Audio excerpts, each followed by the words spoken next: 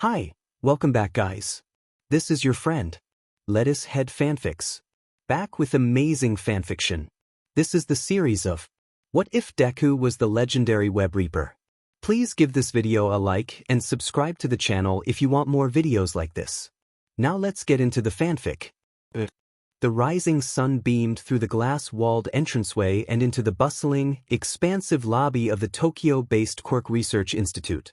Groups of professionally dressed people trickled back and forth through the security checkpoint before proceeding to their destination with the sort of cool efficiency that only the competitively successful have the energy to muster.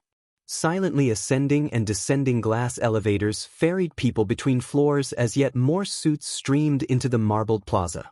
These men and women strode quickly about, speaking curtly to one another about some important business, hardly sparing a second glance at the chatting group of teenagers that were clumped together in their midst. While they talked, a tired-looking, balding, middle-aged man attempted to get their attention. "Everyone, please settle down. Please, everyone, he called, clapping his hands, but none of the 14-year-olds paid him any mind. They were busily laughing, talking, and playing on their smartphones. After a few moments of trying and failing to silence his students, he lost his patience. "Everyone, settle down. Now." The rambunctious group quieted as their red-faced teacher scowled at them. "Do I have your attention?" he said, his nostrils flaring dangerously. There were murmurs of assent amongst the students and their teacher continued. "Now before we go on the tour, I'd like to remind you all to be on your very best behavior. This is a very rare opportunity for us dash." As he spoke, a group of students at the back of the crowd started laughing and jostling one another. "And I worked very hard to arrange this trip dash." The students at the back started laughing harder. "And when I dash," the teacher's eyes narrowed, "excuse me." The students in the front parted before their teacher's glare to reveal the back of the class. There, a blonde-haired and red-eyed boy along with two others stood over a smaller boy who was kneeled on the tiled floor, papers scattered around him. The smaller boy had dark green hair, green eyes, and freckles. A small, worried smile tugged at his lips as he looked up at his teacher. "Is something funny going on back there, Midoriya?" snapped the teacher. The blonde-haired boy and his two compatriots stepped away from the smaller boy as he scrambled to his feet. "And no, Mr. Tamaniji, sir," stammered the green-haired boy. "Midoriya, if you would rather goof off, I can arrange for you to wait over by the security station while we go on our field trip if you prefer." A look of panic crossed the boy's face and he swallowed nervously. "No, sir. I'll be quiet, sir," Midoriya said. Mr. Tamaniji regarded him coldly before turning his attention to the blonde standing beside him. He had a cocky grin on his face as he locked eyes with his teacher, silently challenging him to say something. Mr. Tamaniji blinked first and turned his gaze back to Midoriya. "Clean up your mess." "Yes, sir," Midoriya said. The blonde and his two flunkies started snickering to each other. "And if I hear so much as another word out of you, you will be spending the trip waiting by the exit. Do you understand me?" "Yes, Mr. Tamaniji, sir," Midoriya said resignedly as he fell to his knees, sweeping his papers back towards him. "Bakugo, would you please join me at the front?" Mr. Tamaniji asked. The blonde rolled his eyes and sauntered towards the front of the class. The rest of his classmates smirked as he stepped on and over Midoriya's papers while he and his buddies moved to the front of the crowd. "It's going to be one of those days," Midoriya muttered to himself as he piled his notes together and stood up. As the class moved to rendezvous with the tour guide, Midoriya fell in line at the rear of the group, his lips sealed shut. "Welcome Aldra Junior High to the Quirk Research Institute of Tokyo. My name is Dr. Hoshiko Motori and I've been assigned to act as your tour guide for today. Are you all excited?" The class mumbled indistinctly in response while a few of the students checked their phones. "Great," said the guide, unperturbed at the lack of enthusiasm. "For your safety and for the safety of those around you, I would like to go over a few rules we have here at the OL Institute, okay? So please listen up." Of all the students, only Izuku Midoriya gave the guide his undivided attention. "Firstly, you are required to stay with the tour group at all times. Don't wander away, as there are important experiments being conducted in the laboratories here and we mustn't disturb the researchers." The class muttered in acknowledgement. Secondly, if I may direct your attention to the door over there? The tour guide pointed over to a key card-locked steel door. Across its threshold were checkered yellow and black hazard markings. Do you see the yellow and black paint? Any door that is marked with either the yellow and black or the red paint is strictly off limits. For your safety, do not attempt to access any of the restricted areas. The class mumbled again, somehow even less enthusiastically than before. Now, if at any time an alarm is sounded, please stay with the tour group and I will lead you all to the designated fire exit. If you cannot find me or have become separated, calmly wait where you are, and a security staff member will come collect you. She looked the class over once more before smiling. That's all for the rules, let's get this tour started. Walking backward, the guide began to narrate with practiced ease the history and nature of the scientific work at the Quirk Research Institute while the class reluctantly dragged themselves after her. Amongst the lethargic crowd, Izuku couldn't help but stare open-mouthed at the various glass cases and humming computer equipment around him. After all, this was no common school outing. For Izuku, this was his last, desperate hope of gaining a quirk. In the world in which he lived, the majority of the population were born with a special ability called a quirk. These quirks manifested themselves in a staggering variety and ranged from telekinesis, like his mother possessed, to super strength, like the great hero All Might. Some quirks also caused physical mutations, like animal characteristics, such as a tail or wings, that likewise imparted traits not seen in the typical human. Not all quirks were created equal, and those with powerful quirks got further in life than those without. If a person was born with a particularly powerful quirk, then they could even become a professional hero, a defender of society and a servant of justice. There was nothing Izuku wanted more than to stand shoulder to shoulder with the professional heroes, helping and inspiring people. Unfortunately, he was one of very few people in the world who was born quirkless.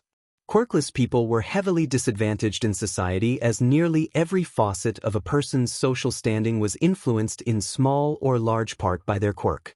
Everything from employment to personal relationships were affected, and for people like him, the future seemed grim indeed. But despite all the bullying and ridicule Izuku received regarding his condition, he held on to the faint hope that he was just a late bloomer. As soon as he manifested his quirk, he knew that with a focused mind and an eager spirit, he too could be a hero just like his idol All Might. All Might was considered by many to be the pillar upon which society was built. His selfless sacrifices to protect and serve the people inspired an entire generation to be like him, the symbol of peace. However, for all his wishful thinking about mental fortitude and discipline, he knew deep down that he would never be able to make it as a professional hero unless he developed a quirk, and soon. When he heard that his teacher Mr. Tamaniji had arranged a field trip to the Quirk Research Institute, he had practically leapt with joy. Maybe they could help unlock his potential. And so, Izuku gave the tour guide his undivided attention, writing down everything she said as they moved through the facility. Here we are at the Quirk Manifestation Labs, or the hot labs as we call them on account of the high ambient temperatures that we need to maintain for our experiments. Here you can see researchers hard at work determining what specific factors influence quirk manifestation. The class lowered their phones and crowded around a series of glass habitats, each one containing a different insect. "What's with the bugs?" asked a violet-haired girl, a look of disgust visible on her face beneath her thick sunglasses.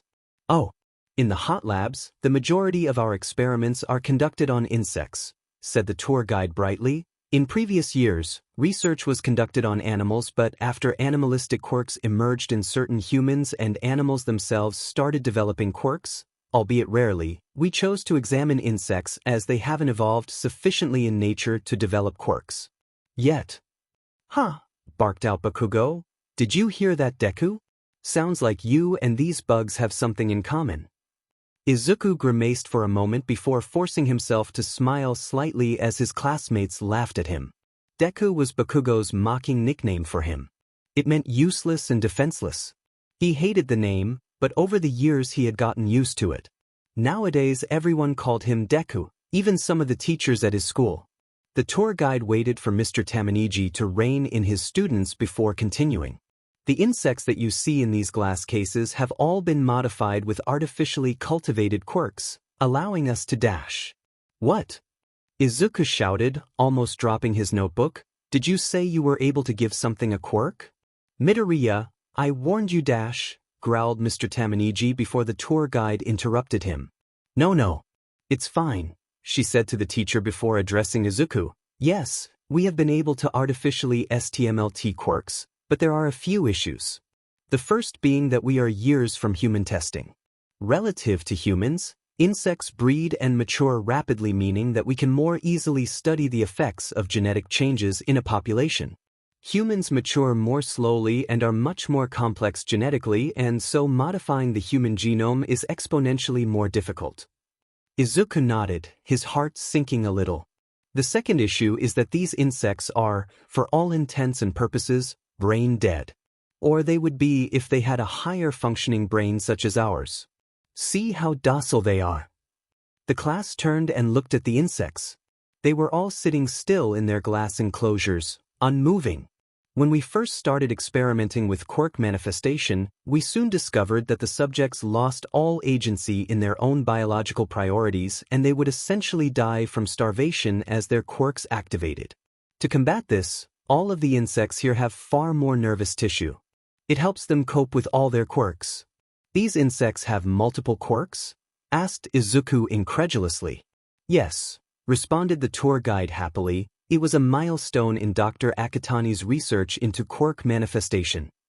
Izuku scratched his head.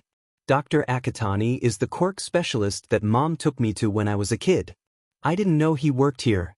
With the extra nervous tissue, the insects are able to be active for about 20 or so minutes over the course of the day. In between these PRDS of activity, they lie and rest. The tour guide moved away from the insect tanks. Anyway, if there are no more questions? Izuku opened his mouth, but quickly shut it upon noticing the dirty look Mr. Tamaniji was giving him. He gulped and averted his gaze. Then our next stop will be the quirk sequencing lab. There you can all examine your own quirks and see the sequence it comprises in your DNA. Isn't that neat? The class mumbled again, before turning back to their phones. As Izuku's classmates started to shuffle away from the display cases, Izuku found that he couldn't move. Somewhere within the small multicolored insects was the answers to all his life's problems. Quirk manifestation, but at the cost of near total brain death. Maybe in a few years' time. Midoriya, what did I tell you about goofing off? With a yelp, he hastily rejoined the group. Izuku stood off to the side as his classmates waited in line at the quirk sequencing machine. After a small sample of blood, the machine would go through a series of calculations and a graphic would appear informing them of the exact sequence of DNA that comprised their quirk. Though his classmates looked like they couldn't care less, he would have given anything to sit in that machine and be told he had a quirk, but all he could do was watch with envy as everyone was told what made them exceptional, unique, before they turned back to their smartphones. It just isn't fair. He thought bitterly, peeling his eyes away. Looking back to his teacher, he spotted Mr. Tamaniji doing his best to flirt with the tour guide, her smile slowly waning as she rebuffed his clumsy banter. I wish I could have gotten a closer look at those insects. I wonder how they figured out how to impart multiple quirks? Maybe I could get an appointment with Dr. Akatani and Izuku shook his head and cleared his throat.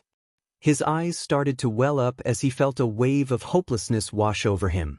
In less than a year his class would be graduating from junior high and moving on to high school, and high school was the deadline to apply to one of the hero programs. He had the highest grades in his entire school, but without a quirk it was pointless to even try.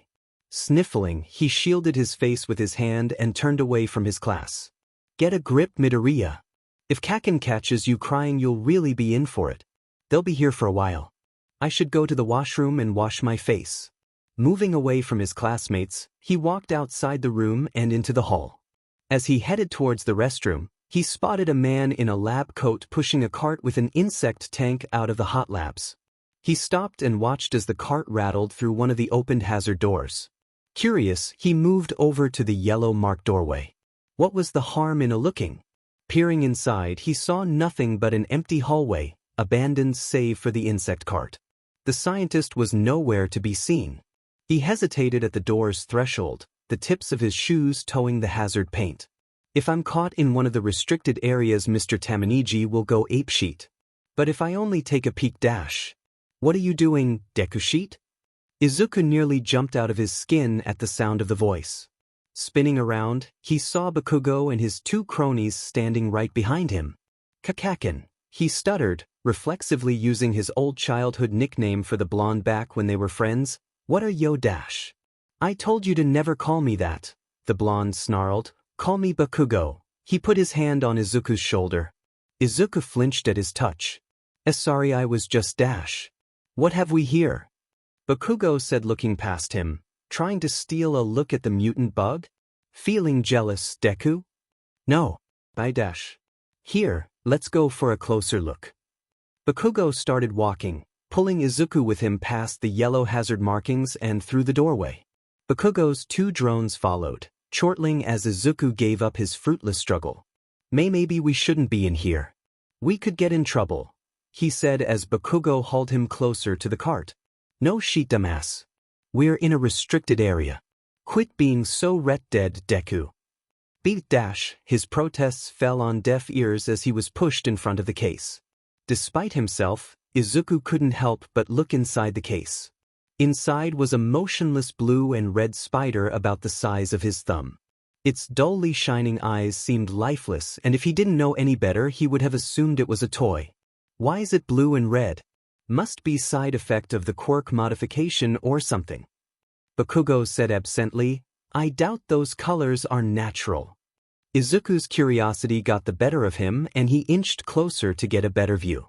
If they could do this with genetic engineering, then maybe there is hope for me after all. I mean, stranger things have happened, right? I wonder how they did it? Izuku wondered aloud. If they can modify insects, then dash. As he leaned in closer, he was suddenly knocked forward. Lurching off balance, he went crashing into the cart. It was all he could do but watch helplessly as the trolley fell over sideways, the glass case cracking against the tile floor. Hey! I dash. But before he could say another word, he felt his legs get kicked out from under him. Collapsing next to the case, Izuku looked up at his tormentor. Bakugo stood over him, a furious look on his face.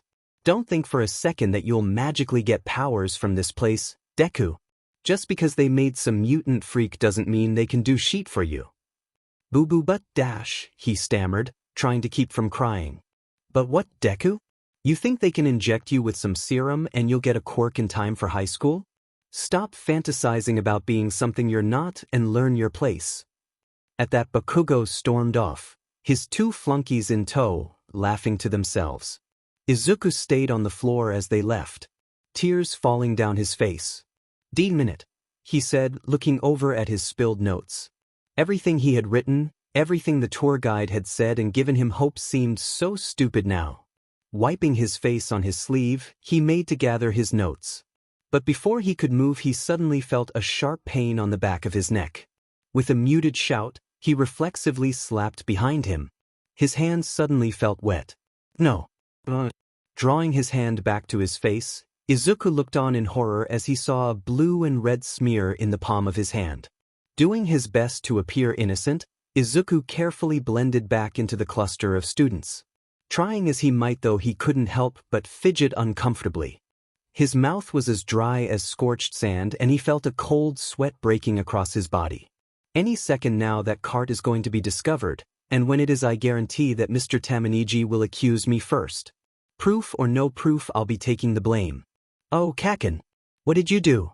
As Izuku panicked, the tour guide finally managed to extract herself from the charms of his lecherous teacher. Did everyone have a chance to get their quirks analyzed? The tour guide asked, moving back in front of the group. Yes, chorused the class emotionlessly.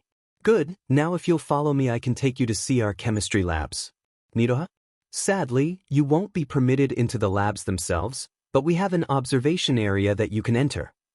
Izuku shakily stepped forward, anxious to put some distance between himself and the broken spider case. Walking at a torturously slow pace, the group plodded after the tour guide as she led them up a small set of stairs and into a viewing gallery. The gallery consisted of little more than a few rows of chairs lined up in front of a floor-to-ceiling window overlooking a counter-filled room. Inside, white-coated scientists were hard at work swirling beakers and fiddling with various instruments as they conducted their research. But Izuku didn't care about any of that. Upon entering, he gratefully slumped down in one of the chairs. Under normal circumstances, he would have been over the moon to see such an impressive nerve center of scientific brilliance, but right now he was just concentrating on not throwing up. This is our primary laboratory. Here we've made several breakthroughs in genetics, including the quirk development formula. Right now, the science team is hard at work creating a new formula in the hopes that it will one day be used to help those with unstable, dangerous quirks. Midoriya, pay attention, Mr. Tamaniji called out, seemingly oblivious to the half-dozen students who were busily texting on their phones. With difficulty, he lifted his head. The lights in the room seemed very bright. Can anyone tell me what the primary source of accidental injury in Japan is? Asked the tour guide happily. No? Anyone? Improper use of a quirk, said a voice from the doorway. A few students turned to look at the newcomer. Everyone, this is Dr. Akitani. He is the senior researcher here at the Quirk Research Institute and is the leading mind in the field of quirk research. Izuku lolled his head to the side. Standing at the entrance to the observation theater was the doctor his mother had taken him to several years ago. He was bald, slightly overweight and wore thick glasses.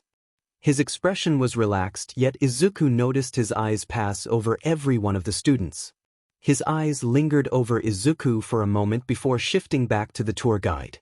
You flatter me, Dr. Motori. Though I am but one of many researchers in the field of quirk manifestation. So, how is everyone enjoying the tour? The students murmured indistinctly in response. Excellent. It's inspiring for all of us to see a crop of fresh young minds considering the possibilities of the future, said Dr. Akitani just as one of the students' phones started blaring a silly tune. So doctor, how goes the research? Asked the tour guide. Dr. Akitani's relaxed expression tensed slightly before he smiled. It is proceeding. Not as quickly as I would like, but proceeding all the same. Speaking of, there is an important series of deadlines that I expect my team to meet and they require my supervision. Please, pretend I'm not here. Of course, sir. Now who here can tell me dash? As the tour guide spoke, Izuku watched Dr. Akitani navigate around the room before sitting somewhere behind him. Izuku was tempted to look over his shoulder, but he felt a fresh wave of nausea wash over him, and he quickly concentrated on controlling his breathing. This is more than nerves. That spider. It had to have been that spider. His strength waning, he dropped his head in his hands as he felt his eyes start to burn. He could hardly see his own lap. After several minutes of agony, the tour guide finally announced that she would be leading them back to the entrance. At a snail's pace he shambled after his classmates while they meandered their way back to the entranceway and the waiting bus. Sitting in the back, he rested his throbbing head on the glass and tried to ignore his loud classmates. It was going to be a long drive from Tokyo to Mizudafu. Tokyo may be the capital of Japan, but Mizudafu was where everyone wanted to live. A gleaming symbol of progress, it was the cultural and economic center of the country.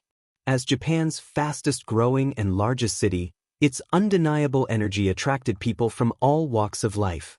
Fiercely competitive, only the exceptional rose to the top, and in a society where superpowered beings were the norm, the exceptional had to be special indeed. Of course, not everyone could be a success, and Mizudafu had its share of problems, poverty chief among them. With a large percentage of the population unemployed, many turned to crime and the slums of the city were truly dangerous. To make matters worse, the most dastardly and ambitious of these criminals might even turn to a life of supervillainy. Honing their quirks through deadly combat, these villains would take and do as they pleased if not for the constant efforts of the pro-heroes. However, for once the battle between good and evil couldn't have been further from Izuku's mind.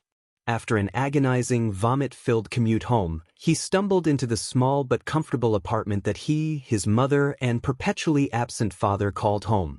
Letting his backpack and notebook slide to the floor, he sluggishly lurched across the shared dining and living area towards his room. Izuku?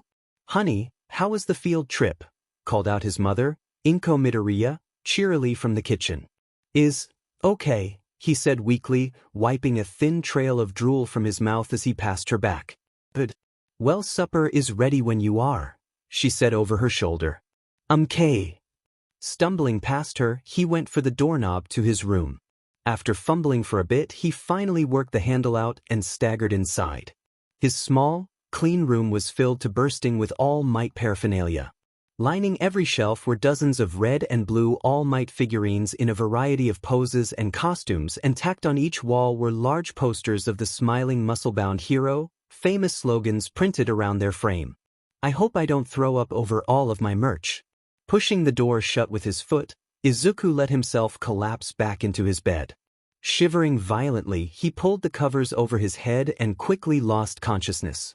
"I'm here. To wake you up. I'm here. To wake you up." With a groan, Izuku reached over from under his covers and swatted his alarm clock. What a horrible night. He felt like his body had been run over repeatedly by a steam roller. Every inch of him was tense, like it had been crushed, poured into a mold, then hardened. He wasn't sore exactly, but he felt extremely tense. Like a rubber band pulled as far as it could go without snapping. All through the night he had bizarre nightmares with leering, swirling faces.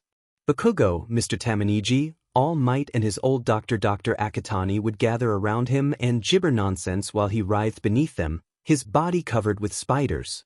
As he rubbed the sleep from his eyes, he heard his stomach growl loudly. He had never felt so hungry in his life. Reluctantly, he pulled the covers back and looked over at his nightstand to check the time, but his clock was missing. "Where's my clock? I must have knocked it under my bed. Hopefully I didn't damage it. They don't make those All Might wakey clocks anymore." Sitting up, Izuku's eyes passed over his wall and his mouth dropped open. Embedded in the wall were the shattered remains of his prized collector's clock. He sat motionless as he tried to comprehend what he had done. After a second of mute horror, he threw his hands over his face and rocked his head from side to side. Stupid! Stupid! Stupid! Well, there goes 20,000 yen if I can find another one, he hummed. As he beat his head with his fists, he suddenly heard his mother's voice outside his door. The hairs on the back of his neck stood on end and felt his skin crawl at the sound. "Izuku? Are you okay?" she said softly. "Can I come in?" No. I'm fine." How are you?" he said, jumping out of bed so he could survey the damage to his wall. The clock was lodged so deep it almost burst through the other side. "Mom is going to be so sad." I'm okay. Did you drop something? I thought I heard a crash." "Nope. No, I think you must have heard those demon neighbors. Always dropping things." "End them," he said as he quickly pulled the metal debris out of the wall. "Itchim. Well, come and eat your breakfast. You must be starving." He relaxed as he heard his mother's footsteps retreat. Once she had gone, he looked down at the destroyed clock in his hands and let out a mournful sigh. "If I'm lucky, I can get some drywall mix on my way home after school. Maybe I can fix my wall before Mom notices. But my clock though. I might be able to get it working again, but I can't do anything about the destroyed casing." Minute. Running his hand through his hair, he looked at himself in his mirror-paned closet door. He was still wearing his school uniform from the field trip, though it was now covered in creases and sweat stains from his rough night. Cursing his luck, he grabbed his towel and spare school uniform. Entering the washroom, he started to run the shower. He barely noticed the water hit his skin as he thought about his destroyed clock. The only places that might carry another wakey I am here clock are those weird collector stores downtown. No doubt they'll charge me an arm and a leg for it too. He felt his stomach growl again and a pang of hunger ran through his gut. After rinsing himself off, he quickly pulled on his fresh plain black school uniform and exited the steam-filled bathroom. Walking over to the kitchen, he spotted his short, plump, green-haired mother sitting at the kitchen table. As usual, she had the morning newspaper folded in front of her, her coffee stirring itself, while she tisked disapprovingly at the latest rumored escapades of their scoundrel mayor and his staff. "Morning," he said as he walked over to the fridge. She replied, turning the page. Opening the fridge door, He considered his options. What have we got? Leftovers and fruit juice. Not much, but it's a start anyway. Grabbing the juice, he saw a large Tupperware container filled with yesterday's supper of miso soup and tofu. Plucking it up with his other hand, he turned and closed the fridge door with a nudge of his hip. Sitting across from his mother, he wasted no time and immediately began to guzzle down the cold soup straight from the container. His mother lowered her paper and looked at him in surprise. "Did you want me to warm that up for you?" she asked. He shook his head as he continued to gulp down his meal. After a few seconds, he finished draining the container. Without skipping a beat, he lifted the pitcher of juice and chugged it as well. Once the jug was empty, he set it down on the table and burped loudly. Wiping his mouth with the back of his hand, he looked across the table at his stunned mother. "Excuse me. So, what are you making for breakfast?" "Eggs? Can I have 3, please?" Izuku had a bounce in his step as he made his way towards school. After eating half the fridge, he was feeling much better. Truthfully, he was still feeling a little peckish, but his mother was shocked enough by his appetite as it was. In light of his extra-large breakfast, she had vowed to go grocery shopping that afternoon to restock. Hopefully while she was gone, he would have the opportunity to repair his wall before she noticed anything. Thankfully, the hole would be covered by his bedroom door if his mother went snooping. As he walked, he whistled to himself merrily.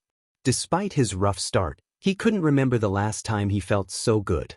Normally in the mornings he was quite groggy, but today he felt bursting with energy. His walking pace felt unusually slow, and for the first time in a long time he was seriously considering running to school. Before B could make up his mind, he felt a slight thrill of energy run down his spine. Glancing to his side, he saw his once best friend Bakugo storm out of his house. Slamming the door shut behind him, he spotted Izuku and scowled. "Here we go," thought Izuku, his smile fading. "I should have run when I had the chance." "Hey Deku, still sick from yesterday?" Bakugo jeered as he caught up with him. "Good morning, Kaken," Izuku said with false cheerfulness. Bakugo scowled. "How many times do I have to tell you, Ari? Don't call me Kaken. It's Bakugo." Before Izuku could say anything, a woman's voice called out, "Hey Kaken." Izuku and Bakugo turned.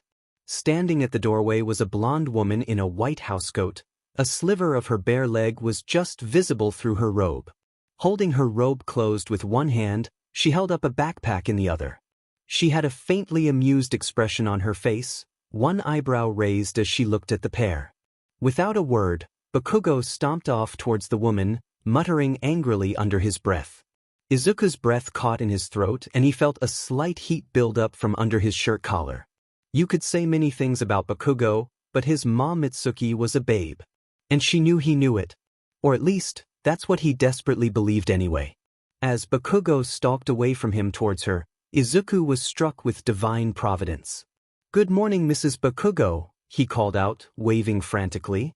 "Good morning, Izuku, you're looking particularly handsome today," called out Mitsuki, unclasping her hand so she could wave back, her robe parting just a tiny bit more. "Echai," shouted Bakugo, "what are you thinking?" "See you later, Mitsuki." "You look great, too," returned Izuku. Spinning around, he fast walked down the street, ignoring the explosive argument that was beginning behind him. Particularly handsome. Strutting into class, Izuku sauntered past his classmates and took his seat at the back. Unpacking his stuff, he got all his homework ready before he leaned back in his chair. His heart was still pounding from his encounter with Mitsuki. Bakugo is going to be sad, but screw it. In 10 months, I'll never have to see him again. Humming softly, he pulled out his phone and began to browse while the room slowly started to fill with his classmates. Before long, Mr. Tamaniji entered just as the tardy bell chimed, briefcase in one hand, cheap coffee in the other. Settle down, Mr. Tamaniji said preemptively as he set his things down on his desk. Once he had unpacked, he took a lengthy and loud slurp of his beverage as he surveyed his kingdom. The class quieted and waited. "Well, yesterday was a disaster," he declared, nodding to himself. "Yeah, a real disaster. Idiots, all of you. Oh, and speaking of which, Kuni, Okichi, Ruriko, Katanamuro, if I see you using your cell phones again, I will personally drop them in the third grader's aquarium. Do you understand me? The four dutifully hung their heads in shame, though Izuku couldn't help but notice that Ruriko was still texting underneath her desk. Midoriya, what were you doing yesterday? You get food poisoning or something? Are you trying to make me look like a jackass out there? He snapped his eyes back to his teacher. Sorry, boss, I must have caught the bug that was going around. Mr. Tamaniji frowned before he continued. Another toe out of line and I swear I'll have you in detention for the next week. We clear? Aye, Skip, crystal clear. Mr. Tamaniji's temple pulsed dangerously before turning back to the blackboard. So everyone pull out your dash. So how'd it go with that girl yesterday? Izuku asked before he could stop himself. Mr. Tamaniji slowly turned around, death written on his face.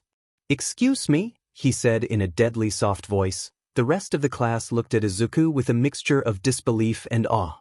He never pushed the teacher's buttons. Motori, the tour guide. Was she biting? Mr. Tamaniji looked flustered as he started sputtering. What has gotten into you mid-dash? Oh, I'm sorry. Maybe next time. Izuku said, nodding sympathetically. Midoriya. What I do in my own dash. At that moment Bakugo burst into the room and everyone swiveled in their seats to look at him. He must have ran as his uniform was even more disheveled than usual. You're dead, Deku. You hear me? Dead, growled Bakugo, his hands raised menacingly. Izuku, however, was undisturbed. Kaken, didn't you hear the tardy bell? It rang over a minute ago. Mr. Tamaniji, surely you can show leniency for Kaken's sake. He's such a good boy after all. Bakugo lowered his hands slightly and a small look of confusion passed over his face. Before he could say anything, Mr. Tamaniji intervened. Bakugo, take your seat and please try to remember to straighten your uniform before you come to class. Bakugo glared over at the teacher for a moment before stalking off to his chair directly behind Izuku. Setting his backpack down on the floor with a loud clump, he noisily sat. Izuku could feel Bakugo's hot breath on the back of his neck. Now the next person to disrupt my class will get detention, do you understand? The class mumbled in acknowledgement. Good. Now, will everyone please pull out their literature homework? I've a sneaking suspicion you've all been copying off each other. While Mr. Tamaniji was talking, Izuku sensed Bakugo move towards his ear. Get ready for gym class, Deku, 'cause you're dead. Bakugo whispered. Izuku chuckled softly before he could stop himself. Gym class, right? I'll keep a sharp eye out for any rogue basketballs, he muttered, snickering louder. For some reason the whole situation seemed comically absurd. He knew it was no idle threat. In the past, Bakugo had beaten him up behind the bleachers. A few times actually. But for whatever reason he just couldn't help but feel invincible. What's gotten into me? Thought Izuku with a slight tinge of worry as Bakugo seethed behind him. The morning passed quickly and before he knew it, it was 4th PRD and gym class had at last arrived. After quickly changing into his gym uniform, Izuku walked out beyond the grassy fields and waited behind the baseball bleachers. Come hell or high water, he was not going down without a fight. Not this time. In the past the idea of fighting back against Bakugo had seemed impossible. He had a few revenge fantasies, but to actually stand his ground and fight? Never. Not only did Bakugo have a massively powerful quirk, the ability to ignite his sweat and create explosions, but his body was toned and durable. By the time they were 10 years old, Izuku knew that there wasn't a person in the school, student or teacher, that could stand a chance against him. Whether his newfound bravado was nerves or hormones Izuku couldn't say, but for some reason he didn't feel like rolling over anymore. Standing beneath the shadowy bleachers, he felt his chest heave with emotion as he remembered his past beatings. I'm here, Bakugo. Come get me, he thought as a thrill of adrenaline caused his hands to tremble slightly. He didn't have to wait long. Bursting from the school doors, he spotted Bakugo marching towards him, alone. He must be serious this time if he's leaving Twiddly-Dum and Twiddly-Dummer behind. As Bakugo approached, Izuku noticed that all the other students in his class had stopped playing and were covertly watching them. No doubt they had all heard that he was in for another beatdown and they wanted to watch the fireworks. The thought made him swell with resentment for his classmates. Cowards. You're all cowards. Hey there, funny man. Bakugo said, stopping a few feet from him. Hey. He replied with what he hoped was a carefree grin, though his heart was pounding. We doing this or what? What's got up your butt, Deku? You tired of having a face or something? Cut the preamble, Bakugo. I thought you liked beating someone weaker than you? Bakugo narrowed his eyes as he appraised him. After a moment he spoke again. You know, I don't think I've ever seen you this set off. It's kind of refreshing to be honest with you. Izuku felt his heart race a little faster. Every muscle and nerve in his body seemed to be on fire. He had never felt so alive. Well, after what? 6 years? 7 almost? Of you making my life hell. You can't say you didn't see me fighting back at least once. Yeah, I guess your ball finally dropped, but you're going to regret letting all that anger out, Deku. Bakugo said, sneering as he raised his fists. The only thing I regret is saving your life. Izuku returned, tensing himself. Bakugo's cocky smile instantly vanished to be replaced with an expression of pure rage. Many years ago, when they were still in preschool, he had saved Bakugo from drowning. Bakugo had never gotten over it. He, the most powerful kid in the city, saved by the quirkless reject. It was a humiliation Izuku knew must have cut him deeply. You didn't save me. Bakugo roared. Time seemed to slow to a crawl for Izuku as Bakugo opened his palm. Open palms? I didn't think Bakugo would lose control like this. He's really trying to get me this time. As the snarling blonde leveled his hand at him, Izuku felt his nerves spasm. Reflexively, he hopped to the side. To his surprise, his small jump launched him over at great speed, and a small puff of dust rose from where he had been standing. A split second later, an explosion ripped out from Bakugo's hand and blew apart the ground where he had stood milliseconds before. What is this strength? Izuku thought in amazement as he flew through the air. Izuku's jump carried him much further than he thought possible. Through the cloud of earth that Bakugo had kicked up with his explosion, he spotted the blonde boy's messy hair. Clenching his fist as tightly as he could, he sprinted towards him. Coming up on his left side, he drew his fist back. It felt massive and heavy to him. Unstoppable. With a newly found terrible resolve, Izuku launched his fist forward. As it drew towards Bakugo's head, he looked into the boy's eyes. The expression on Bakugo's face wasn't the one he had been expecting.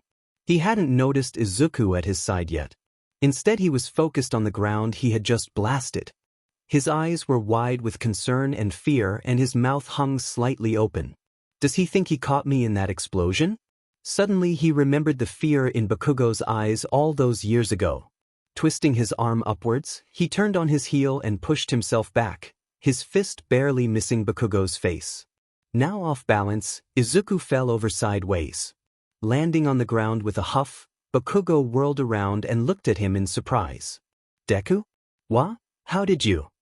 Before either one of them could say or do anything further, the playground was swarmed by shouting teachers. The two boys barely looked at each other as they were hauled to the principal's office. It was 4:30 by the time Izuku was allowed to leave school. To his amazement, he hadn't gotten in any trouble. Besides the dressing down for being reckless, they had let him go scot-free. Apparently, while he was preparing for his face-off with Bakugo, one of his cowardly classmates had went to one of the teachers and they were able to stop the fight before it escalated.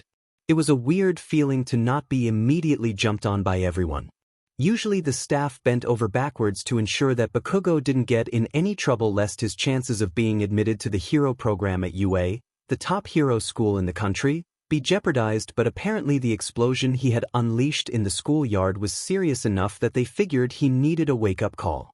As Izuku was a shy, quirkless nobody and Bakugo's bullying was a well-known facet at the school, in a rare display of justice Bakugo was suspended. Walking away from the school in a daze, Izuku vaguely remembered needing to buy drywall mix and paint to fix up his room. Heading over to the train station, he considered what had happened. I'm definitely not acting like myself. I can't believe I said those things to Kaken. I said I regretted saving his life. What kind of attitude is that? And my classmates aren't cowards either. Until today I've never been able to stand up to Kaken too. As he remembered the fight, he thought about his movements. Ever since I was bit by that spider, my body has been feeling strange. How did I dodge that explosion? I've always been one of the slowest kids in class. He looked down at his legs. He hadn't noticed anything strange about his body that morning in the shower. But then again, he had been so hungry he hadn't really been paying any attention. And during gym class he had been so excited he had changed as fast as he could. I need to check myself out. Something weird is definitely happening with my body. Coming up on the hardware store, he bought some drywall mix and blue paint. When he returned to his apartment, he was relieved to see that his mother was still out shopping. After repairing the hole, he turned to the mirror and looked at himself. Time to see what's changed. Taking off his shirt, Izuku looked at his reflection and his jaw dropped in amazement. His once soft, flabby frame had been completely transformed. He looked like he didn't have an ounce of fat on his body and he was covered in muscle. How is this possible? Izuku wondered as he pinched around his abs, unable to find any fat whatsoever. As he felt around his abdomen, he heard his stomach growling loudly again. My metabolism must be going haywire. But what could have triggered this sudden musculature? I don't work out. Pretty much all I do is sit at my computer all day. Is it possible that I've manifested a quirk? That's the only explanation. Izuku felt a well of excitement pulse through his body as he stood in front of his mirror. Laughing, he spun around. His many All Might figurines grinning at him. If I have a quirk, then that means I can be a hero. I can go to UA. I can just, gwag, he exclaimed, falling back on the floor. It was all too much. Looking up at the ceiling, he forced himself to take a few calming deep breaths. How did this happen? I was genetically predisposed to not develop a quirk. The doctor said it was impossible. This should be impossible. This all started with that spider bite, I'm sure of it. But how could that trigger a quirk? Reaching around, he pressed his hand over the back of his neck where he had felt the spider the day before. Just above his shoulder he felt a small bump. Keeping his hand on the spot, he stood up and craned his head over his shoulder towards his mirrored closet. In the reflection he saw a small, purplish blemish. There you are. Walking over to his school things, he retrieved his smartphone and took a picture of the bite mark. Looking at his phone, he studied the image. The mark was coin-sized and slightly swollen. In the center of the small bump there were two tiny scabbed-over wounds. This doesn't tell me anything. I don't know enough about spiders. But quirks though? Apart from following the world of pro heroes religiously, Izuku spent most of his free time researching quirks. In particular, quirk manifestation. In his desperation, he had read all the theories about where quirks had come from and how they formed. There were a few plausible ideas floating around, but nobody was sure what triggered them. All anyone really knew was that it was genetic.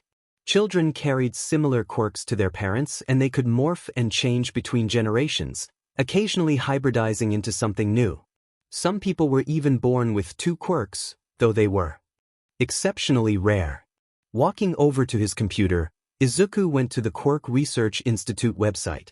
Quickly scrolling through, he read all the available information of their quirk manifestation research in insects.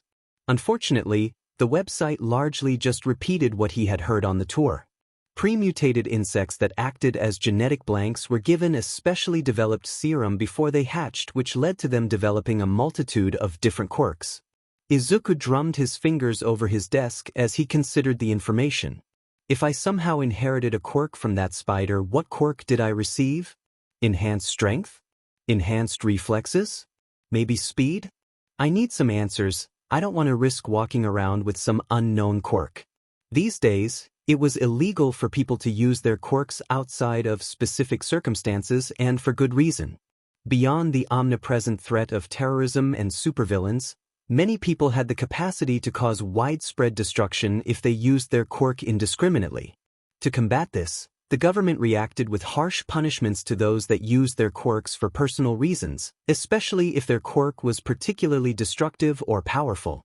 Only pro-heroes were given license to use their quirks freely, and even then, they did so only to stop criminals and villains. For the most part anyway. Some people, like his mother, could use their quirks within their homes or workplace so long as they were certified by a quirk specialist.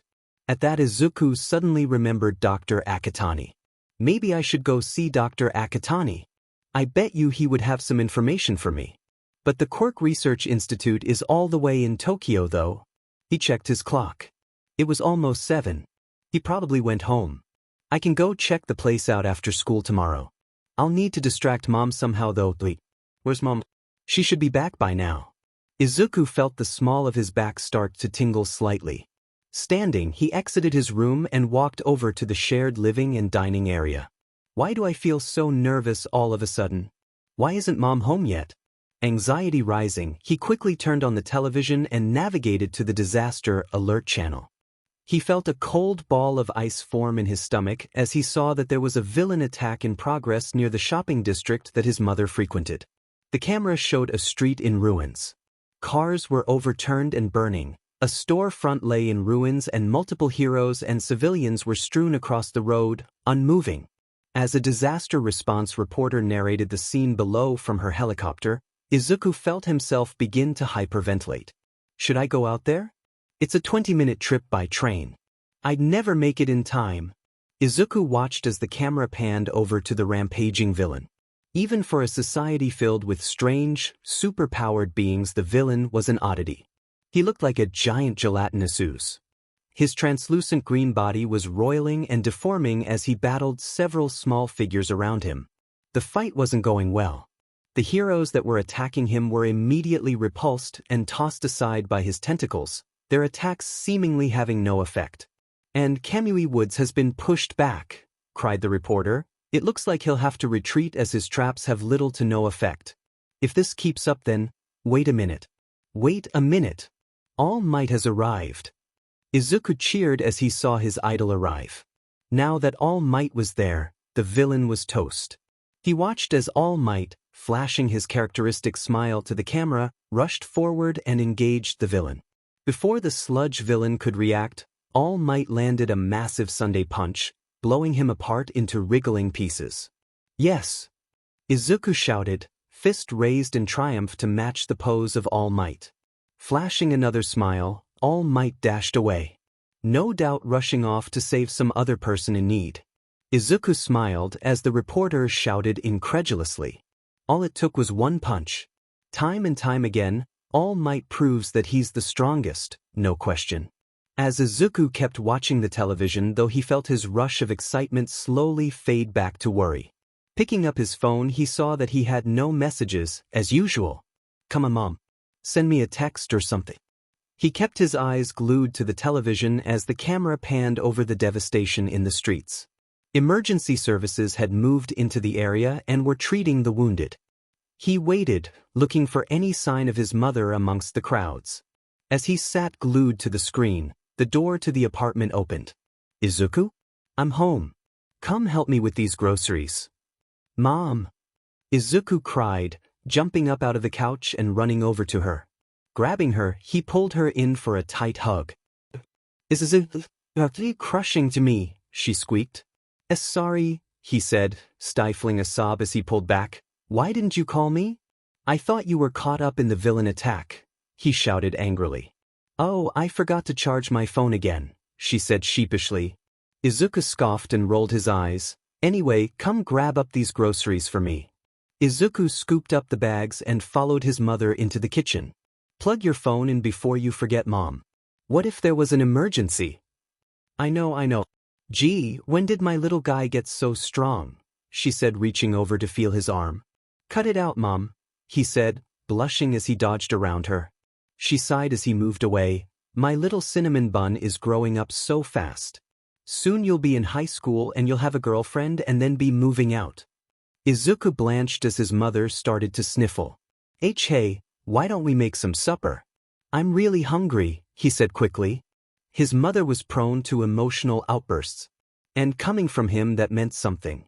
She sighed again, then smiled, dabbing her eyes. How was school today? He froze. Running his hand through his hair, he started laughing nervously. Well, Izuku explained what had happened between himself and Bakugo. His mother was in so much shock about the fight that he decided to leave out any mention of his newfound abilities lest she have a heart attack. In fact, She was so upset that she was even going to phone Mrs. Bakugo to complain. Thankfully, he managed to convince her to let the matter slide.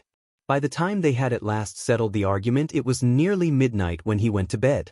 Izuku climbed into his bed and considered everything that had happened recently. I have to tell my mother about my quirk sooner or later. I wonder what it's going to be like to get registered for. A quirk? I don't even know what mine is yet. I wish I had some answers. Maybe I should schedule another appointment with Dr. Akatani? It seems like he isn't a pediatrician anymore though. Before he knew it, he suddenly broke out grinning. I have a quirk. Not just any quirk, but a powerful one too. I can be a hero just like All Might. Sighing happily, he flicked his light switch, but to his surprise his room still seemed brightly lit. Frowning, he looked over at the light bulbs in the center of the room. They were definitely off. That's weird. It must be a bright night, I guess. Walking over to his window, he shut his curtain. However, he could still see around his room bright as day. What the hell? He muttered. Walking over to his bed, he climbed underneath his covers. Throwing the sheets over his face, he could clearly see the red, blue, and white fabric. He threw his covers off. Night vision too? Back at the institute, the tour guide said that the insects had multiple quirks. How many did that spider have? I really need to see Dr. Akatani. Izuku's train of thought was interrupted by the faint sound of voices in the apartment above him. How can your quirk help you in retirement? Stay tuned, more after these messages. Izuku groaned and put his pillow over his head. The elderly couple living above him sometimes left their living room window open. Wedging himself against the wall, he tried to get comfortable. Come on babe, it's my birthday, whined a voice somewhere beneath him. Ugh, fine. But if this shows up on the internet, I'm going to kill you. Izuku felt his face go red as he couldn't help but hear the sounds coming from the apartment beneath him. Oh, come on. Super hearing too. Izuku said incredulously. Jamming his fingers in his ears, he settled in for a long night. Screw getting an appointment. After school tomorrow I'm heading down to the Quirk Research Institute to get some answers. To his dismay, the sounds beneath him got louder. And I'm buying some earplugs too. Returning to school after all the drama yesterday felt very strange. Bakugo had been suspended for a whole week and the rest of the class was unsure of how to react. Although Izuku had always been Bakugo's favorite punching bag, he wasn't the only one forced to suffer his explosive temper. Without Bakugo in the class, there was no one crowding them during lunch or criticizing someone for dropping something or insulting someone for answering a question wrong. It definitely felt weird to not be on edge all the time. After Izuku texted his mother that he was going to stay after school for a while to finish an important assignment, he covertly boarded the train to Tokyo. I'm sure I can get some answers at the Quirk Research Institute. I'll ask if I can see Dr. Akatani. If I tell him it was all an accident, I'm sure he'll be willing to look past me crushing the spider considering how big of a discovery this might be. Thought Izuku as the countryside whipped past. A few hours later, the high-speed train entered the downtown Tokyo station and Izuku disembarked. Moving through the crowds of people on the sidewalk, he walked from the station and up to the glass-fronted building.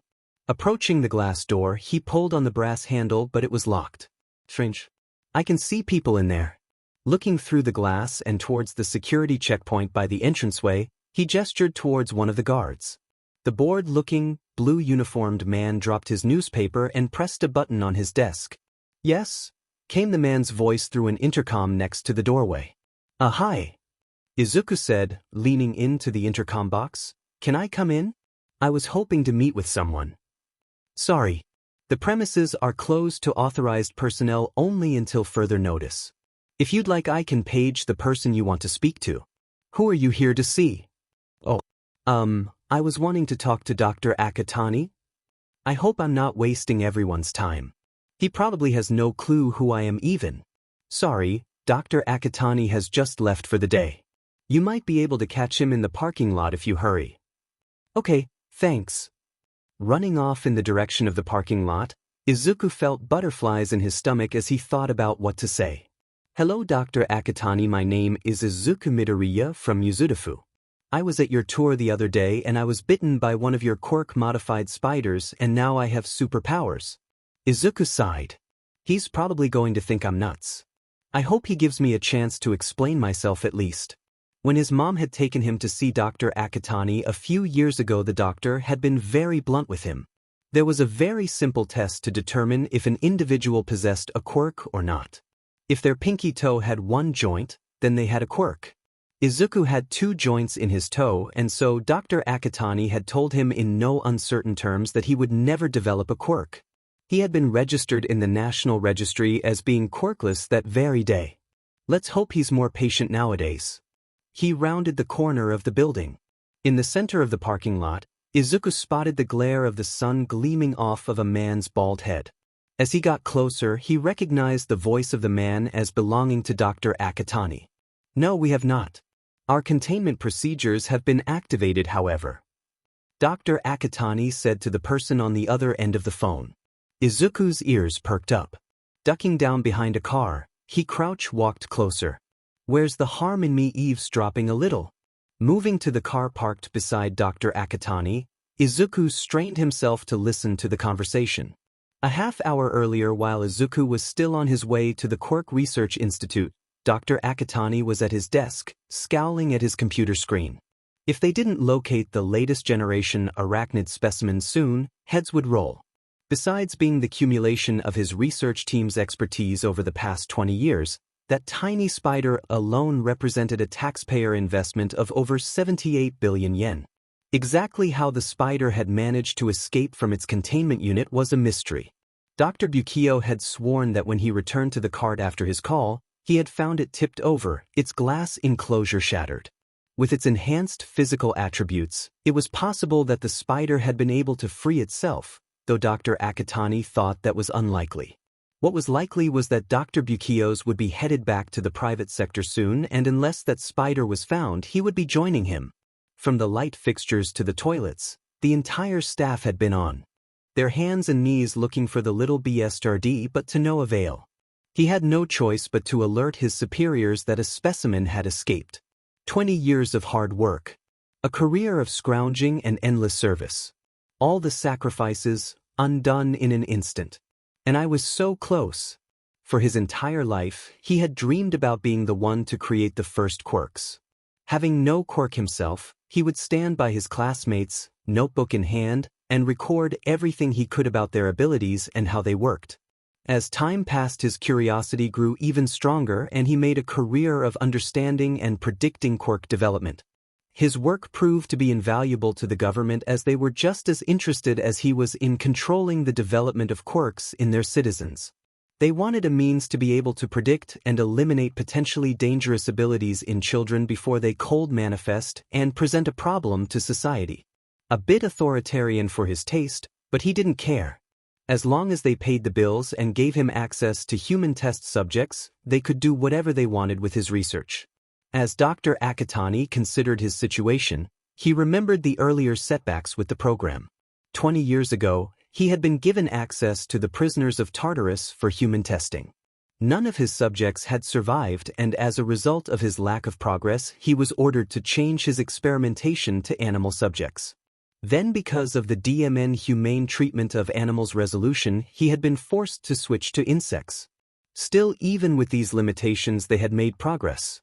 In the past 4 years, he had learned that in order to manifest a quirk in a subject, you first needed to have a genetic blank, a quirkless subject that could act as an empty canvas upon which you could forcibly trigger the evolutionary leap. The change often had unintended side effects, however. Even in insects, the results had been horrific. The fatality rates amongst the earliest subjects was close to 90%. But of the 10% that survived, he had been able to refine his quirk formula and achieve a fatality rate of merely 50%. The specimens were still brain dead, but so what? It was DMN impressive, even if the bureaucrats didn't understand it. Dr. Akatani turned off his computer and stood from his desk. Any minute now he would get a phone call from some cretin in the government demanding he provide them with answers as to their investment. It was do or die time. With some creative thinking and a little luck, he would be able to salvage the program. He looked over at his clock. It was past 6. I've been sitting here waiting for the axe to fall all day. If I must grovel, I might as well do so in the comfort of my own home. Walking out of his office, he said farewell to his secretary before taking the elevator to the ground floor. Crossing the lobby, he exited the building and walked towards his car. Before he could reach his vehicle, however, his cell phone rang. He groaned. Pulling out his phone, he saw it was the head of the funding committee to his program. This was it. Lowering his briefcase to the asphalt, he took a deep breath and answered the phone. "Hello, Dr. Akatani speaking." "Dear Akatani, this is Gio Sekachi," said a curt voice through the phone. "I have reviewed your report. Needless to say, this is deeply disappointing to the board. Have you still not located the specimen?" "No, sir, we have not. Our containment procedures have been activated, however. As I understand it, this spider was given your nerve modification therapy and was mobile. Is it possible for it to have bitten anyone?" "It is possible," conceded Dr. Aratani, "though we would know if someone was bitten almost immediately." "Oh, if someone is injured from malpractice on your part, Dr. Akatani, there will be an inquiry." Dr. Akatani swelled indignantly for a moment before he regained control over his temper. "I must avoid a confrontation at all costs if I want to continue my research. With respect, Mr. Sekachi, sir, my staff are expertly trained. We know how to handle the specimens. Tell me, what would happen if the specimen were to escape from the facility?" "It would likely die," Dr. Akatani said calmly. "Despite its enhanced physical abilities and senses, outside of the laboratory environment the specimen cannot survive in the wild. Its required caloric intake coupled with its limited brain function means that it would be unable to sustain itself." "Would it attack people?" "Sir, anything with a mouth can attack people. But for all of its genetic modification, it will still behave in the same manner as a spider. It is likely seeking a secluded, dark territory for itself in the hot labs as we speak." "How long can this spider survive outside its enclosure?" Dr. Akatani grimaced. He knew that question was coming. "About 5 days. So, if the spider is not found in 5 days, then you will need to be prepared to answer to the board as to the whereabouts of your nearly 80 billion yen budgetary sinkhole." Dr. Akatani felt a scowl form on his face. "Sir, if I may interject? That is not necessarily correct," he said as calmly as he could. "Oh, explain." "The latest quirk manifestation formula that we had been developing was carried within that spider's DNA. If it were to interact with a quirkless individual, it is possible that that person could manifest quirks for themselves, though they would be in a vegetative state." "What are you saying? If someone without a quirk eats the spider, they might get a quirk? Or gets bitten?" Sekachi exhaled in frustration, and Dr. Akatani felt his frustration build again. It was no secret that the head of the funding committee disliked him. Sekachi had always loudly speculated that Dr. Akatani was more interested in his own goals rather than the government's interests. "How many times must I tell you? We are interested in quirk removal, not quirk generation. I'll be honest with you, Doctor. I have questioned myself as to whether or not you were suitable to lead this program. Ever since the first human trials, your enthusiasm for ethically gray research disturbed me greatly. But against my better judgment, I allowed you to continue because you were the top in your field. However, I see now that you are still as hell-bent as ever on creating quirks in humans." Despite himself, Dr. Akatani felt himself go on the defensive. I have been over this with the budgetary committee many times. In order to curtail quirk manifestation, you must first understand how it is created. You have had 20 years, Doctor. We need to see some progress." Dr. Akatani was silent as Sekachi sighed again. "Assuming someone was bitten by your spider, what would happen? If they were quirkless, then we might finally have a successfully manifested quirk event in a human being. Using that person's DNA, I would be able to determine precisely how the quirk is formed and devise a formula to remove quirks. If they are quirkless," Mr. Sekachi repeated flatly. "And what are the chances of that?" Dr. Akatani swallowed. "Approximately 20%. Sekachi laughed bitterly. In truth, the actual chances of a person without a quirk getting bitten by the spider were much lower. It was true that around 1 in 5 people currently alive were quirkless, but once you factored in age and geographic location, The actual likelihood that someone without a quirk would be bitten in downtown Tokyo during business hours was practically zero, as the majority of the quirkless population were elderly. Not to mention they would have to survive the mutation process itself. I see, Sakachi said in a tired voice. And how would you be able to find this person? Why, using the quirk registry, of course. Nearly every quirkless person in the country has been registered.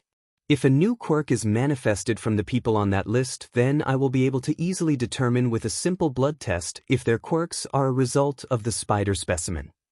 And then I suppose you will want that person for further experimentation? Sakachi asked warily. Naturally. In order to create a reliable formula, I will need to access their brain stem tissue. But one person is a small price to pay for civil order, no. Sakachi was silent for a few moments. Dr. Akitani felt a lump form in his throat as the fate of his life's work was considered. Eventually Sakachi spoke. You've already been funded until the end of the budgetary year. If during that time you do not recover the specimen or there are no anomalies with the quirkless population, your project will be shut down. Are we clear? Yes, sir, Dr. Akitani said, a massive load seemingly lifting from his shoulders. At that he hung up and Dr. Akitani put his phone away. Taking his keys from his pocket, he entered his car. That went about as well as it could have. My career lives another day.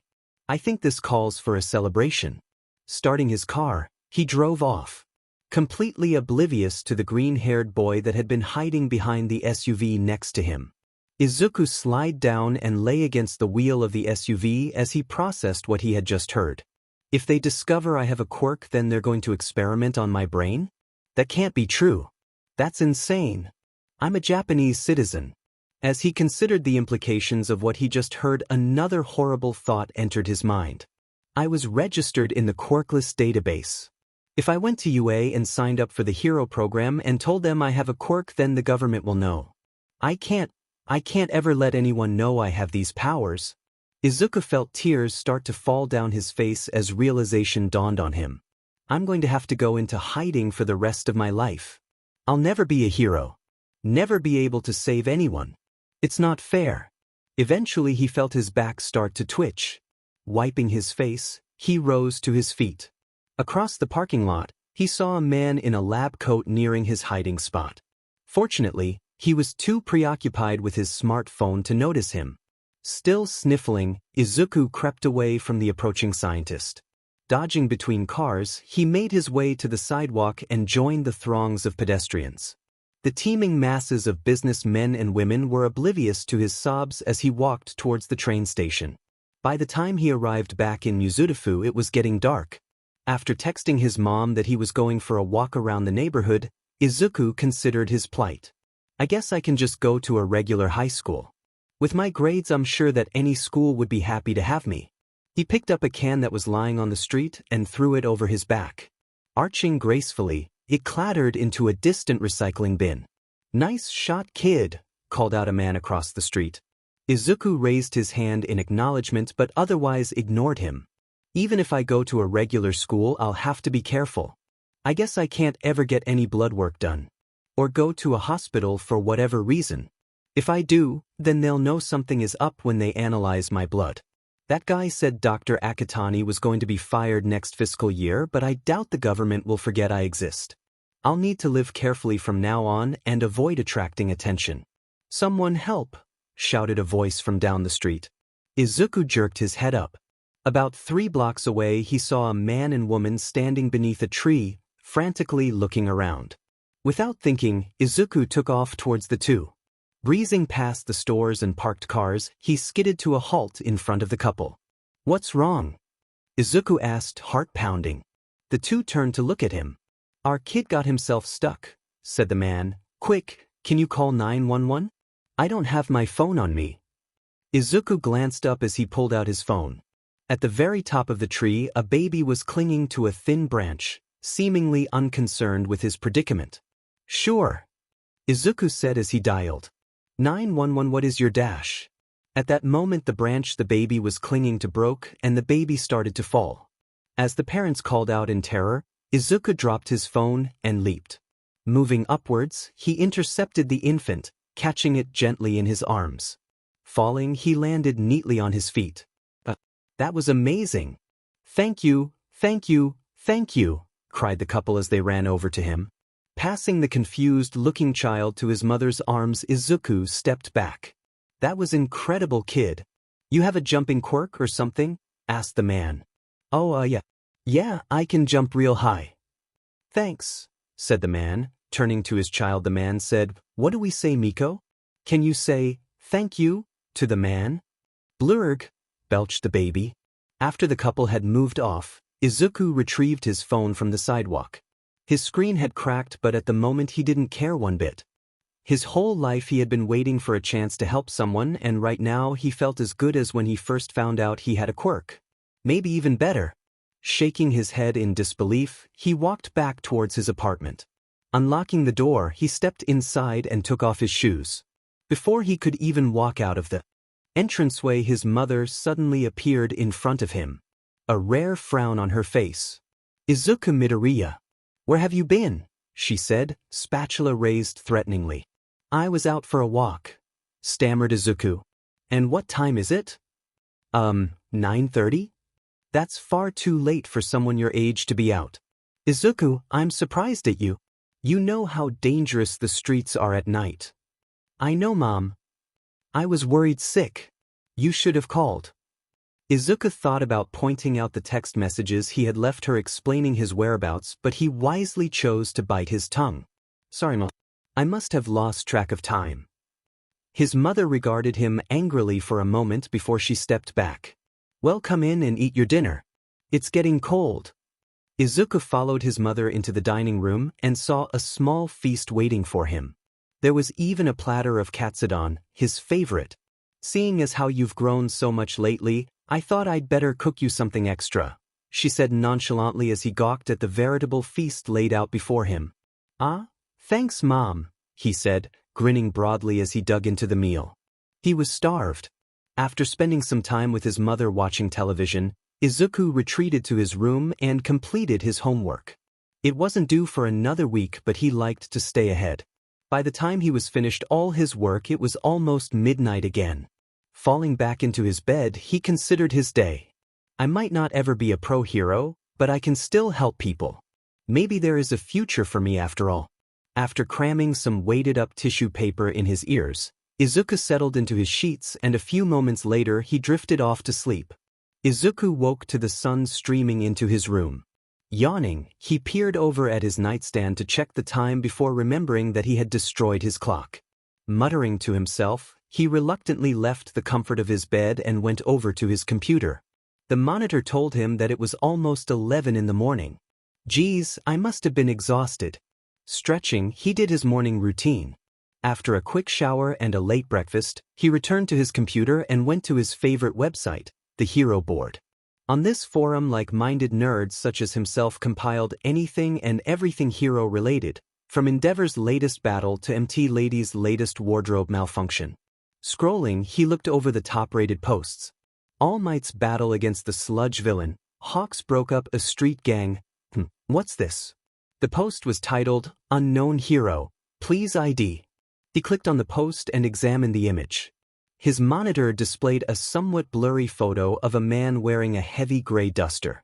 A ski mask was pulled over his face to his mouth, revealing a scarred chin peppered with stubble.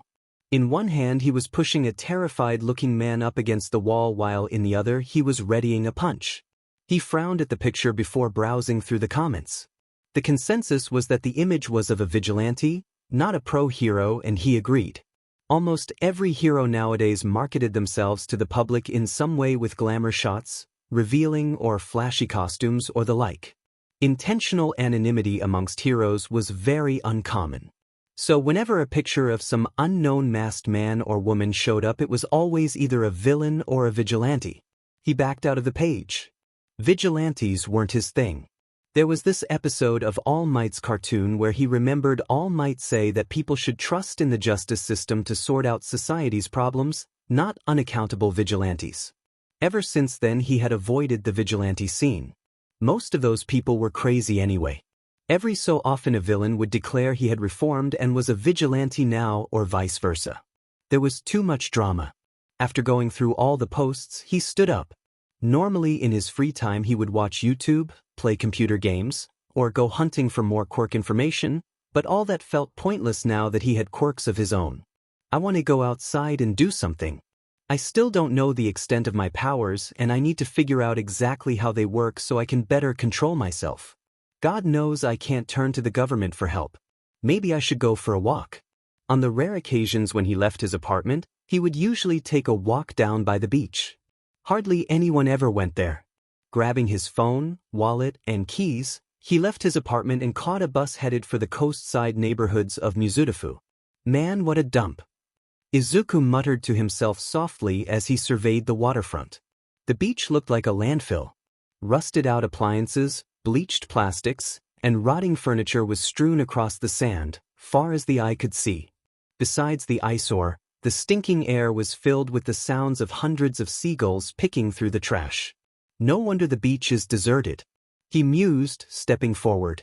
As he walked, he suddenly felt the small of his back start tingling. Stopping in mid-step, he looked at the sand where he was about to drop his foot. Barely visible, he saw something poking out. Curious, he wiped away the sand to reveal a sharp, rusty piece of metal. He reached down and pulled it out. How did I know this was buried there? He thought as he turned the jagged shard over in his hands. Come to think of it, my back has been tingling whenever I've been in danger. Almost like a sixth sense or something. Weird. I've never heard of an intuition quirk before. He tossed the cutting hazard into a half-buried freezer nearby. I wonder how strong I am? Walking over to the freezer, he awkwardly grabbed the appliance. Where the half-filled sand and water-clogged freezer had come from was a mystery, but he doubted anybody would mind if he messed with it. Getting as good a grip as he could, he lifted, pushing with his legs. To his amazement, the freezer felt practically weightless in his arms. Lifting it higher, he was able to rest the giant wreck on his shoulder easily. This thing must weigh over 500 kilograms. This is incredible. His astonishment was cut short as the bottom of the freezer gave way, unleashing a torrent of water and wet trash. Leaping backwards, he tossed the freezer aside before he could get his shorts dirty and it fell to the ground with a loud, dull thud. Clapping away the sand, he eagerly searched for the heaviest thing at the beach. At the boundary of the sand and the grassy ledge adjoining the shore, he spotted a burnt-out, four-door sedan.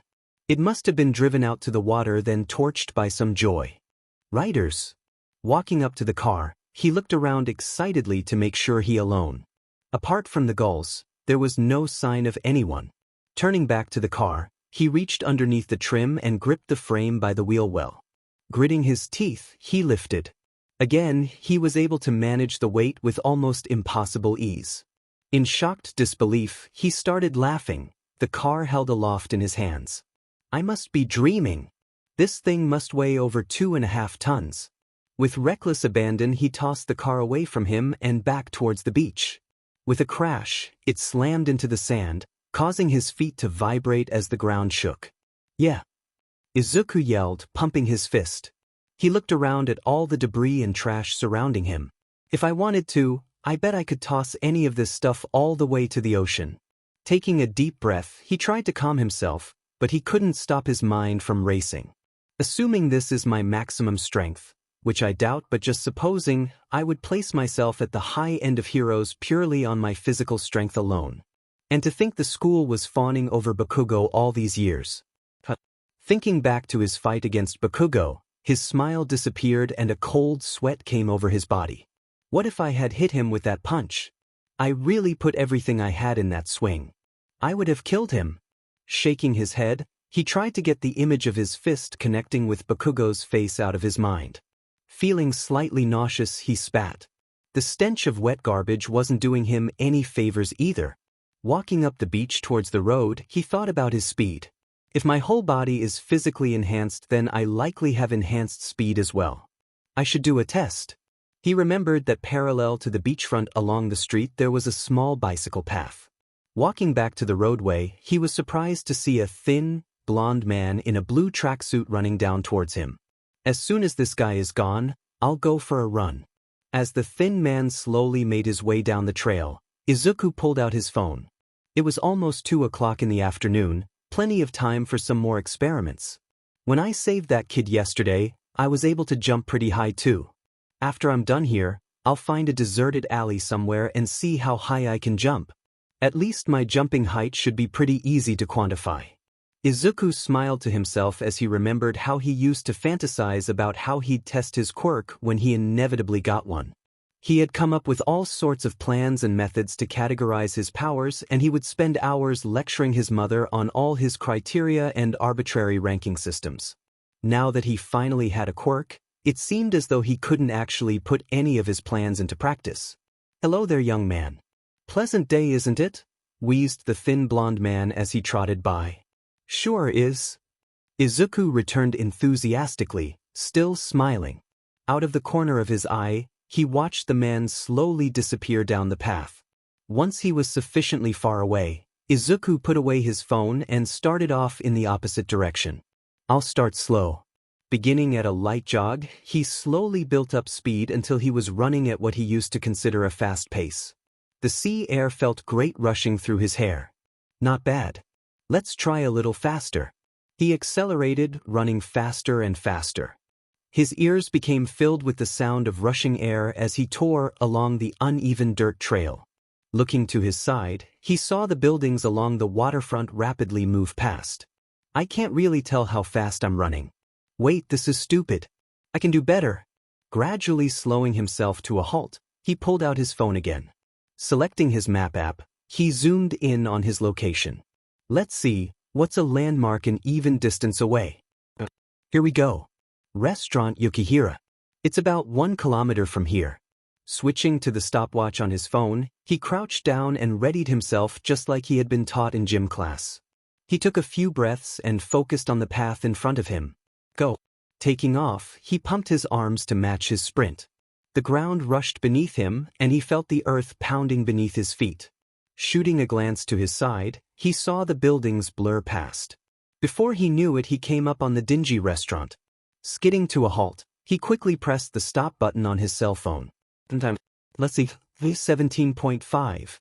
So, if I traveled 1 kilometer in 17.5 seconds, 60 divided by 17.5 is 3.42, I think?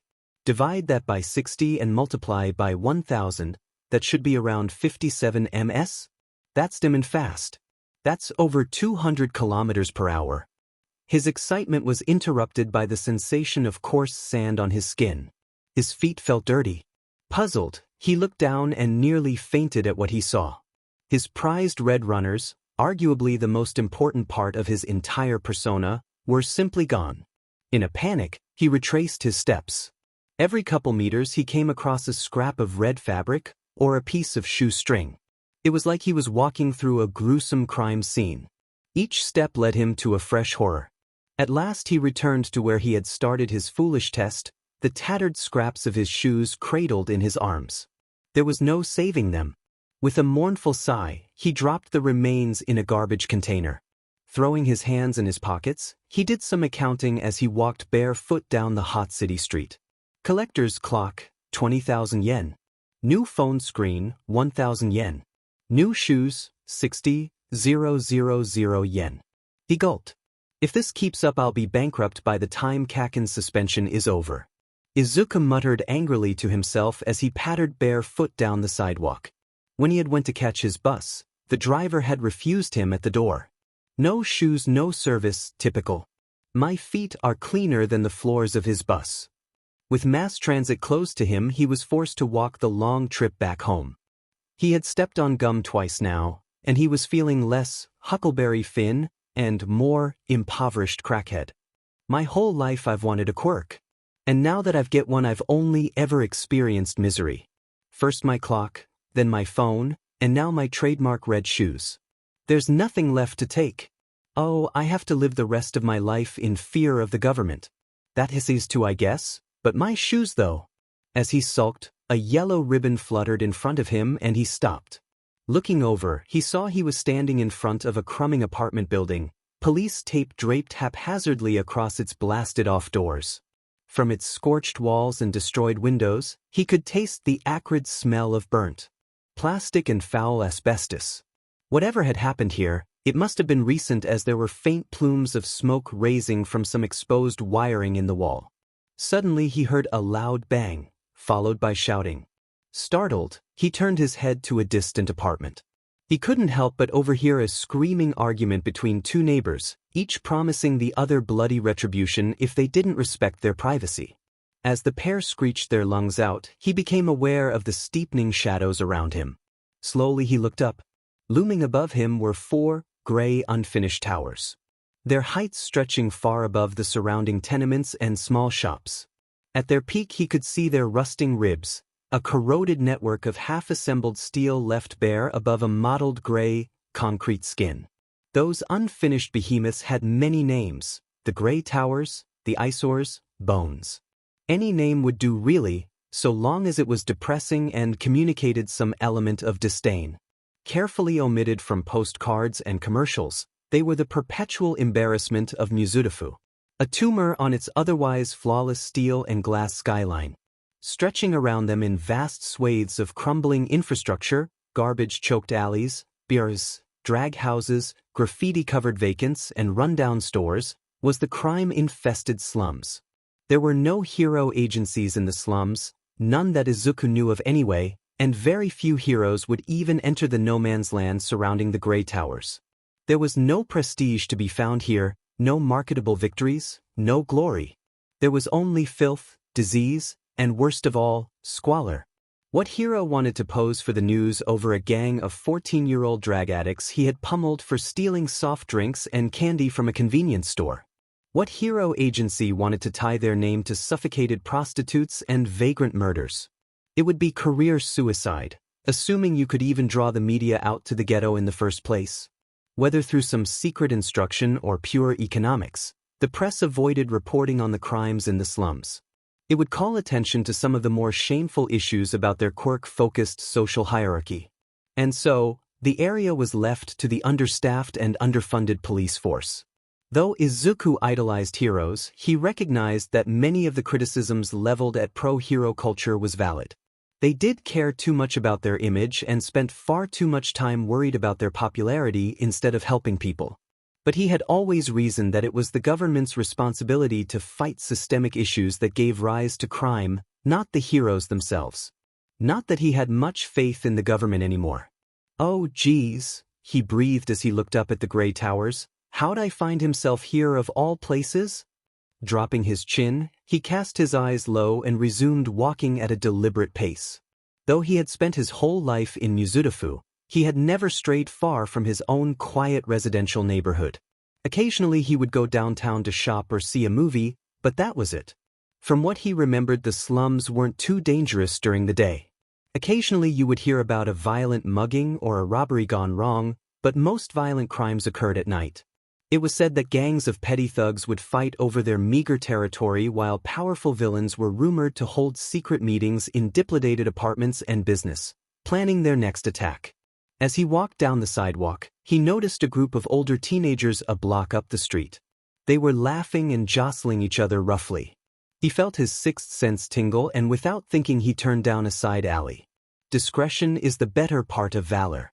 I just hope I don't cut my feet down here and get some sort of disease, he thought as he hopped over a broken bottle.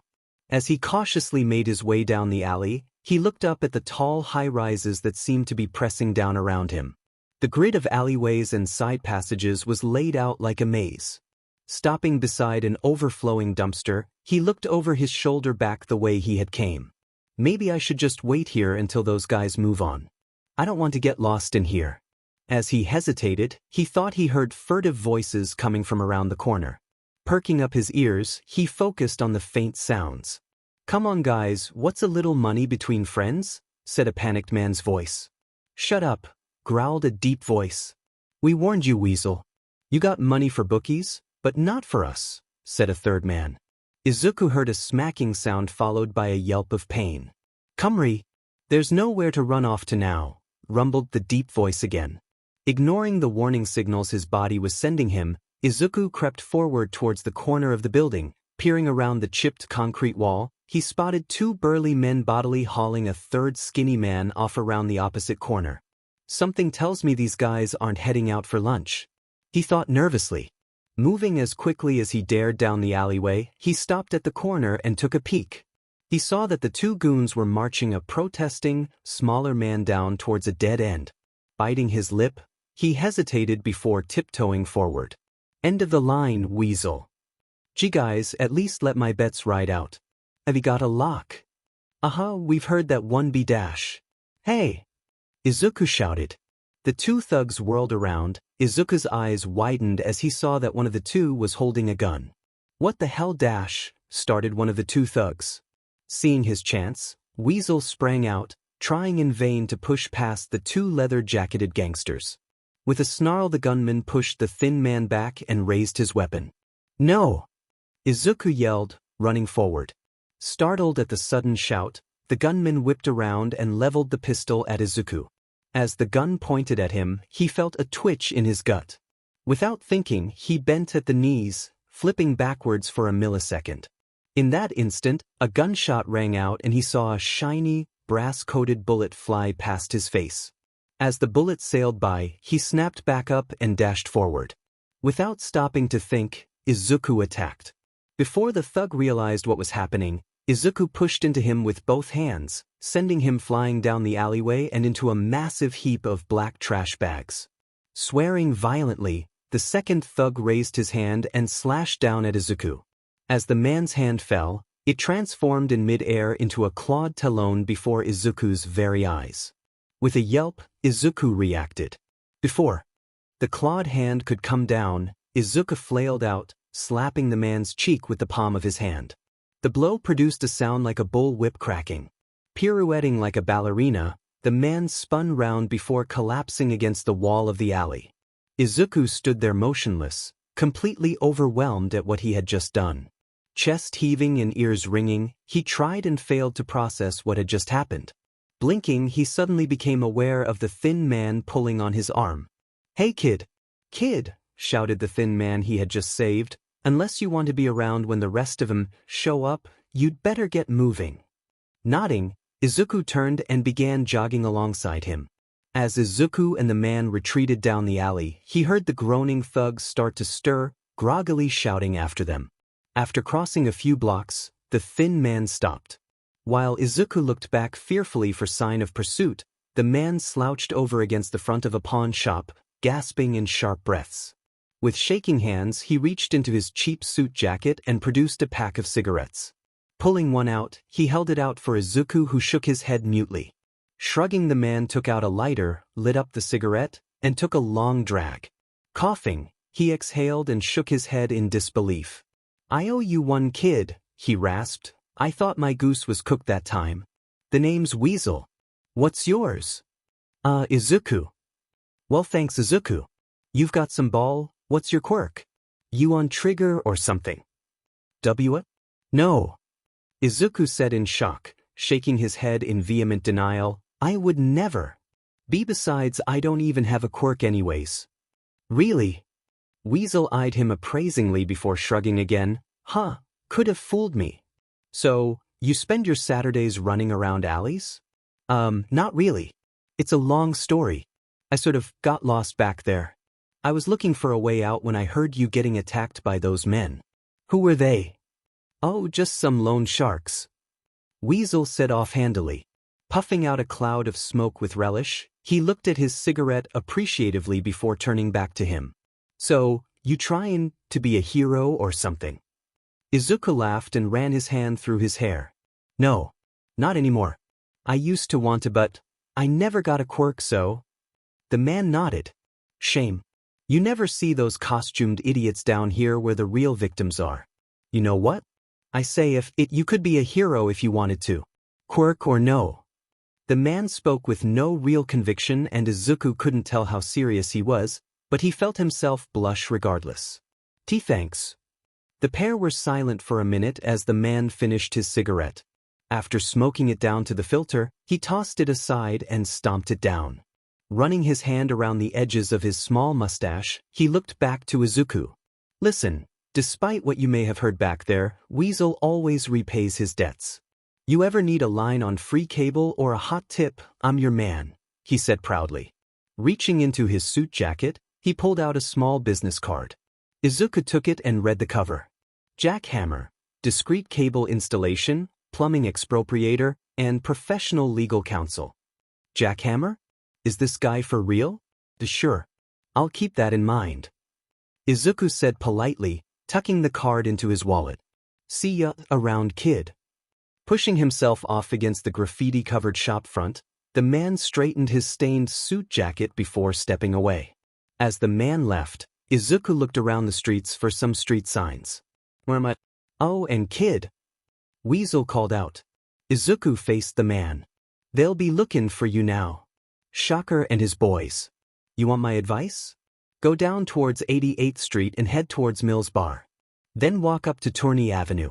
You'll be in Speed Demons territory. They won't follow you there. What? So Tourney, is that over? Izuku started to point but Weasel interrupted him. Alright, remember to keep your head down. Izuku watched helplessly as the man hastily walked away. Before he could decide whether or not to ask for him for directions, Weasel disappeared into another alley. With a sigh, he pulled out his phone and looked up Mills Bar. Walking down the street, he attempted to process what he had just done. If I keep acting out like this, then the government will track me down for sure. But what choice did I have? I couldn't just let a man die. He kept down the street, occasionally glancing around him to make sure he wasn't being followed. Besides, it's not like any police or heroes come down here anyway. I bet you nobody would even notice I was here. I'm sure these people need all the help they can get. Izuku caught himself and shook his head. Don't even think about it, Midoriya. Those two guys were about to kill you. You got lucky. As he started across an intersection, he suddenly heard the sound of peeling tires on pavement.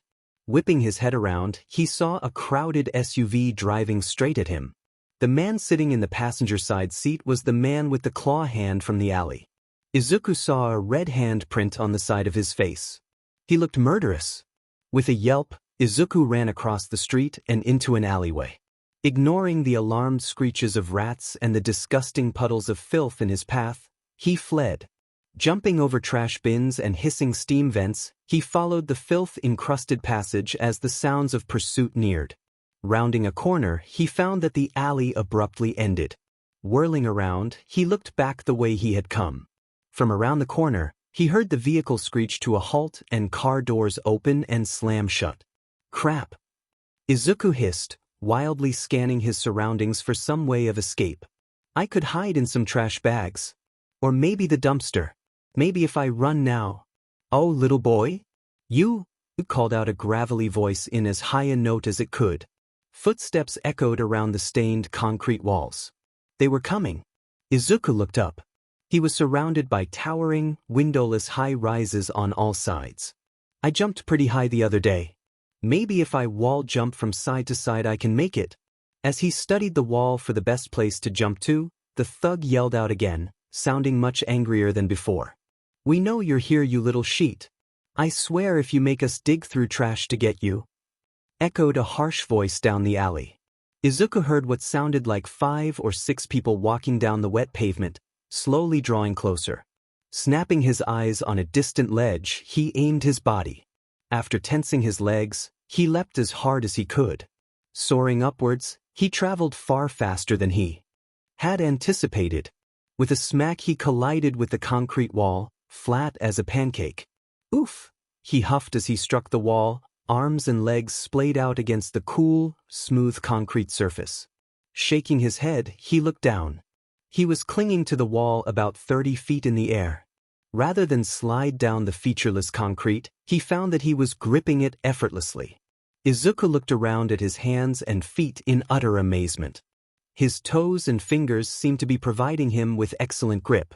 Tentatively he reached upward and gripped the wall. His hands stuck easily to the damp, smooth surface. Mouth falling open in incredulity, he started to crawl up the vertical wall as easily as crawling on the floor. Increasing his speed, he began rushing upwards. He was dimly aware of the voices of the thugs beneath him, but they were quickly fading. Before he knew it, he was clambering over the edge of the apartment building. Standing now atop his dizzying vantage point, he saw the neighborhoods of the slums sprawling out around him.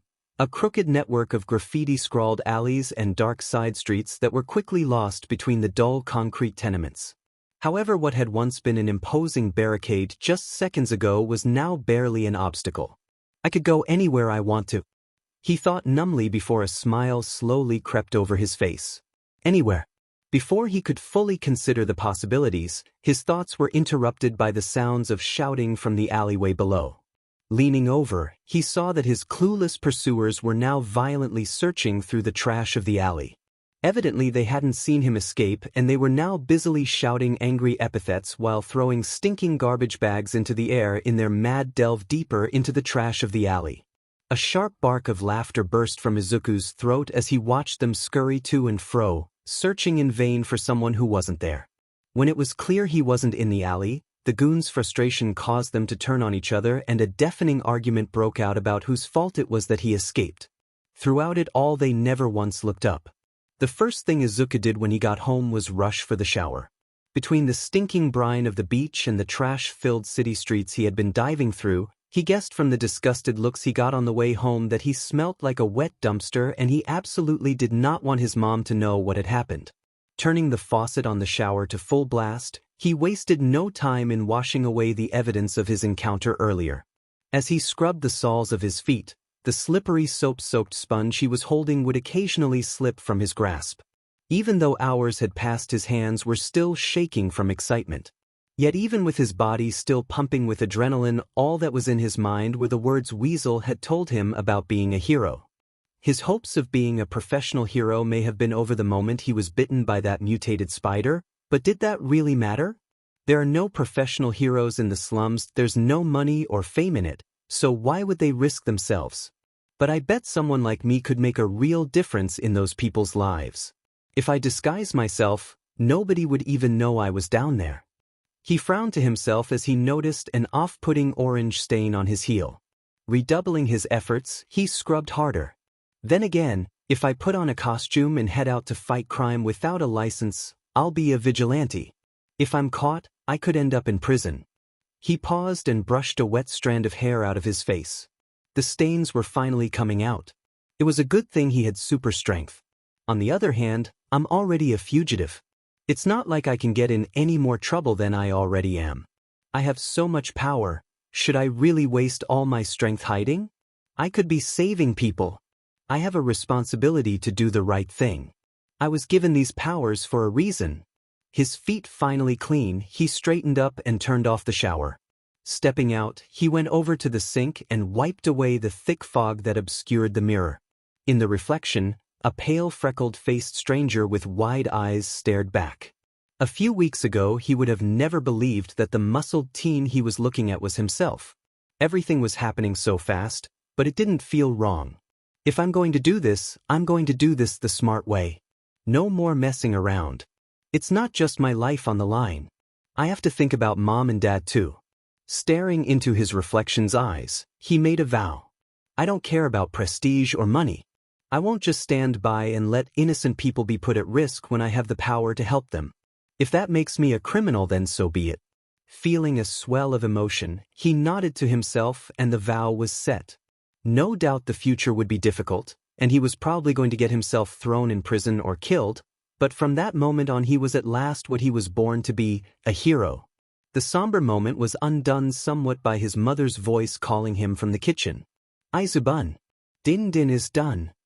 He groaned and hung his head in embarrassment. Coming, Mom? He replied in a pained voice. His mind made up, Izuku devoted every waking moment outside of school to understanding his powers. He was even able to leverage his position as a mod at the Hero Board website to brainstorm with thousands of other nerds like him the exact limitations and applications that his hypothetical quirk had.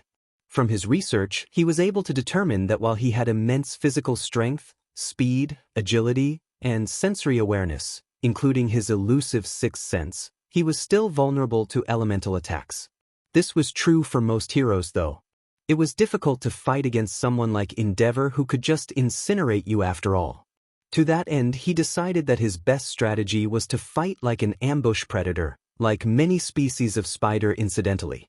Using his superior senses and physical abilities, he would get as close to his enemies as possible before rushing them down and pummeling them before they could react. To increase his versatility and make up for his shortcomings, he could make use of gadgets and become a jack of all trades.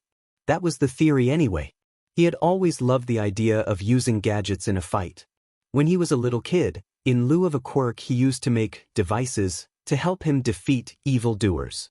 But one day, after accidentally setting fire to his mother's wardrobe, he had been forced to surrender his arsenal and promise to never build any more destructive gadgets again. But now that he was arguably wiser, he was certain that he could come up with something to complement his natural abilities. The only question was, what could he build? He may not have built anything destructive in a while, but he had still tinkered with every piece of usable technology he could get his hands on. On the other hand, for all his technical expertise, he was only 14 years old. In a genuine crisis with lives on the line, could he trust his inventions? Beyond his technical limitations, he wasn't exactly swimming in cash either. He and his mother depended on the income of his father, who worked abroad, to sustain themselves, and although they lived comfortably enough, they still had to manage their means. For the moment, any gadgets he could think of would have to wait. While those worries bounced around in his head, he also had to come up with a suitable costume, which was a welcome distraction, truth be told. Hero fashion was quite popular, and Izuku was more interested than most in how heroes dressed.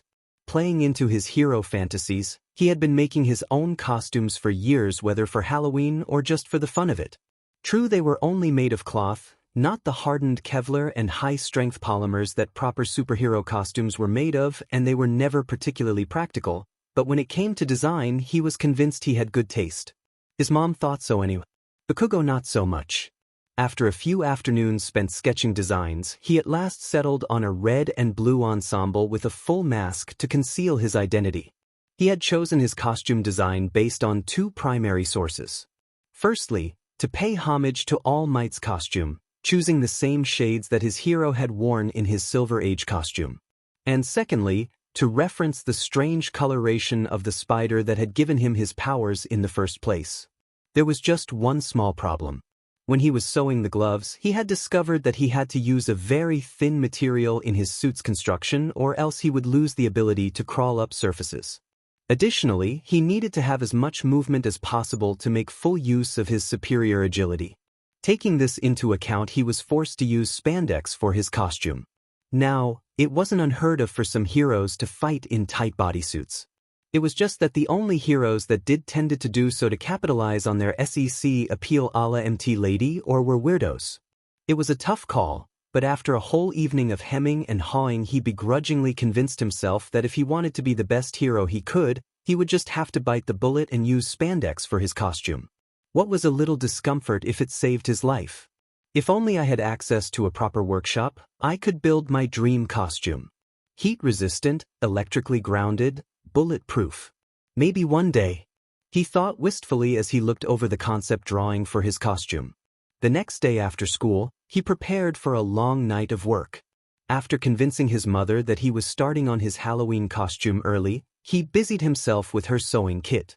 She was much better at this sort of thing than he was, but he couldn't risk her becoming too familiar with his new suit. Thankfully, because the color scheme matched All Might's, she didn't spare his costume a second glance. After many frustrating hours of work leading into the wee hours of morning, he finally finished. Donning his costume, he examined himself in the mirror. It looks like a pair of red and blue pajamas. But under the circumstances, it's the best I could do. He thought with mild disappointment as he compared his drawing to what he had created. The simpler it is, the easier it will be for me to repair, I guess. As he had feared, the costume clung tightly to his body, outlining his musculature and leaving very little to the imagination. Izuku blushed as he turned and looked at his back. Thank God I'm wearing a mask. He shook his head. He'd just have to get over himself. If all it took to beat him was making fun of his costume, he'd be a goner for sure. Changing out of his costume and hiding it deep in the back of his closet, he climbed into bed. Tomorrow at midnight I'll get started. Izuku watched as the sun slowly rose over Mizutofu. Last night he could barely sleep a wink. Getting out of bed, he had a shower and got dressed. He felt so nervous that he could hardly touch his breakfast. As he pushed his eggs around his plate, his mother looked over at him with concern. "Izu, what's wrong? Are you worried about Bakugo?" she asked. He looked up in surprise. He had completely forgotten that today was the day that Bakugo's suspension ended. "No. I just feel a little sick, I guess." "Well, if anything happens, call me." "Okay." He nodded. How could I forget about Kaken? I hope he doesn't have any hard feelings. He snorted at the thought. Bakugo was the most stubborn person he had ever known. He would never forget about their little scuffle, of that he was certain. After nervously pacing around his room for a while, he grabbed his backpack and headed out for school. He had no idea how Bakugo would react. He still felt guilty for provoking him that day. The more that he understood his powers, the more he was convinced that if he hadn't redirected his punch, he probably would have killed him. He debated whether or not he should take a different route to school to avoid a confrontation altogether, but he figured that would only make things worse. If Bakugo was going to confront him, it would be better if he did it outside of school property, for both of their sakes. Sure enough, the blonde-haired boy was waiting for him on the sidewalk in front of his house. As he drew close, Bakugo hefted his backpack and fell in step beside him. "Deku!" "Bakugo!" The two walked for a while before Bakugo spoke. "I promised my parents that I would apologize to you. I'm sorry." Bakugo said plainly, clearly not meaning a word.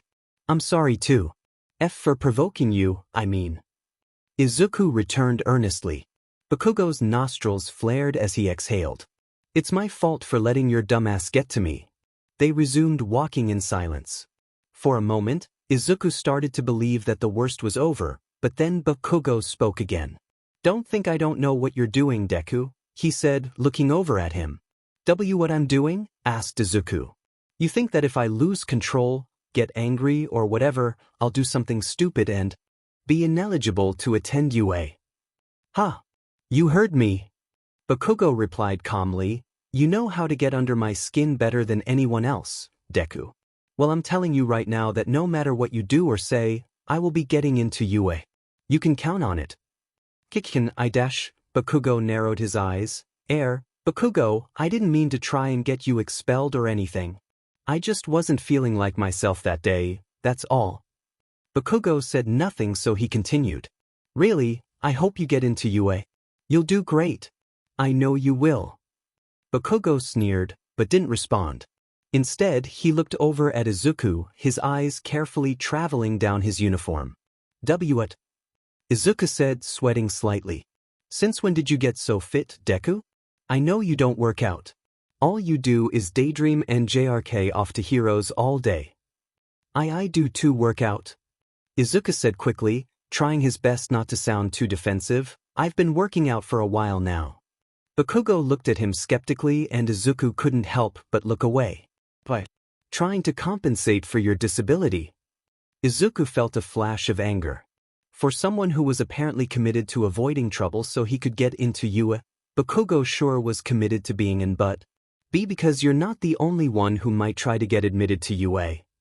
Izuku saw Bakugo's temple throb dangerously. The one thing that drove Bakugo into a rage faster than anything else was his refusal to give up his dream of becoming a hero. To Izuku's amazement, however, Bakugo was able to rein himself in. "You don't have a quirk. You can't be a hero. Get over yourself," Bakugo said tersely through clenched teeth. There are other programs at UA. I could enter general education," Izuku said, and Bakugo snorted. "And you need muscles for that, why exactly? If you were smart, you'd choose a high school that specializes in education, not their hero program, dumbass." Despite himself, Izuku felt his anger well up again. "I could join the support hero program," he said impulsively, and Bakugo glared at him. "Support? Yeah, why not? They have applicants that don't always have combat-applicable quirks. I could build some gadgets and dash. Arg you and your ifing toys. Being a hero isn't like entering a diamond science fair." "We'll see," Izuku muttered, glaring back at Bakugo. The two stopped and faced each other. Bakugo opened his mouth to say something, However, after a moment of intense struggle, he managed to restrain himself. Snapping his jaw shut, he resumed walking, and the two spent the rest of the trip in silence as they headed into school. Class had been strange without Bakugo's imposing presence, but now that he seemed to be ignoring everyone, it felt downright bizarre. To the outside observer, Bakugo was acting like the ideal student. He didn't disrupt class once, and he promptly turned in his homework when asked. He didn't even say anything when Ruriko's phone went off, interrupting him during his English practice. It almost seemed as though he had turned over a new leaf, but Izuku wasn't fooled. He could tell that Bakugo was as angry as ever. Sitting next to him felt like being beside a ticking time bomb. However, to his amazement, the day passed without incident. As soon as school ended, Bakugo immediately packed up his things and left without saying a word to anybody.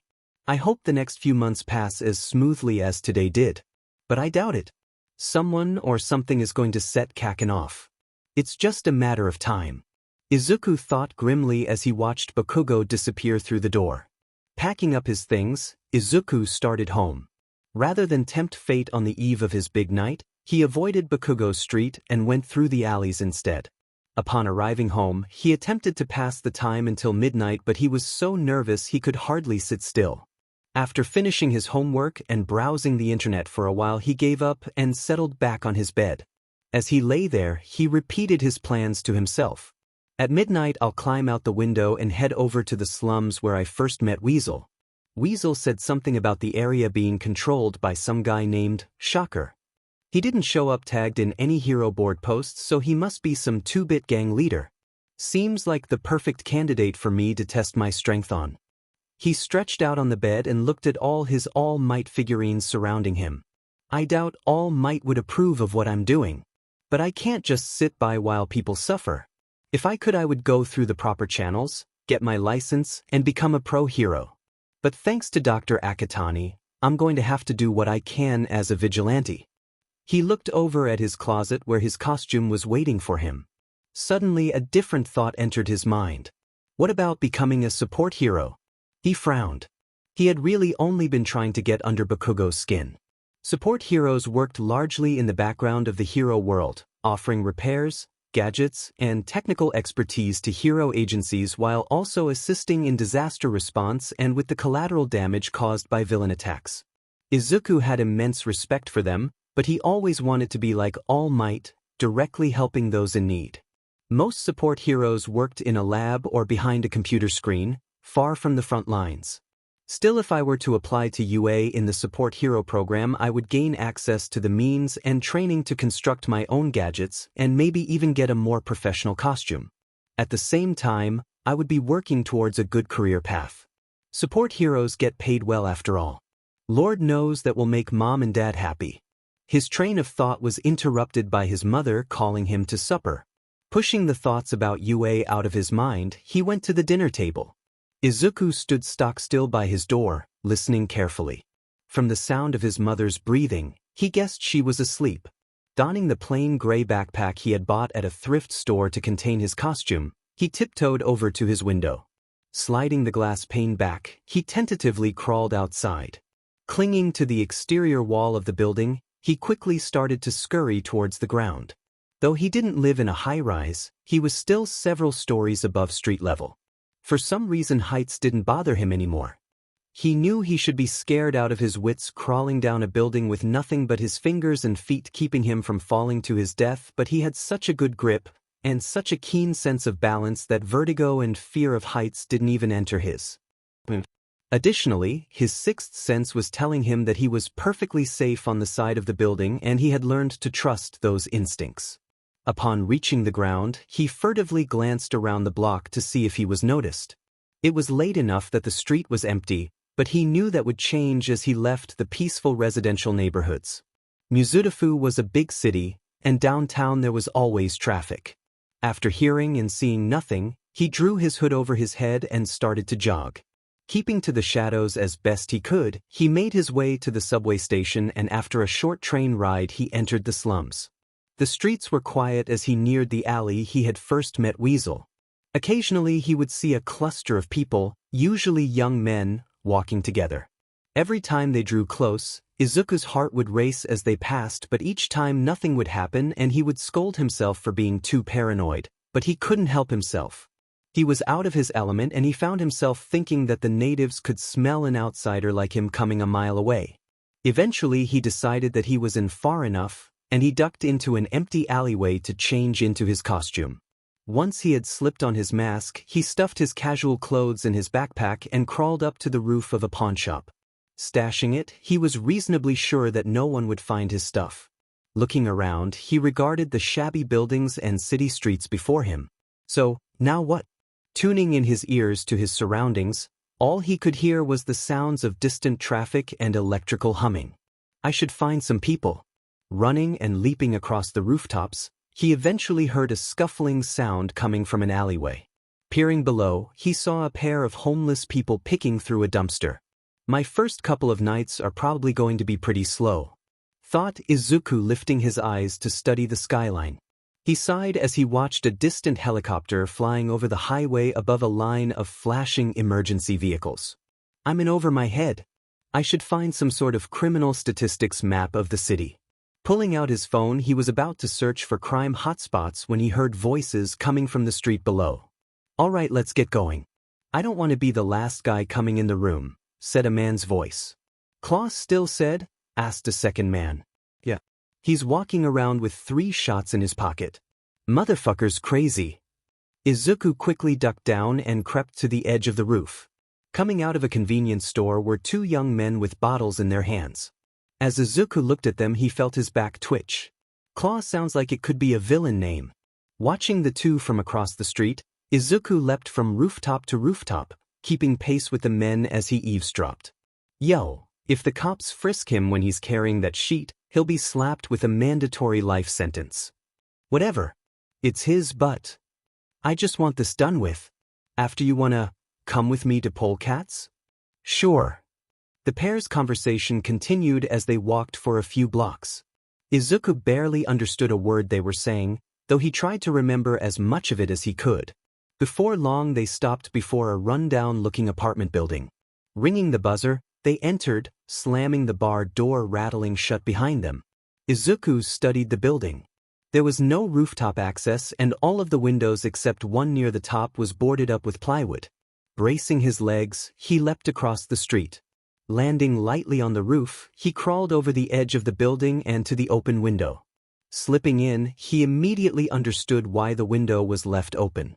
Inside was perhaps the smelliest, dirtiest, most foul bathroom of all time. Even though he was clinging to the ceiling, he felt unclean. Holding his breath, he pressed his ear to the wall of the washroom and listened for any movement. He could hear faint voices talking, but he didn't hear anyone in the hallway.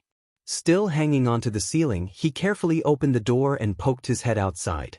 The bathroom was at the end of the hallway. Between himself and the stairs on the opposite end there were 2 doors. As he considered his next move, he heard heavy footsteps climbing up the stairs. Drawing his head back, he waited. From out in the hall he heard a door open. "You're late," said a gravelly voice irritably. "Come in and sit down." The 2 men entered and shut the door behind them. I've definitely heard that voice before. Izuku remembered the man with the clawed hand from when he saved Weasel. These guys must work for Claw. Or maybe they work for the guy Weasel mentioned. Shocker?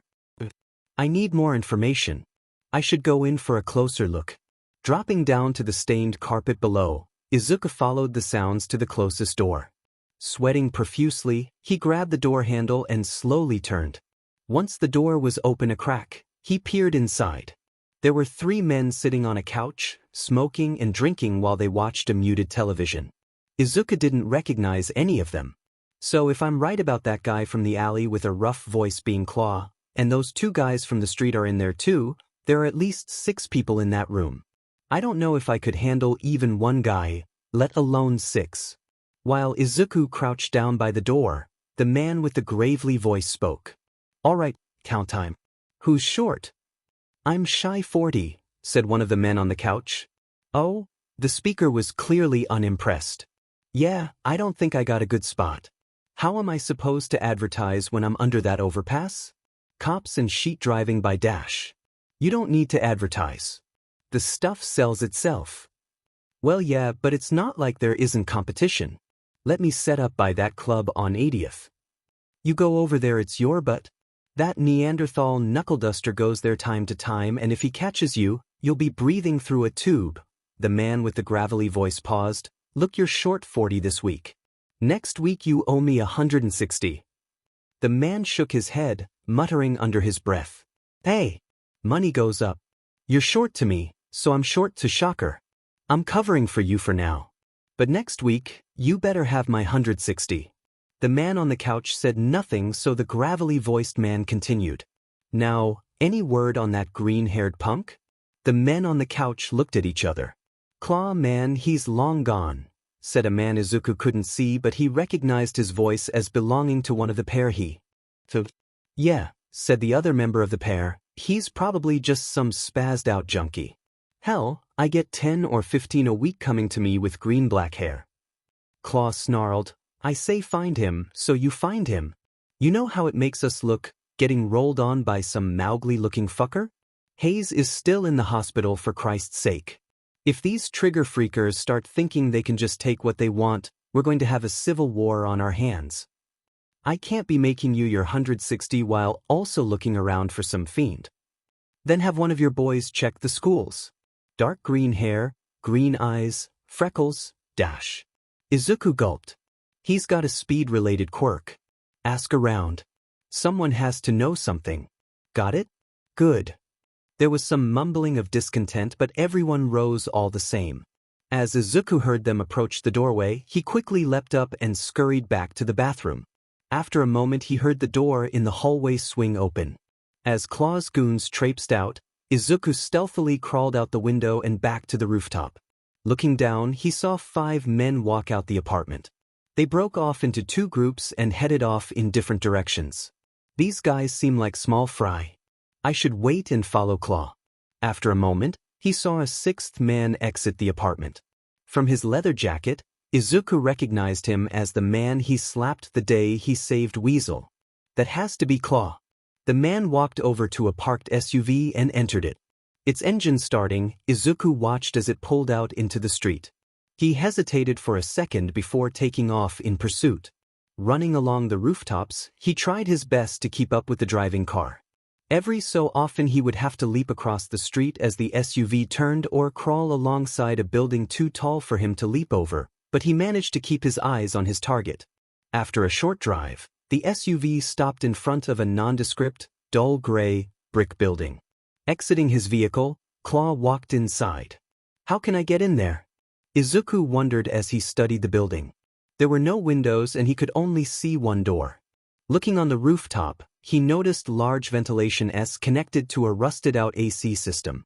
Jumping over to the roof, he examined the vents. They were just large enough for him to crawl into. This is crazy.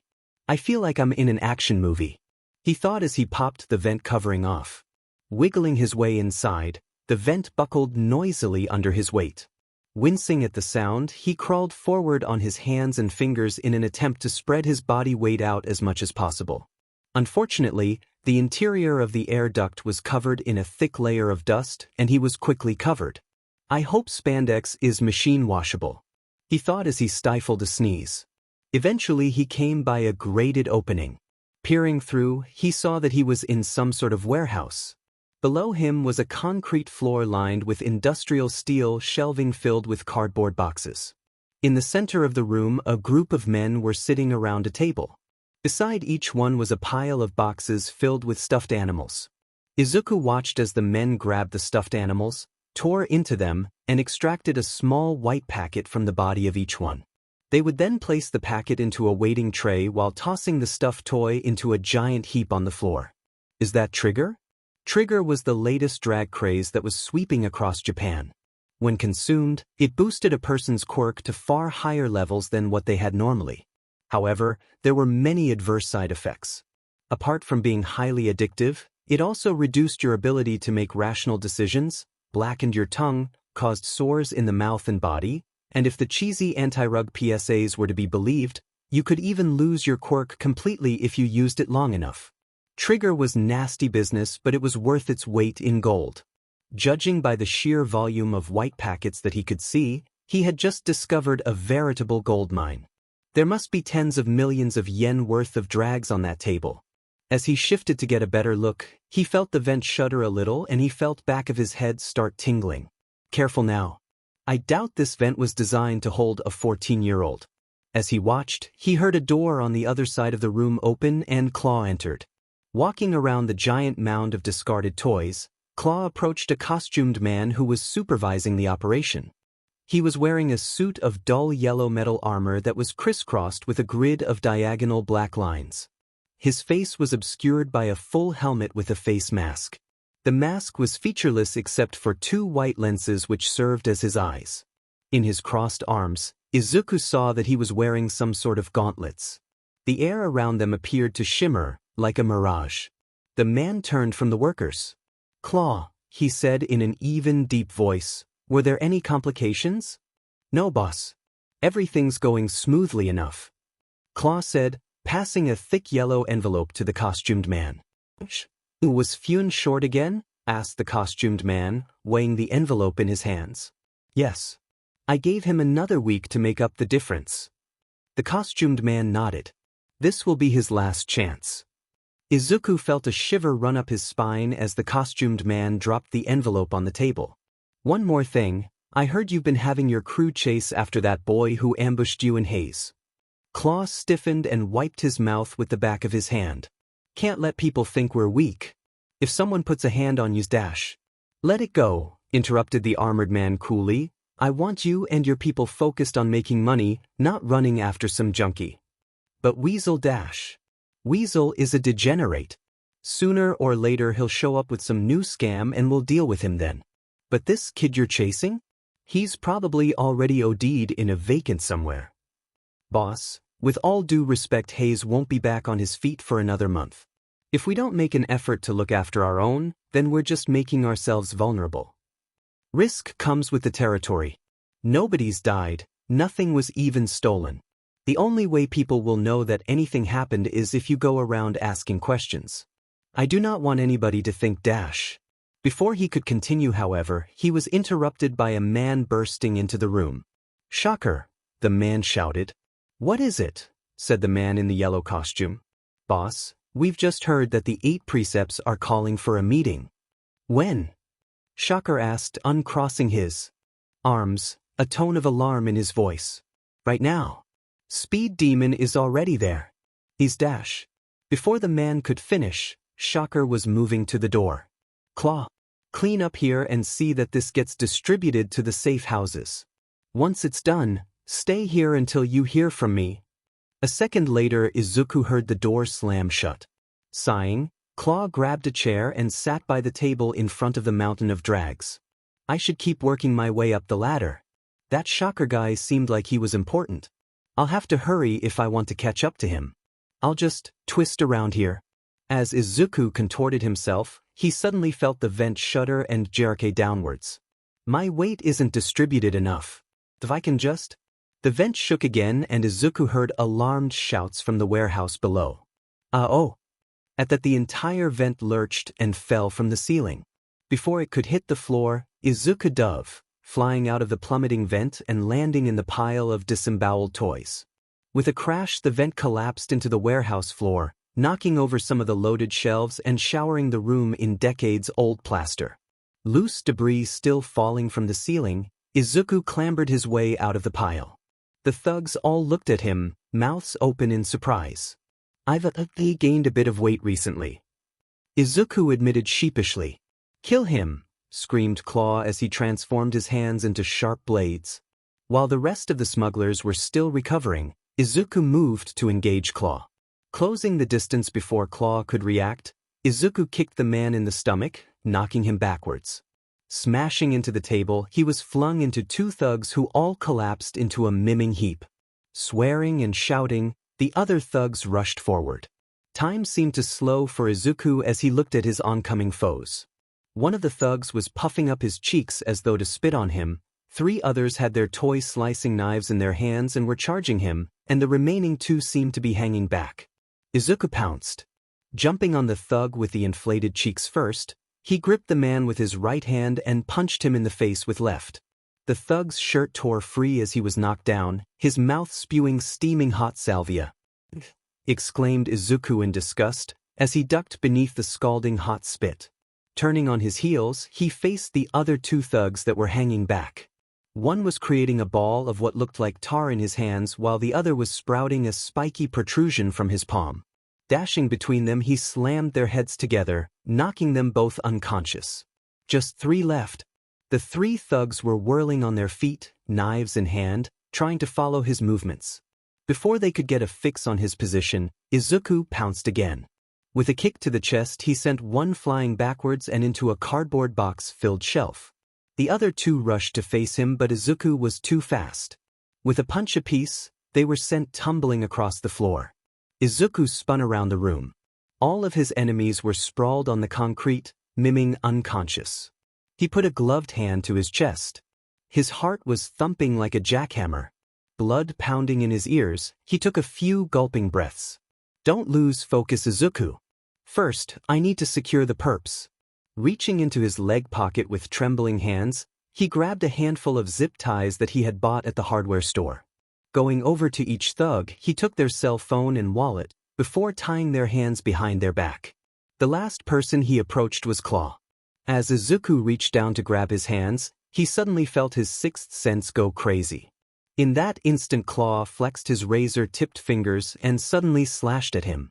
Without thinking, Izuku sidestepped the attack before countering with a punch to Claw's chin, knocking him out cold. Izuku stood motionless over the unconscious man before he groaned. I should have left one standing to interrogate. Securing Claw as best he could with his zip ties, Izuku confiscated his phone and wallet, then heaped it with all the others. Now, what exactly was going on here?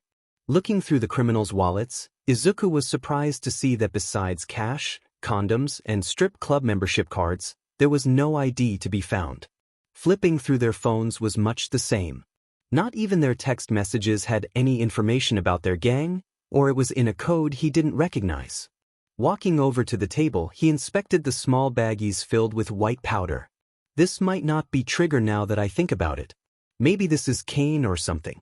I wish I knew how to tell the difference. Amidst the baggies, trays, and torn animals, he spotted the cash-filled yellow envelope that Claw had delivered to Shocker. With barely contained excitement, he grabbed the envelope and turned it over. Tumbling out the end were 5 thick wads of bills. His jaw dropped at the sight. He had never seen so much money. Quickly, he swept the cash back into the envelope. What should I do with this? Izuku thought about all the expenses he had been accumulating. I sure could use a cash injection right about now. If I were to take this, I could invest in a better costume, maybe even buy some materials and make some gadgets. And there is so much here, a new clock and a pair of shoes wouldn't be asking for too much either, right? Just as he was about to stuff the envelope into his pocket, he felt a twang of guilt. This isn't like winning the lottery. This is drag money. How many people suffered over this? How many people died? If I take this, how could I call myself a hero? Shaking his head, he dropped the envelope back to the floor. He didn't need dirty money. Seeing as how nobody can talk, I should search for some clues. I guess? Maybe I can discover where they get this stuff. Izuku paced around the warehouse. He wasn't sure what he was looking for exactly, but any information he could get about the gang or their leader was a start. Examining the cardboard boxes, he couldn't find any shipping invoices, receipts, or any clue whatsoever as to where the drag-filled animals had come from. There was a backroom office, but all he found was some dusty old porno mags, a loaded handgun, and a bottle of gin. My time is almost up. I'd better call the police and get out of here. After glancing around the place one last time, he snatched up Claw's phone before going over to the main entrance. Opening the door just enough so he could poke his head outside, he looked out into the abandoned street and listened. For all the excitement that had just happened, the streets outside seemed perfectly calm. Darting across the street and climbing up to a neighboring rooftop, he took out Claw's cell phone and called the police. 911 emergency response. Hi. I discovered a cache of drags and stuff and I was wanting to report it to the police. Izuku said, trying to disguise his voice as best he could. The dispatcher was silent for a moment. Just one moment please, I'm going to transfer you to the narcotics division. Oh, the dash, Izuku was cut off. The other phone line was already ringing. Scratching his leg, he looked down at his costume. This material itches. It's probably from all that dust in the vents. I hope I don't have to hand wash this. That would sue.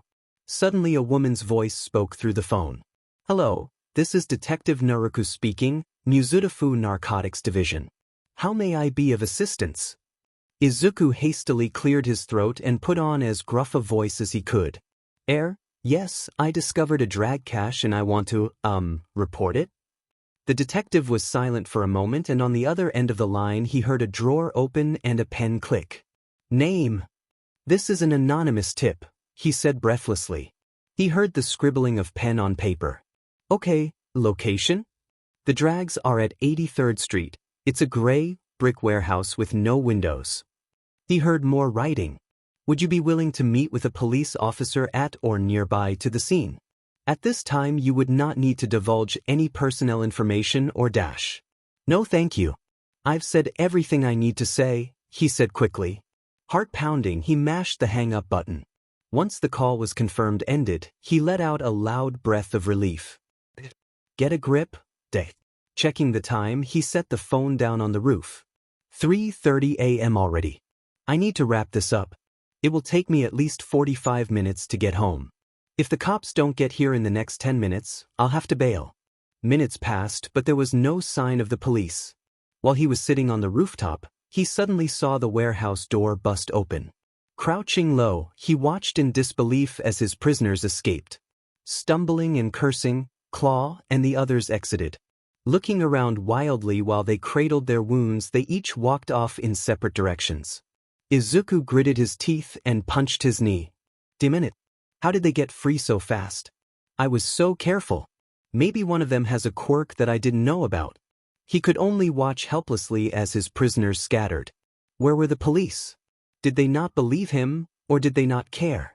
He checked the time again.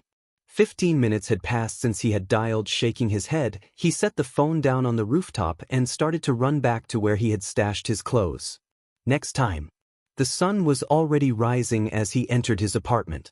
Carefully closing the door behind him, he walked over to his bedroom and shut the door. Sitting on his bed, he considered everything that had just happened. That went almost flawlessly. If Claw and those goons hadn't escaped, I'm sure I would have made a major dent in Shocker's operation.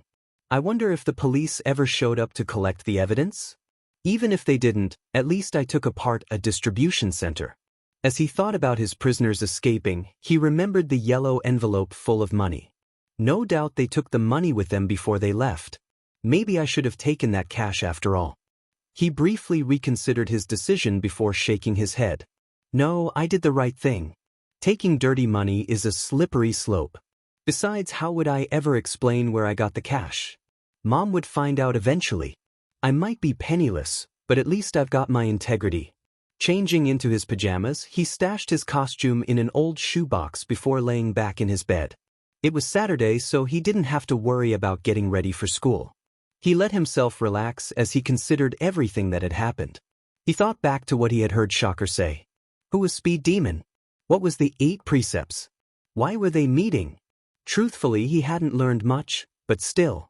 Considering how this was his first time donning the costume, he felt he would have done All Might himself proud. Before he knew it, he drifted off to sleep. His dreams filled with cheesy one-liners and hapless villains. Izuku spent the next 2 months trying to juggle his school life with his newfound responsibility as a vigilante. In the beginning, he had just went out twice a week, once on Fridays and once on Saturdays. But as time went on and he started to learn the streets and piece together the situation on the ground, he started to venture out on Sundays. Then on Mondays. Then Tuesdays. Now he was going out almost every night. While his spider powers may have granted him incredible endurance, not even his enhanced physical condition could salvage his sleep schedule. For the life of him, he couldn't stay awake. At home, he spent most of his time sleeping, waking only for meals, which caused his mother to worry that he was sick. To try and throw her off his scent, he had told her that his exhaustion was caused by his new exercise regime. He didn't like lying to her, But what other choice did he have? School was even worse. Before he got his powers, he had spent the majority of his time in class daydreaming, rousing himself only to turn in his homework or answer the teacher's questions. He never had to try to get top grades anyway, so what was the point? Nowadays, though, instead of daydreaming, he would fall asleep from exhaustion. Needless to say, Mr. Tamaniji was not pleased, but Izuku argued that as long as he kept his grades up, there was no cause for worry. In the end, he was able to get away with his light napping more often than not.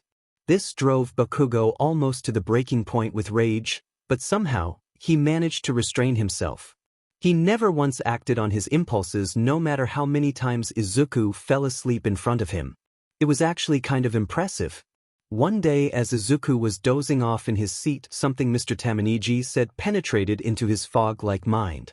"Your high school entrance exams will be next week." With a start, Izuku perked up. Blinking, he pinched the bridge of his nose and shook himself awake. Did he say next week? Now, as I'm sure you know, these exams will determine what school you will be attending for the next 3 years of your life. They will determine in large part what high school you go to, what university you can attend, which will in turn affect what your employment options are. Mr. Tamaniji looked around the room with an evil smile on his face. "Oh yes. We will see, won't we? Who makes the cut?" he simpered as he gazed down at Ruiko. She lowered her phone and gulped as he leered at her. After a few awkward seconds, Mr. Tamaniji appeared to regain control of himself. Coughing into his elbow, he straightened and continued on as though nothing had happened. "Anyway, today I want you all to fill out this form and indicate where you would prefer to attend. Bear in mind that certain schools, such as the hero programs at UA, have secondary testing that must be met after you have already met the general academic prerequisites. A high score alone will not guarantee entry," he said, looking over at Bakugo and Izuku. As he passed out the forms, Izuku started to panic. It wasn't about the test itself, he was going to ace that, but about what school he would attend. He had been so wrapped up in his nightlife that he hadn't even considered his future. He remembered what he had said to Bakugo about joining the hero support program. He had entertained the thought, but that was before he had committed himself as a vigilante. They would work him hard. He probably wouldn't have the time to patrol anymore if he attended UA. Mr. Tamaniji walked past, passing him a form. Izuku looked at it uncertainly. Once Mr. Tamaniji moved on, he felt Bakugo lean forward behind him. "Don't even think about it, Deku," hissed Bakugo in his ear. "It isn't some stupid game or fantasy of yours. Just give up." Izuku twirled his pen in his hand. "Thank you, Kaken. You just made my choice so much easier." Izuku wrote, "UA High School Hero Support Program." Izuku sensed Bakugo craning his neck to see what he had written, but he blocked him. Marching past his babbling classmates, he stopped in front of Mr. Tamaniji's desk and handed him the form. He glanced down at the paper and looked up at Izuku. "Are you serious?" he asked in a tired voice. "Yes, I am," Izuku replied, his voice full of conviction. Mr. Tamaniji just rolled his eyes. "You know, when I was your age he began, but Izuku quickly interrupted him. "Also, I was wondering if I could talk with the principal about this. I want to ask her something." Mr. Tamaniji put his finger up to his temple and stared at him. Izuku stood his ground, his jaw set and his shoulders back. "Fine," he said disdainfully, "return to your seat. We can speak with Principal Susaina together after class." Izuku walked back to his desk, a bounce in his step. Ignoring the stare that Bakugo was giving him, he sat down, his heart racing. Once school ended, Izuku collected his wearily complaining teacher and together they entered the cramped office of Principal Susaina. Seated behind her desk, she was busily clicking away on her computer. Izuku could tell from the reflection in the window that she was playing solitaire. Badly, if that was even possible. "Mr. Midoriya, what brings you to my office today?" asked the principal with false enthusiasm, not even sparing him a glance. "Principal Susaina, I wanted to talk with you about the high school entranceway exam," Izuku said, taking a seat in front of her desk. "Oh, that's right. The exams are next week, are they not?" Study, study, study," she said. She seemed completely uninterested. Why is? I was hoping I could get a special recommendation from you for my high school application. I want to attend UA. Mr. Tamaniji snorted and Izuku saw Principal Susaina's eyebrows raise slightly. A faint smile tugging at the corner of her lips. Turning from her game, she looked at him and feigned interest. Oh, well, I certainly applaud your ambition to attend UA. It's a fine school. Mr. Tamaniji, do you think he can make it? Mr. Tamaniji shifted his feet. Yes, he said in a pained voice. He has top marks. I'm sure he can qualify into their general education program with little difficulty. Oh, that's wonderful. Principal Susaina said jovially before resuming her game. It seems as though you don't need my help then. Good for you. Now if there was nothing else? I don't plan on attending general education. I want to join the support hero course. Principal Susaina shot Mr. Tamaniji a sharp glance. Izuku couldn't see his expression clearly in the window's reflection, but he definitely mouthed something. The principal sighed. Taking her hand off the computer mouse, she at last gave him her full attention. It is admirable to set the bar high for yourself. However, in light of your condition, I'm afraid that your participation in the hero program is impossible. Izuku took a deep breath. This was going to be difficult. Ma'am, I am aware that the hero program is inaccessible, but the support program isn't. Many support heroes don't have combat-applicable quirks. I think that I could qualify based on my academic achievements and my fitness. Your fitness, she said skeptically looking him over. Mr. Midoriya, are you a member of the track and field club? No. Are you a member of any of our sports teams? Not currently, no. Then I'm afraid I cannot recommend you without any extracurricular achievement I can point to as being a notable accomplishment, she said, shrugging slightly. Izuku felt his temper flare at her casual disregard. Didn't she realize what this meant to him? Ma'am, I think you misunderstand, he said, carefully keeping his voice even. I've been training myself for the last year after school, specifically for this purpose. I need to attend UA. Principal Susaina pursed her lips. I don't mean to parse words with you, Izuku, so allow me to make myself clear. I cannot recommend a student on an extracurricular activity unless it has some basis in one of our mandated school programs. Perhaps you should have thought of this earlier instead of waiting until the entranceway exams were only a week away. I need to rethink my approach. She doesn't give a damn about me or my dreams. Maybe I could offer her something. Principal Susaina, I think this could really benefit us both if I get admitted to UA. She laughed. Really? I mean, of course it benefits all of us, I'm sure, but dash. No. I mean you specifically. Izuku said, leaning forward. Think about it. You could be the principal of the first quirkless student to attend UA's support hero program. I'm definitely going to qualify for UA based on my academic performance. And you may not believe it, but I am in great shape. Whatever physical examination they have, I can clear easily. Even without a quirk. I just need a little something extra to make me more visible to the selection committee at UA. That's all. What have you got to lose? She let out an amused snort. As I said, because you have not participated in one of our school programs, I cannot endorse you. I'm sorry. Well, how about we make one up? Izuku said impulsively. The principal chuckled. Mr. Midoriya, I think that dash. No, wait.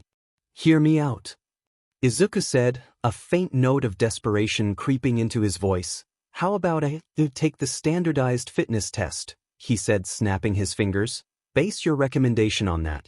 If I pass with flying colors, then you can say I was a part of your fitness program. My fitness program? She repeated skeptically. Yeah. I can say you pushed me to succeed or something. It's win-win. You'll look really progressive and forward-thinking or whatever, and I can make it into UA. Principal Susaina scrunched her face as she regarded him. Izuku remained still with bated breath while she thought it over. After a moment she looked over at Mr. Tamaniji, then back to Izuku.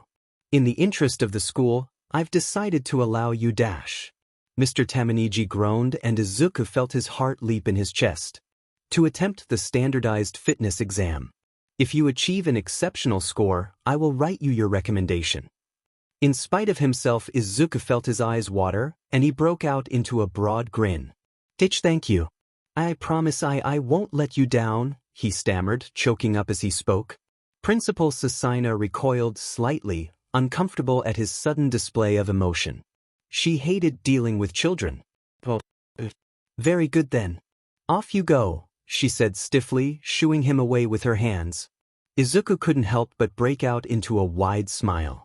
Wiping his face on his sleeve, he exited her office before she could reconsider.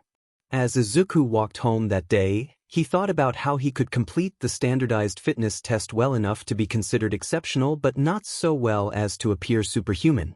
The most difficult part will be the running test. If I remember correctly, there is one endurance test and one sprinting test. I'll need to carefully pace myself. I should go practice tonight. I'll need to get the timing down. He stifled a yawn as he walked up the stairs to his apartment. He had been awake for the last 18 hours and it was going to be a long night. Unlocking his apartment door, he walked inside. Welcome home, Izuku. How was your day? His mom asked, sitting up from the couch and muting the television. Hi, Mom. Today was great. You know how the high school entranceway exams are coming up? Well, I selected UA as my first choice. His mother's face went pale and he froze. I should have brought this up more tactfully. But I had to tell her some time. Really? UA? What do you think are your chances? She asked, a strained look on her face. Pretty good, I think. I've got the grades after all. Do you think that without a quirk? Oh, I'm not entering the hero course, Mom. I know that I wouldn't get in without a quirk. It's okay though. She looked at him in shock before bursting into tears. Rushing to him, she dove into his arms, crying into his chest. Sputtered Izuku. Oh, I'm sorry, Izu. I know how much you always wanted to be a hero. I wish there was something I could do, or if I could have done something different. It's okay, Mom, said Izuku, tentatively patting his mother's back. Really? Besides, there are more ways to be a hero than having my pro-hero license. Oh, I know, Izu. You have a good heart. You could help people in lots of ways. You could be a Dr. Dash, she began, but Izuku cut her off. No, Mom, it's not that.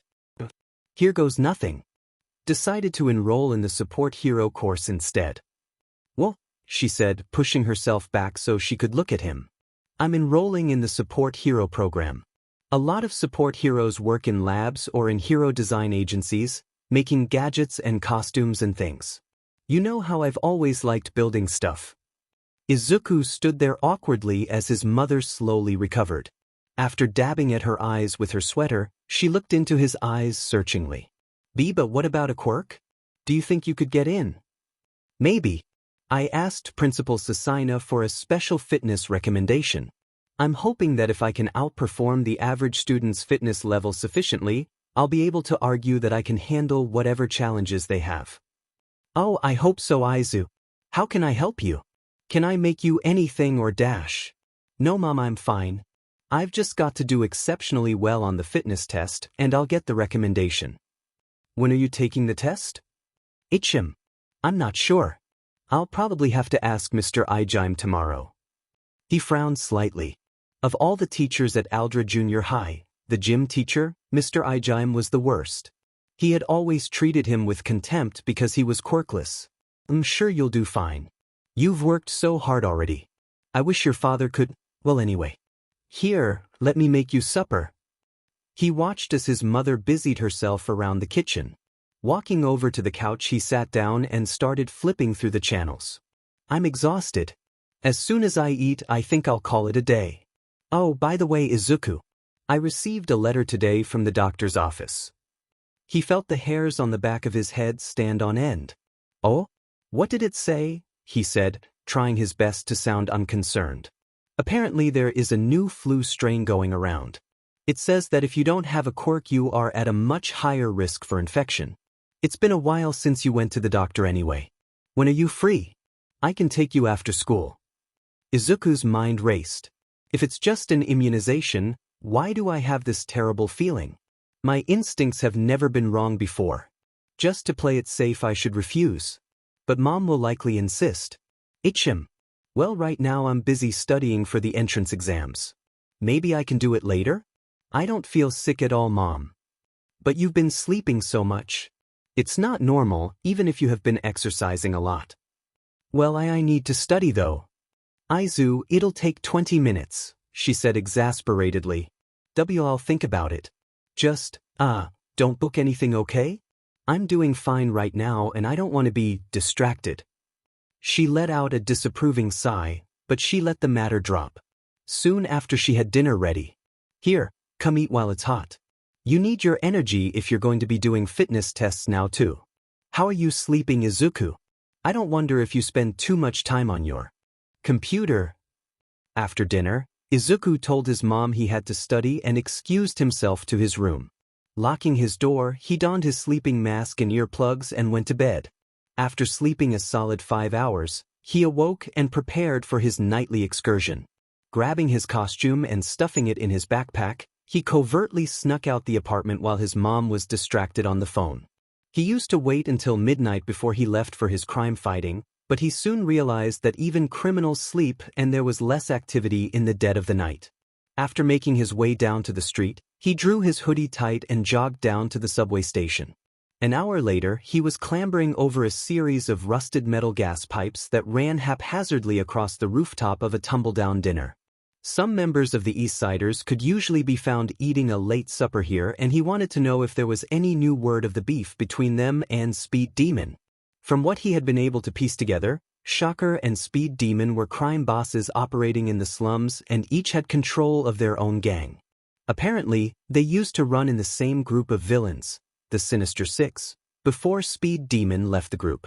Shortly after, the Sinister Six was broken up when their leader and all the other members besides Shocker was arrested. Ever since then, he had been operating on his own, dealing mostly in drags supplied by a Yakuza group calling itself the 8 Precepts of Death. Shocker and Speed Demon were in the middle of a war over territory to distribute the drags, including Trigger. While they were both supplied Trigger by the same source, Speed Demon was using his chemical expertise to modify the drag to produce a more pleasurable high, driving business away from Shocker and his gang. To compensate for this, Shocker quickly attacked and captured as much of Speed Demon's territory as he could hold. In exchange for the recipe for modified Trigger, Shocker offered to return Speed Demon's territory. Naturally, Speed Demon refused, and this led to a series of skirmishes between the two gangs that had been ongoing for the past year. Neither side had the strength to destroy the other, and neither side was willing to back down either. This had resulted in multiple murders and many more assaults across the slums this year alone. Izuku figured that if they couldn't take each other out, then it was up to him to bring them both down. Dropping down to the alley behind the restaurant, he snuck up to the open kitchen window and peered inside. As usual, the sweaty cook had his radio blaring while he clumsily danced around the stove. Hoisting himself up by his arms, Izuku deftly swung into the kitchen. Taking tiny steps, he tiptoed over to the counter separating the kitchen from the dining area and poked his head in just enough so he could see who was in tonight. He recognized a couple of street-level guys, but none of Shocker's lieutenants. Disappointed, he retreated. Sneaking out the way he had come, he crawled up a nearby tenement building to plan his next move. It's a pretty slow night tonight. Maybe I should head in early. Although I guess I could figure out the timing on my fitness run for Mr. Ijime. I'm sure I can find an empty lot or something around here. Jumping off the tenement, he went off in search of a clearing in the midst of the concrete jungle of the slums. Passing beneath the flickering yellow streetlights, a teenage girl and her father were walking at a brisk pace. The girl had brown hair cut in a shoulder-length bob and was wearing jeans and a faded red t-shirt. The man walking alongside her was wearing a button-up, paint-stained plaid shirt and worn jeans.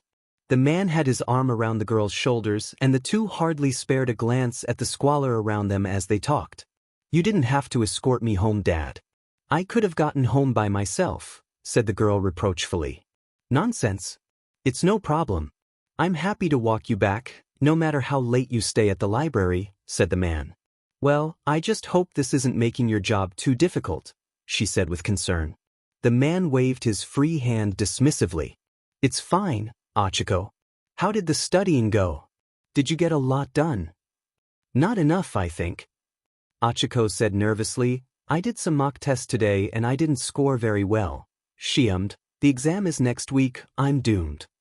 Her father laughed. He had heard all this before. I wouldn't worry so much. You're a bright girl, much smarter than you give yourself credit for, you'll see. I'm sure you'll qualify for UA.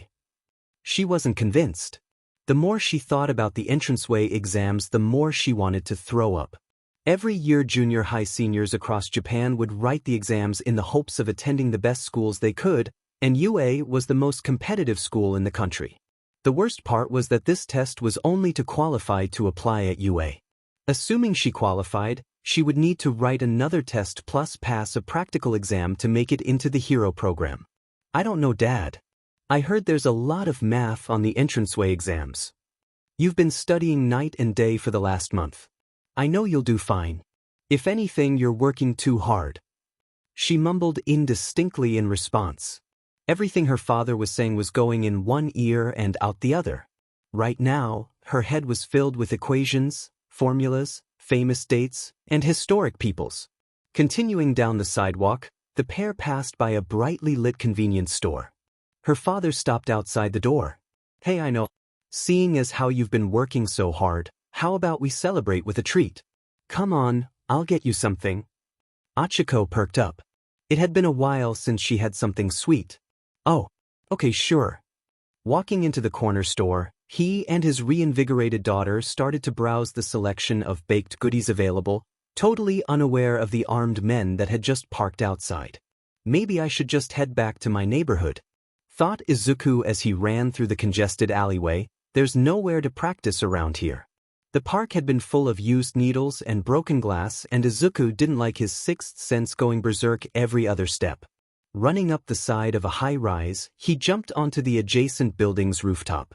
Landing with a roll, he resumed his pace over top the myriad of pawnshops, bail bondsmen, and vacant storefronts. I suppose I could call it an early night. If I grab my casual clothes now, I might be able to go for a jog before. Suddenly he heard muted shouting coming from below. Coming to a skidding halt against the tarred rooftop, he dashed over to the ledge and looked across the street. Through the window of a convenience store, he saw what appeared to be a group of thugs robbing the place at gunpoint. One of the thieves was gesturing with his shotgun at a man who was kneeling down on the floor. Apparently, he wasn't being very forthcoming with his cash. This could get ugly fast. Without a second thought, Izuku jumped down to the sidewalk. While her father looked over the magazines, Achiko was busy hovering over the baked goods. Even though the assorted pastries were probably stale, she was too hungry to care. She practically drooled as she considered the selection. A flash caught her eye. A glossy chocolate donut beckoned, its icing catching the glare from the buzzing fluorescent lights. At that moment the doors burst open and 3 masked men rushed in. Achiko bit back a scream as she realized what was happening. On the ground. Get on the ground, shouted a man, wildly brandishing a revolver. Achiko immediately crouched down on her knees, her hands raised. She looked over at her father across the store. He had went down on his knees as well. Twisting his head around, he turned and looked at her. She wanted to move over to his side, but her father gestured for her to stay back with his open palm. Stay put, he mouthed over at her, his lips drawn thin. Achiko nodded weakly. She could feel her hands start to shake slightly as she watched the thugs move through the store. One of the men pointed his pistol at the cashier. Open the register. Come on, do it. The ashen-faced cashier calmly opened the register and started withdrawing money from the drawers. While the cashier was taking out the money, another one of the robbers was going around the store. He approached a man by the coolers. Wallet, let's go, said the man, gesturing with his shotgun. The man kept his face looking down as he held up his wallet. The man with the shotgun snatched the wallet and flipped it open.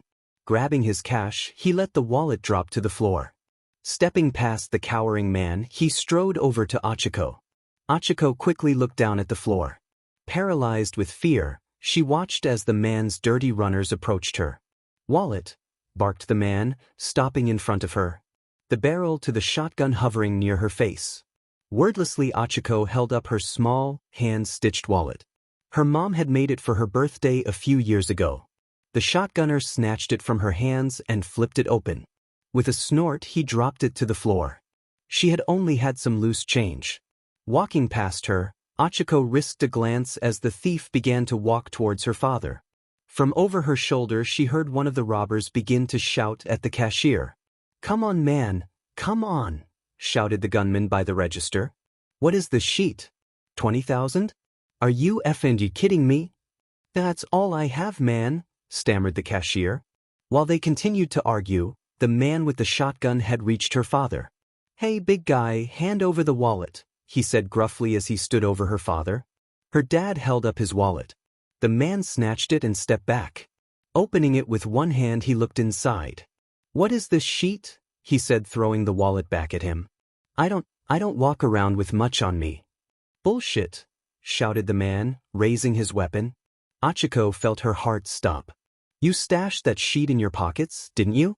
Come on, turn out your pockets, let me see," growled the thief. Achiko felt herself tense up as she watched her father fumble with his pockets. If she sprinted up behind him and grabbed him? Before she could do anything, however, she heard the door to the store burst open. Twisting her head, she saw the masked gunman who had been standing beside the cashier go flying past her. With a shuddering crunch, he collided with the wall, his body limp. Achiko gasped as she saw a red and blue blur rush through the aisle. With a crash, she heard the glass of the store window shatter as something was thrown through it. Looking over at her father, she saw the man with the shotgun had spun around. He pointed his weapon at her father's head, a wild look in his eye, his finger moving towards the trigger. "No!" Achiko screamed, sprinting forward. Shocked at the noise, the robber flicked the barrel up at her. Achiko froze. Suddenly she felt herself get pushed just as the weapon fired. With a huff she hit the floor as the thunderous blast rattled through the store. She shut her eyes tight at the sound. "I've been shot." However, she felt no pain. Slowly she opened her eyes. She expected to be looking at a gaping hole in her chest, but there was nothing. Looking up, she saw a red and blue costumed man standing by her father, exactly where the shotgunner had been a second before. Achiko stared at the man. He was wearing a tight red and blue bodysuit. Minus the mask covering his face, it looked like something a gymnast would wear, but shabbier, like it was homemade. She wouldn't even have thought he was a hero in the first place if he didn't happen to be covered in muscle. "Is that a hero? I didn't think they patrolled out here." "Achiko, are you okay?" "Say something," gasped her father, rising to his feet. It was then that Achiko noticed how short the costumed man was. He was only slightly taller than she was. Shakily she stood up. "Fine, Dad," she called out. Her father rushed over to her and put his hand on her shoulders. Pulling her into a tight hug, he let out a shuddering gasp. Only once he had squeezed the breath from her lungs did he release her. Turned back around, Achiko and her father looked at the costumed man. He was leaning up against the wall. "That was amazing. You're bleeding." The man was clutching his side. Between his fingers, Achiko saw blood drip and fall to the floor. "I'll call an ambulance," called out the cashier. The costumed man stirred. "No, I'm good. I'm sure it looks worse than it is," he managed weakly. Kicking the fallen shotgun over to the wall opposite him, the costumed man stumbled over to the door. "Hey dude, wait," shouted the cashier. The costumed man turned. "Sorry.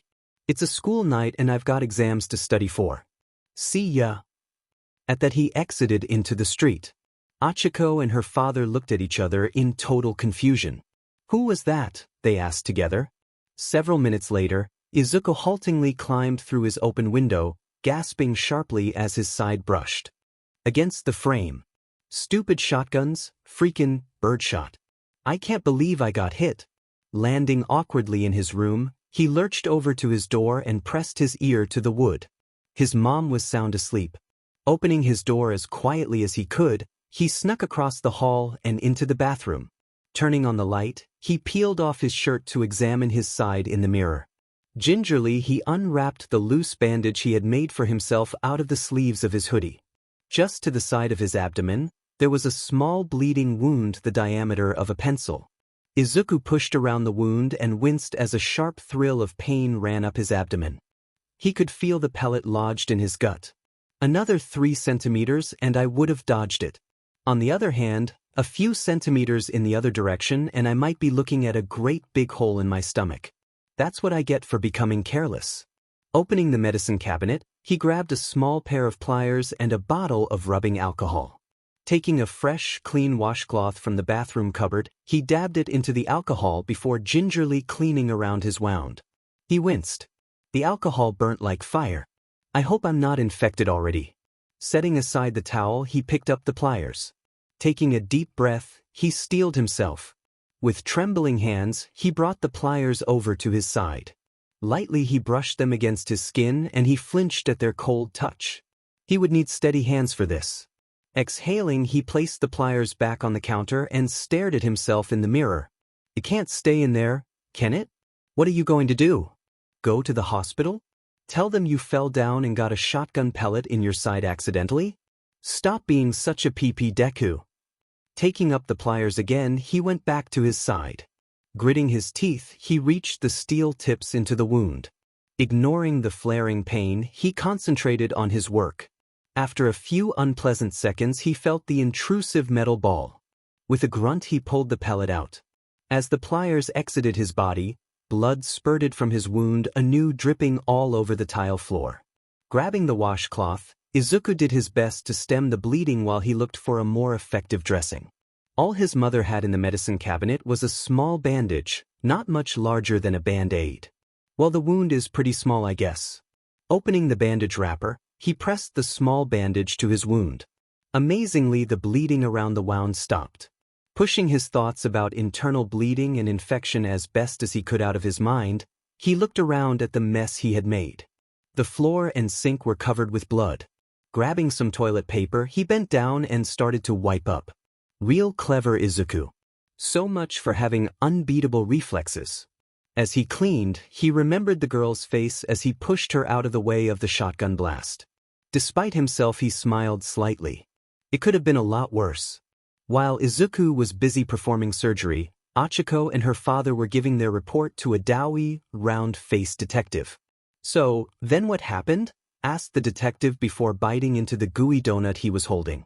Well, he said something about wanting to head home early and then walked off, said Achiko's father patiently. Said the detective, liking a spurt of cherry jam off his fingers as he flicked through his notes. Achiko turned her head and looked over at the paramedics as they wheeled a gurney past her towards a waiting ambulance. Above the neck brace, she could see that the man's lips were black and covered in sores. They were trigger junkies, no doubt about it. They're probably using guns to rob stores because their own quirks are damaged beyond repair. She couldn't help but feel sorry for them. She had seen firsthand what trigger abuse did. Trigger was spreading across the slums like a cancer. It was even starting to become a serious problem at her school.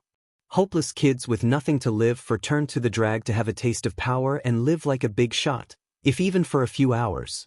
She was just thankful that her parents had raised her so well. A couple of her friends hadn't been so lucky. The detective started speaking again and Achiko turned her attention back to the man.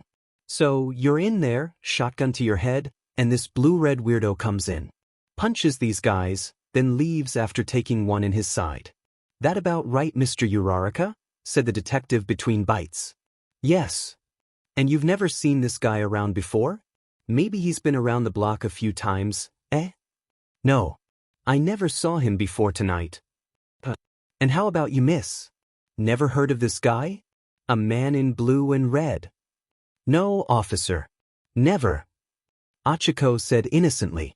The detective curled his lip and gave her a crooked smile. Before she could stop herself, she scowled. She knew that look. Here we go. She thought angrily as the detective let out an amused snort. Itchim. You know dash, started the detective. Achiko and her father adopted identical blank expressions. They had heard the police use this tone before. I realize that you both might think this guy is some hero after what he did tonight. But he's just another vigilante out to make a name for himself.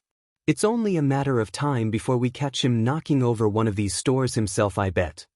The detective paused to wipe his crumb-covered hand on his cheap suit jacket. Neither of them said anything. The detective regarded them coolly for a moment before flipping to a fresh page in his notebook. What do you do for employment, Mr. Uraraka? Achiko glared at the fat detective, but her father kept his cool. I'm a contractor. I work in residential and commercial construction. Yeah? And what were you and your daughter doing at a convenience store at nearly midnight? You working late tonight? Asked the detective skeptically. I was just walking her home from her studies, that's all. She's been burning the candle at both ends, studying for her entrance exams. It's a school night tonight, is it not, miss? He asked, turning to her. Yes, she responded stiffly. Lot of young girls walking around tonight. I'm sure most of them would tell a cop they're just having some late study breaks too. How about Dash? Before he could continue his questioning, another police officer gestured to him. Lowering his notebook, he frowned at the two. Well, you'd better get home then. If we have more questions, we will contact you, Mr. Uraraka. You two can leave now. Achiko and her dad didn't need to be told twice. Turning, they started back down the sidewalk towards their apartment. The two walked in silence for a while before Achiko couldn't hold it in any longer. Maybe if the cops cared as much about crime as they did their donuts, we wouldn't have so many murders in the neighborhood, she muttered under her breath. Her father laughed. Maybe. But to be fair, that was a delicious-looking donut. I don't see why your job was so important to him either. Listen, he said, throwing his arm around her, don't let guys like that get to you. Just worry about your exams and one day you can be giving people like him their orders. Yeah, so who was that vigilante back there? He mentioned school and exams. Do you think? Her father laughed and shook his head. No, I don't. He was just trying to be cute. He suddenly grew serious. I hope he knows someone who can patch him up though. He should have just gone to the hospital. Dying's worse than eating a vigilante charge. Yeah. Achiko said worriedly. Whoever that guy was, she hoped he was okay. So, what you found? Asked the detective, leaning over the window of the forensic van. The forensic officer, who was scrolling through his dash-mounted computer, quickly stopped and looked up excitedly. His enthusiasm caused the detective to wince. Something was up, and no doubt it was his problem now. Okay.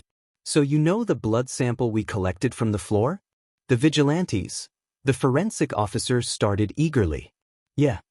Well, we ran it through the registry and get this. His blood signature has been tagged as high priority, but there's no identity in the database. So, it's strange. How is the blood known, but the identity of the person whose blood it belongs to isn't?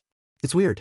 Normally I would assume this perp was already on file with other crime scenes, but I just checked our records and I got nothing. Whoever this guy is, he doesn't exist in our system except as a general alert by the feds. The detective scowled. Just my luck. I always work the sheet cases, he grumbled. I doubt you'll be working it for long. This has some high-level fuckery written all over it. My guess? This'll all be transferred over to some big-name hero office. You can bet on it. Fine with me, shrugged the detective. You have the surveillance tape pulled? Yeah, why? You want to watch it? It's pretty crazy. Nah, said the detective, scratching at a stain on his tie. Just have it ready for the higher-ups. Pivoting away from the van, the detective let out a sigh of relief. He dodged a bullet there. As far as he was concerned, if someone else wanted to work his case, then they were welcome to it. Hell, there were 24 others they could have if they wanted. Whistling to himself, he started plodding back to the convenience store. There was a chocolate-glazed beauty back there with his name on it. After a long, deep sleep, Izuku awoke with a start to his alarm blaring. Switching it off, he rubbed his eyes and let out a long sigh. Today was going to SCK. Gallivanting around school like nothing was wrong while recovering from a gunshot wound sounded like hell, but what other choice was there? He couldn't exactly tell Mr. Tamaniji he'd been involved with a convenience store robbery and ask for the day off. As much as he'd rather stay home and rest, he'd have to try and make do.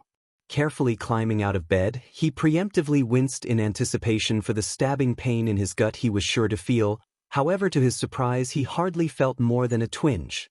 Confused, he rose and went over to his mirror. Lifting his shirt, he braced himself for the worst and gingerly peeled back his tiny bandage. To his amazement, though, his wound had completely scabbed over. Poking around his abdomen, He felt surprisingly little. He was shocked. Even though he'd only been hit by one shotgun pellet, he had still been shot. Shouldn't he be half dead? As he prodded his stomach, he stared at his reflection in bewilderment. Did I really almost completely heal with just a half night of rest? I guess I can add an enhanced healing factor to my quirks list. Still, I shouldn't push my luck. After school today, I'm going to take the night off. I think I've filled my injury quota for the week and I need to mend my costume anyhow. Besides, I should probably start studying for my exams too, I guess. After eating a light breakfast, he grabbed his things and went to school. As he was making his way to homeroom, he felt his spine tingle. Someone was coming for him. Glancing back down the hallway, he saw the squat, red-faced gym teacher Mr. Izuku approaching him. Izuku groaned. Mr. Izuku had always had it in for him. In contrast to his subtler coworkers, he proudly wore his prejudices against the quirkless on his sleeve, and he seemed to delight in tormenting Izuku at every available opportunity. Whether it be by structuring his gym classes in such a way as to humiliate him for his impediment, or by turning a blind eye to Bakugo's favorite gym pastime, he never seemed to tire of bullying him. Deku, Principal Sasina tells me that you're retaking the fitness test, barked Mr. Izuku. Why yes, sir. Despite himself, Izuku couldn't help but stammer slightly. I'm told you're trying to get a special fitness recommendation for UA? Well, I've seen you run, and I can tell you that's not going to happen. Izuku swallowed. Well, I've been working out a lot in Dash. Mr. Izuku waved his hand and scoffed. We'll see, won't we? After school today, meet me at the baseball diamond. I want to get this over with as soon as possible. Oh, exclaimed Izuku. Mr. Izuku turned and started off down the hallway. Izuku's mind raced. He wants to meet today? I haven't practiced yet. Composing himself as best as he could, Izuku called out after him. Mr. Izuku. He turned and looked back at Izuku with an impatient sigh. Do you think we can do this another day? I was hoping to dash. No, Mr. Izuku spat, you're on my time, Deku, so I say we do it today. Don't keep me waiting. Grit, thought Izuku bitterly as he watched the man disappear down the hall. Muttering to himself, Izuku walked into class and settled into his desk. Even though he was no longer the weakling he used to be, for whatever reason he still hadn't gotten over his fear of confrontations with people. As class started, his thoughts were filled with petty revenge scenarios against Mr. Izuku. It would be so easy to blow through the test and watch Mr. Izuku be put on his back foot for a change. He thinks he's so much better than me. I could fold him in half if I wanted. Thought Izuku bitterly as Mr. Tamaniji tried and failed to explain quadratic formulas. Him and Bakugo are the same. They think that just because they were born with some meager power they can do whatever they want. If I wanted to... Izuku shook his head. Intoxicating though his revenge fantasies may be, he could never let himself forget what he had almost done to Bakugo. If my fight with Bakugo has taught me anything, it's that no matter what, I can't let anyone get to me. If I lose control, I'll only hurt myself. Looking away from the floundering Mr. Tamaniji, he glanced over at the clock. It was over an hour until his first break. Sighing, he flipped through his textbook. It was going to be a frustrating day. After what felt like an eternity, recess came and Izuku ran off to the field to work on his timing. For the 100-meter dash, I need to finish as close to 11 seconds as possible.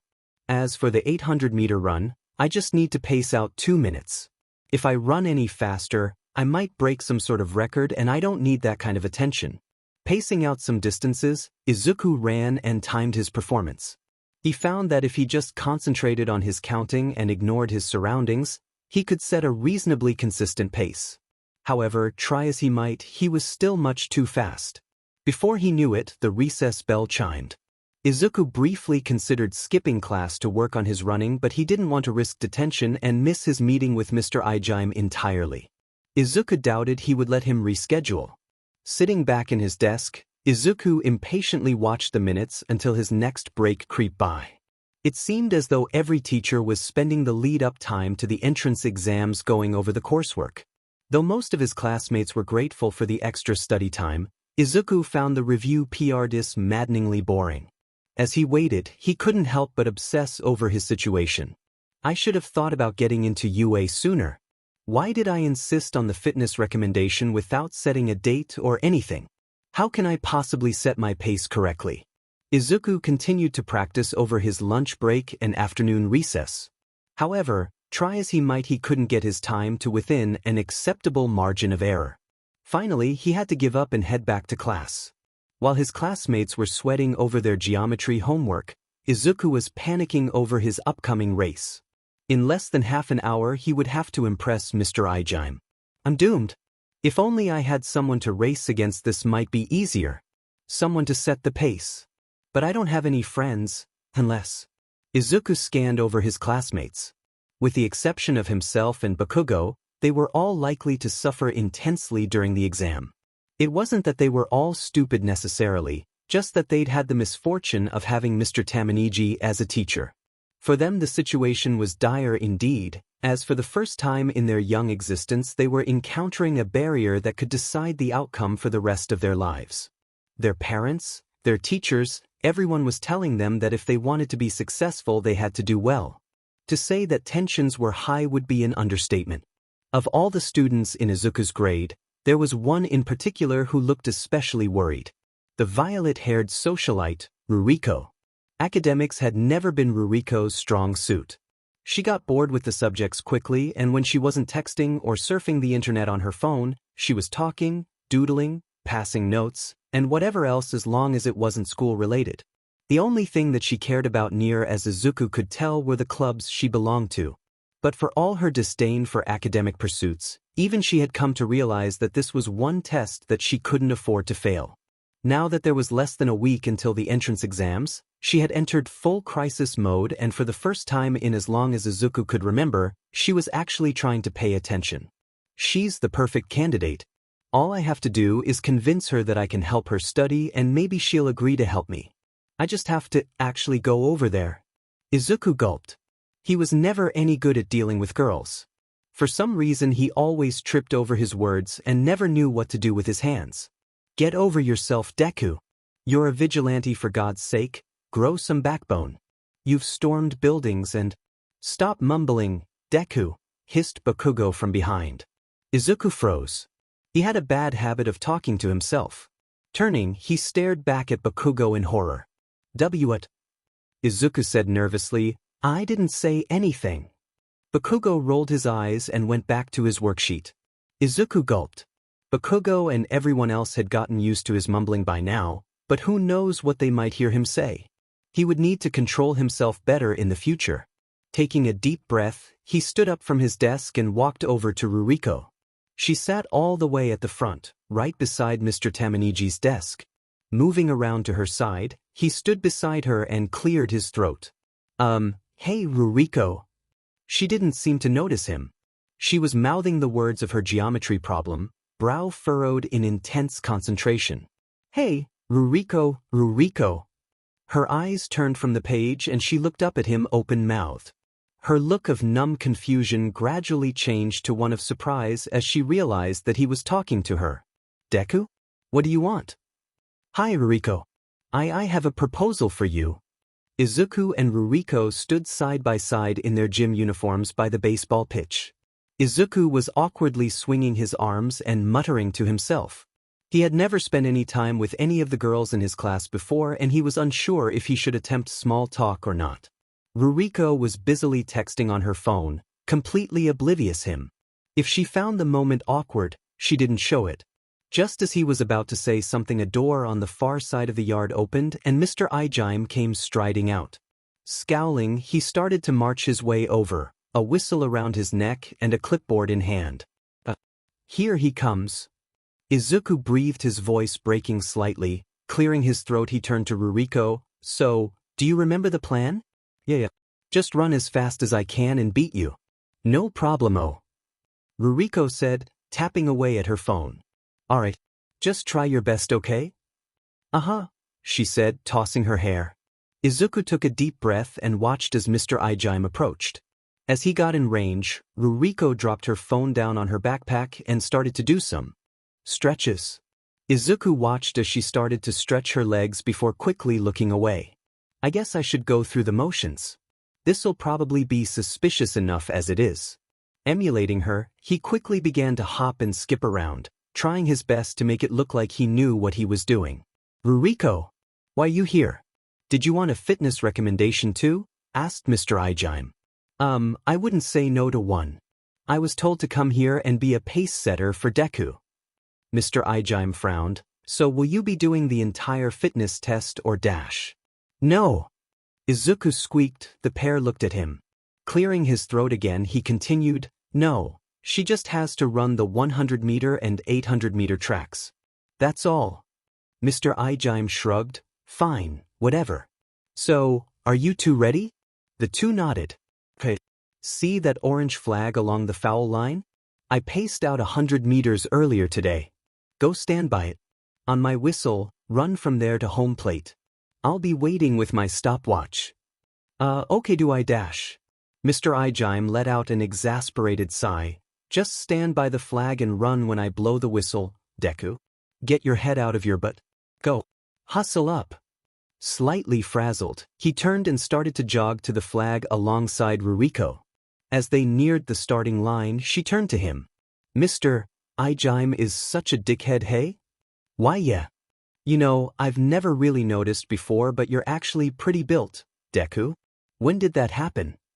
Izuku felt his face go pink. Oh, why you know, I've been training for the last year or so. Running and swimming. Well, it won't matter cause there's no way you're beating me, she said teasingly. Izuku couldn't help but grin. We'll see. Arriving at the flag, Izuku and Ruriko turned and faced the baseball pitch. Mr. Ijime held up his watch to his face and placed the whistle to his mouth. Ruriko got into her sprinting posture and Izuku copied her. A second passed. Izuku could hear Ruriko steady her breathing as she tensed herself. Just don't screw this up, Deku. Suddenly from across the pitch he heard the shrill note of the coach's whistle. At that the two classmates took off down the pitch. In the corner of his eye, Izuku watched as Ruriko inched ahead of him. He kept his pace. I should try to win by around a half second or so. That should give me a good enough advantage.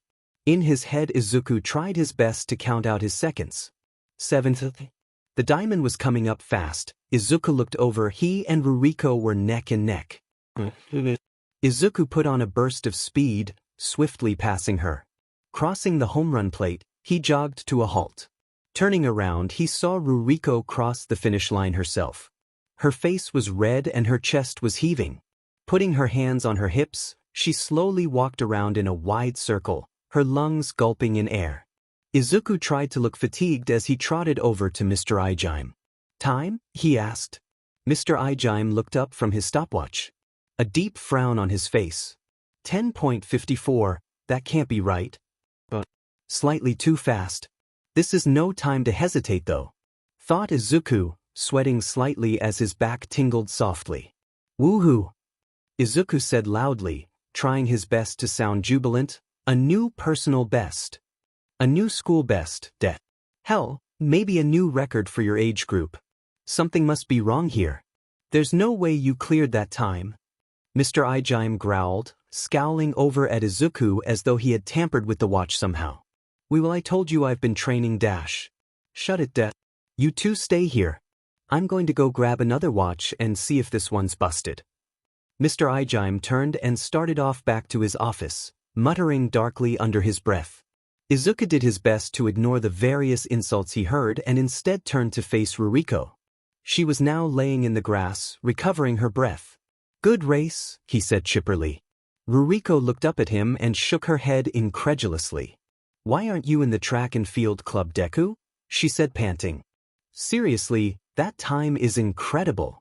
Even without a quirk you could qualify, no problem. Izuku smiled uneasily but said nothing. Turning away from her, his expression quickly turned to one of worry. I'll need to slow down for the 800-meter run.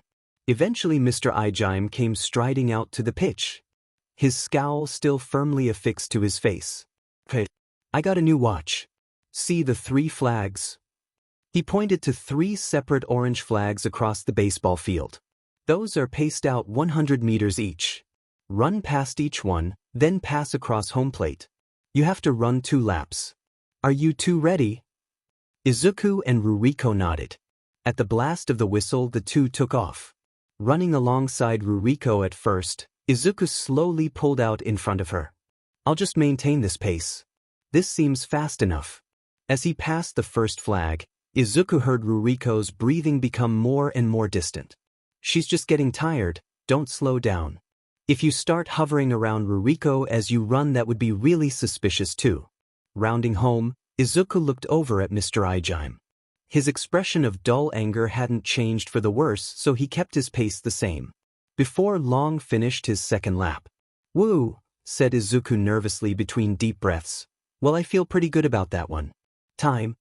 158.43, said Mr. Ijaime growled. Izuku clapped his hands and whistled. Fantastic. I'm on a roll today. Oh really? A roll are you?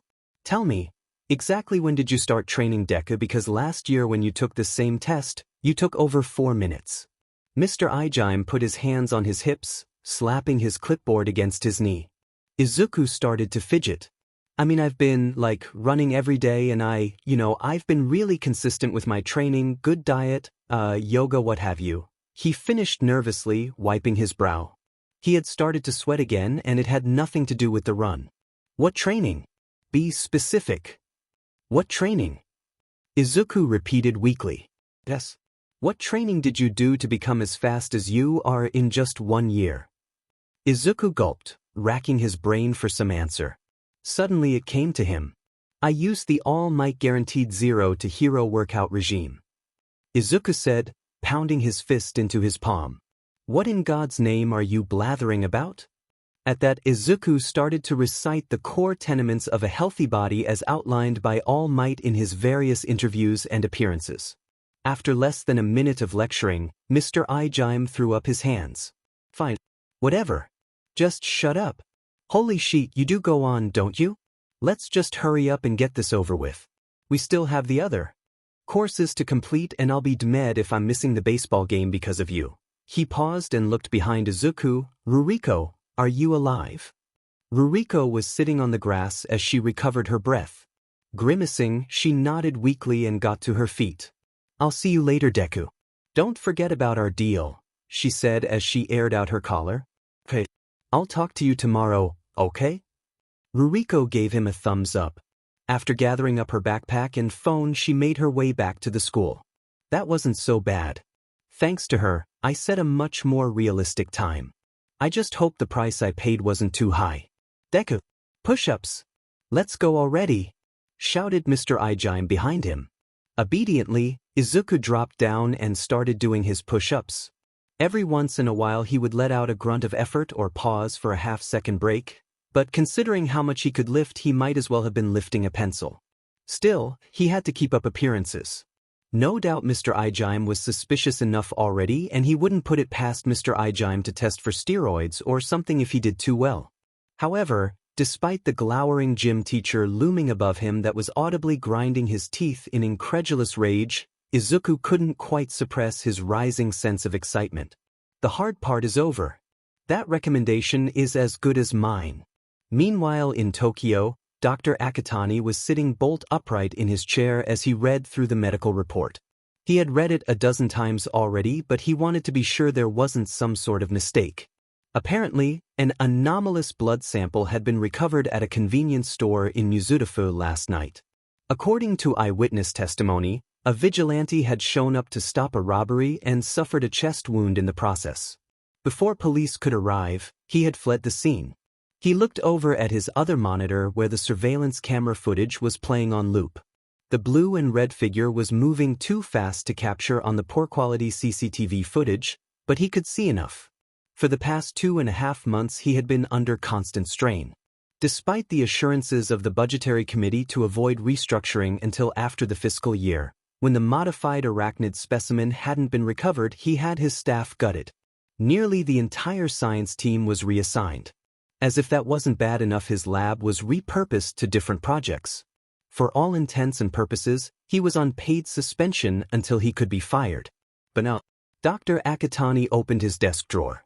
With trembling hands, he grabbed a bottle of fine scotch and poured himself a drink. The appearance of the arachnid blood signature was nothing short of miraculous. Somehow the spider must have escaped from the labs and bit a person. And of all the people it could have bit, it bit a quirkless individual.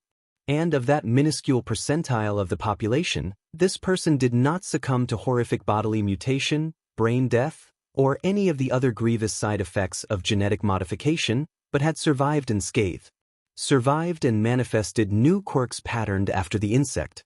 I've finally done it. I've created quirks. After all these years, I've finally done it. Downing his drink in one gulp, Dr. Akatani let out a satisfied burp before pouring himself another. He had some news for the budgetary committee. Izuku and Ruriko were sitting next to each other in their empty homeroom. Their desks were covered in open notebooks and textbooks, most of them Izuku's, while they studied. It was after hours and their classroom was filled with a rare peace, disturbed only by Ruriko's muttering. Occasionally she would swear and start violently erasing some of her work while Izuku flipped through his textbook. It felt weird studying for the entranceway exam. Aldra had been his school for years and he would be leaving it behind soon. He'd be lying to himself if he said he was going to miss the place, but it was a big change. For better or worse, him and his classmates had grown up together and now they'd be going their separate ways. Would they remember him? Besides Kaken, he doubted it. Hell, Kaken would only remember him out of hatred. While he reminisced, Ruriko let out a tortured sigh. Laying her pencil down, she shook her head in resignation before facing him. Here I finished, she said in a drained voice. Did I do this right? Izuku snapped out of his memories and glanced over. Ruriko was holding out her notebook for his inspection, a desperate air about her. Prying the notebook from her hands, he looked over her chemistry work. Grimacing, he shook his head. It's only half right. Remember, if your units don't cancel out dash, he started, but his words were instantly drowned out by Ruriko's squeal of excitement. Really? I did it right? Oh my god, I don't believe it. He looked back at her in alarm. I mean you only did it half right. Your final answer is still wrong. But it's a start though, yeah? This calls for a break, she said happily. He gave her a weak grin as she slammed her school books shut with relish. For the past 5 days he had been helping her prepare for the entrance exams as payment for her help with his fitness test. Thanks to her, Mr. Ijime had no choice but to affirm his fitness claim and give him a recommendation. If all went as planned, he would get into UA after all. Studying had been slow going at first, but she was steadily improving. As a side effect of helping her study, Izuku found himself an effective means of reviewing his own coursework too, so it wasn't all bad. Unfortunately, his study sessions prevented him from repairing his costume, but he figured he needed to study eventually and helping Ruriko was as good a time as any. I can hardly wait for this all to end. As soon as tomorrow is over, I'm going to go to my room and just pass out. Ruriko said sighing, What about you, Deku? Yeah. Sleep sounds good, he said, nodding. Over the past 5 days he had been using his break from crime fighting to recover from his fatigue. He felt guilty for not patrolling the slums, but with his costume out of commission, there was nothing he could do until after the exams. So what school did you apply for? Ruriko asked. I applied for UA. She snorted with laughter and he felt his cheeks redden. Upon seeing his expression, she quickly straightened her face. Sorry, Deku. I know you're the smartest kid in school, but brains can't help if you don't have a strong quirk.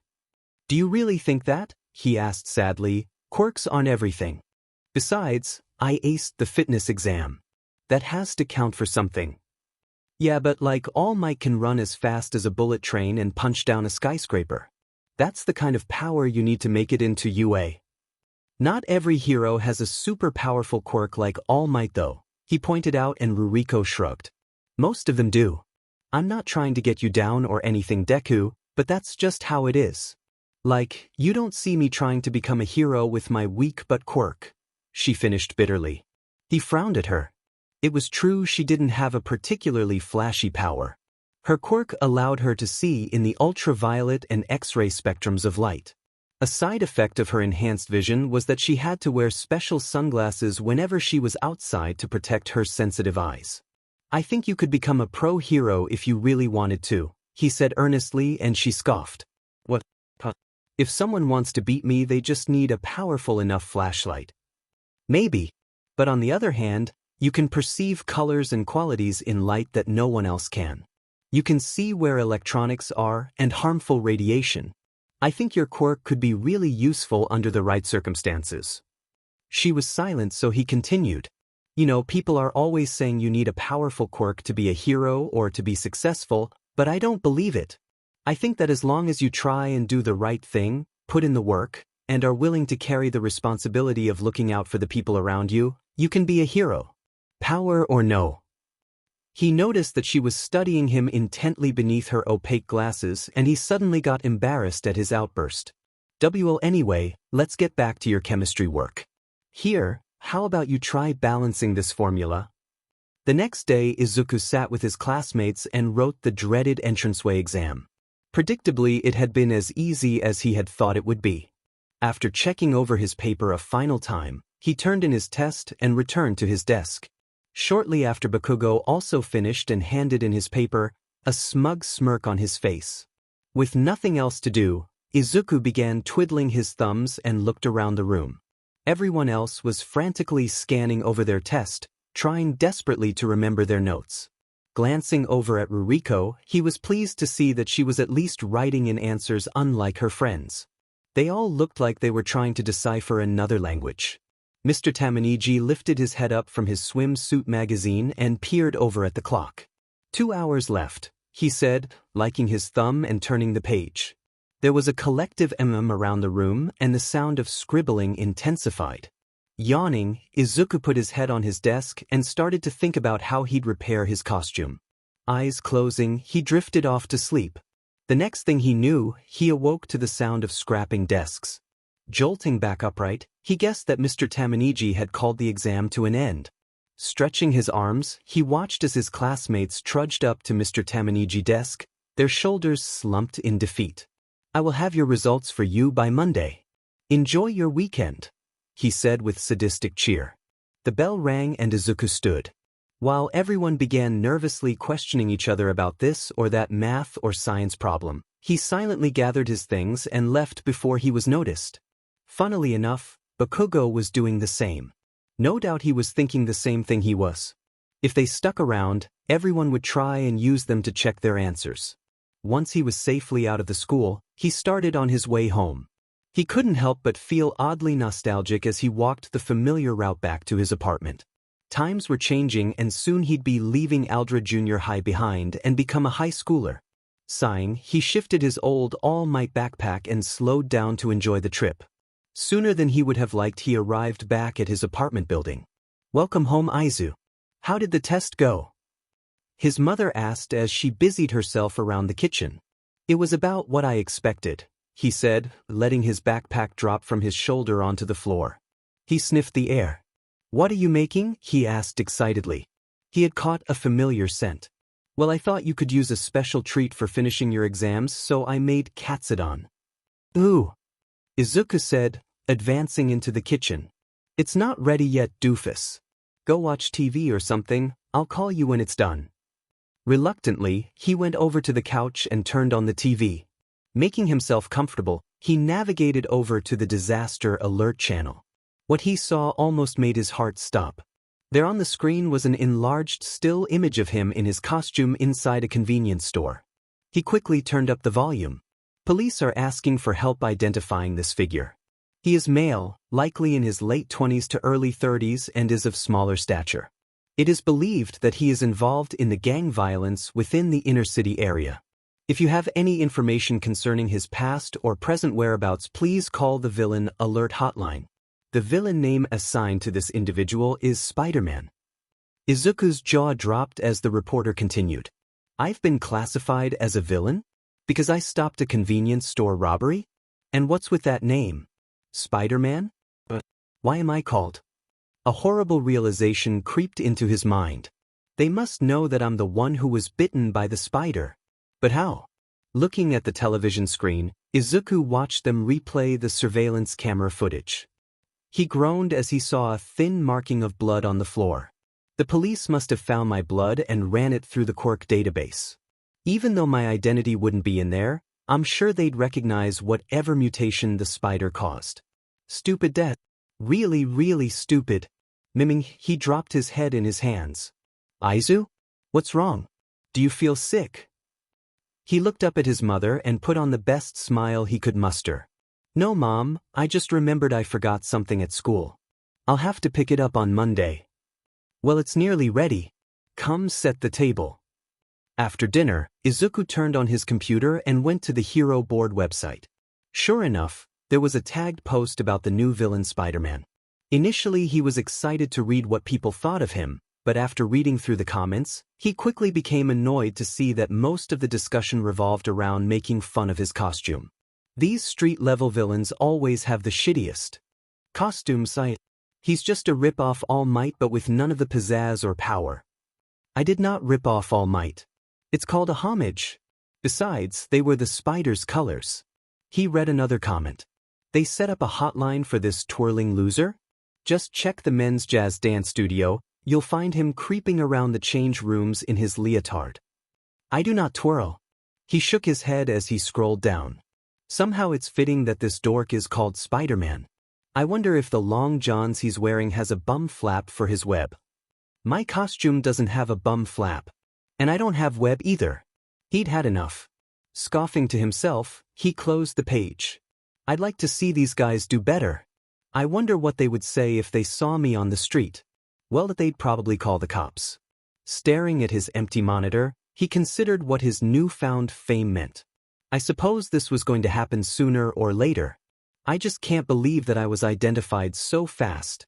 I'll need to be twice as careful from now on. Standing, he went to his closet and took out the shoebox he kept his costume in.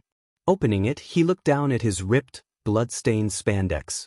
I mean, it's the best I could manage with the materials I had available. I was going to add all sorts of extra details that I think that if I had been able to make the costume as it appears in my head, the reception would have been more positive. He put away the costume and opened his sketchbook. Flipping through his many iterations of his costume, he turned to a fresh page.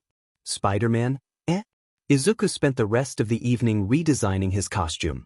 The red and blue theme was fine, it just needed a little certain something. On a whim, he sketched a red spider on the back of his character outline. The extra detail went surprisingly well against his mostly blue back. I should improve my mask too. Maybe something more insect-like. He sketched in 2 white patches around a full mask for eyes instead of the ski mask style he had before. It's still similar to All Might in terms of its colors on the legs and arms, but it's also unique to me with the whole spider theme. I think I really have something here. After looking over his drawing, he sighed. He could come up with whatever design he wanted, but until he had access to a hero studio, he would still be limited to fragile spandex. For now, he was stuck being the twirling loser. Going back to his boxed costume, Izuku wearily grabbed it and took it to the washroom. It would take a long time to wash all the blood out in the sink.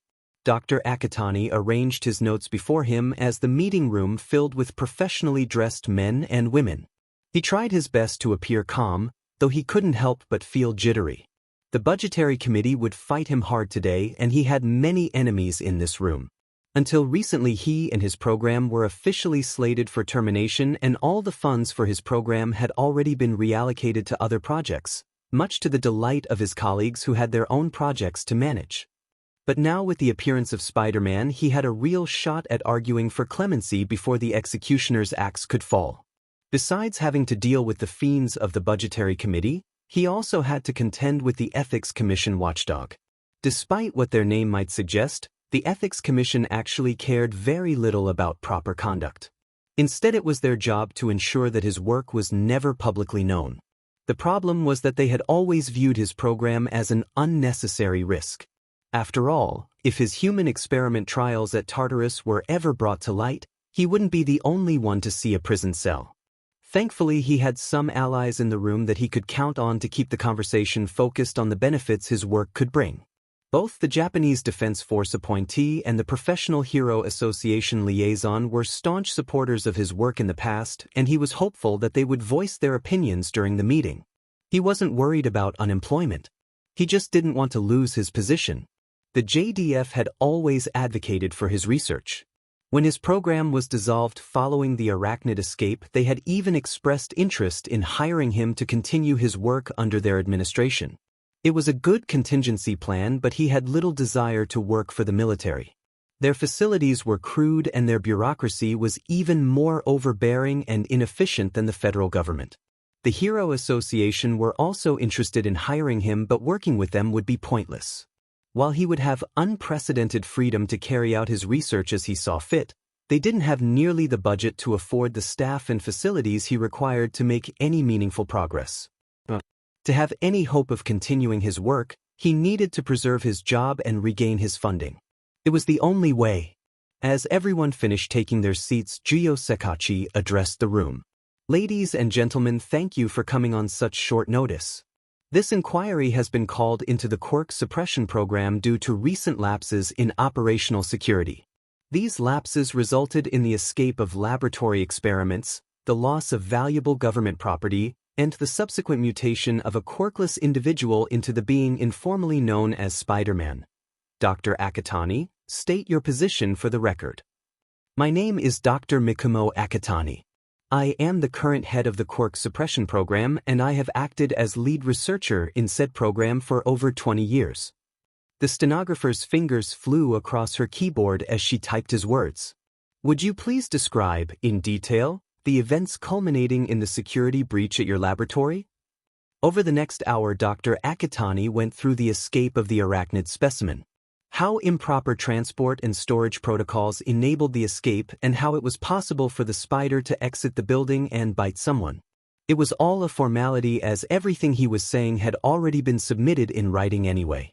It was obvious that Sakachi was having him narrate his report to the inquiry committee to frame this meeting as an admission of guilt on his part. When at last he finished, the Ethics Commission representative Mr. Nabesu spoke up. "This is a disaster. We are past the point of partial disclosure. If the public were to learn that government experiments were attacking citizens in the streets, it will become an election issue. We will need to cover this up as quietly as possible. If we are going to contain this, we will need to move quickly," said the Hero Association liaison Mr. Gizzen. "The quirkless individual bitten by the spider, this Spider-Man, what can you tell us about him?" Everyone turned back to Dr. Akitani. "Based on the demographics of the individuals working in downtown Tokyo and the evidence gathered from the police at the first sighting, we can reasonably assume a number of things. First, that he is a young working-class professional, likely a contractor who has found employment with one of the many tech firms in Tokyo. Quirkless individuals tend to gravitate towards highly technical or technology-focused jobs to combat their employment limitations. Second, it is likely that while he works in Tokyo, he lives in Mizudafu. If he's already employed, then why is he working as a vigilante?" "Wish fulfillment," said Dr. Akitani. "At his age, it may be impossible for him to become a professional hero. Or he already has a stable career and doesn't wish to disrupt his public life. If that is the case, he probably won't stay a vigilante for long. Most of those sorts of people turn to crime for their kicks, sooner or later." Mr. Gizzen said grimly. "Where did the name Spider-Man come from?" Sakachi asked. "Spider-Man was a name created by myself following the police forensic report. Not very creative, I know, but we needed to put together an alert as quickly as possible to identify the subject for the public. That information should have stayed classified until after this debriefing," Sakachi said sternly. Before Dr. Akitani could respond, Mr. Gizzen interrupted. "With all due respect, sir, what's a name? He's already engaging in visible crimes. If we want to capture him promptly, then we will need to issue a broader alert anyway. We should formally request help from the Hero Association and attempt to capture him as soon as possible.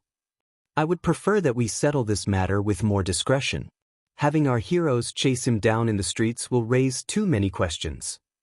Nabesu said quickly. "What do you propose?" Gizzen asked.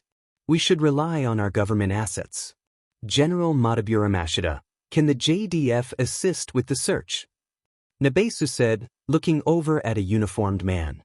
"That depends," said the older man. "It will take some time to redeploy our assets and receive authorization to conduct operations in a civilian jurisdiction. It may be better if we relied on the police in the meantime. Wait, Sakachi said, holding up his hand, we are getting ahead of ourselves. This meeting was called to discuss the future of Dr. Akitani's research, not Spider-Man. If I may, I believe that the two are one and the same. Dr. Akitani said before anyone else could speak, Spider-Man represents the culmination of my research. In his body lies the answer to so many questions. Sakachi frowned at him.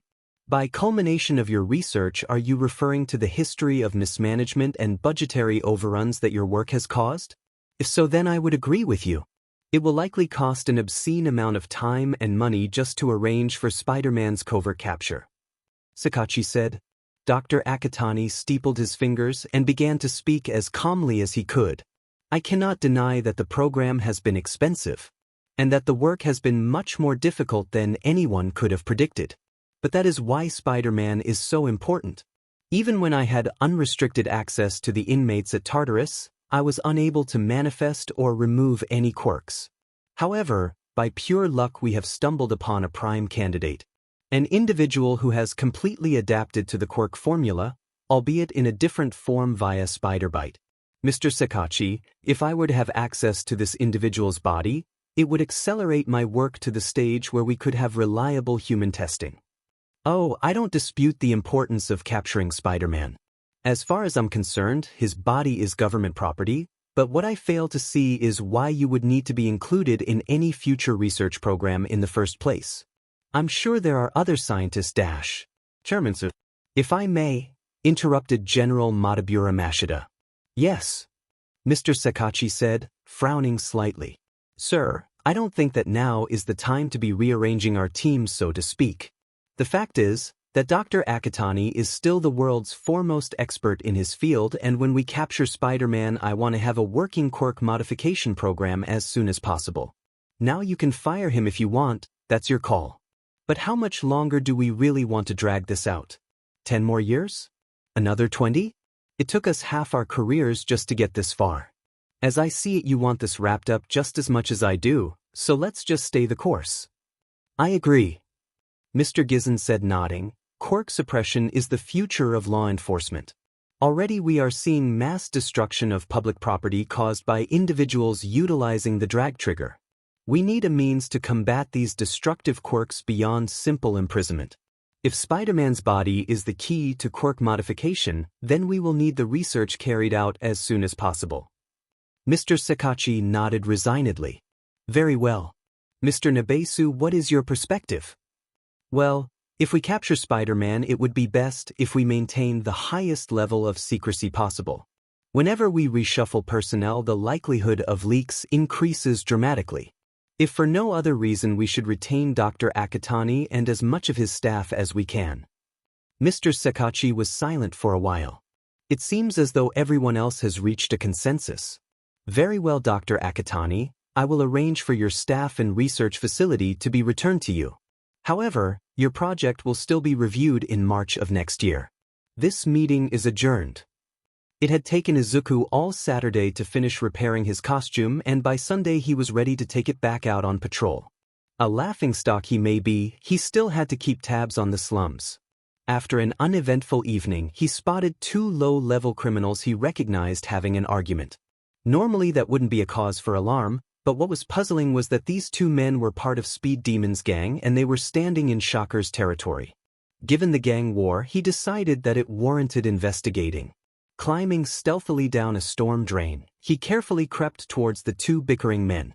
Yo man, I bought you cigs the other day. Spot me one, whined one of the men to the other. Yeah, because you smoked my whole pack. By your own, said the other man, turning his shoulder towards his friend who had started reaching towards him. Come on, you know they won't let me in that store no more. Don't be a d-. No. Pfuff. What a sad sight. Izuku said as he clung to the wall. The two thugs jumped and whirled to face him. What's a few cigarettes between friends? Oh shit. It's him, said one of the men, stepping backwards. Who? She other thug said, eyes wide. That guy from the news. You know, Yes? Go on. Izuku said excitedly. Spider guy. Beneath his mask, Izuku's grin disappeared. Eh, close enough. Izuku dropped down to the ground and the thugs turned to run. Before they could get away, he grabbed the two men by their jacket collars and roughly shoved them back into the brick wall. Falling to their knees, they cowered beneath him. "Hey, cool it, dude. We don't go a beef with you," said one of the two men, raising his hands in front of his face. "We'll see about that. Why is Speed Demon sending his goons around here?" Izuku said, trying his best to tower over them. "What? Sheep man, we're just here to hang out. Chillin' and dash." Izuku sighed and punched the brick wall. The masonry shattered, crumbling to dust. The two men grew pale, their eyes widening in fear. "Jesus, calm thee down. We're not intruding or nothing. If this is your territory, we'll split, peaceful-like. Why were you guys here? I thought if Speed Demon's boys were caught around these parts, Shocker and his crew would waste you." The two thugs looked at each other. "Well, I mean, they're in, negotiations." "What?"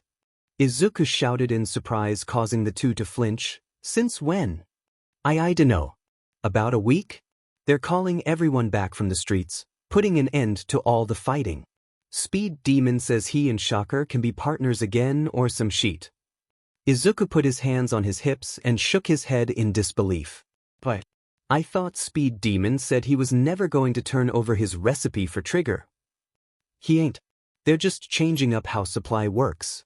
Shocker's gonna buy his sheet from Speed Demon from now on, and Speed Demon isn't gonna bother with his own distribution." Beneath his mask, Izuku's jaw dropped open in amazement. He never thought that was even an option. "Doesn't that mean that you two are out of a job then?"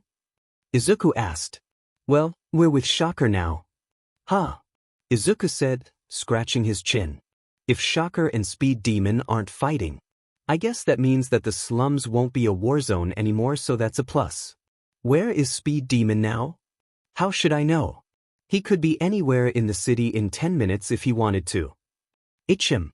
What about Shocker? Any clues?" "Clues? Yeah, I got your clue right here." The man grabbed his crotch and flipped Izuku the bird.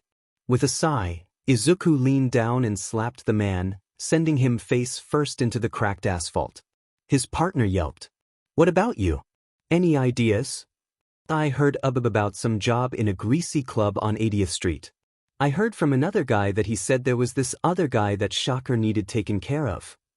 "A greasy club on 80th? Do you mean the Slick PMP?" Izuku wondered. "Yeah, that's the place." Izuku stopped to consider this new information. From what he knew, Shocker never got his own hands dirty, so it was unlikely that he would show up just to take someone out. Still, it was better than nothing. This other guy. Izuku started thinking, the one Shocker wants taken care of, what's his name? I think it was Knuckle or Dusty or something. That's all I know, honest. Knuckle or Dusty. Well, I'd better get going then," Izuku said, turning around to leave. The thug breathed in relief before Izuku suddenly stopped. "Oh yeah, I almost forgot." Turning back to the thug, he gave him a fast jab to the chin and knocked him out cold.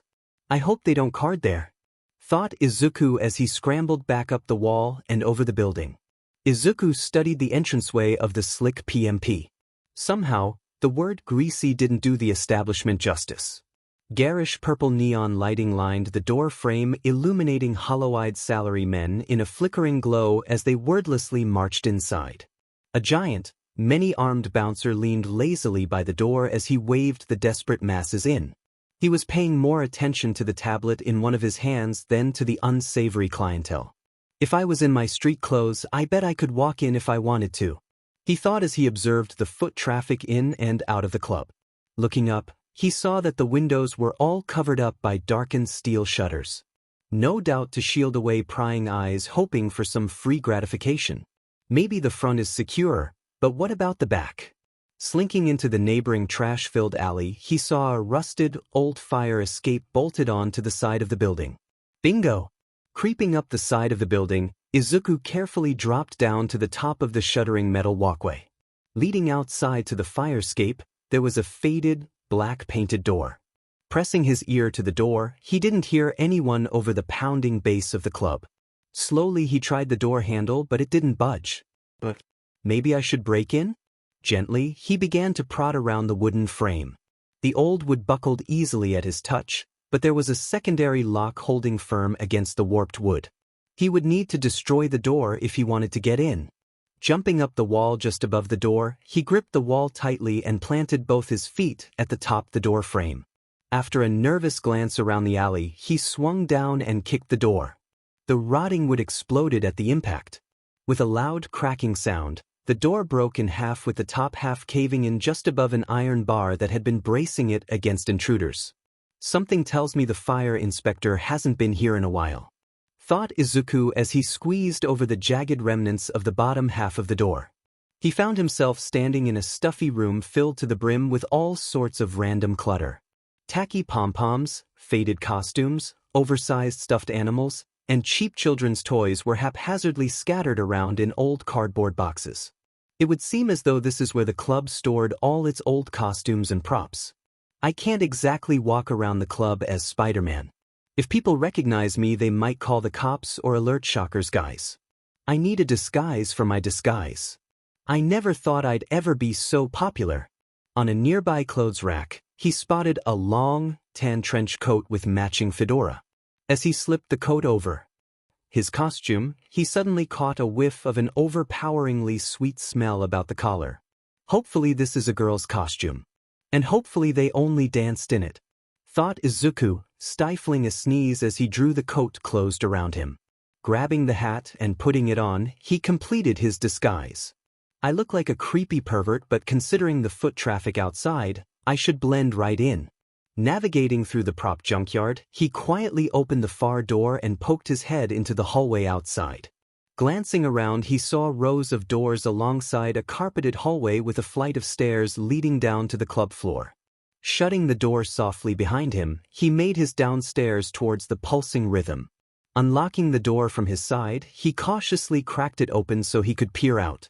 Upon looking in, Izuku's eyes were immediately drawn to the tables where unenthusiastic-looking young-ish women in billowy, sashing costumes were in various stages of undress. Seated around them were crowds of hungry-eyed men who watched them gyrate and twirl while they sipped on cheap beer. The yellow stage lights illuminating the dancers gave the surrounding leering masses an unhealthy, sallow appearance. Despite himself, Izuku felt himself blush and his heart race at the sight of the girls. Closing the door, he considered his next move. There are so many people, maybe I could walk around unnoticed. Would a masked man be so strange in a place like this? Before he could make up his mind, he heard footsteps making their way across the carpeted floor at the head of the stairs above. Cursing softly, he took a deep breath and stepped outside. The smell of cheap perfume, sweat, cigarettes, and alcohol immediately assaulted him as he entered the club floor, and he stood helplessly for a moment. He wasn't used to being out in the open in his costume, and he felt extremely self-conscious. Across the floor, he spotted the bar. Maybe I should ask if they know Knuckles there. Tilting his hat low to try to look as inconspicuous as possible, he shuffled off towards the bar counter. "Yeah, baby, shake it, yeah," shouted a slurred voice that Izuku knew all too well. "Mr. Tamaniji?" At a nearby table, Izuku was horrified to see his homeroom teacher, drunk out of his mind, leaning over towards a dancer. His fumbling hands were attempting to tuck a 1,000 yen note into a hooved esterpers garter. He found his target. Slipping in the note, his hands suddenly darted up in an attempt to grope the woman. "No touching," said the dancer in a suspiciously deep sing-song voice as she kicked him swiftly back down to his seat. Bouncing off the chair, he fell rolling and whining on the dirty floor. While Izuku was stunned at the sight of his flailing, drunken teacher, a dancer came over to him. "Hey there, Mr. Mysterious, you want a private dance?" Izuku barely heard her. "That guy is my homeroom teacher," he said weakly, watching as Mr. Tamaniji tried to stand back up only to fall over backwards again. "Oh yeah? You know, I thought he looked familiar. I think he taught me too." "Small world," said the girl with a shrug before she walked away. Izuku shook his head. Covering his masked face with his hand in embarrassment, he left his teacher behind to wallow. Approaching the bar, Izuku sat on one of the stools next to a big man in a dark gray overcoat. Izuku was surprised to see that he was wearing a mask too. Looks like I'm not the only one concealing his identity. Eventually the barkeep came up to him. "What'll it be?" shouted the barkeep over the music. I'll have a Coke." The barkeep grabbed him a can and plopped it in front of him. 200 yen, she chimed. Fishing through his pockets under his coat, Izuku pulled out the cash he was saving for the vending machines at the subway station. "Thanks," he said, taking his drink. "Hey, do you know a guy named Knuckle? Or maybe Dusty? I'm looking for him." The barkeep raised her eyebrow and smirked at him. Taking his money, she walked away to the other end of the bar. Before Izuku could call after her, the man he was sitting beside turned to him. "Knuckle? What are you looking for him for?" growled the man. He was a big guy and from the size of his arms, heavily muscled. Izuku didn't need his sixth sense to tell him that this man was dangerous. "I was told he's in danger. Do you know him?" Izuku asked, unperturbed by the masked man's aggressive demeanor. "Know him? Wait a minute." The man looked him up and down. "Hey, you're that guy from the convenience store robbery. I should dash." Hissed Izuku, glancing around. "I'm not a bad guy. I was helping those people. I saved everybody." "Oh, then how come the news called you a dangerous criminal?" Izuku paused. "Well, I am technically a dangerous criminal because I'm a vigilante. But I'm certainly not a villain. Think about it, what kind of gangster stops a convenience store robbery of all things?" The man looked at him again and Izuku stared back into his gray-blue eyes. "Well, listen if you want to meet Knuckles Dash." "You're Knuckles," interrupted Izuku impatiently. "I see that now. It's obvious, Dash. I said if you want to meet Knuckles, go to the parkade on 77th Street. Wait on the 3rd floor by the red graffiti." What? "Let's talk here." The man ignored him.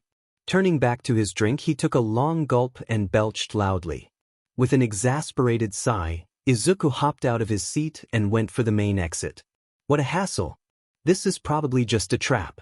With a final look at the girls, Izuku exited the club and went out into the street. Izuku fanned himself as he waited for Knuckles to show up. It was a hot night and his costume was getting sticky with sweat. To his annoyance, the coat he wore had imparted its overbearingly sweet smell. "I really should start carrying a water bottle," he thought as he drank the last of his Coke.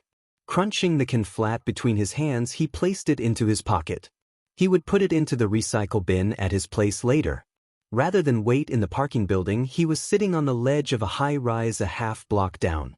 His perch afforded him with a vantage point of both the street and the red graffiti on the 3rd floor. At least he hoped it was the right red graffiti. There was no shortage of it in that building. This has to be a trap. Why would he want to meet me all the way out here? I'm willing to bet that right now he's phoning the police hotline to get that reward. But in the last 10 minutes, he had yet to feel a single twitch in his spider sense. Finally, way down on the sidewalk below, he saw the big man in the overcoat slowly walk towards the parkade. About time he showed up. He watched as the man entered the building and made his way up the levels at a leisurely pace. Eventually, he stopped in front of the red graffiti and lit a cigarette. Izuku had kept careful watch while he climbed and he hadn't sensed anything. It looks like he's alone. I'd better get over there before he leaves. Hopping down from his ledge, he quickly ran and jumped his was over to the parkade. Leaping from the rooftop of a single-story pawn shop, he arced over the concrete barrier around the side of the parking lot and onto the pavement. Walking between the parked cars, he called out to the man. "Hey! So, you're Knuckle, right? Why did we have to meet here?" Izuku stopped several feet away from the man and looked him over. He was wearing a long overcoat over a plain black shirt and blue jeans. His half-cowl mask shielded his upper face and head while exposing his stubble-covered chin and neck. From the way he carried himself, Izuku sensed that he had seen a lot of fights in his time. "The name is Knuckleduster, kid, and we're meeting here for some privacy. I don't know about you, but I'd rather not discuss business in a scumhole like the slick PMP. Besides, if I were in your position, I'd be more concerned about keeping my head down right now. The cops seem to have a real hard-on for you." Knuckleduster lit another cigarette before he continued. "You know, cops wouldn't care about some vigilante charge over a robbery. You must have done something to get so much heat." He glared over at Izuku, who started to fidget under the older man's gaze. I don't know why they're after me. Izuku lied, maybe I'm eating into someone who's on the take's profits or something. Knuckleduster nodded but said nothing. After taking a long drag on his cigarette, he spoke. So, what do you want? He asked. I came over to find you because I heard from some of Speed Demon's former henchmen. You've heard of him, right? Knuckleduster nodded, so Izuku continued. Well, apparently you're being targeted by Shocker and his guys, he finished. Knuckleduster snorted. So what else is new? They've been after me for a while. Knuckleduster said, taking another drag on his cigarette. Why? The large man chuckled. I've been following the trigger craze for a lot longer than anyone else, understand? Way before the media labeled it a crisis.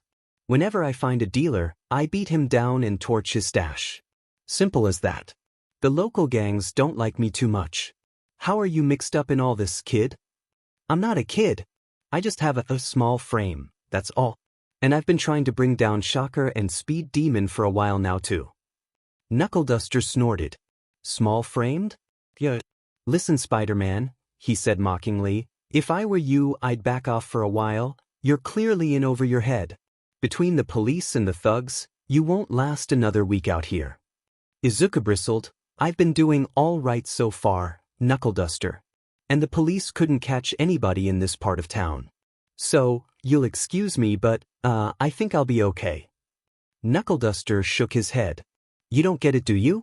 The reason the police don't catch criminals around here isn't because they can't chase them down, it's because they know there's no point.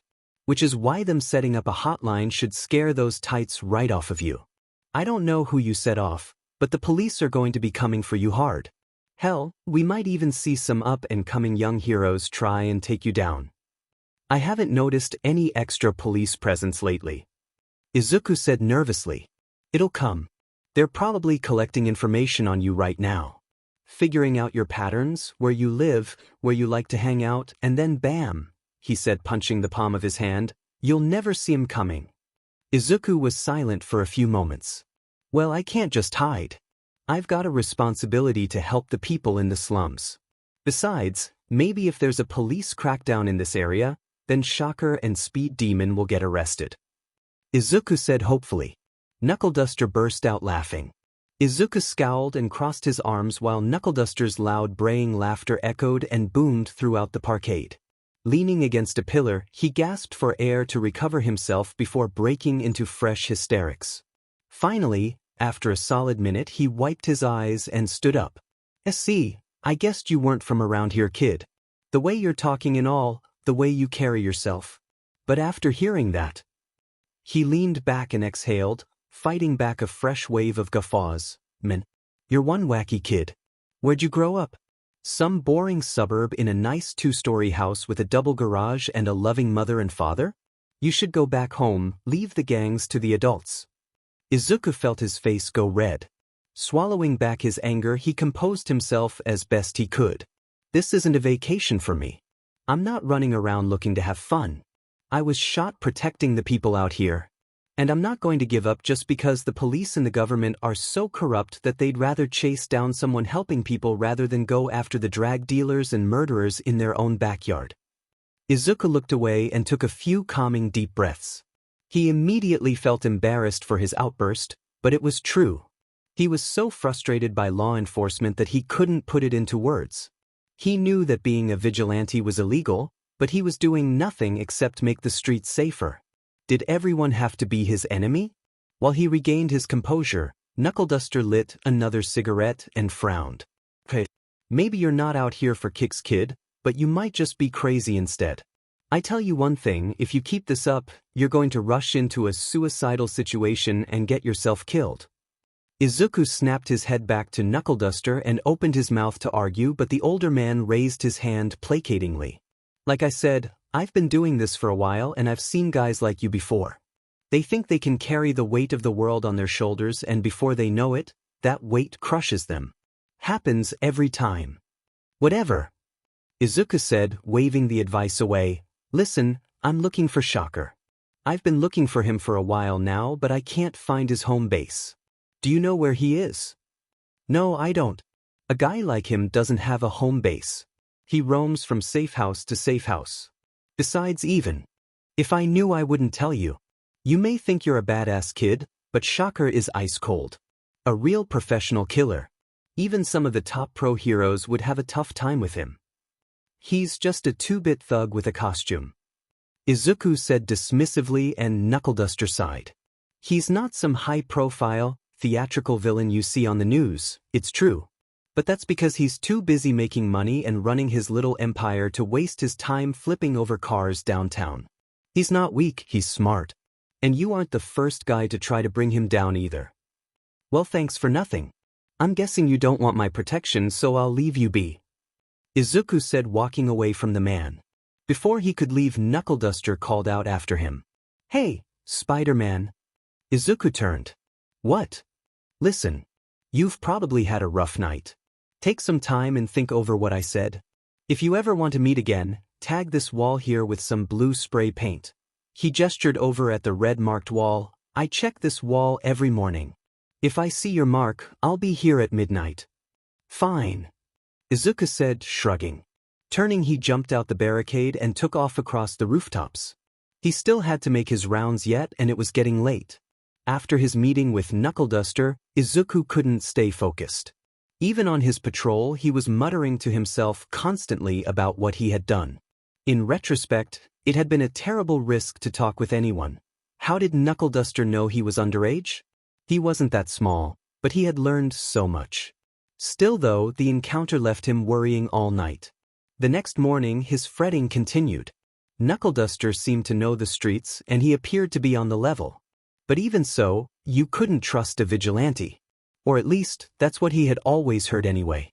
Then again, he was a vigilante and he was a good guy. Still mumbling to himself, he blindly walked into his homeroom. "I'm in costume. Put away your tights. Ugh, I wish there was a sewing room in this stupid shoe dash." He froze. All his classmates were staring at him. Normally on Mondays everyone was scattered around with their clique, chatting loudly about their weekend. But not today. Today they were all seated and silent. "A dash," he started. However, nobody said anything. Instead they just glanced at him before turning to each other. Several students let out audible sighs and a few even slumped down and rested their heads on their desks. For a moment, Izuku was confused before he remembered the entrance exams. No doubt everyone was anxious to learn what their marks were. I really should stop muttering to myself.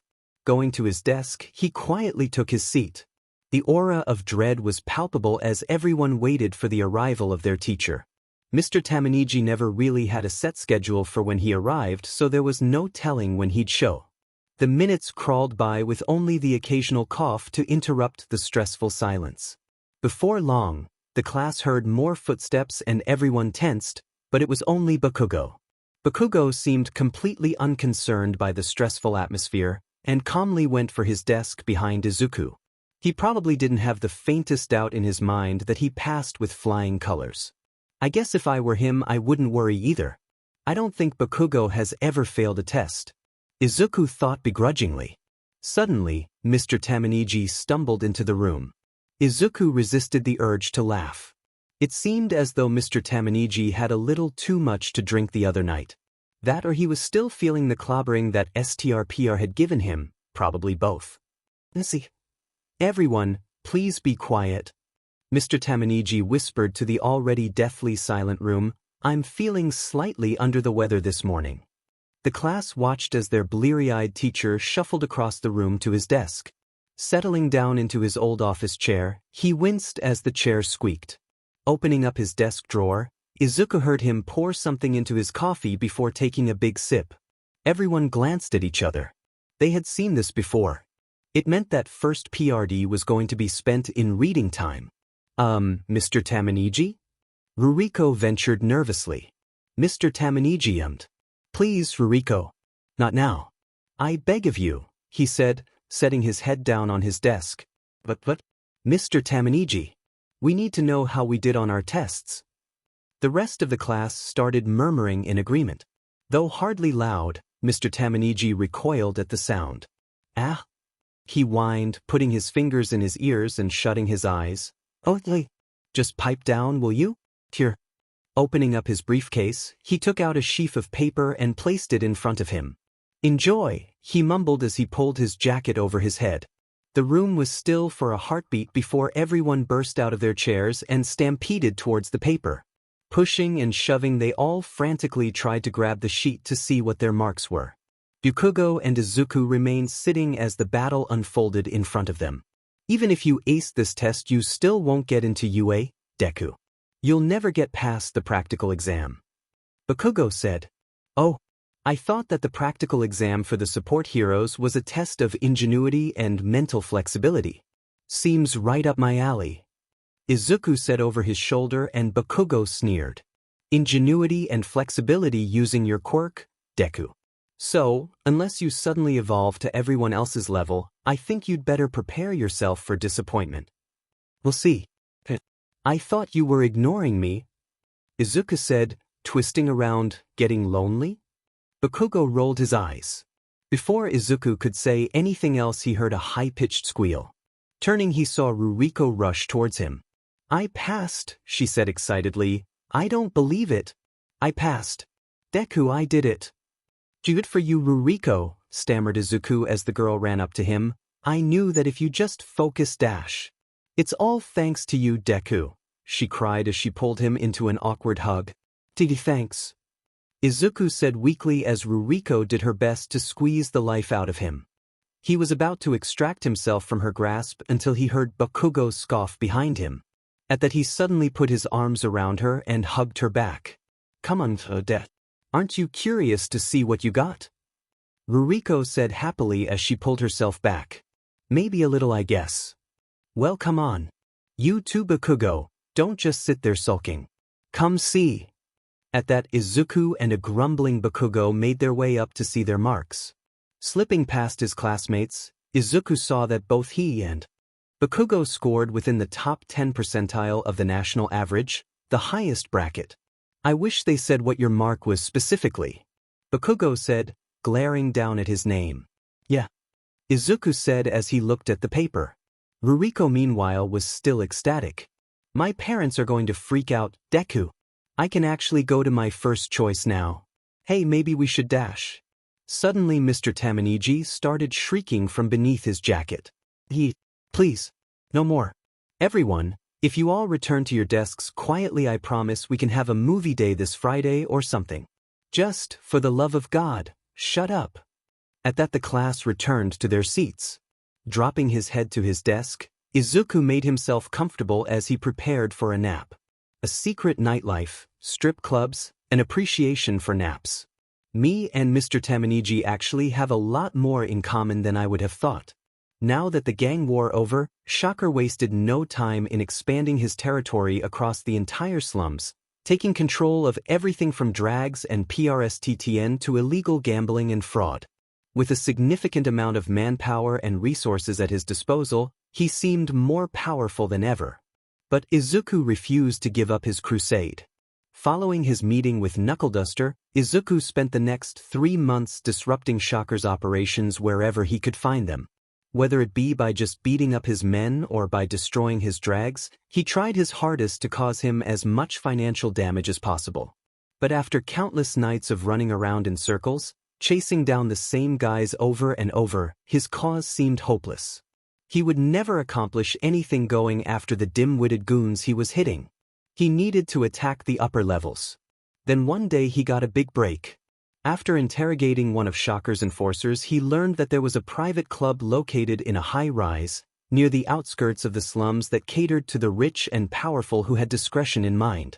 Reportedly, it was quite the lucrative business for Shocker, and if it were to be compromised, his reputation would be badly damaged. And so, Spider-Man went out to his next target, unprepared for just how depraved the city truly was. Panicking men and women in various states of undress cowered beneath Izuku as he stalked past them towards the wall. Opening the emergency fire hose box, he pulled out the thick nylon rubber hose. "Come on, man. What are you doing?" "You hear me?" shouted a bloodied man, his satin clothes ripped and torn. Struggling, he attempted to rise to his feet. However, the floor was littered with debris from the recent battle. Slipping on the water from the destroyed aquarium, he fell back down, swearing under his breath. Stepping over the unconscious thugs and scattered bullet casings, Izuku dragged the fire hose across the faux mahogany floor towards the fallen man. Wordlessly, he hauled him to his feet and pushed him up against a giant, tacky statue of a ND woman. Swinging the firehouse around the statue, he started to tie the protesting man against it. "Hello?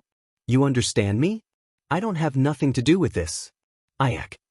At last the firehouse was wrapped tightly around him. Like a giant white python, it secured him firmly to the heavy plaster figure. Nodding in satisfaction, Izuku turned to his prisoner. "There we go. Nice and comfortable. Now, I have a few questions for you if you don't mind." "Phew, spider freak. Let me out of this," spat the man, struggling in vain against the thick rubber hose. Izuku ignored him. "First," started Izuku, crossing his arms, "I want to know who you pay your rent to." "Pay? This is my joint. I'm an independent entrepreneur." "Yeah, you're a real businessman. But independent? No way. You're practically running a pharmacy in here, and I'm guessing a delicate guy like you can't attract the kind of goons you had protecting this place. You must be working for somebody, and we both know who controls the drags and muscle in this part of town, so talk. Who's your boss?" "If you know already, then why are you asking me?" hissed the man angrily. Izuku raised his hand and the man's face paled. "Take it easy. I work for Shocker, okay? I pay him a lease to run my cat house. You happy? If you got beef with him, then leave me out of it. I'm just an entertainer." "An entertainer?" Izuku repeated. Over the months, the squalor and misery he had seen in the streets of the slums had hardened Izuku considerably. He had come across young overdose victims his age, dead for days and rotting, lying in the gutter like trash. He had watched people abandon their sanity and go on suicidal trigger rages, attacking everyone they came across. He had even observed desperate teenagers like him sell their bodies to afford their next hit. But even so, the barbarity of what he had seen at this underground BRL had turned his stomach. Seeing the murderous look in Izuku's eyes, the man started to struggle anew, a frantic look on his face. Look, I just give the people what they want, that's all," pleaded the man. Izuku let the matter drop. He still needed information. "So, you pay Shocker. But which one of his guys collects? A place like this must generate quite a bit of revenue." I go to him." Izuku felt his pulse quicken. "He gets the word out to me when he wants to meet, and at the end of every month I bring him his due." "Where?" Izuku asked eagerly. We meet at an import-export office, Max Shipping." "Does he have an office there?" Izuku asked, unable to keep the rising excitement out of his voice. "As I know," said the man uncertainly. Izuku stepped back. "This is it. Finally, the break I've been looking for. If I hurry, maybe I can catch him there. Or maybe I can pick up some clue. Either way, I'm closing in on you, Shocker." Izuku looked back at the man he had tied up. When he had first learned about the secret club, he had expected to find the usual trash. Roided-up tough guys and wannabe gangsters, and he had found those to be sure, but he had also found respectable people as well. A senior manager for a bank downtown, a prominent lawyer, and his most prized discovery, a city councilman. The PMP turned his stomach. Looking away from him, Izuku considered the club's clientele. They were scattered around the room, hiding behind the furniture or their whores. With nowhere to run, they merely watched him in frightful silence. They made him sick as well. Just moments ago, all of them had been happily indulging themselves in their especially acquired tastes, delivered to them with courteous professionalism by the loathsome predator caught helplessly before him. For a brief moment, Izuku indulged himself and imagined what would happen if he were to turn the tightly wrapped hose on. It would be but a small recompense for the debauchery and misery he was responsible for. Izuku suddenly felt himself become dizzy with nausea as he remembered what he had seen in the backrooms, what he had smelled. Swallowing back his bile, he took a deep breath. "I'm not a murderer. I'm a hero. I caught him already. I'm not a murderer." Leaning down, he grabbed a discarded cell phone from the floor. Whoever it was had been in the middle of a text message to his wife telling her that he was going to have to spend the night at the office. Shaking his head, he looked back at his sweating prisoner. "I'll give you one chance to save yourself. Here, tell them everything. You'd better not leave anything out, Izuku said as he dialed the Spider-Man hotline number. Holding the phone up to the man, he waited while the man talked. During the man's stammering confession, Izuku saw a few of the more desperate patrons try and escape. He didn't bother chasing them. There were only 2 ways out and he had already blocked the front entrance.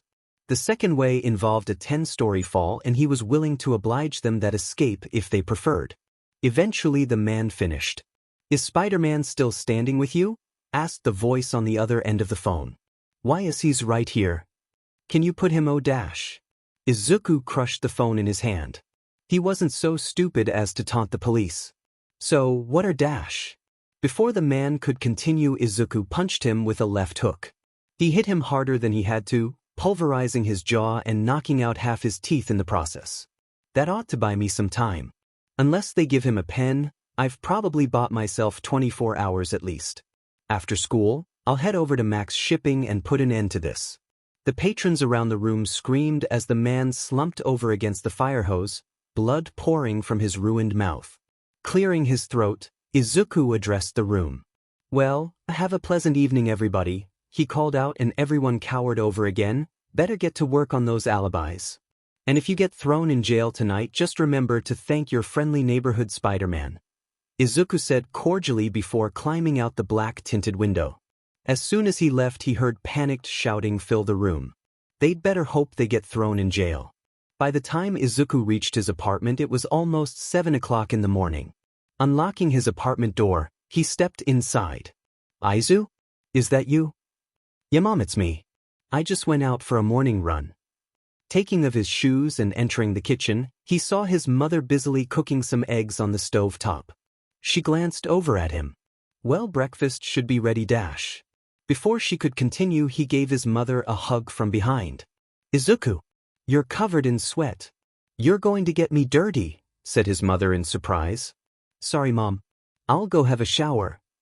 Quickly turning away so she couldn't see his face, he went to the washroom and cleaned himself up. It was going to be a long day at school. That evening Izuku went out to scout the Max Shipping building. He didn't know what he would find, but his spider sense was tingling. Whatever it was, he got the sense that he would need to be ready for anything. Izuku crouched down under the hissing vents as a helicopter flew overhead. Briefly its spotlight passed over him, but it was only for a moment, too fast for the pilots to notice him. More helicopters with thermal cameras. I guess I'll add thermal camouflage to my costume wish list, thought Izuku as his spider sense returned to a dull throb. Climbing out from underneath the hot vents, he jumped down into the alleys to continue on the street level. Turning off from around an intersection, he saw a police cruiser driving away from him. The police presence was especially high tonight. Before heading out, Izuku had taken the time to read the news. While City Hall and the police were trying to downplay the controversy, there was only so much they could spin and the media was in a frenzy. Illegal drag use and SEC scandals weren't unheard of vices amongst the city's elite, but human trafficking? To make matters worse, it was an election year in Uzudafu and several of the people found at the BGMI had been close friends with the mayor. As Izuku hid from another low-flying helicopter, he felt a certain grim satisfaction. He must have made someone important nervous. Finally, he came upon the Max Shipping Company building. It had taken him 3 times longer than it should have to get there, but better safe than sorry. He didn't want to risk any interruptions tonight. The Max Shipping building appeared to be a typical small business. It was a 2-story, white brick building at the corner between a parking lot and a seedy motel. Izuku noticed a dark green SUV in the otherwise empty parking lot. It was a nice car. Too nice for this neighborhood. Somebody important must be working late, thought Izuku, grinning under his mask. The only question now was how to get in. A legitimate business like this probably had a security alarm, and he could see a panoramic surveillance camera mounted to a ledge just outside the front door. The windows were all barred and probably made of shatterproof glass. However, there was one fatal weakness. There was a heat wave going through Uzudafu, and amongst the record-setting temperatures, everyone was doing whatever they could to stay cool. And so, it came as no surprise that someone had jury-rigged a small, residential-grade AC unit beneath one of the second-story windows. He cautiously approached the building along the camera's blind spot before hopping up to the window. Peering through the thick glass, he saw that the room was deserted. All that was inside was a pair of desks covered with paperwork. As carefully and as quietly as he could, he removed the AC unit, gripping it tightly with his fingers so it wouldn't fall to the pavement below. Slipping under the window, he pulled the AC box in with him and set it down under the window. If no one is here tonight, I'll set this up again. I don't want to leave any sign that there was a disturbance if I have to stake this place out. Creeping across the room, he pressed his ear to the door. He could hear someone moving around somewhere close by. Their footsteps were making an odd clicking sound. Heavy footfalls.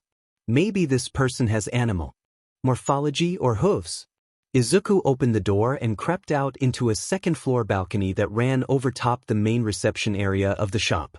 From here, he could see that the lower level was deserted. Pressing his ear to the floor, he could hear the metal footsteps coming from just down the hall and around the corner. Walking on the ball of his feet, he stealthily moved toward the source of the sound. Poking his head around the corner, he saw a bright fluorescent light coming in from under the door frame at the end of the hall. He walked up to the door. Taking a deep breath, he gripped the handle. Let's hope this guy knows something. Flinging open the door, Izuku strode in before stopping mid-step. There, pacing around the room, was the yellow-costumed man he had first seen over 5 months ago. Shocker! Izuku exclaimed. The man stopped pacing and faced him, and Izuku felt his spider sense go crazy. Ah, Spider-Man, said the man coolly, I was wondering if you would show up here tonight. Izuku blinked a few times before he recovered from his initial surprise. Hastily raising his fists, he studied his opponent.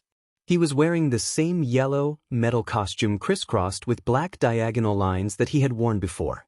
He had a full helmet masking his face, and on both of his arms he was wearing gauntlets that ran up his forearms to the elbow. By each of his thumbs Izuku could see a small red trigger. Why would he wear a second layer of armor over his hands and arms? Those gauntlets must be a weapon of some sort. You're a lot smaller than I thought you'd be, said Shocker impassively, putting a hand on his hip. A lot younger too. What are you talking about? Izuku said, his heart about to beat out his chest. I'm here to stop you. Shocker nodded but otherwise didn't move. I figured it was personal between us. Tell me, I'm curious, what did I do to you? Well, started Izuku. I'm not really here for vengeance or anything. He's never hurt me or anyone I know personally. I'm here because you're a villain. That's the only reason I need. Oh, so you're one of those then, he sounded disappointed. I suppose there is no sense in me trying to convince you to see reason. Izuku scoffed.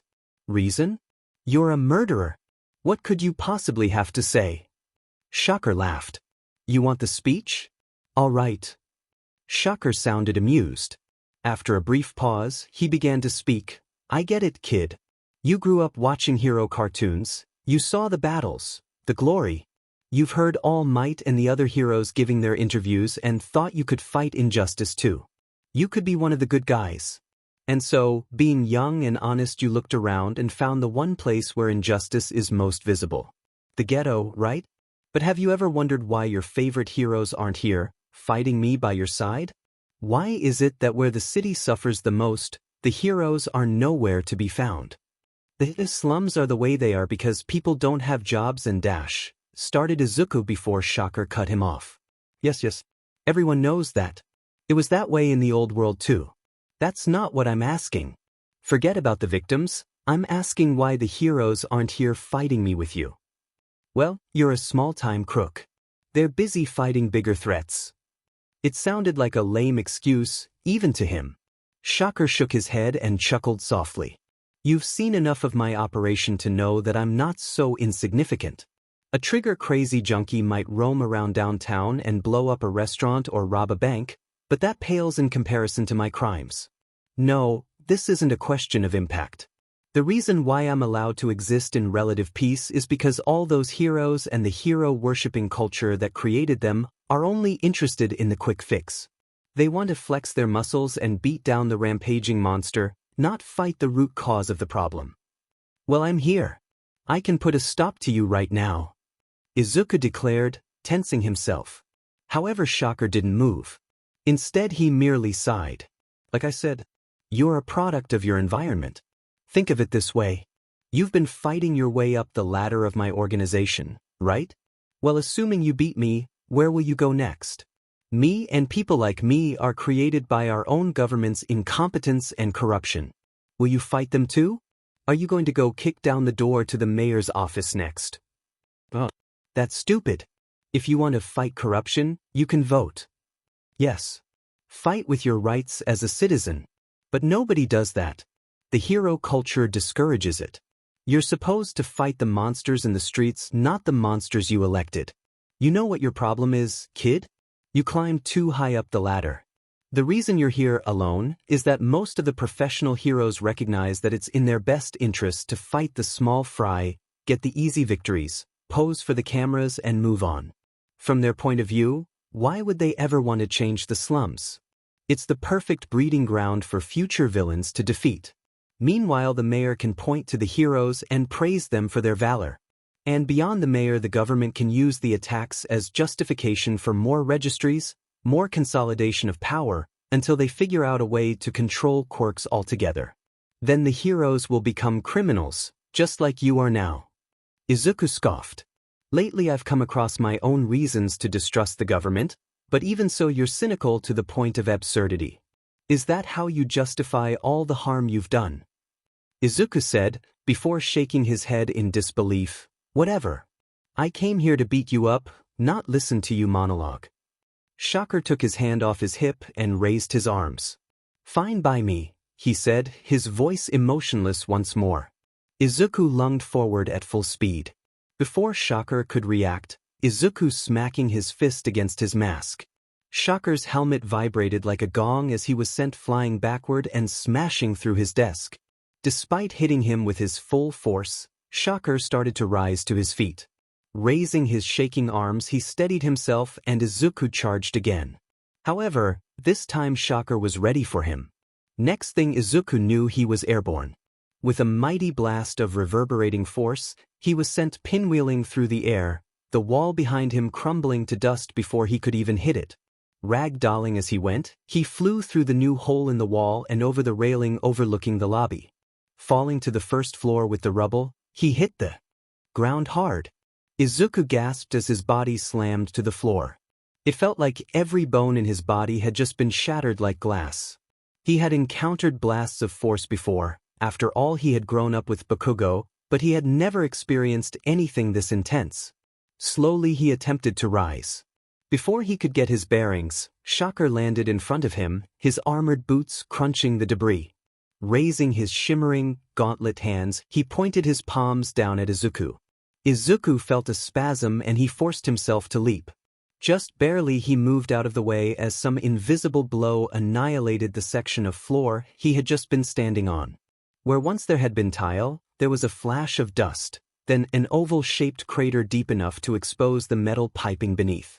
Landing on the ceiling, Izuku felt his eyes go wide. What the hell is his quirk? Does he create shockwaves from his gauntlets? Shocker, apparently confused, swiveled his helmeted head around as he scanned the lobby for where his prey had disappeared to. Sensing his chance, Izuku dropped behind him. Shocker must have heard him land because he quickly pivoted.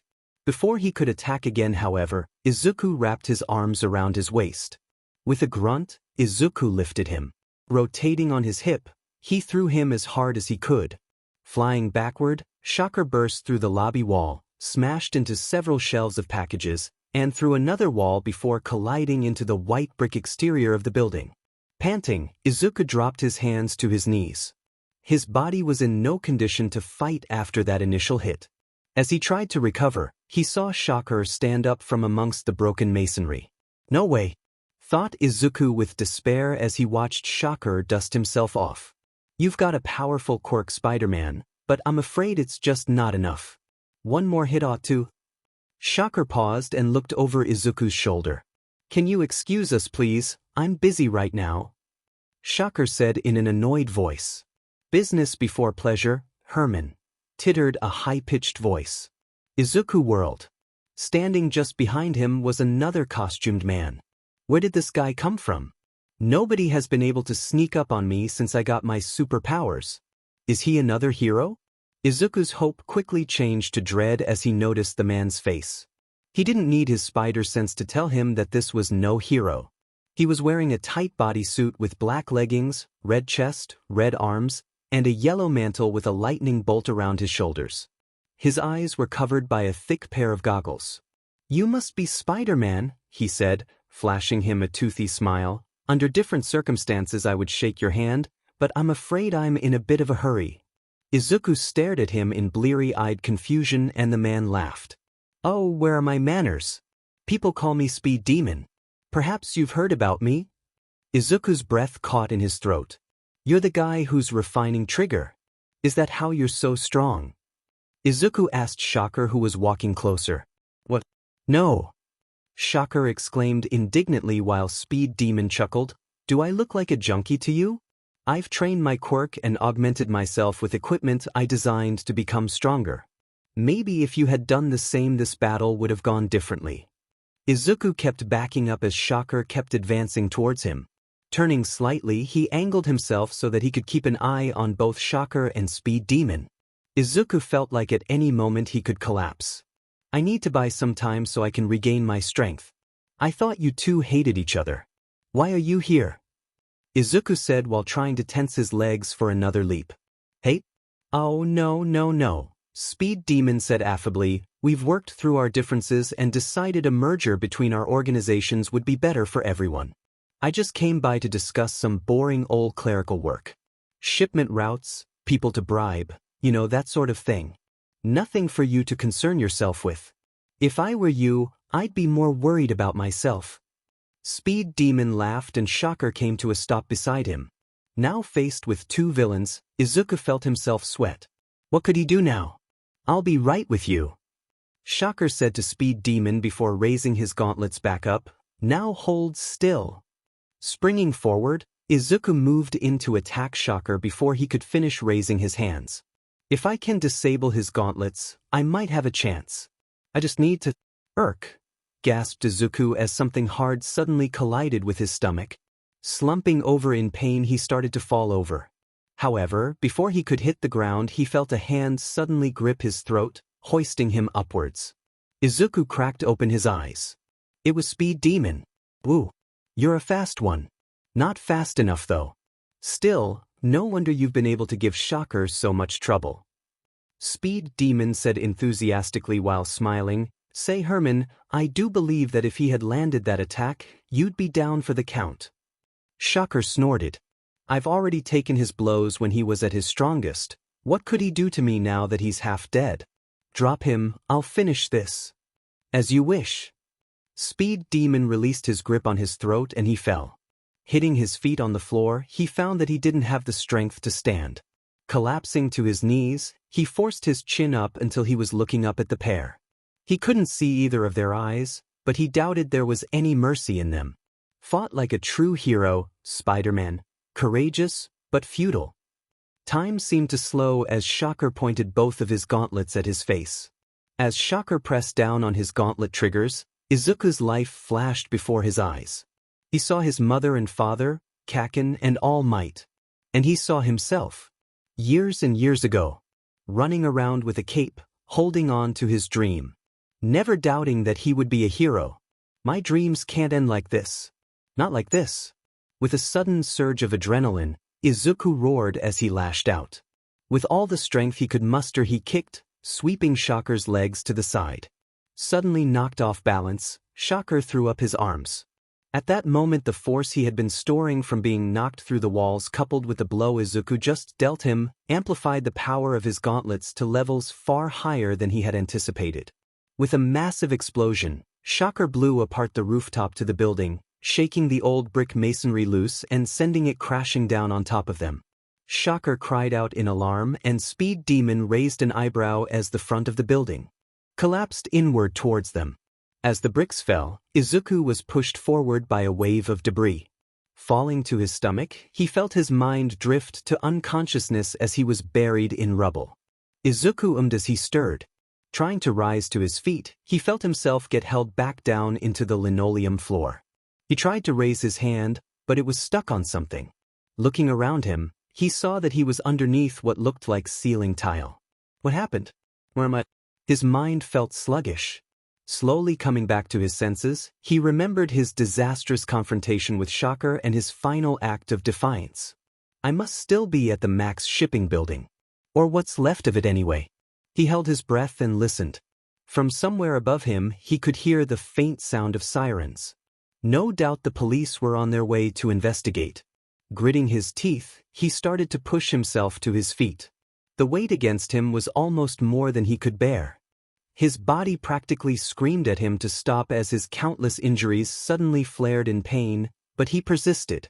Gritting his teeth, he slowly started to pull himself up through the pile. As he inched his way up, he felt the pressure against him lessen and the effort of standing became easier. Raising his arms, he tried to swipe away some of the debris when he felt his arm punch through the suffocating mound and he hoisted himself through the rubble which collapsed back with a crash as soon as he was free. No doubt he was a sitting duck, but he didn't care. Lifting up his mask, he started to take in some choking breaths of air.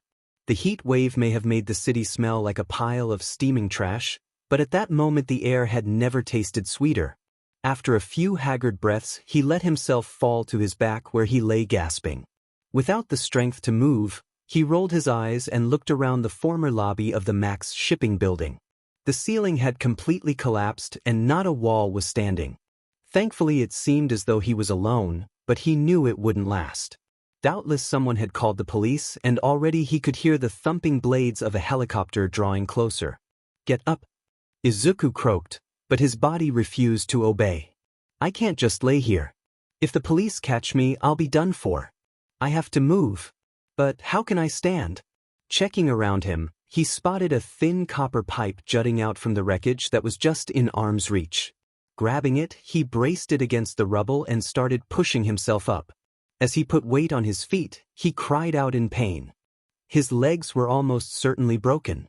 Leaning against the pipe, he steeled himself. Every second he waited the police got closer, but he needed to think. In his current condition he couldn't outrun anyone, much less a helicopter. Looking over the rubble mound, he set his eyes on a distant alleyway across the street. It wouldn't hide him from any police on foot, but at least he'd be shielded from the helicopter. Using the alleys is my only choice. Come on, move it to that. Using the pipe like a crutch, he took a step forward. He nearly reeled as his legs spasmed in agony, but he forced himself to take another step. And then another. If he were to stop he knew he wouldn't have the strength to keep going, so he pushed on. After what felt like an hour of excruciating limping which in reality lasted only a minute, he at last managed to cross the street and enter the alley just as the helicopter arrived. As the helicopter flew over the ruins, its searchlight blazing, Izuku heard the wailing police sirens draw closer. No doubt they would search the area for any witnesses or suspects.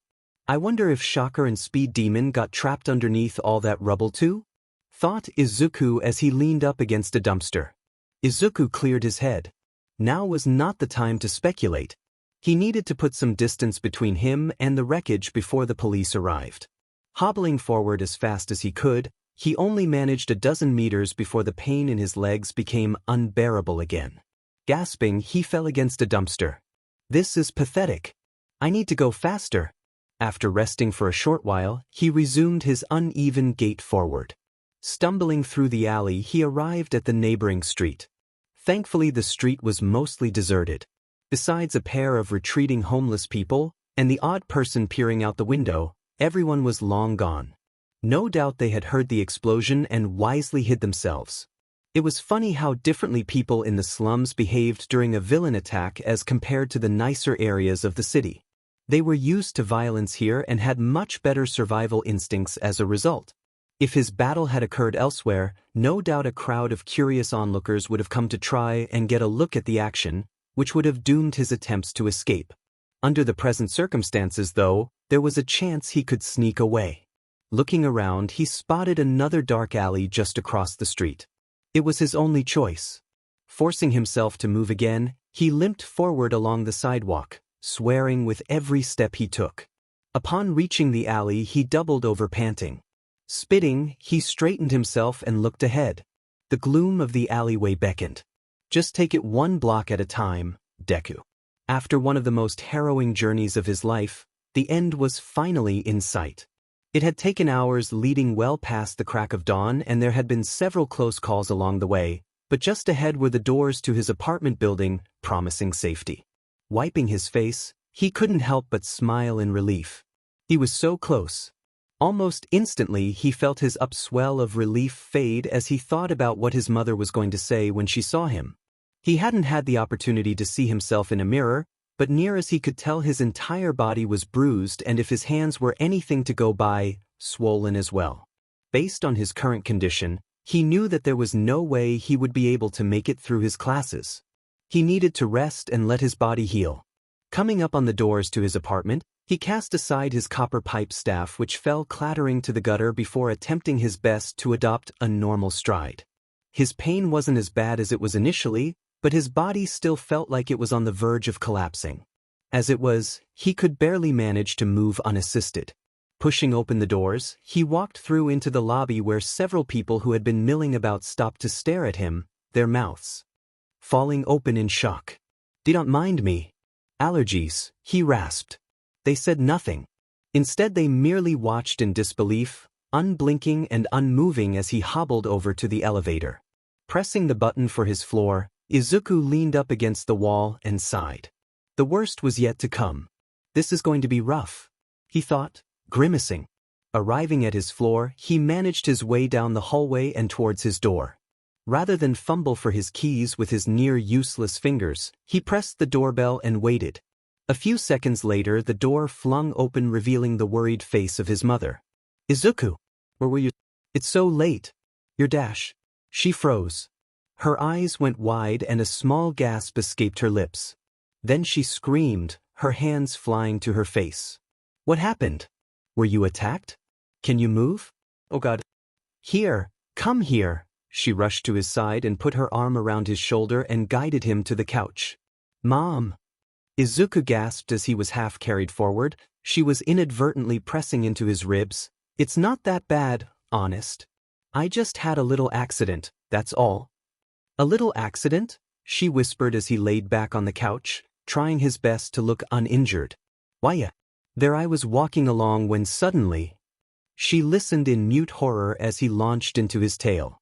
During his morning jog, he was running along the sidewalk when he, distracted by his upcoming exams, tripped and fell into a construction site.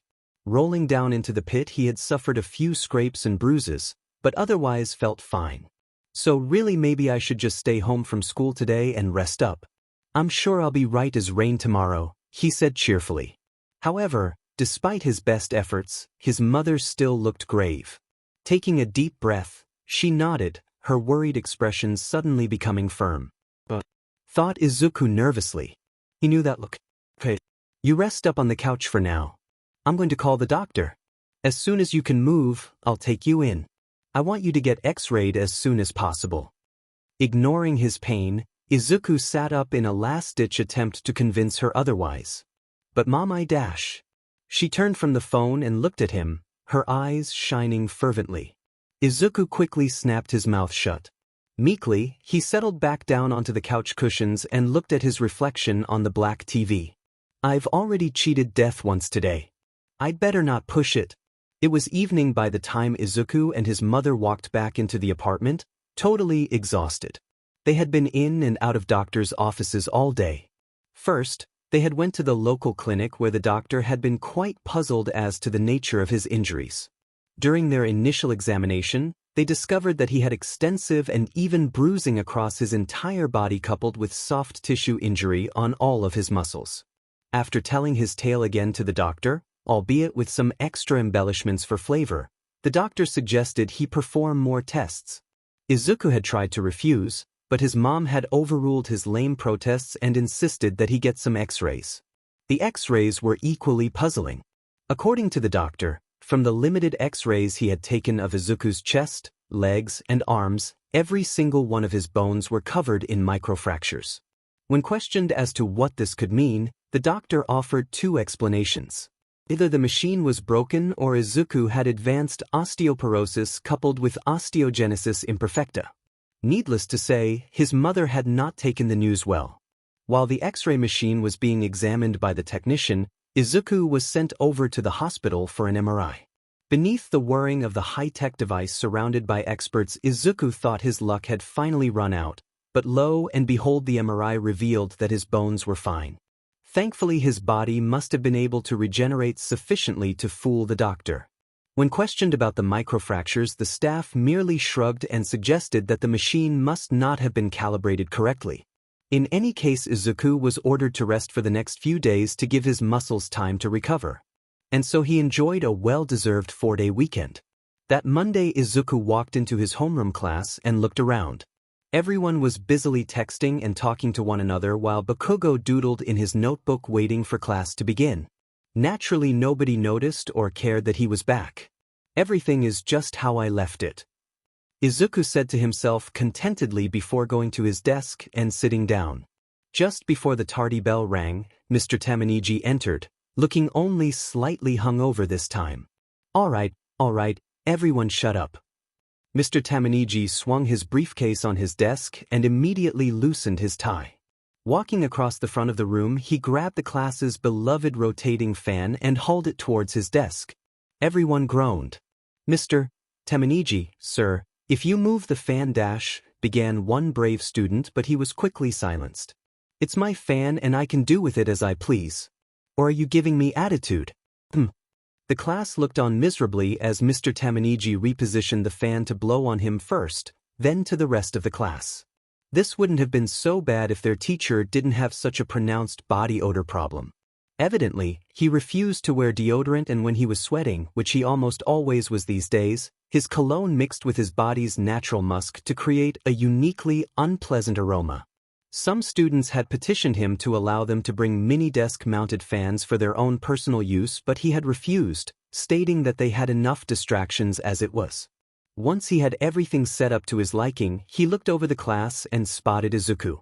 Midoriya, drawled Mr. Tamaniji, putting his hands on his belt, so you returned to us. Very suspicious timing, getting injured just before our math test last week. I trust you have a doctor's note? Izuku opened his mouth to respond but quickly gagged. At that exact moment, the fan had blown through Mr. Tamaniji's raised arms and past his armpits. Coughing, Izuku nodded and held up a small piece of paper. Very well. You may turn it in at lunch. Oh, and that reminds me, the principal wants to speak with you after class today. As per school tradition, the class let out an obligatory "oh," and Izuku frowned slightly. Now what? That afternoon, Izuku entered Principal Susaina's office. She was seated at her desk, suit jacket tossed aside as she fanned her face with some loose paperwork. Principal Susaina, you wanted to see me? Please have a seat. Izuku sat down and looked at her expectantly. So, I just received word that you have qualified to write the UA test for the Support Hero program. Congratulations. Ha! Izuku shouted, raising his fist in triumph. Principal Susaina winced. Please use your inside voice. And yes, it is very exciting. Now I should remind you that this does not mean that you have been accepted into the support program yet. You will still need to pass their written exam as well as their practical test. Izuku grinned. I think I can handle both of those no problem. As long as I cheat a little with my secret powers, that is. Good confidence. Principal Susaina said, smiling condescendingly. Everyone likes a little confidence. However, I should warn you that these two tests will be far more difficult than what you're accustomed to. Even the written test. You see, the Hero Support Program requires its first-year students to have at least a working-level understanding of engineering, fabrication, and, other sciencey things. Izuku suddenly felt his enthusiasm dampen. Well, I always won the science fair. Principal Susaina burst out into a high-pitched cackling laughter. Izuku recoiled slightly as she laughed and brought her fist banging down on her desk. Oh, my sides. You are a riot. She paused to wipe a tear from her eye before she continued. Sorry. I suppose it's not really funny. You see, Hero Support Program applicants typically attend either a secondary school or have special classes in their existing school's curriculum to give them the knowledge they need to pass the exam. Izuku blanched. I wasn't aware of this. Why don't we have any of those programs here? Principal Susaina pursed her lips and shrugged. The student council decided it would be better investment to have a swimming pool. But nobody is even allowed to use the pool. Izuku cried in frustration. Well, have you ever considered the maintenance costs of a pool? I mean really, the filter replacements alone. Izuku stopped paying attention. The UA exam was in less than 4 months and from the sounds of things he was completely unprepared. Okay. Izuku said shakily, swallowing back his fears. What can I do to prepare for the written exam? There has to be something. As it turns out, there is. I contacted the administration over at UA and they were kind enough to provide me with a study packet for you. Consider it as primer material for the exam. She gestured over at an enormous brown envelope beside her. Izuku stood and grabbed the heavy envelope. Opening it, he saw it was filled with hundreds upon hundreds of pages. From what he could see, each page was a mess of scientific jargon and engineering diagrams. This wasn't going to be easy. Oh, and Midoriya? Izuku turned and faced Principal Susaina. She had a malevolent gleam in her eye. Don't make me look bad. Izuku gulped. For the first time in his life he felt anxious about schoolwork.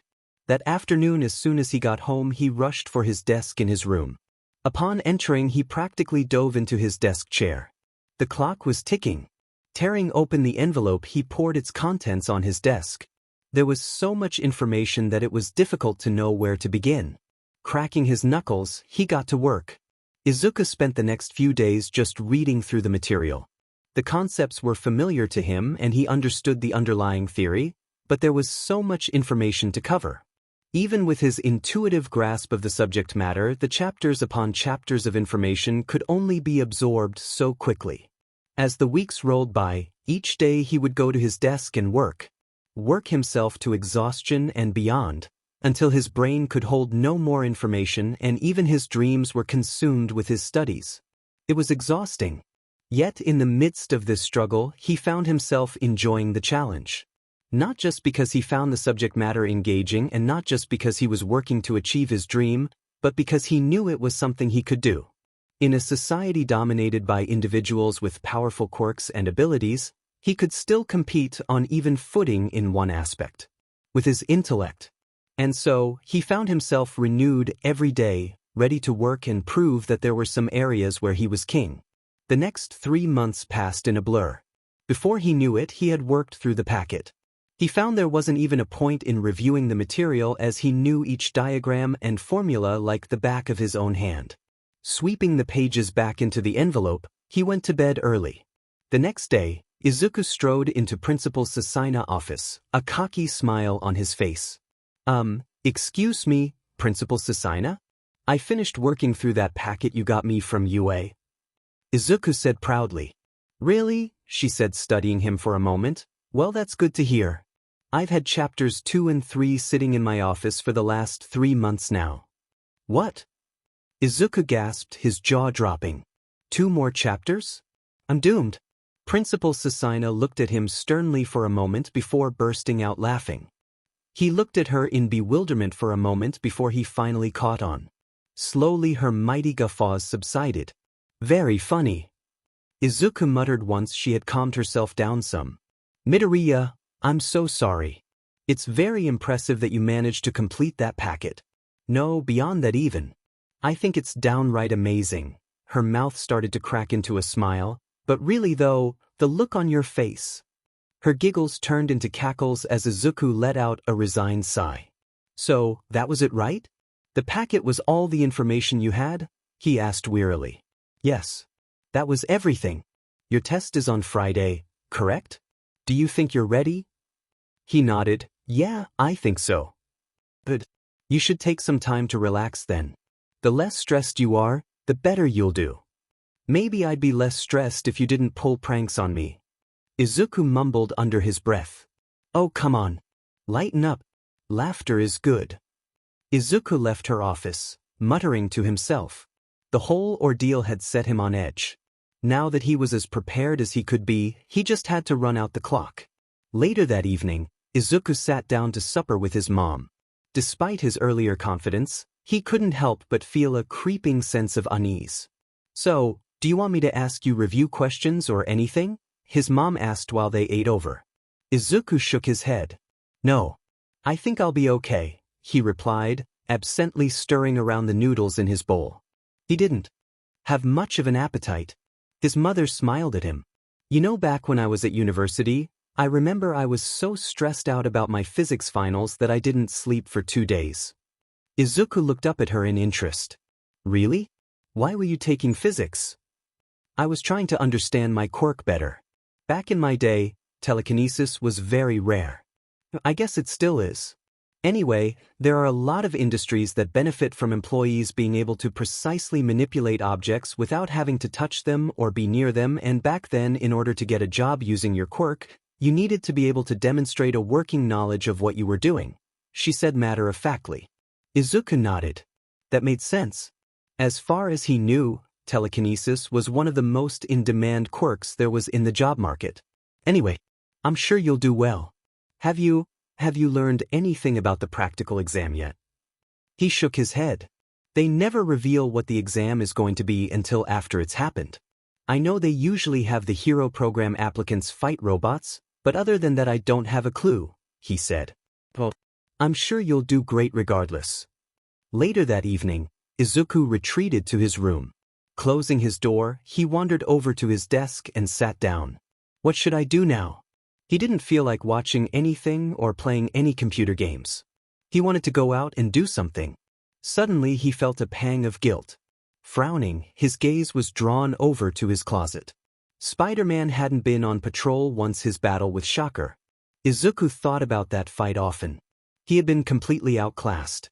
Studying quirks had been his hobby for his whole life, and he knew that on paper he should have been able to win. He was faster, stronger, and had superior awareness, not to mention his spider sense. Shocker, on the other hand, fought in much the same manner as Bakugo, projecting blasts of force outward from their hands. True, Shocker had increased his power with his suit, but he was still familiar with the fighting style. He shouldn't have lost. Izuku retrieved his costume and looked it over. It was damaged beyond repair. The gloves and mask were fine, but everything else had been torn to shreds. Shocker said that training and equipment were the deciding factor in our battle. "There is something I'm missing about how I fight. Something I need to add to my arsenal. If only I knew somebody I could ask for advice." Suddenly Izuku had an idea. Grabbing his mask and a change of clothes, he prepared to head out. Turns out there was someone he could ask. He just had to buy some blue spray paint first. The following night, Izuku was standing by the red graffiti in the concrete parkade structure where he had met Knuckleduster. He felt a little self-conscious as, apart from his mask, he was dressed in plain clothes. But he figured it would be best to talk with Knuckleduster sooner rather than later, and he didn't know when he would get the chance to make a new costume. Eventually, he heard heavy footfalls climbing up the car ramp. Rounding the corner, Knuckleduster saw him and grunted. Stopping in front of him, he lit a cigarette. "I heard the police didn't find your body, but I figured you'd been captured and tortured to death," Knuckleduster said. "Ah, that's sweet of you. You heard about my fight at Max Shipping? I didn't realize that was public knowledge," Izuku said in surprise. "It took some detective work," he answered simply. "All right. Well, look, I called you over here because I wanted to ask your advice about something." "Oh, yeah. Back when we first met, you said I couldn't beat Shocker in a fight." "Well, I couldn't." Izuku shuffled his feet. "I should have been able to beat him. My quirk is really strong, but I don't think I even landed a scratch on him. And I was wondering if you had some advice on how I should fight him." Knuckleduster chuckled.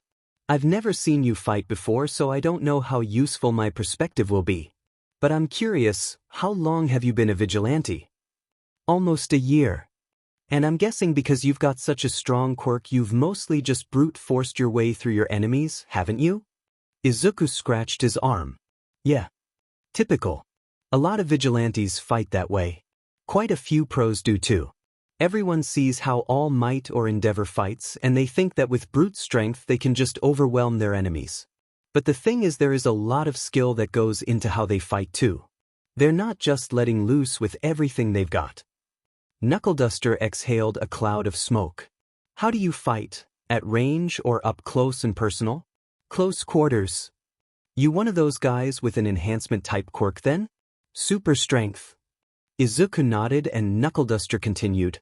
Okay, then my advice to you is find a way to fight at range. Guys with enhancement type quirks are always the most predictable. Trust me, if you're fighting someone who's experienced who doesn't have super speed or whatever, they've learned how to counter your physical advantage. They'll fight smart, and so should you. So, should I throw a rock or something? A rock? Grenades if you can get 'em. Course, blowing people up might not make you too popular. The more creative you can get with how you fight, the better. Alright. How do you fight? Me? I fight up close and personal, but I don't have super strength or anything. You see, most quirk users don't know how to throw a punch. They wind up their arms and put everything they have into their blows. It's hilarious. Knuckleduster said, laughing harshly. Izuku frowned. I never learned how to throw a punch properly. So your trick is martial arts? Knuckleduster nodded. Yeah. But I also carry this. Reaching into his overcoat, he pulled out what looked like a pistol. This is my grappling gun. Anything you can use to enhance your mobility is crucial when fighting someone with a highly destructive quirk. Verticality is especially important in the slums. You want to be as unpredictable as possible. So Shocker's weakness is being taken off guard by unconventional tactics and attacks. How ironic. But what about Speed Demon? When I fought Shocker, Speed Demon showed up. I think he has an enhancement type quirk too. Super speed. A real creative genius, that one. Knuckleduster said, rolling his cigarette. Not that I'm defending him or anything, but you wear a duster and wear brass knuckles, so. Yeah, whatever, Spider-Man. Speed Demon is fast. What's your question? How do I fight someone like him? When it comes to a fight between two enhanced guys, an idiot will say that whoever is more powerful wins every time. But the real victor will be someone who goes into battle with some sort of edge. Fight dirty to take away their strength while leaving your own. Martial arts can work, but sometimes that's not enough if the difference in power is too great. Speedsters are the most annoying kind of enhanced guys to fight because they can always retreat or do hit and run attacks.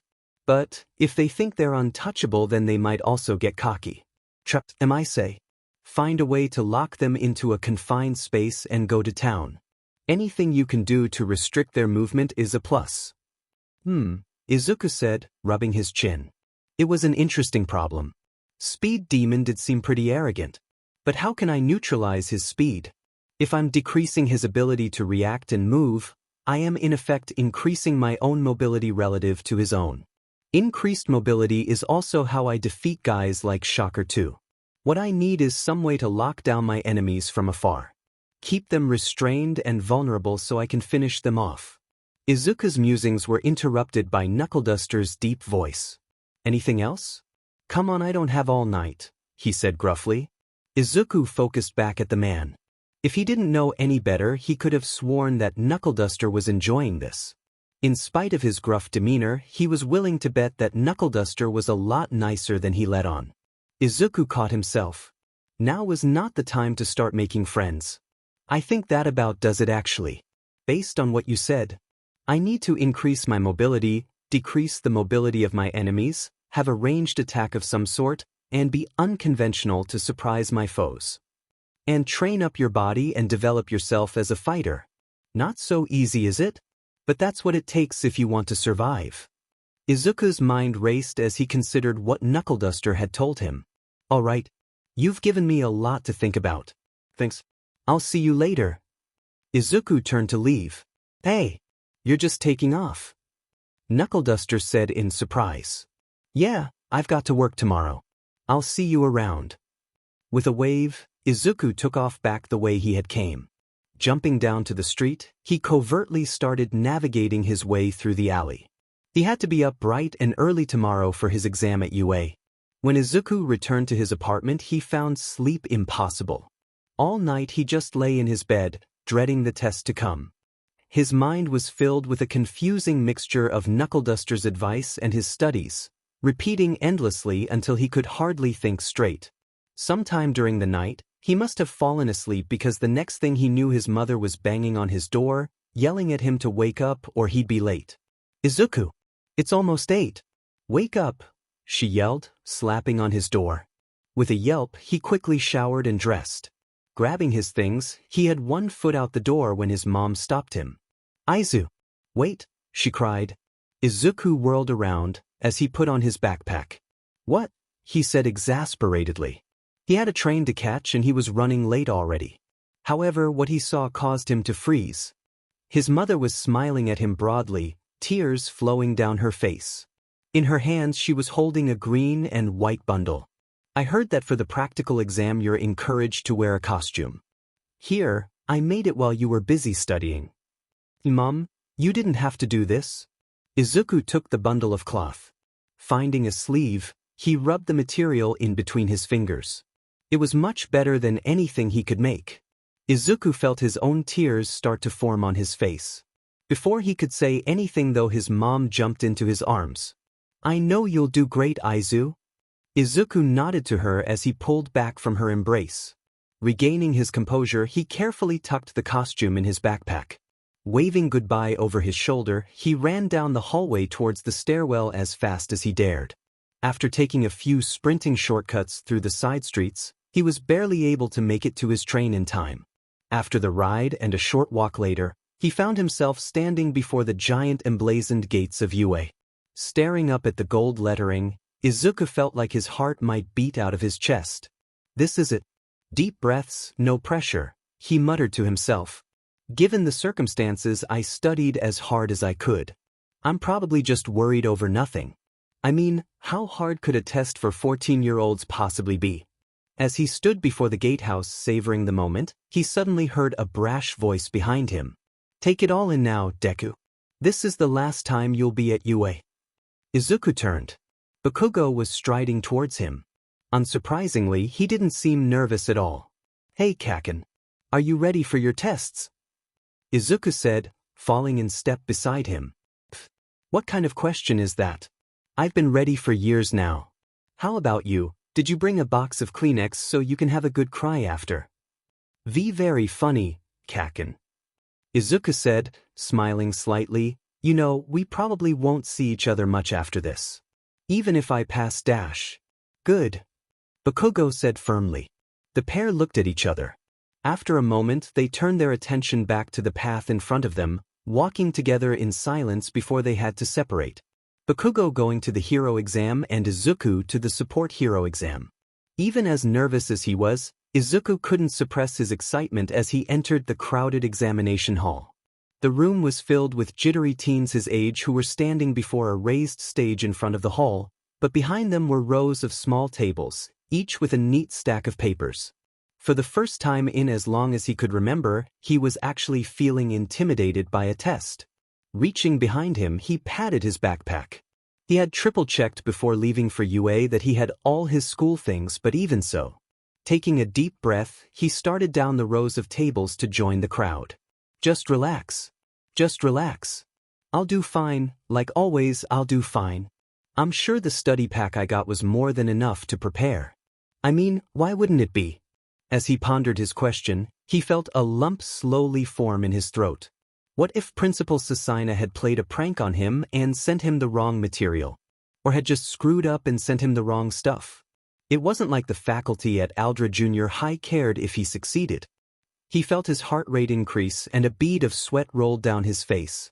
Swallowing, he cleared his throat and, No, there's no way. She wouldn't." Forcing those thoughts away before he had a panic attack, he turned his attention to his fellow applicants to distract himself. He didn't recognize anyone, but he wasn't expecting to anyway. As was typical, the crowd was a diverse bunch of boys and girls with a wide range of differing morphologies. He wondered what quirks they had.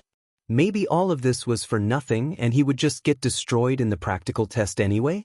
In the grand scheme of things, it wasn't like he was anything special. It could very well be that his physical-focused quirks would be completely useless here. After all, why would a support hero need super strength and speed? For the hero exam, sure, but he still had no clue what the support exam even was. Now that he thought about it, he was more likely to fail than any of the other students here. Sighing, he shook his head. Try not to get too overconfident, Deku. Geez, grow a spine already. You'll be okay. As he tried to calm down, a large person who had been blocking his view of the lectern shifted, and Izuku couldn't help but exclaim in amazement. Standing at the front of the room was the famous support hero Power Loader and the disaster response hero 13. To his delight, both heroes were in their costumes. Power Loader was wearing his signature mechanized HS and 13 was wearing her mysterious, white astronaut suit. At the moment they were having a hushed conversation. Unable to resist, Izuku tilted his head and tried to pick up on what they were saying, but he couldn't tune out the other students' chatter. He couldn't be disappointed though. He was just happy to be in the same room as the Power Loader and the 13. Both of them were renowned for saving countless lives, both in the aftermath of terrible disasters and during the fiercest battles. Even though support heroes weren't as popular, everyone loved 13 and Power Loader. They were living legends. While he gawked, Power Loader finished his private conversation with 13 and stepped over to the podium. Tapping the microphone with one of his digging claw-tipped gauntlets, he gazed around the crowded stage before speaking. Everyone, started Power Loader, raising his giant metal hand for order. Welcome to UA. This study hall is for those writing the support hero exam. Please find a seat at one of the tables before you and wait quietly. Once everyone has been seated, we can begin. The crowd began to break away as the pale-faced students began moving towards the testing tables. As Izuku searched for a free seat, his eyes met those of frantic-faced boy. Did he say that this is support exam? The boy asked Izuku fearfully. Yes. Are you Dash? Ah, the panicked boy yelled, causing Izuku to jump. Without another word, the boy went sprinting out the room, purple blobs flying haphazardly off his head as he ran, causing the people around him to leap back in alarm. Izuku stared after the purple-headed boy incredulously. He must have gone to the wrong room. Talk about a nightmare come true. Turning his attention back to the hall, he spotted a free seat beside a girl with pink dreadlocks. Quickly trotting over, he hastily sat down. The girl's yellow eyes flashed his way for a second before turning her attention back to playing with her pen. She ignored him as he unzipped his backpack and took out his things. As he was setting down his all-might pencil case, he heard the girl scoff. "What is this, preschool?" he heard her mumble lowly. He felt himself blush. "I've never written anything without my all-might pencil case." "It's lucky." Putting his backpack aside, he stared down at the stack of papers in front of him with tight-lipped resignation. Months of studying had all led to this moment. Clasping his hands together, he took a few more deep breaths. Once everyone had seated themselves, Power Loader started speaking again. "At this point, we will ask all students to not talk until after you have left the exam hall. You have until 12 o'clock to complete the examination." Izuku suddenly became aware of the girl humming next to him. He knew that song. He hated that song. God damn it. That stupid jingle is going to be playing in my head for the entire exam, isn't it? Once you have completed the exam, please bring it to the front. I will announce when you may begin. Passing by their table, 13 handed him and the pink-haired girl an exam booklet. Taking the packet, he couldn't help but notice how heavy it was. Letting it fall to his desk, it made an audible thud. Gulping, he glanced around the room. Everywhere he looked, he saw worried faces. Well, except for the girl next to him. She looked like she was having a great time. A tense silence fell over the room as everyone waited for the clock to strike 9. "You may begin." With a shuddering breath, he flipped open his exam booklet. As he read the first question, a sense of calm came over him. Grabbing his pencil, he started to write. Izuku walked out of the examination hall with a slight grin on his face. He didn't want to jinx himself, but he felt like he did well. Exiting into the crowded foyer, he heard the students around him all nervously chatting to each other. More than a few of them were taking the opportunity to complain. Question 20 was bullshit. How do they expect us to work through that and complete the rest of the exam? One student to nobody in particular. I couldn't understand the last question. I said the reaction was impossible. Is that correct? Did anyone else write that? Said one frantic-looking girl to her friends. My only hope is the practical exam now. As long as I ace that, I bet you I have a shot, said a large boy loudly. He sounded hopeful, but judging by his armpit stains he wasn't that confident. Across the crowded room, Izuku spotted the girl with the pink hair and scowled. She had been extremely obnoxious throughout the entire test. Whether it was her humming, her drumming her fingers across the table, or her incessant leg swinging, she had been driving him crazy. Thankfully, she had been the first person to complete the test, and he didn't have to endure her for too long. I pity whichever class she ends up in, thought Izuku bitterly. That stupid song was still playing on loop in his head. Well, everyone, that wasn't so bad, was it? Said a strangely distorted voice. Izuku turned. 13 was standing before the podium while Power Loader scooped up the exams in his metal arms. There will now be a short break before the next phase of the exam. 13 continued. Everyone please meet back here at 1:30 for the practical test. If you have a costume, I suggest changing into it before the break ends. You may wear for your evaluation. As the crowded room started to mill about, Izuku noticed his stomach grumbling. He was starving. Exiting the building, he found a nice quiet spot where he could eat his lunch and take in the scenery. Sitting down beneath a tree, he looked over the UA campus. To say that it was enormous would be an understatement. Scattered around the central offices were a series of domed stadium-like structures that looked like they could house thousands. There was even a mock cityscape in the distance. Despite being as far away as he was, he could hear the rhythmic thumping of heavy steel feet reverberating off the glass windows. Looks like the hero applicants got robots for their practical after all. Kaken will be thrilled. He won't have to hold back.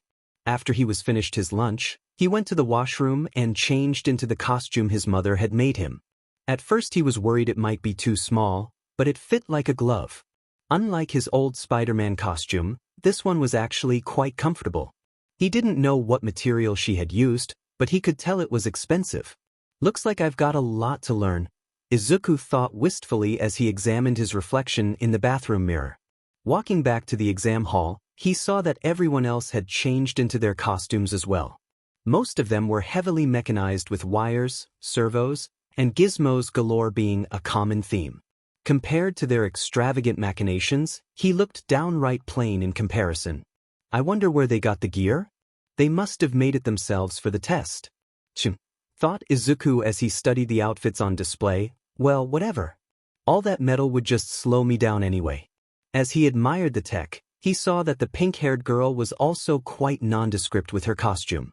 She was wearing the clothes she had on during the test, only she had changed her shoes out for a pair of heavy metal boots.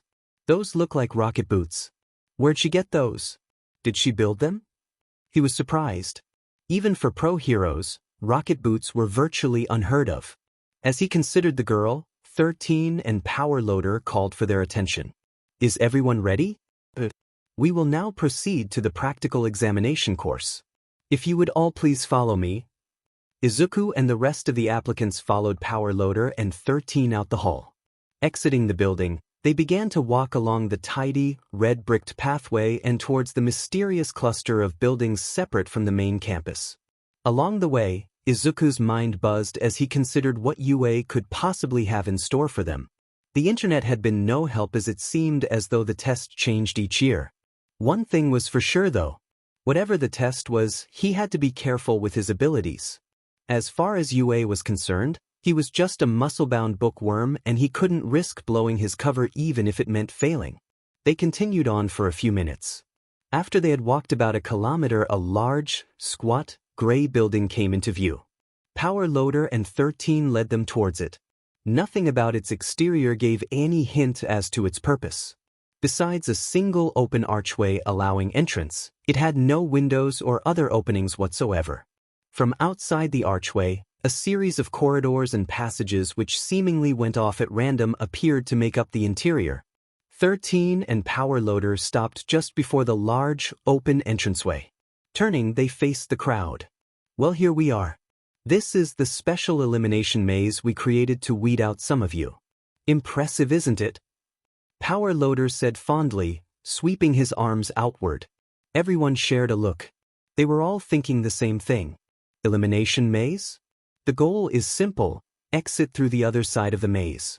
If you cannot complete the maze within 2 hours of entering, then you will have failed. A tall, lanky boy raised his hand. Can we use our quirks? Asked the boy. 13's heavy helmet bobbed. Yes, though bear in mind that's not what we're testing. You see, we aren't gauging you on your quirks or destructive power, but to see how you behave in an unfamiliar situation. This maze is designed to challenge your problem-solving skills as well as your versatility. That is the hallmark of the Hero Support Department. She paused to survey the crowd before continuing. I see that most of you have brought gadgets and tools to help you through the exam. That's fine. You can use whatever you have with you, but a word of advice: just because you can, doesn't mean you should. If you come across an obstacle, think about how you'll proceed first. 2 hours may seem like a lot, but I promise you, you'll need every moment. I wonder how much their gear will help them in there? Izuku wondered as he noticed his fellow applicants' uneasy glances. Now we'll be letting you in one at a time in 1-minute intervals. If you encounter another student, just ignore them. I shouldn't have to say this, but you're not allowed to help each other or attack each other either. 13 inclined her helmet towards Power Loader and he grinned. We've had a few applicants who think they're in a battle royal. Can you believe it? 13 said, chuckling, I shouldn't laugh, but hey. At least it was entertaining. Oh yes, I should mention that the elimination maze is filled with cameras and will be monitoring your progress. If you cannot continue, don't panic. You won't be stuck in there forever. Probably. The applicants' worried faces were reflected back at them in 13's visor as she laughed again. Once she was finished, she brought her gloved hands together in a muffled clap. So, do we have any volunteers for who wants to go first? You'll be at a small disadvantage because nobody will have cleared a path yet, but I might be so inclined to evaluate the first few entrants more positively. 13 trailed off teasingly and Izuku's eyes widened. Given my condition, it's not enough that I do well. I need to impress whoever marks the exam. Izuku shot his hand in the air. Me. I'll go first, he said loudly. No. I'll go, cried the pink-hired girl. Izuku and the girl looked at each other in surprise. Usually nobody volunteers. Power Loader remarked to 13 before shrugging. Okay, I heard the young man's voice first. Come on over. The crowd looked at him appraisingly as he Izuku sidled his way forward through their ranks. Leaving the group, he walked with Power Loader to the threshold of the building. Peering in, he could tell from the deeper shades of gray that it was quite dark in there. Thankfully he had his night vision, but he would probably have to fake being blind. Are you ready? Power Loader asked gently. Why yes. Izuku said. All right, go. Izuku took off running. Sprinting inside, he felt his face harden. Not too fast now, but I do need to leave an impression. Dashing forward, Izuku scanned the walls around him.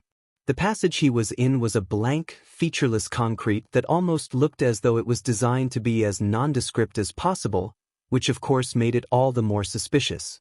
What surprises were there in store for him? Laser tripwires? Hidden blowguns? Whatever there was, he was ready.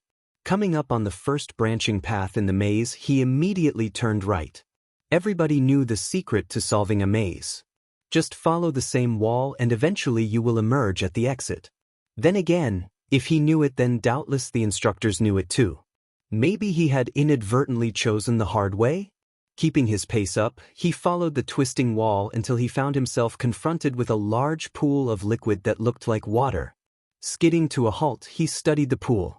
It was around 20 meters long and ran the entire width of the hall. There was no way forward except over it or through it. Leaning down, he tested the liquid with his finger. From all appearances it was just regular water. I don't sense any danger. I must just have to swim across. After a half-second of hesitation, he prepared to lower himself into the pool. Just before he did though, he felt a weight in his pocket. My smartphone. Reaching into his trouser pocket, he pulled it out. It's a good thing I remembered. Gee, I guess this is my only piece of gear. He frowned as he noticed the screen.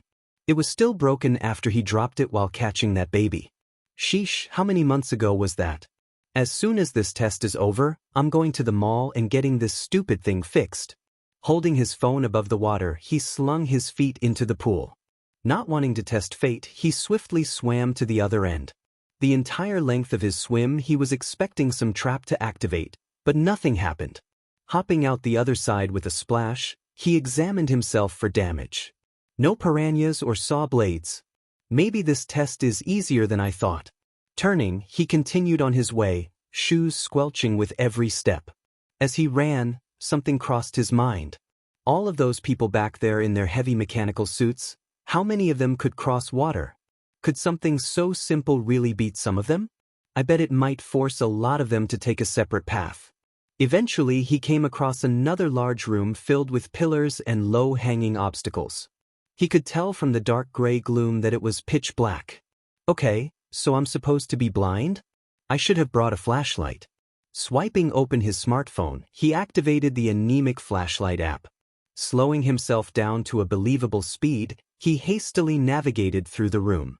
Upon exiting, the lights returned and he turned his phone off. Better save my batteries. There might be more dark rooms and it'll be a pain pretending to be blind. Turning around a corner, he saw a long stretch of empty hallway. Maintaining his pace, he ran down the passage. Turning the corner, he saw another identical corridor, then another after that, then another. I must have run almost a kilometer by now. Maybe I should start to act tired. Finally, the long corridors ended and he came across two separate paths. Standing before the two passages, he slowed himself to a walk while he pretended to catch his breath. Choosing right again, he came across a deep pit. It was at least a 5-meter fall. Gauging the distance to the other side, it was about a 5-meter distance across as well. What's more believable, that I can run up a 5-meter wall or jump across a 5-meter pit? He rubbed his chin as he thought about what to do, painfully aware of the time he was wasting. Eventually he decided to try and jump the distance. Turning around, he gave himself plenty of room for a running start before running and jumping across. His time navigating the slums had given him excellent control over his leaps, and he was able to make it look like he just barely managed to clear the chasm. Rolling as he hit the ground, he continued forward without missing a beat. Following the passage onward, he saw what appeared to be another intersection. Forward and to his left the passages continued, but on the right side wall there was a small hole in the wall which was just big enough for him to squeeze through. He checked the time on his phone. It had been 20 minutes since he had entered.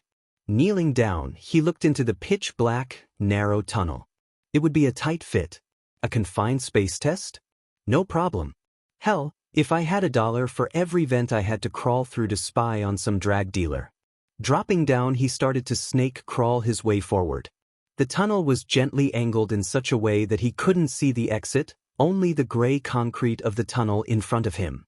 Despite his earlier confidence, after a few minutes of inching his way forward, he started to feel claustrophobic. This is nothing, Deku. Just keep moving. After what felt like an eternity, he finally saw a light ahead of him. Suppressing the urge to increase his speed, he continued on until he reached the tunnel's end. Clambering out, he pulled out his phone again and checked the time. 10 minutes to crawl through that? Give me a break, I'd better hustle up. Taking off again at a steady pace, he ran until he came to another intersection. Predictably, there was another obstacle. Keeping right, he saw a closed steel doorway. Next to the heavy glass door was a number pad. Beside the pad, there was a sequence of numbers on a separate screen. The puzzle was as follows: 15, 36, 54, 67, 112, 0.07, 0.125, 21.3, 9.62. Izuku grinned. He loved these riddles. After a few minutes of puzzling, he snapped his fingers. The cube of each sequence, counting up to 5, subtracted from the number above, then divided by the difference, gave the next number in the sequence. Easy peasy. I hope there are more of these. He dialed the number 1 into the keypad and selected confirm. Sure enough, the blast doors retracted and he ran through. As soon as he was past their threshold, the doors clanged shut behind him. As he ran, he thought about the test. Even without my secret powers, if I was in good enough shape, I could have beat this test. If I had actually trained as much as I told everyone I had. It was a depressing thought.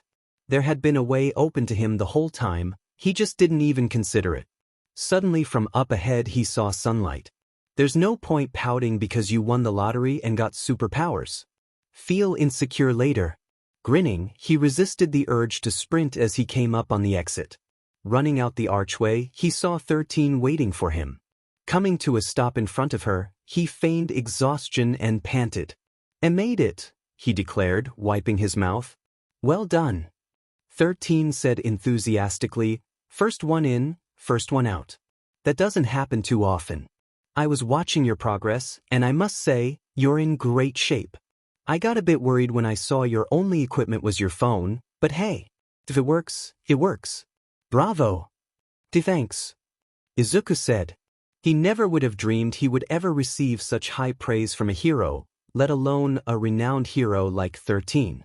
"Well, your results have been recorded. If you like, you can stay here and wait for the other applicants, or you can leave. Not everybody has entered the maze yet, so I can understand if you don't want to stay." He wiped some imaginary sweat from his brow and straightened himself. "Actually, I was wondering if I could watch the hero exams. I have a friend who's trying out for the hero program and I'm curious to see how he's doing." "Sorry you missed them. The last hero test should have concluded about half an hour ago," 13 said. "Oh," he felt slightly disappointed. "Well, I'll just go home then." "Okay, and congratulations on the excellent performance." "Thanks. Hopefully I'll see you later." At that he went back to the washroom and changed out of his costume. Though he wouldn't find out if he was accepted for another few days, he couldn't help but feel sure that he had passed. Achiko felt totally numb as she shuffled up the squeaky, old staircase of the cramped apartment building that she and her parents lived in. The UA exams had been as devastating as she had feared it would be. Worse if such a thing was even possible. She thought back to the exam and groaned as a fresh wave of nausea washed over her.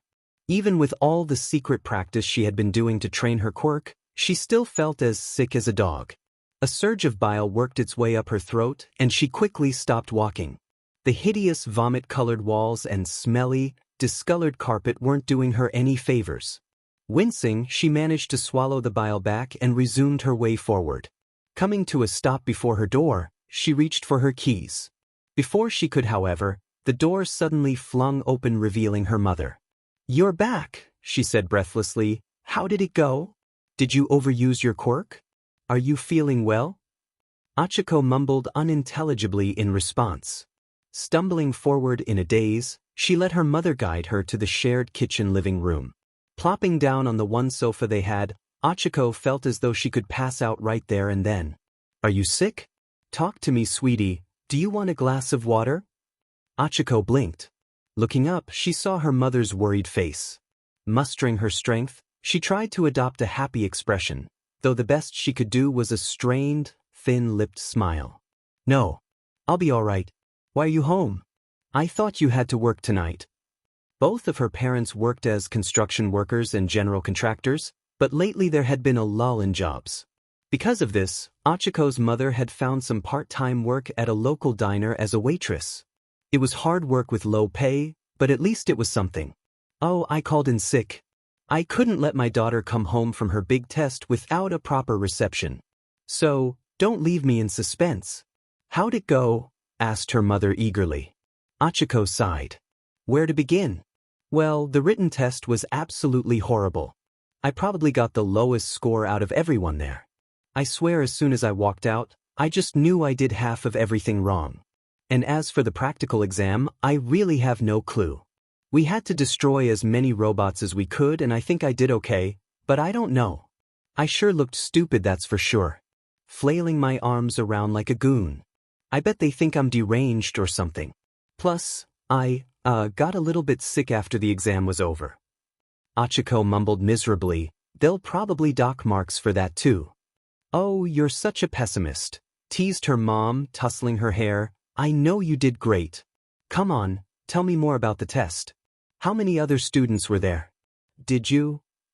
Achiko did her best to answer all her mother's questions, but the truth was she could barely remember anything that had happened. It was all like a blur to her. Not only was the test hard, but the other applicants had all been so strong. All she could do was hope and pray that she was accepted. Her parents deserved better than some shitty apartment beneath the gray towers, working 2 jobs just to make ends meet. Somehow, someway she'd become a famous hero. And when she did, her parents would never have to worry about money again. A couple days later, while the exam participants were all still worrying back home, Power Loader and 13 were cooped up in their shared office, busily reviewing the support department exams. Power Loader sighed heavily as he tried to decipher one student's messy handwriting. As fun as it was to create the obstacle course, marking the exams was hell. He and 13 had been hard at work correcting for the last 2 days, and they weren't even close to being halfway done yet. We should really find a way to make the exam multiple choice. Or we should get paid overtime. Power Loader grumbled as he drained the last of his coffee. 13 mumbled in acknowledgement. She was slouched over her desk and twirling her red pen as she read. Power Loader recognized her posture. "You got a good one?" "Yeah," she replied, not looking up from the paper. "Not a single mistake yet." "Oh, how did this person do on the practical exam?" "She did pretty good. She was the pink-haired girl who came out the maze 4th, remember? The one with the rocket boots. May Hatsum." Power Loader scowled as he tried to focus and recall the girl's face. Eventually he broke through his marking stupor and nodded. Yes, I remember. Pink hair, yellow eyes. A visual enhancement quirk, right? Well, good for her. Yeah. She's a pass for sure. So far that makes 3, how about you? 13 said as she stretched her arms behind her back. None. I swear, this happens every year. I always get all the bad ones. Power Loader ummed before shooting 13 a sharp glance. She had turned her helmet towards him and crooked her neck slightly. He couldn't see her face through her visor, but he was willing to bet anything she had a stupid grin on her face. Reluctantly, he went back to work. Putting his elbow on his desk, he rested his head in his hand as he considered the scrawling chicken scratch on the paper before him. Sighing, he tucked it into the bottom of the pile and grabbed a fresh exam. Let's see, Izuku Midoriya. You're up next, he mumbled. Power Loader started to read. After a few minutes he began to subconsciously twirl his pen.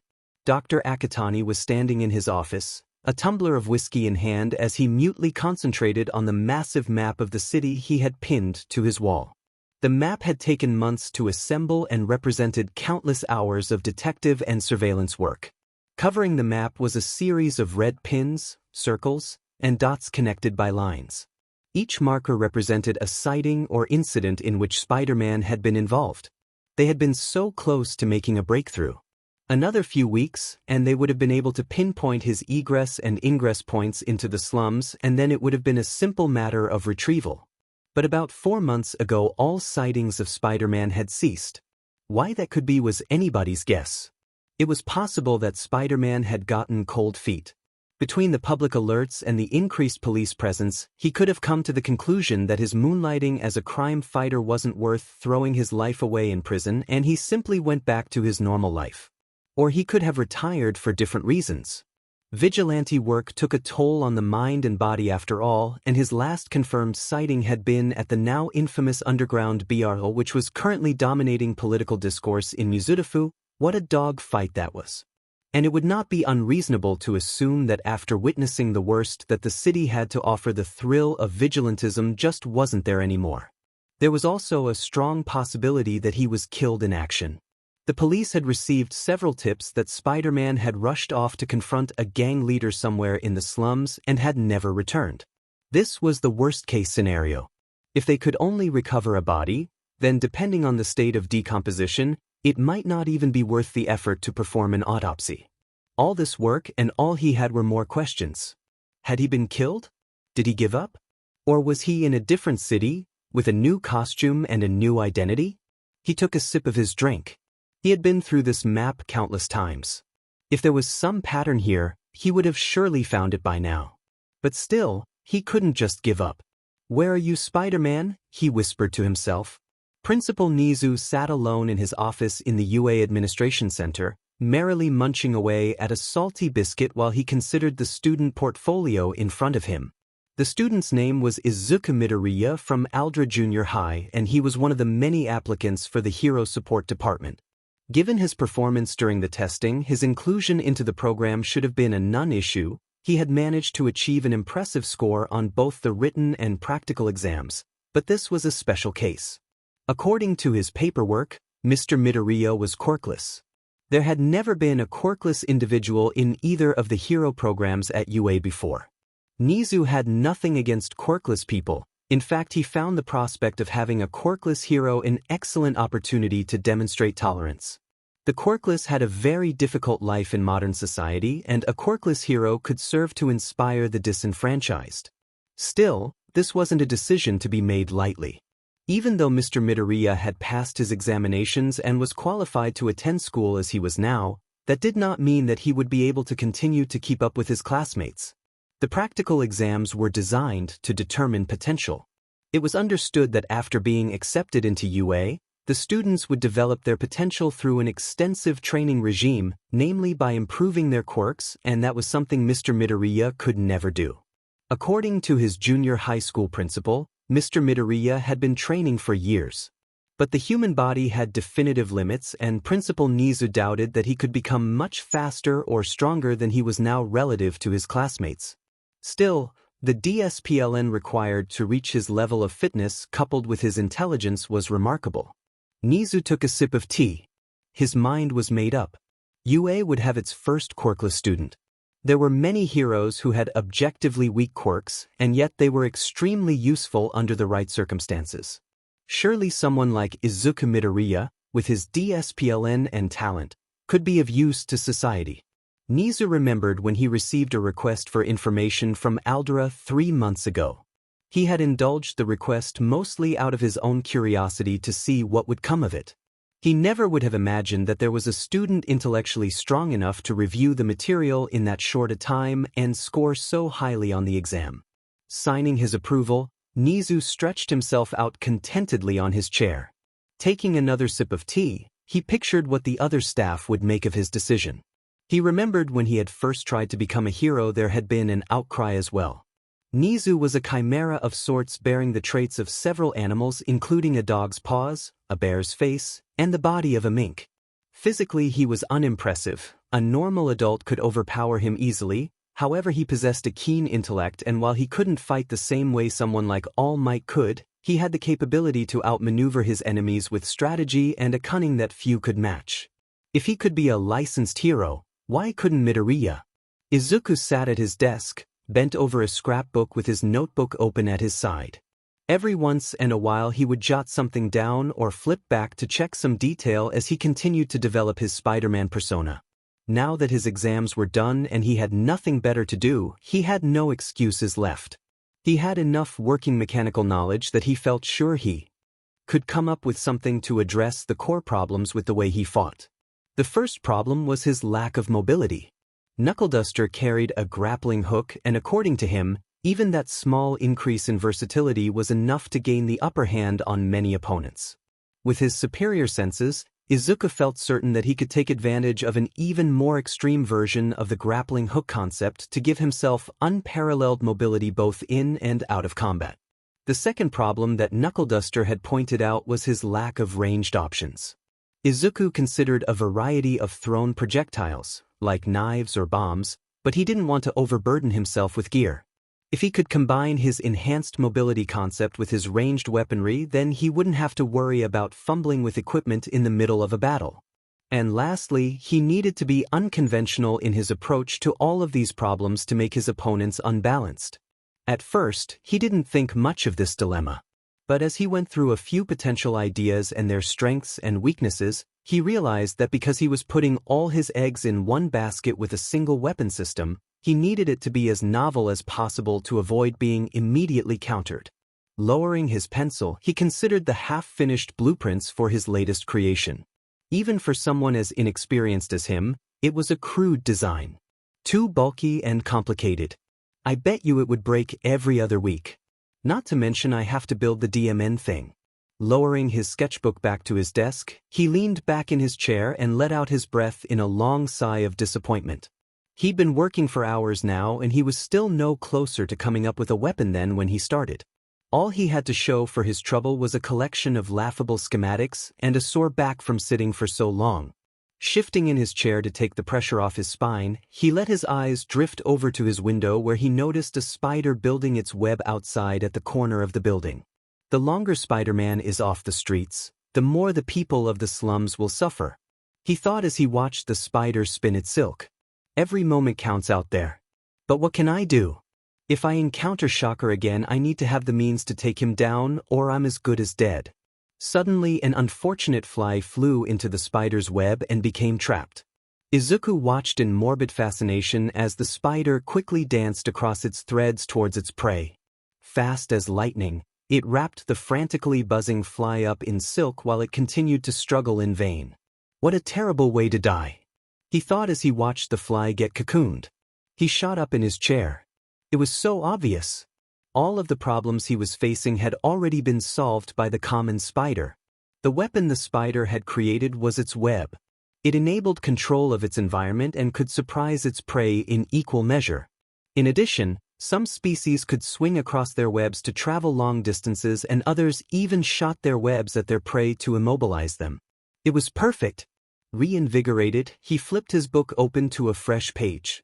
With barely contained excitement, he began to translate the design from his mind into a workable schematic. He had so much newfound energy that his hands were shaking. He had never felt this way before. He had always daydreamed about certain gadgets or tools, but he had lacked the knowledge to turn his creative energy into anything substantial. However, now that he had some understanding of what he was doing, there was nothing stopping him from exploring the concepts his mind created fully, from fantasy to reality. Hours slipped by but he barely noticed. The only thing that was able to pry him away from his desk was his mother pounding on his door yelling at him to eat, and even then he only rushed out to quickly scarf down his supper before rushing back. 3 days he labored this way until he was at last satisfied. Basing his weapon around a wrist-mounted design similar to Shocker's gauntlets, he had created a highly pressurized liquid projection platform. This platform, which he had termed web shooters, would use a binary chemical compound that would massively increase in viscosity upon being mixed and ejected from his launchers. He intended this web solution to have a variety of uses. Its primary function would be as a powerful adhesive to immobilize his foes. When he had first started crime fighting, he had used zip ties to restrain defeated criminals, but he quickly realized they were largely ineffective as many villains had quirks that allowed them to escape. But if they were cocooned in this special polymer web, it would be far less likely that anyone could break free, especially if he enhanced the compound with special characteristics. First and foremost, the compound would be elastic. This would prevent villains from being able to tear through or use brute strength to escape while also allowing him to use the webbing to swing across great distances. The mixture he created was also fireproof and electrically insulated. Both of these characteristics were easily achieved in a synthetic polymer. The greatest challenge was its longevity. The compound he needed for his web shooters couldn't last for very long. Otherwise, the streets and any villains he webbed would be gummed up forever. By making his compound inherently unstable, he was able to achieve a maximum web solution lifetime of 12 hours before it rapidly decayed into paste, assuming his math was correct. He flipped through his notes and examined his work. It was a confusing jumble of diagrams, jotted formulas, and long-winded explanatory sentences that curled around the page, too confusing for anyone he knew to understand. Hell, he could barely understand it, but he knew in his heart that it was exactly what he needed. His creation was simple, compact, and uniquely suited to his quirk. All of the chemistry is theoretical. I'm going to need a properly equipped lab to test the formula, but presumably UA has one I could borrow. Assuming I got accepted, that is. He muttered. Oh, don't worry. I'm sure you got accepted, honey. Eek. Izuku screamed, whirling around and clutching his chest in shock. His mother was standing right behind him. "WH, where did you come from?" he gasped. "Why didn't my spider sense warn me?" "Oh, I've been here for a while, sweetie. I see you're designing more gizmos and stuff. Can I take a look-see? She leaned over and attempted to push past, but he blocked her. What? You wouldn't. I mean, it's not. Just get out of here. Come on, Mom. Okay. I'm just worried for you, that's all. You should take a break and go for a jog or something. Get some fresh air, maybe you'll meet a girl or something. Izuku took a few gulping deep breaths as she turned and walked out of his room. As soon as she was gone, he stashed away his notebook in the depths of his desk drawers. She probably wouldn't understand what any of that meant, but even so. Geez, what does it take to get a little privacy around here? It's a good thing I wasn't. Suddenly he froze. A separate but equally horrifying thought had entered his mind. Fearfully he turned to his computer. His screen was on his homepage, but he had left a lot of tabs open. If she had read any of the titles? Red-faced, Izuku deleted his browsing history and closed all his tabs. She didn't see anything, did she? No. Definitely not. Why would she? I mean, I guess it's possible. He muttered. Maybe meet a girl or something. Izuku took a long, deep breath. Dashed, he whispered. The next morning, as Izuku was poking through the fridge for some milk for his cereal, the door to the apartment suddenly flew open and his mom rushed inside. Her hair was a mess, her face was red, and her breathing heavy from running up the stairs. Izu! It's here! His mom shouted as she rushed into the living room, a small envelope in her hands. Izuku felt his heart stop. It's from you, she whispered, her eyes wide. Leaving the refrigerator open, he numbly walked over. With trembling hands, he took the envelope from her and tore it open. Letting the envelope fall to the floor, he unfolded the paper within and started to read. The letter began, Dear Izuku Midoriya, UA High School. On behalf of my fellow instructors, I am delighted to acknowledge your application to attend UA High School for this upcoming school term beginning on the 9th of April. As per your preference, you have been accepted into the Hero Support Program. The requirements for the Hero Support Department. He stopped reading and lowered the letter.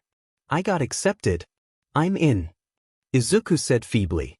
His mother squealed in excitement and dove into his arms, hugging him fiercely. Oh, I knew you would get in. I just knew it. Izuku didn't know what to do. He knew he had done well on both of the exams. He just figured that there would be some sort of catch. For years and years he had dreamed of being accepted into UA, but it had always seemed like an impossibility. For it to have actually happened left him at a complete loss. All he could do was stand there while his mother did her best to squeeze him flat. A few seconds passed and he was vaguely aware of his mom releasing him and snatching the letter from his hands. While he stood there blinking in disbelief, she read the letter aloud. He barely heard her. I got in. It says here support heroes do not get to request a professionally made costume. Izuku stirred from his reverie. Yeah, I heard support hero students have to make their own. I was thinking I'd use your design, he said, and she smiled. Well, okay then. Oh my God. This is such a relief.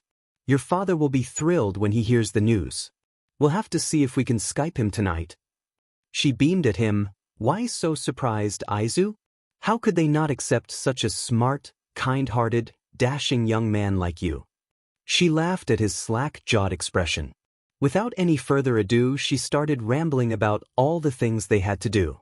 He'd need to get fitted for the UA school uniform, of course, get a haircut, figure out the train schedule for his commute, and 1,000 other things. While she rambled, Izuku slowly processed what had just happened. He, the quirkless loser from Aldra, was going to the most prestigious school in the country to become a professional hero. The next few days were unbearably slow. He never would have imagined that he would actually be excited to be going to school, but now he was heading off to learn something that he genuinely cared about and things would be different. He was sure of it. After waiting in agony for what felt like an eternity, the first day of high school finally arrived.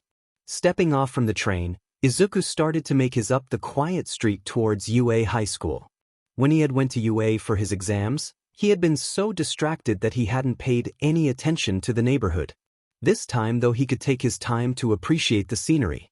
The tree-shaded street was spotlessly clean and lined with a variety of fancy glass-windowed shops, upscale restaurants, and nifty businesses. Considering the importance of UA to the pedigree of Mizudafu, everything was immaculate. A few of the people walking by took notice of his uniform and smiled at him. Each time he would sheepishly smile back. He couldn't help but feel a swell of pride. He was attending the most prestigious hero academy in the country. True, he did lie a little to get in, but it wasn't like he was being selfish. He was putting himself at significant risk of discovery so that he could receive the training he would need to save more lives, and who knows? Maybe one day Spider-Man could be an official hero too, as distant a possibility as that may be. As he approached the main gates, he became aware of a crowd of press standing outside the academy entrance.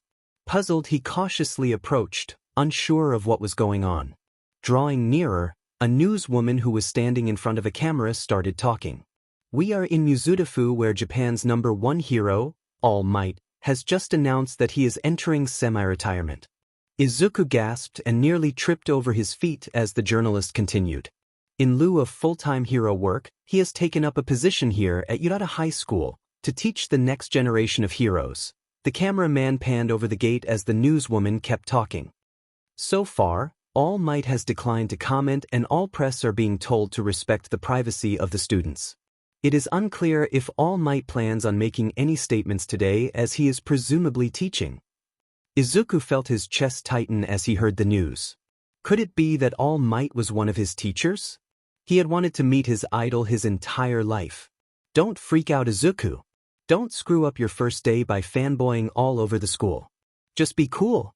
If he comes to your class, then talk to him, and if he doesn't, then corner him in the parking lot. I'm sure he's used to it. Creeping his way past the press to the school entrance, Izuku was able to slip inside without being noticed. Walking along the path towards the main building, his heartbeat increased. Was All Might already in the building? What if they crossed paths in the hallway? Entering the main building, he joined the other uniformed students as they went to their classes. According to his acceptance letter, classes at UA were organized via a number designation, 1 for first year, 2 for second year, and 3 for third year, followed by a letter which designated department. A and B were hero courses, while C through G were general education. Class H was hero support, while Class I and J were the 2 business classes. Izuku was enrolled in Class 1H, the first-year hero support department class. After a brief walk through the crowded hallways, he found himself standing in front of his homeroom door where he could hear voices inside. Smoothing down the front of his uniform and adjusting his trousers, he adopted what he hoped was a casual air and stepped inside. Immediately he was struck with how spacious the room was. It was nearly twice the size of his old homeroom at Aldra Junior High despite having only half as many students. There were 10 large workstations, 5 on the left and 5 on the right. Each one had 2 chairs. Currently the room was half filled with boys and girls his age, all excitedly chatting to one another. He groaned when he spotted the pink-haired girl from the exams. She was sitting at the front of the class, juggling around her laptop and water bottle as she rifled through her bag. Ugh, she passed? I'd better sit as far from her as possible. I'd rather not be annoyed all semester. Choosing a spot at an unoccupied bench at the very back, he arranged his things and took his seat. Once he was settled, he observed his classmates. As usual, there were a few morphologically different individuals in the class. One had wings, another had scaled skin, but that wasn't anything to blink at nowadays. They all appeared to be normal teenagers. Judging from their appearance, you never would have guessed that they were candidates to become professional heroes. As he sat and waited, more students entered the class and began to fill up the seats. Wordlessly, a tall, lanky boy with black hair sat next to him and set down his stuff. While Izuku debated whether or not he should be the one to break the ice, Power Loader entered and the class quickly fell silent. Everyone was still and watchful as Power Loader set his own briefcase down by his desk and unpacked his things. After a few moments, he turned to them and gave them a small smile. Good morning everyone and welcome to Class 1H Hero Support. If you are here, that means that you all scored to within the top 5 percentile of the written exam and completed the practical exam with an exceptional performance. Well done, he said crisply. Several students grinned and exchanged smug looks. Power Loader waited before continuing. However, a word of caution to you all. Do not become complacent. Statistically speaking, several of you will flunk out of this program before the end of the first semester. The coursework in this class is difficult. Truly difficult. The smiles around the classroom waned. Now, you wouldn't be here if you weren't gifted. The fact that you passed the exam with such distinction proves that much. All of you are capable of succeeding in this class. My advice to you is to not let yourself get discouraged, ask for help if you need it, and don't be afraid of failure. We all make mistakes. Before he could continue, the pink-haired girl's hand shot into the air. When do we get to build stuff in the development studio? She asked breathlessly, and Power Loader chuckled. Eager to get started, are you? Well, don't worry. We have regular lab PRDS where you will be permitted to make use of the school's facilities. These are available for you to complete your assignments and pursue your interests as you see fit. I won't try and babysit you too much. However, I must stress that these facilities are only to be used under my supervision. Izuku rubbed his chin thoughtfully. Maybe he could construct his spider suit, web shooters, and web solution after all? For today I was Power Loader paused. The pink-haired girl's hand was in the air again. Yes? Are you in on the weekends or before and after school? Power Loader seemed taken aback. Well, yes. So we can come in and build stuff, like, whenever? Like, just show up and build? The pink-haired girl asked in an elated voice. Yes. Power Loader said slowly, but I might not be in the lab every weekend. Usually I'm busy preparing for the hero course's exercises and I have a life too, you know. I assure you, you will be kept busy with your own schoolwork and will not have as much free time as you think. The girl looked unperturbed as she lowered her hand. Anyway, I have an exercise planned for us this afternoon, but for this morning I think it would be best if you all introduced yourselves. Let's see. He scanned across the room before settling on Izuku. Yes, let's start at the back and go up in order. All of the class's eyes turned to Izuku. With a gulp he stood up from his chair. Hello, my name is Izuku Midoriya. Izuku fidgeted as the class stared at him. He racked his brain for something to say, but he couldn't think of a single, solitary thing about himself that was interesting. That's it really, he said quietly, sitting back down. It is very good, Midoriya. Embarrassed, Izuku shrunk in his seat as Power Loader turned to the boy next to him. Next we have? The tall lanky boy stood up. Hi, my name is Moyasher. I'm from just outside Muzutafu, but I went to school in the city. My quirk lets me act as a capacitator for electricity that I can discharge when I want to. Moyasher sat down and Izuku nodded politely with his other classmates, though internally he was kicking himself for his clumsy intro. Why did I have to go first? Damn it. One by one his fellow students introduced themselves. The last one to do so was the pink-haired girl. Hi, my name is Mei Hatsum. My quirk lets me see up to 4 kilometers away. It's very useful for soldering electronics, no need for a microscope. Anyway, I came to UA to invent things and get rich. That's it. Izuku frowned slightly. He wasn't the only one. She's joined the support hero program to sell stuff? However, if Power Loader found her answer odd, he made no sign of it. Instead he merely nodded. Very good. Well, I suppose it's my turn. Many of you know me by my hero name, Power Loader, but my real name is Higuri Maijima. In class you may refer to me as Mr. Maijima. My quirk has given me fingers tipped with steel claws. Power Loader lifted one of his arms to show the class his hands. At the end of each one of his fingers was a metal tip that looked similar to a tooth at the ends of an excavator bucket. I used this claws in tandem with my armored helmet and chassis to tunnel through the ground. Over the course of my career I've used this quirks for everything from rescuing trapped miners to ambushing villains inside their own hideouts. One time I wonder how fast he is in combat? His suit and hands may be well suited to tunneling, but can he hold his own in a fist fight? Thought Izuku as he focused on Power Loader's large hands. He was well-muscled and obviously in great shape, but he had never seen footage of Power Loader actually confront a villain. Most of his battles were fought underground, if you could consider trapping someone beneath tons of rock and earth a fight. It seems like he's another fighter who relies on his superior mobility. If I were to fight him, how could I beat him? Snapping himself out of it, he forced himself to pay attention. He'd need to break his habit of zoning out all the time if he wanted to succeed. UA was a place for the elite. But that was a long time ago. Amway, now that we've all gotten to know each other's names, let's go over the class rules and syllabus. The rest of the morning was spent learning the safety rules around the workshop and power loaders' expectations for their work. The coursework was a mixture of both typical high school topics, such as English lessons, literature, history, and so on, as well as the more eclectic fields of costume and gadget creation, advanced physics, engineering, chemistry, and calculus. It was an intimidating list to be sure, but Izuku felt like he was ready. After Power Loader had finished his overview, Izuku and his classmates were dismissed for lunch. Entering the massive cafeteria hall, Izuku followed the herd to a free table. The cafeteria was packed to bursting with hundreds of students who were all excitedly talking about their first day. He flinched under the bombardment of sound. Despite being a school renowned for its hero program, UA still offered a full education for regular students and was one of, if not the largest school in the city. Taking a seat with his classmates, Izuku began searching around the hall. His eyes traveled from table to table until he found who he was looking for. Sitting at a far table was Bakugo, hastily devouring a hamburger while his fellow hero students chatted around him. Last week, Izuku had learned from Mitsuki's Facebook page that Kaken had made it into the UA hero program.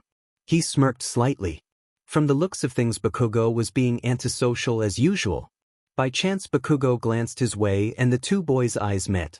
Bakugo lowered his hamburger and glared at him. Perhaps he was intending to come off as menacing, but the action of being intimidating with a hamburger in hand was particularly amusing to Izuku. Breaking out into a grin, Izuku waved cheerily. Bakugo rolled his eyes and returned to his meal. "Who are you waving to, Izuku?" asked a girl's voice. Izuku returned his attention to his own table. The voice belonged to a girl around his height with blue eyes and straight, blonde cropped hair. For the life of him, he couldn't remember her name. I was just waving to an old friend of mine from elementary school. Sorry, I forgot your name. You are? My name is Kiska Keiki. Nice to meet you, she said courteously. What class is your friend in? He got into the hero course. Izuku said, trying his best to keep his stuttering out of his voice. I was going to try out for the hero course, but my quirk isn't well suited to destroying robots, so I didn't bother. Her voice was friendly, but he couldn't help but hear a note of bitterness. He could empathize. It seemed strange that the hero course would be geared so heavily towards destructive quirks when there were many successful heroes that would struggle to defeat a robot with their quirks alone. Did you want to join the hero program too? Kiska asked him. Why? But I didn't think I could bust up robots either. Not without some special equipment anyway. Well, who wouldn't want to join the hero course? Interjected a surly boy's voice. Izuku turned. It was the boy he sat next to in class, Moyasher. The lanky boy was absently twirling his spaghetti on his fork, not looking at either of them. Izuku looked at him puzzled.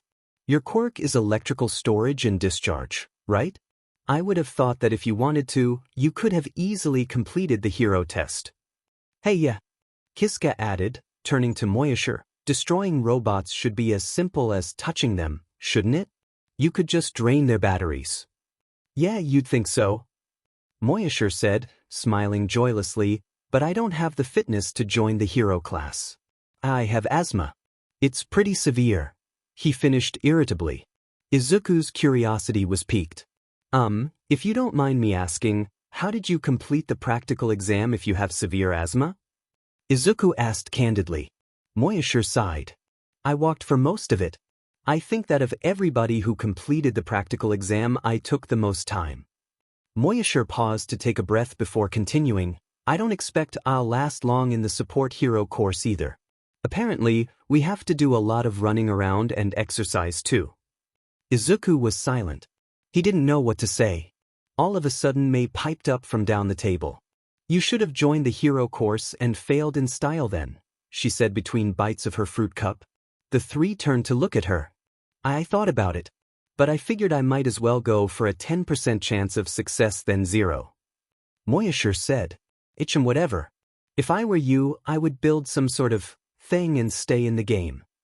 Mei said while she chewed. Kiska and Moyashir looked at each other and Izuku frowned. What would you build? Izuku asked. Nah, I'm not telling. We're all competing with each other, aren't we? I don't want to give anyone else an edge. Mei said in a sing-song voice. Competing? We're all in the same class. Izuku said incredulously. Mei rolled her eyes and went back to her meal. At that, the conversation switched to everyone getting to know each other. Izuku tried his best to participate, but years of social isolation and insecurity left him mostly a mute participant. Still, he was at least thankful to be included in the discussion. After lunch was over, Izuku and his classmates changed into their gym uniforms and went to the PE grounds. While they were waiting for Power Loader to turn up, the class began speculating. I wonder what sort of exercise Mr. Majima wants us to do? Asked a boy with leathery wings who Izuku believed was named Bukimi. I hope it's not like the entrance exam, said Moyashir nervously. The entrance exam was easy peasy, said Mei waving her hand dismissively. Oh yeah? You won't have your rocket boots with you this time, retorted Moyashir. Well, Mei paused. No one else will have any gear either. So I'm sure I'll do fine. Kiska turned to Izuku. Hey, you came in first place during the practical exam, didn't you? Yeah, said Izuku, shifting uncomfortably. I saw you wearing a costume but I didn't see any gear on you when you ran the course. Did you complete the test using only your quirk? Izuku hesitated as Moyashir perked up and looked his way. Well yeah, I mean I didn't have any gear on me, no. I did the test without anything. What was your quirk again? Moyashir asked, frowning. Several of Izuku's classmates who had been talking to one another quieted and turned towards him curiously. It struck him then that they still didn't know about his condition. Izuku stalled, scratching his ear. It was bound to come up eventually. I should break the news now before it looks like I'm trying to keep secrets from everyone. They'll think I'm overly sensitive or something. Well, actually, I don't dash. But before he could finish, he was interrupted by the arrival of Power Loader. Hey, come over here and gather around, called out Power Loader from some distance away. He was standing over by a running track with a clipboard in hand. At the sight of his teacher, Izuku was suddenly reminded of Mr. Ijime's fitness recommendation test, and his spider sense tingled. We're going to have a quirk apprehension test. The objective of this test is to give you all a sense of where your quirks are relative to each other as well as to show you how your quirks can be used to give you an advantage. Up until now, you have all been actively discouraged from using your quirks. You've been told that you are all the same. However, that ends now. While you are here at UA, you can consider your quirks as tools. Use them how you see fit to accomplish your tasks. The class looked at each other gleefully as Power Loader continued. Not all of you will have quirks that will give you an advantage in every situation.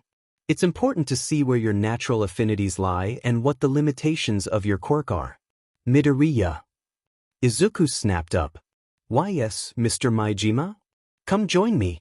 You'll serve as a baseline. We'll start with a 50-meter dash, he said as he pressed a few buttons on a nearby console beside the yard. Spider sense tingling, Izuku moved through the crowd of his peers and approached the start line. Taking a deep breath, he crouched down into position. There is a laser running across the start and stop line, so you may proceed when you're ready. Or would you prefer if I gave you a signal? Yeah, that would be best. Izuku said. Not too fast. All right, go.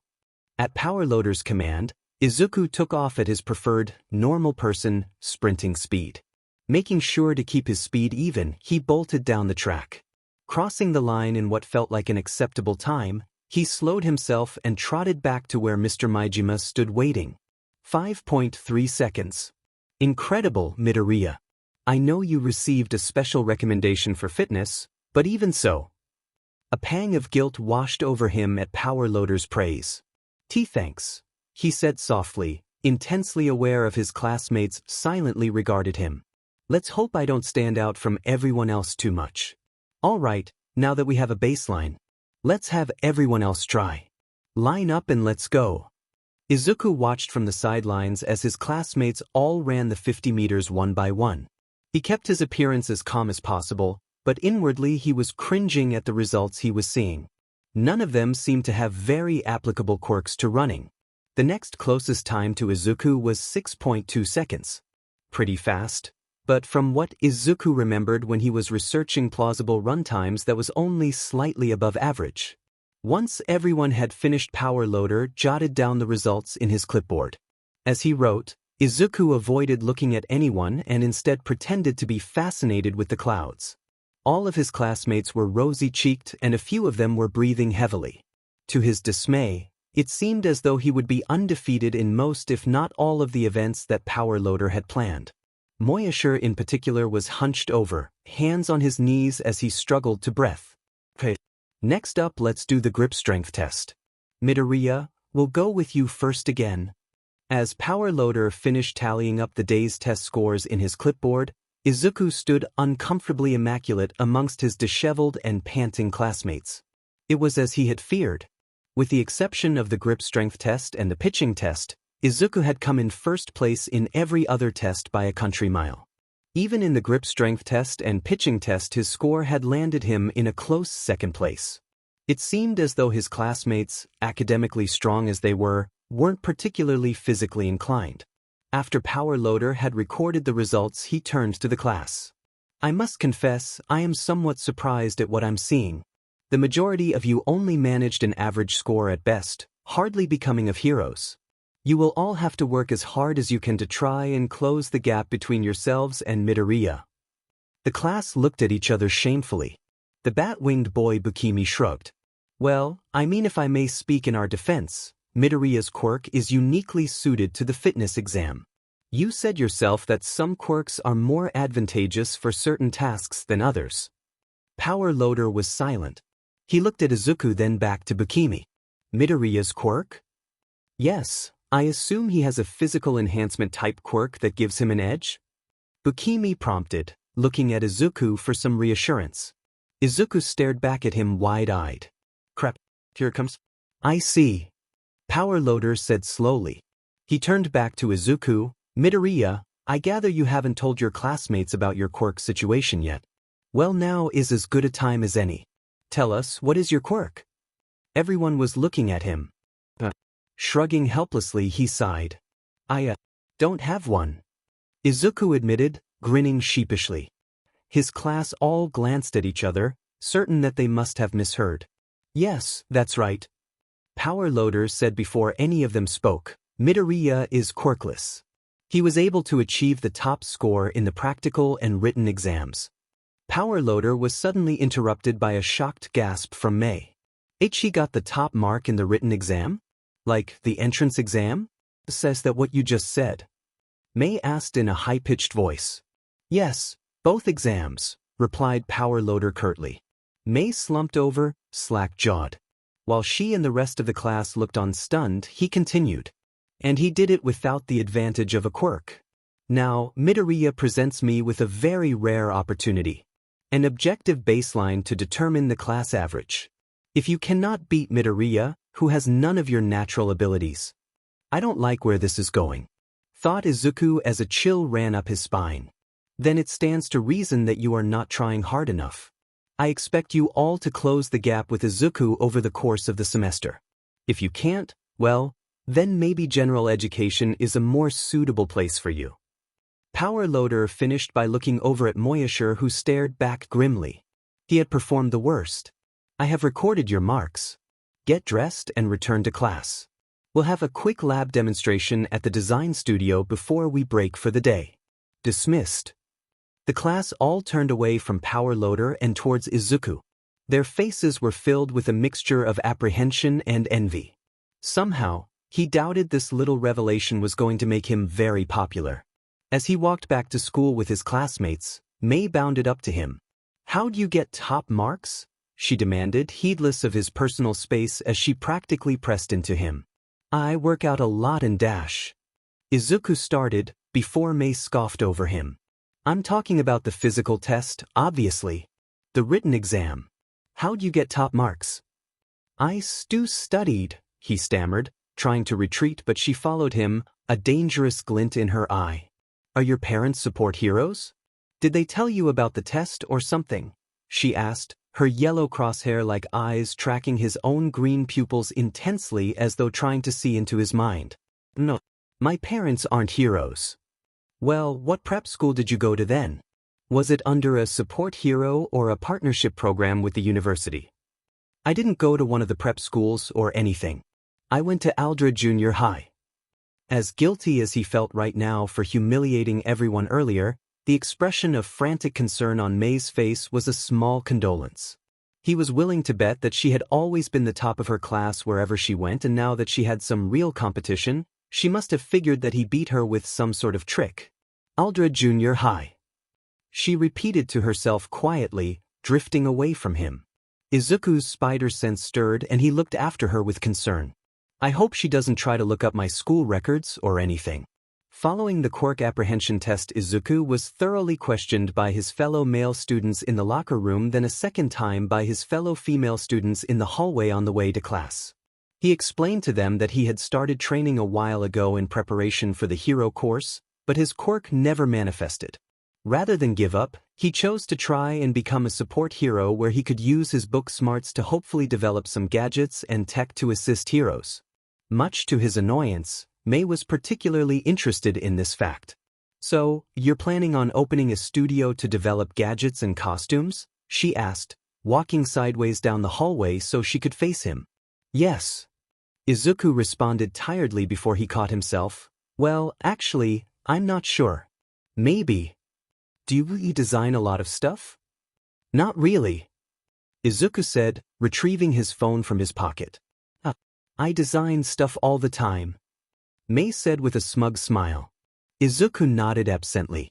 He was busily scrolling through the next week's weather report. I'd show you, but I don't want you stealing all my ideas.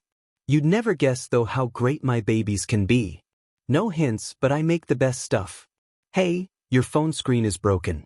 Do you know how to fix a phone screen? I do. I would have thought everyone here knew that much at least. Do you want to know how? It's easy. This continued all the way to the development studio. Upon entering the studio, her attention was mercifully diverted by all the equipment on display. Power Loader was waiting for them inside. Welcome to my development studio. Power Loader said, a measure of pride in his voice as he gestured to the equipment around him. Izuku joined the rest of the class in marveling at the many devices and pieces of equipment. Near the wall, he spotted a machine specially designed to fabricate costumes out of durable materials. This is exactly what I need to build my Spider-Man equipment, thought Izuku as he eyed the machinery hungrily. As a licensed support hero, I am authorized to perform basic modifications to students' costumes or create accessories at their behest. Besides servicing the students, this is also where I design and create my own pieces of equipment. One day you may have your own development studio or work in one for one of the hero agencies. A support hero's workshop is in many ways a manifestation of their experiences. My whole career as a hero can be seen in this workshop. I ask you to treat this place with respect. Izuku and his classmates listened solemnly while Power Loader went through his speech about the rules and safety precautions for the lab. With the exception of May, of course. She seemed more interested in the tools lining the walls. Once Power Loader was finished explaining the rules, he gave them their first assignment.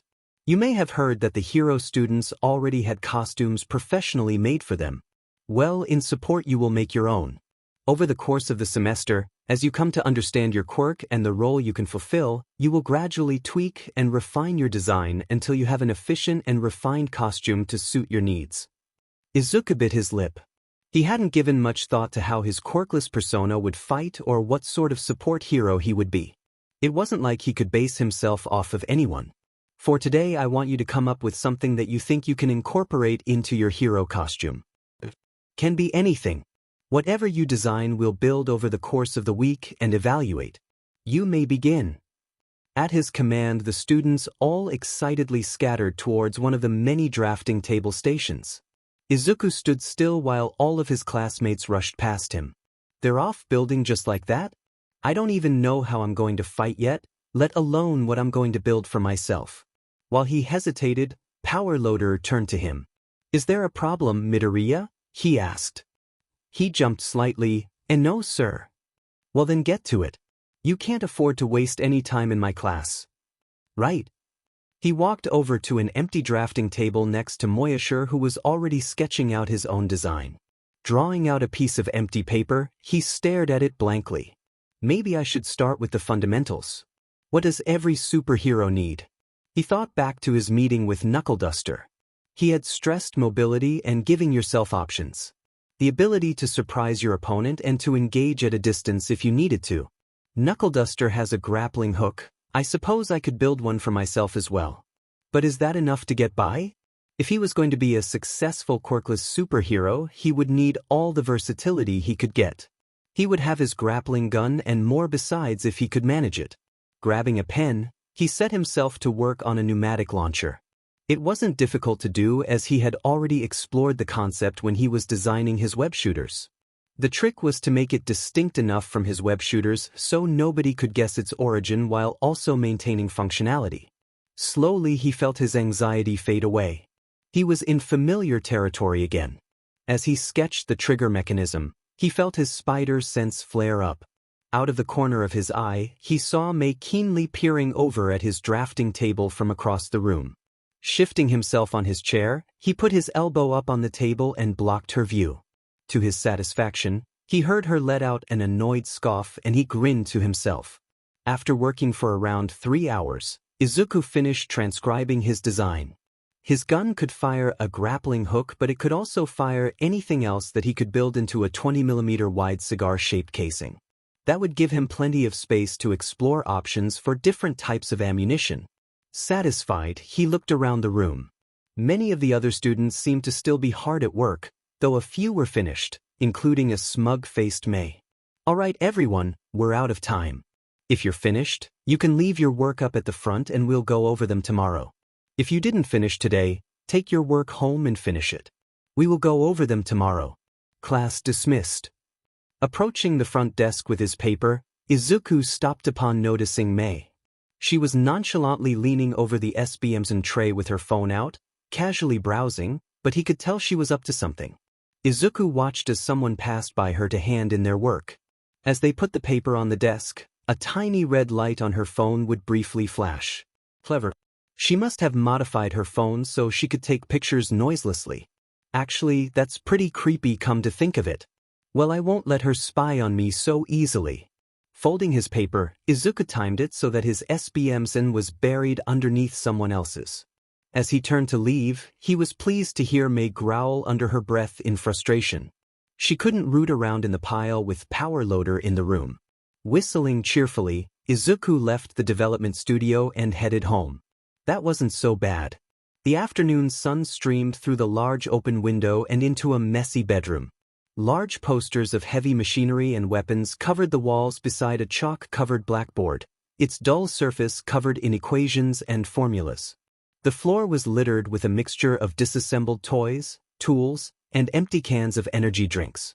In the corner of the room was a messy bed more like a sparrow nest than a proper sleeping space. Its covers were thrown back and the rumpled sheets were half buried with electronics and magazines. The fragile tranquility of the room was instantly shattered as the door burst open. May stomped in, fresh from her commute home. Tossing her school things unceremoniously over her shoulder, she rushed over to her computer, scattering junk across the floor as she went. Stupid, stupid, stupid. Why did I leave the test early? I should have stayed. Reaching her desk, May impatiently wiggled her mouse to wake up her computer. After misspelling her password a few times, she finally logged in. Opening her browser and searching for Aldra Junior High, she quickly found the school website. Let's see, faculty, classes, hero support program, where are you? She muttered while she scanned through the page. Nobody beat May Hatsum at exams. Nobody. She had been preparing for months. Well, mostly preparing. She had relapsed back into Dota 6 for a month or two prior, but even so she had memorized all the material. Whoever this green-haired what's-his-face was, he must have had some inside information or cheated or something. May scowled as she read through the school class list. From the looks of things, it was just a basic junior high school. They didn't list any advanced science program or prep school or anything. May rubbed her forehead. She could feel a headache coming on. Grabbing her smartphone, she dialed the school office number. It wasn't quite 5 o'clock yet, so somebody might still be in. After a few rings, someone answered. Aldra Junior High, reception speaking, intoned a nasally woman's voice. May jumped out of her chair. Placing a hand over her mouth, she disguised her voice as best she could. Oh, hello. This is, May frantically racked her brain for a plausible name, Giorgio Ricandio. Perfect. I'm calling because I was hoping you could give me some information about your prep classes for UA. Do you, know anything about that or? May waited eagerly as she heard some shuffling noises come from over the line. For UA? Inquired the voice in a confused tone. Yes. For UA High School. May said impatiently, I was wondering what programs you have available for, like giving the students a leg up on the competition. You know, AP classes and what have you. We have no programs like that here at Aldra, replied the voice. May hesitated and her fake voice wavered. No AP programs or anything? She asked tentatively. No. We only offer the basic classes from grade 7 to 9 here. Oh. May said, her voice dropping back to normal. If you like Mr. Ricandio, I can dash. At that, May hung up her phone. There was no point in continuing the conversation. Sitting back down, she rested her hand on her hot forehead. Had he just been messing with her? She groaned. She didn't like being kept out of the loop. She was supposed to be the one messing with people, not the other way around. Who did this freckly guy think he was? He couldn't be for real, could he? She forced herself to laugh. Why should she feel intimidated by him? As soon as class started in earnest, she would crush him easily. She had seen his rudimentary design in the development studio today. Admittedly, she hadn't gotten as good a look as she would have liked, but she could tell it was a gun of some sort. She could build any kind of gun she wanted. But then, a terrifying new possibility occurred to her. What about the lessons outside of the classroom? The physical exercises and so forth. Power Loader had said that he planned on using the green boy as a baseline. Did she have to beat him at that too? Couldn't she just build a thing to make her run faster? Miming piteously, she slid halfway down her chair. She really hoped she didn't have to do too much exercising. She fought with her brain. Leave the weight lifting to the chumps. Snapping herself back up, she strode over to her backpack and retrieved her blueprint for the improved rocket boots she was designing. Initially, she had planned on turning it in after class for some easy extra credit, but after learning that she had been upstaged during the exam, she figured that her design could use a little extra spice to put her back in the spotlight. Grabbing a pen from her desk, she got to work. They would be bigger, more powerful, more dramatic. As she worked, she grinned. She was going to knock everyone's socks off. The next day, while setting his things down in his homeroom, Izuku overheard that All Might was teaching the foundational heroic studies lesson with Class 1A, and he was practically green with envy. Bakugo was probably having the time of his life with All Might while he was busy fending off May from his workbench. It's a good thing I have so much dexterity, thought Izuku as he blocked May with his back while simultaneously juggling his tools with one hand and spooling some wire with the other. Power Loader sure liked to keep them all busy. After checking over their designs, he immediately set them to work constructing their new piece of equipment. In addition to building this new piece of gear, he also expected them to fabricate the first iteration of their hero costume for that Friday as well. While they toiled, Power Loader watched them work carefully. Normally, you would need to register your hero costumes with the government, but as your costumes are little more than body armor at this point, we can hold off on registering them until later in the year when you have a more workable design. I expect you will go through several versions of your costume over the months as you come to understand what role you can fulfill as a hero through our field exercises. Yeah, about those field exercises, began May slowly. What if we know more or less what we want to specialize in right now? I'm more of a designer and builder myself and dash. Nice try, handsome, but the field work is a requirement. Izuku could hear May start grumbling as she returned to work on her rocket boots, and he grinned to himself. According to their syllabus, field work accounted for nearly half of their grade. He turned his attention back to his work. He couldn't afford to let himself get cocky. While it was true that he had done exceptionally well on the apprehension test yesterday, his work in the lab was what really concerned him. He didn't even know the name of half of the stuff he was using. A few times he had wasted precious minutes by staring blankly into the tool drawers looking for the right screwdriver or wrench. Still, he was making good progress on his grappling gun and he had all his costume measurements figured out. He just needed access to the fabricator computer so he could create his costume blueprint. The costume fabricator worked off of a proprietary design software. You created the costume you wanted first in the software, then uploaded your design to the fabricator, which would automatically create the costume from your specifications using the available materials. The process took a few hours, but it was completely autonomous. Many of his peers had already tinkered with the software in one form or another, and Izuku couldn't help but worry that he might not have enough time to catch up. Of course, he wasn't planning on making just one costume. Power Loader said that after school he would allow his students time to work in the development studio. If Izuku were to accidentally mess up one costume and have to print another, well, who was he to waste good materials? He just so happened to know a certain pure-hearted, selfless, noble, handsome vigilante who could really use some new clothes. That was the plan anyway. He just needed to wait until he had some privacy. Beside him, Moyashiro was attempting to solder together two pieces of circuitry. Drawing a tiny line of molten copper, he appraised his work thoughtfully before setting the board down to cool. While he waited, he turned to him. "Hey Izuku, what are you making?" Moyashiro asked. "A grappling gun." Izuku replied happily as he tightened a spool of metal cable. He didn't mind telling people if they just asked. "Ichim, do you know how to use a grappling gun?" "Not really. I figure I'll practice a bit before Friday." Izuku said offhandedly, "What about you? What are you making?"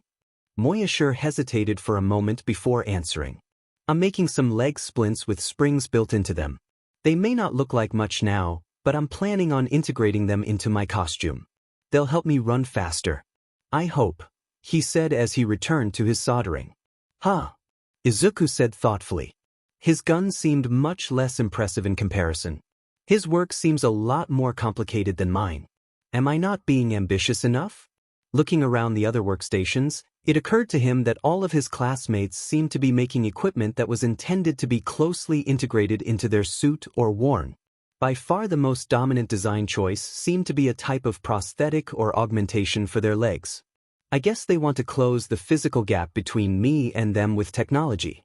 But shouldn't they be trying to build something that their bodies can't already do? I mean, they'll need to get in shape sooner or later anyway. I don't think that physical augmentation is the right call. Did you say something? Izuku looked over in alarm. Moyashiro was staring at him. "No, it's, nothing. It's nothing," Izuku said in embarrassment. He must have been muttering to himself again. Moyashiro shrugged and went back to his work.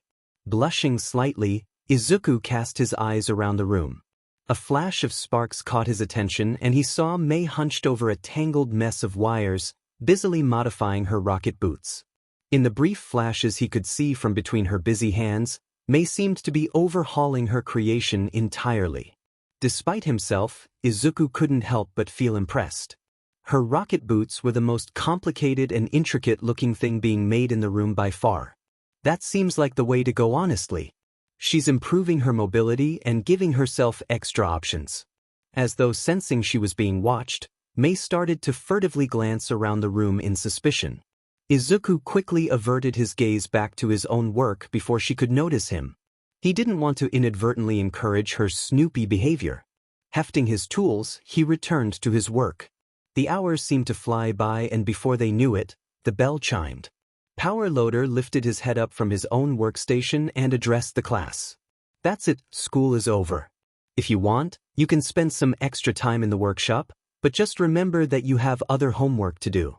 I'm expecting you to have your literature assignment done next Monday and you have to write your history chapter review next week as well." Izuku joined the rest of the class in their collective groan. It was only the second day of school and already it felt like he was doing more work than he had for his entire final year at Aldera. Izuku turned over his half-finished grappling gun in his hands and sighed. Maybe my plan of nightly Spider-Man outings was overly optimistic. Gritting his teeth, he redoubled his efforts. As he started to pick up the pace, his spider sense alerted him that May was watching him again, but he didn't care. He couldn't afford to obscure his work from May all the time. If she was going to be nosy, then so be it, he had work to do. A few hours later, just as he was putting the finishing touches on his gun, Power Loader announced that he was closing up the shop for the evening. Izuku grimaced. He hadn't been able to even touch the fabricator yet, and he needed to make his costumes. While everyone was cleaning up their station and putting away their tools, he meekly trotted over. Hey Mr. Maijima, can I have a copy of the software that the costume fabricator uses? I was hoping to design my costume today, but I ran out of time. Power Loader nodded. Sure. I can get you a copy. Just a second. Izuku waited patiently as Power Loader went over to his computer. Pulling out a USB key, Power Loader started to make him a copy. While they were waiting for the computer to finish, Power Loader turned to him. You've got some fast hands, Midoriya. I was watching you work today and you seem to have a good handle on things. I was reviewing your school records and he paused. What he could see of Power Loader's face tightened into a frown as he looked over Izuku's shoulder. Miss Hatsum, clean up your workspace please. Izuku turned and saw May loitering around his workstation, conspicuously hovering over his design. At the sound of Power Loader's voice, she yelped, quickly scurrying back to her own cluttered workspace.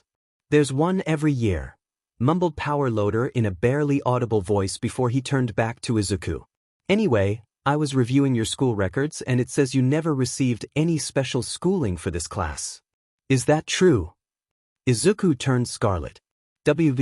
Yeah, I went to the science fair and stuff, so I wasn't like, totally unprepared or anything. Izuku said, avoiding his teacher's gaze. There is no need to be so modest, Midoriya.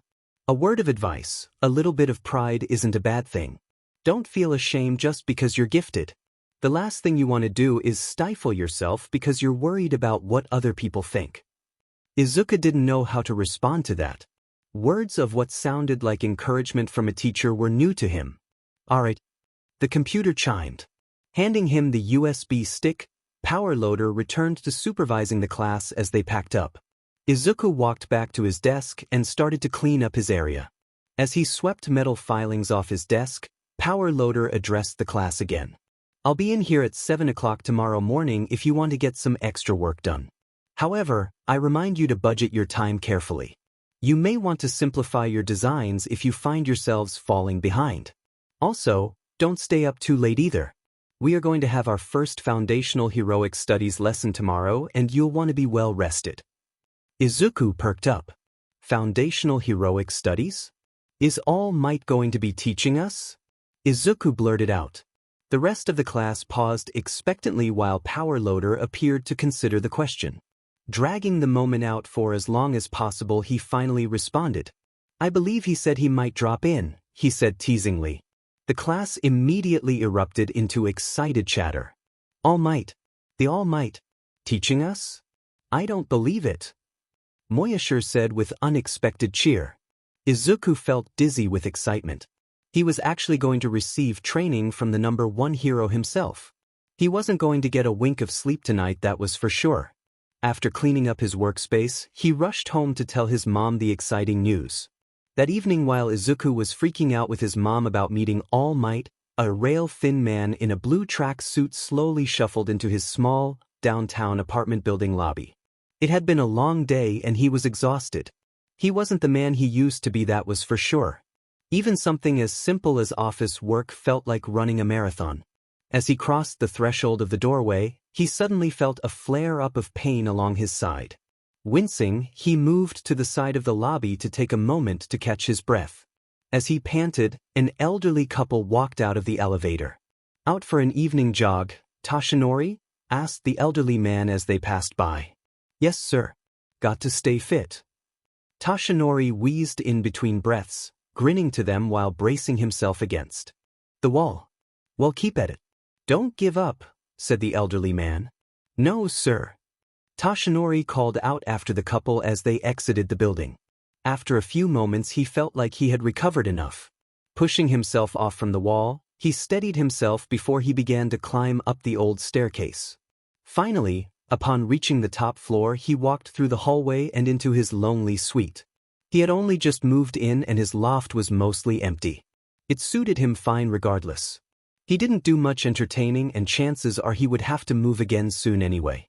Placing his keys on his small kitchen-side table, he slowly made his way over to his large chair by the television. The chair was far too big for his current body, but he had grown fond of it over the years and it was one of the only pieces of furniture he bothered to hang on to. Flicking the television to the disaster alert channel, he made himself as comfortable as possible. While the reporter droned about raising crime rates across Japan, Toshinori slowly lost himself in his own thoughts. He had met many promising students today. No doubt they would grow up to be fine heroes, but for some reason they just didn't seem like they were the right fit for all for one. Maybe he was being too picky, but his successor needed to be someone who understood fully the sacrifices required to be a true hero. Toshinori suddenly broke into a fit of coughing as a trickle of blood and bile rose up in his throat. Grabbing a nearby tissue he spat out the disgusting mixture. After a dabbing around his mouth he shifted back in his chair. He didn't have much time left. As he wiped around his mouth the reporter's excited speech caught his attention. "We are reporting live from outside City Hall where an armed man has taken hostages. Information is scarce at this time, but it appears as though he is demanding for accountability regarding the recent PRSTTN scandal last fall. The man has demanded that." Toshinori climbed out his chair. He still had some strength left and a hero's work was never done. Flexing his muscles, his frail emancipated body suddenly transformed into the towering form of All Might. Carefully opening his window, he leapt outside. The following morning Izuku ran as fast as he dared through the deserted halls towards the development studio. It was almost 7 o'clock. With any luck the room would be empty and he would have an opportunity to make his Spider-Man costume before anyone could catch him.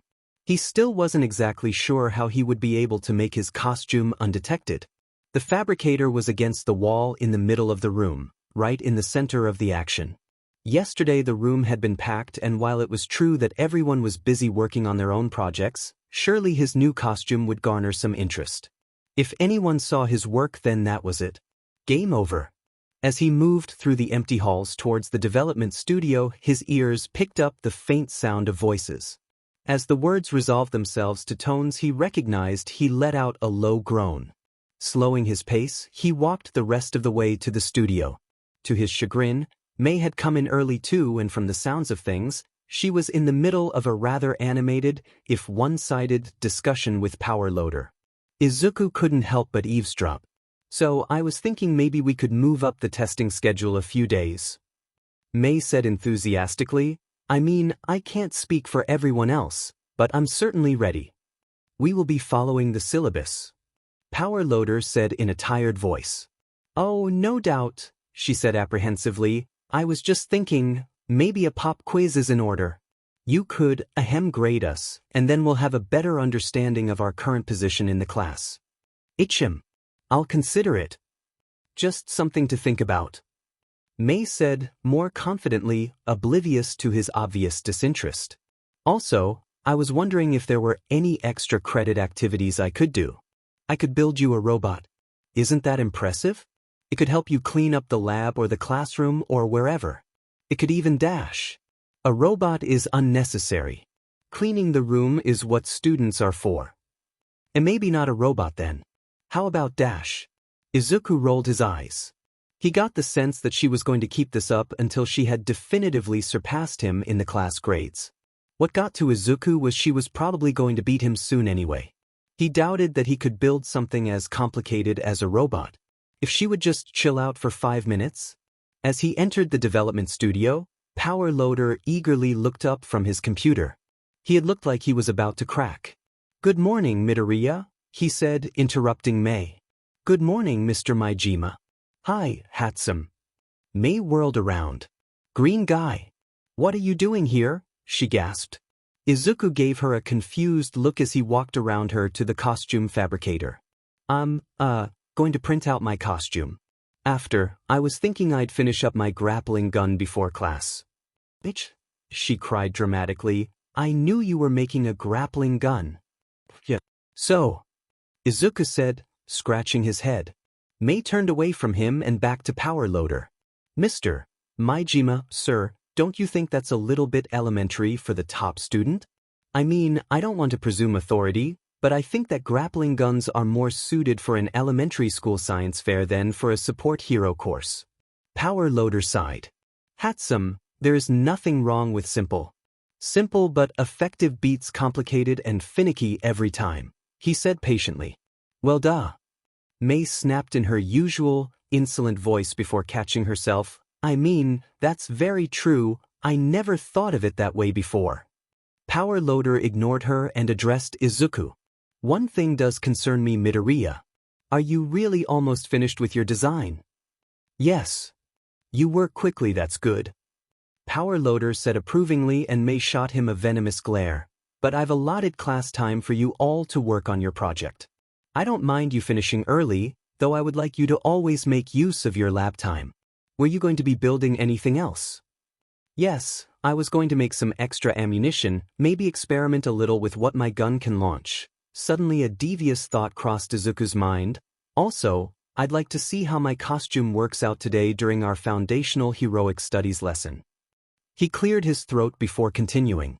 I may have to make some add adjustments depending on how things turn out today.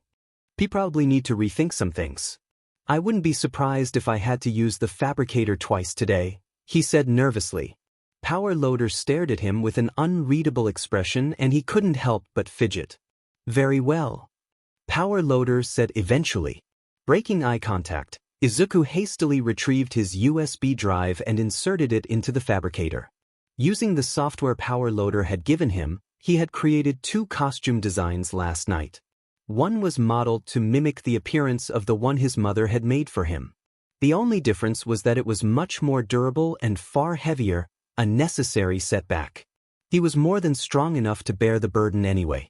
The second was his new and improved Spider-Man costume, straight from the illustrations in his notebook. As he configured the system, his mind went over his new plan. First, I'll print my normal costume and wear it to my class with all might. After whatever exercise he has planned for us, I'll tell Power Loader that I need to make some costume adjustments. I'll say it's too restrictive or whatever, I'll make something up. Then instead of adjusting my existing costume, I'll print off my spider suit and when no one is looking, stash it in my backpack and be off home free. Izuku paused. It was extremely risky. He probably wouldn't be alone in the room when he removed his costume from the machine and you weren't allowed to take your costume off school property. If he was caught stealing, he would be expelled for sure, but it was a risk he had to take. This is the price I pay for being a vigilante. It may seem reckless, but I need a new costume and I can't put off crime fighting any more than I already have. Who knows how bad the slums have become since I was there last. His mind made up, Izuku uploaded the files for his regular costume and let the machine run. With a loud beep, the internal tailoring equipment activated and the room was filled with a low, rhythmic hum.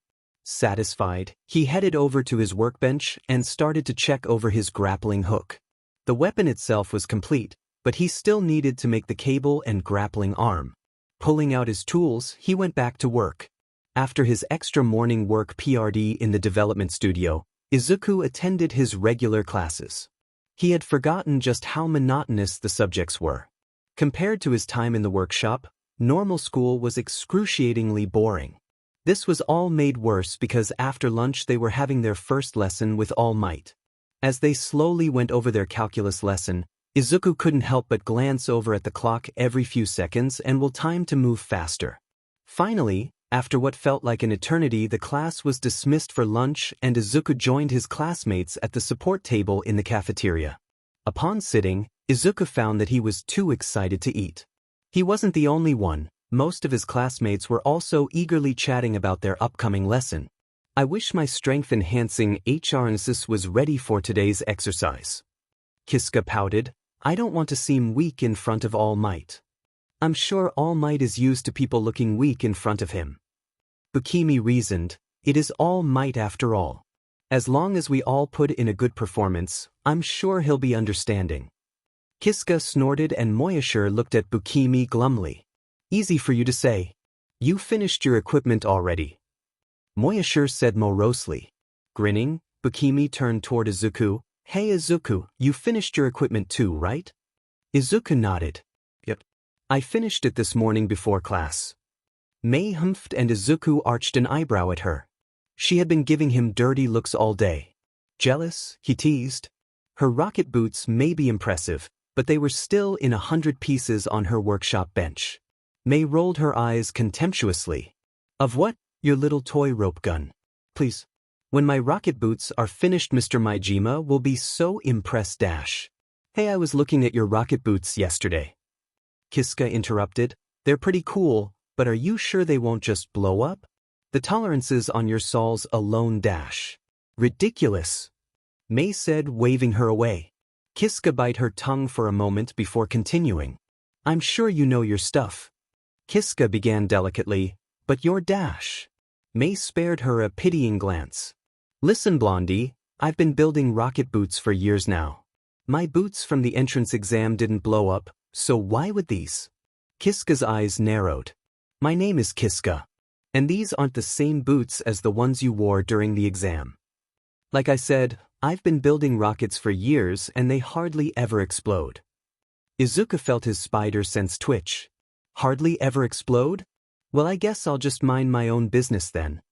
Kiska said, pulling out her smartphone. Good. Mei said, doing the same. The table fell to silence as the cafeteria around them chatted happily. Both of the girls were tapping away at their phones, perhaps a bit more forcefully than was strictly necessary. For a moment nobody said anything, until Mei's voice drifted across the table. Me and my boots kicked your butt in the practical, that's for sure, she mumbled. Kiska put her phone down on the table and glared at the girl. Oh, really? How would you know? You didn't even see me. I didn't see you. I certainly didn't see you flying around either. I know I kicked your butt, 'cause I beat your time. Mei said, glancing over at the girl from her phone. And who are you to lecture me anyway? I've seen that HRS thing you're building. What about it? Well, it's kind of pointless, isn't it? I mean, unless you plan on opening a moving company.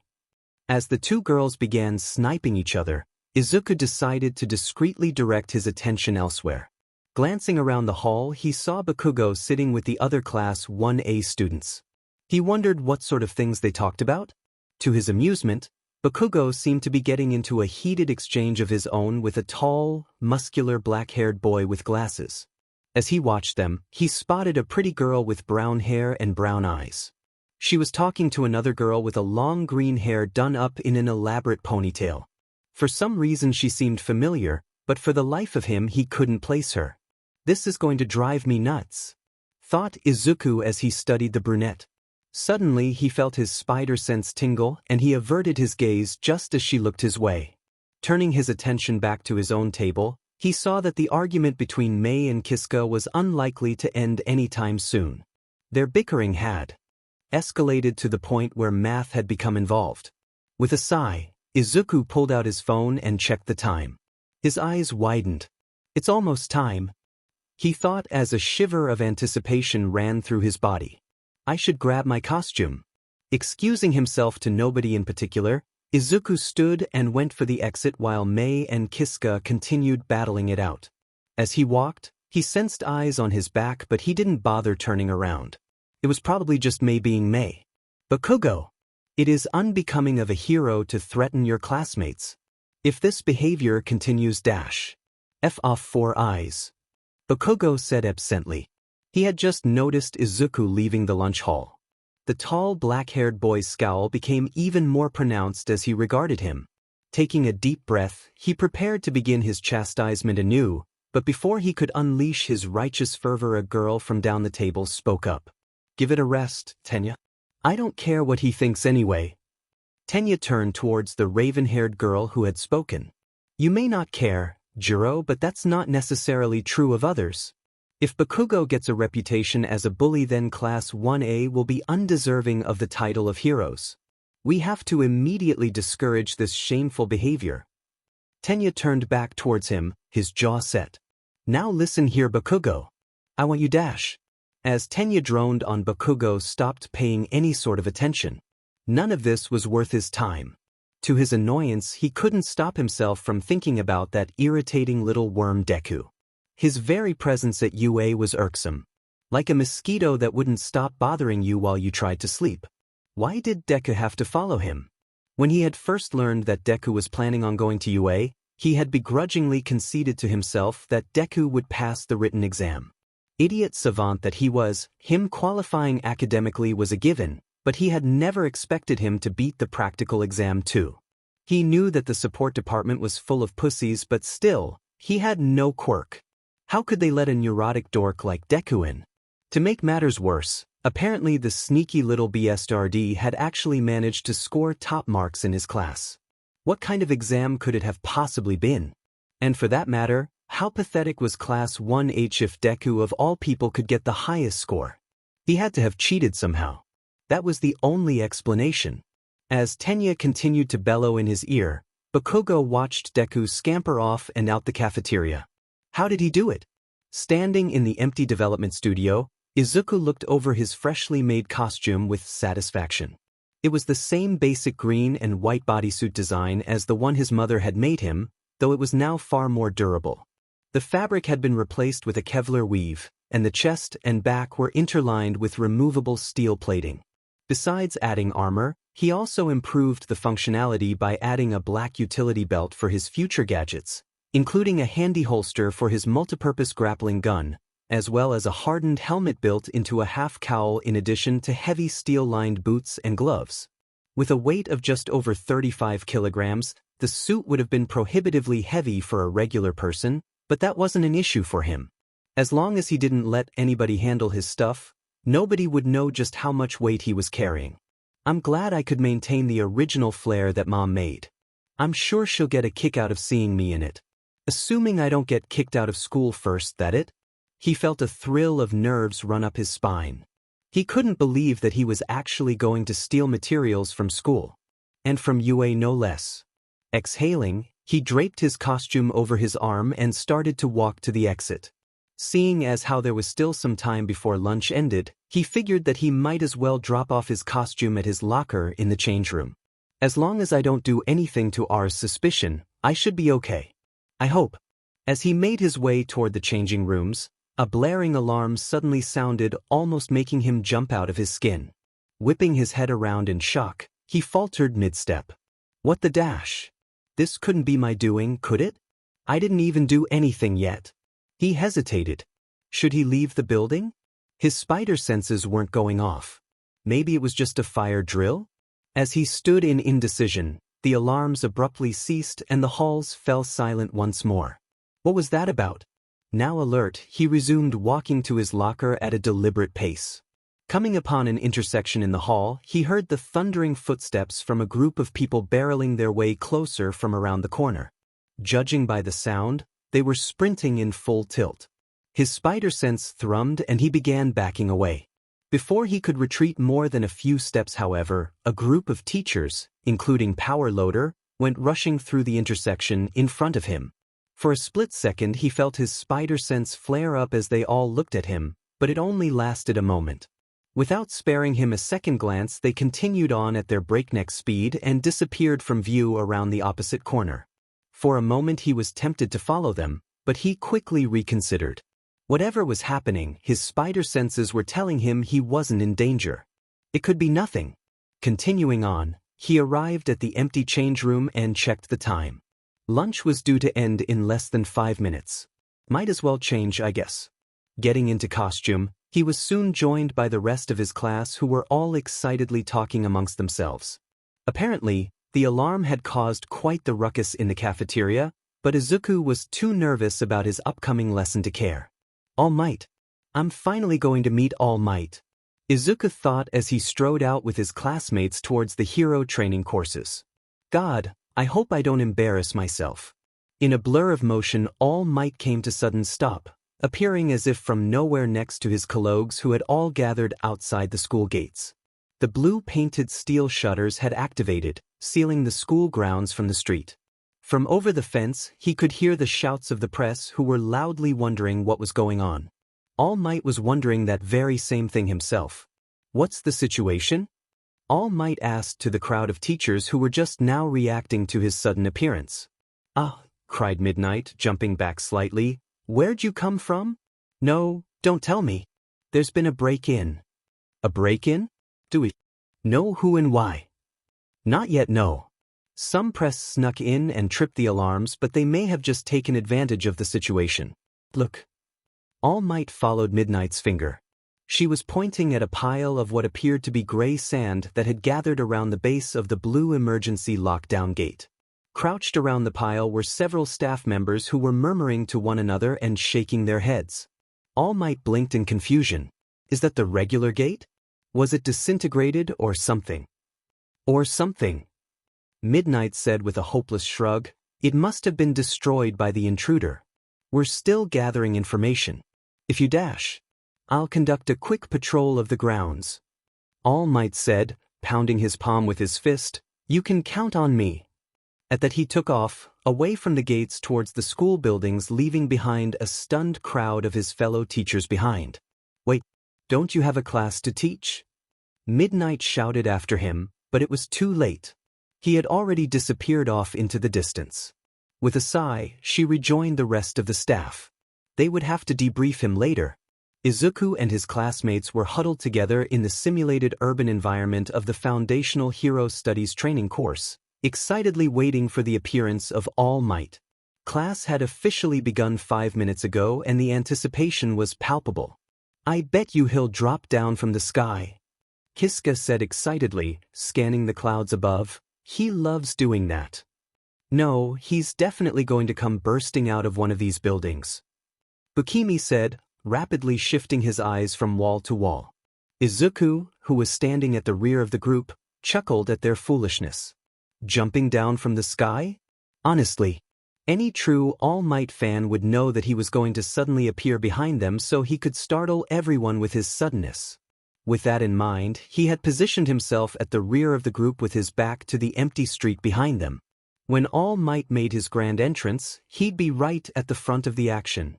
Suddenly there was a loud creaking noise and everyone turned.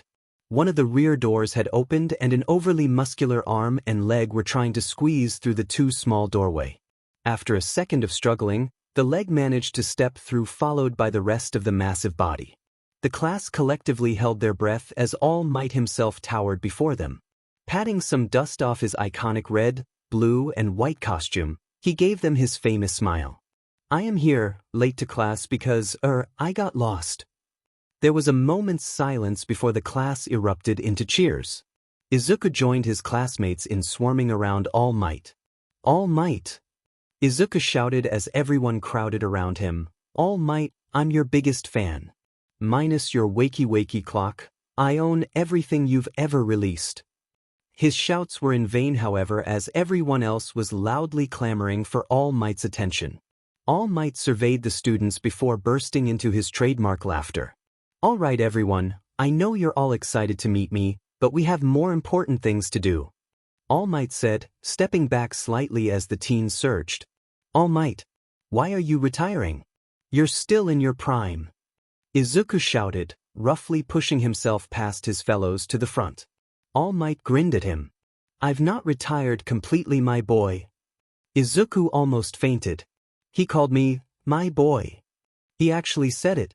Momentarily stunned, Izuku was yanked back into the fray while All Might continued. I decided to partially hang up my proverbial cape to come to UA to teach you all because I believe that nothing is more important than forging the next generation of heroes to be as strong as possible. One day you will be called to shoulder the burdens of society and lead the people forward into a new era of peace. The class burst into applause as All Might continued to grin at them all. Yes. Thank you. Anyway, let's stop wasting time and get to your lesson. All Might paused briefly to clear his throat as the students quieted themselves. As support heroes, you'll often be the first ones at the scene in the event of an emergency. You will likely encounter those who are heavily injured and require immediate extraction to receive medical aid. To simulate this experience, I have devised a simple exercise. 15 of you will scatter in that building dash. All Might pointed towards a large, dull gray concrete high-rise, and pretend to be injured. Once you are all in position, 4 of you will play the part of heroes and try to locate and extract the injured outside. But All Might, sir, there's 20 of us. What is the extra person going to be doing? Piped up May. All Might's grin curled mischievously.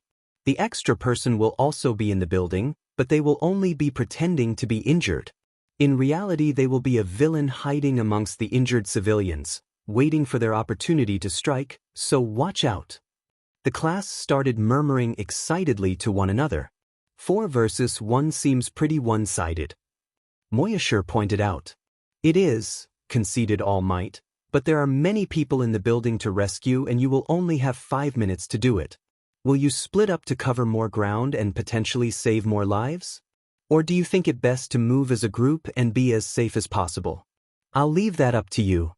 Can the injured help the heroes? May asked. No, and they can't move themselves either. Izuku grinned excitedly.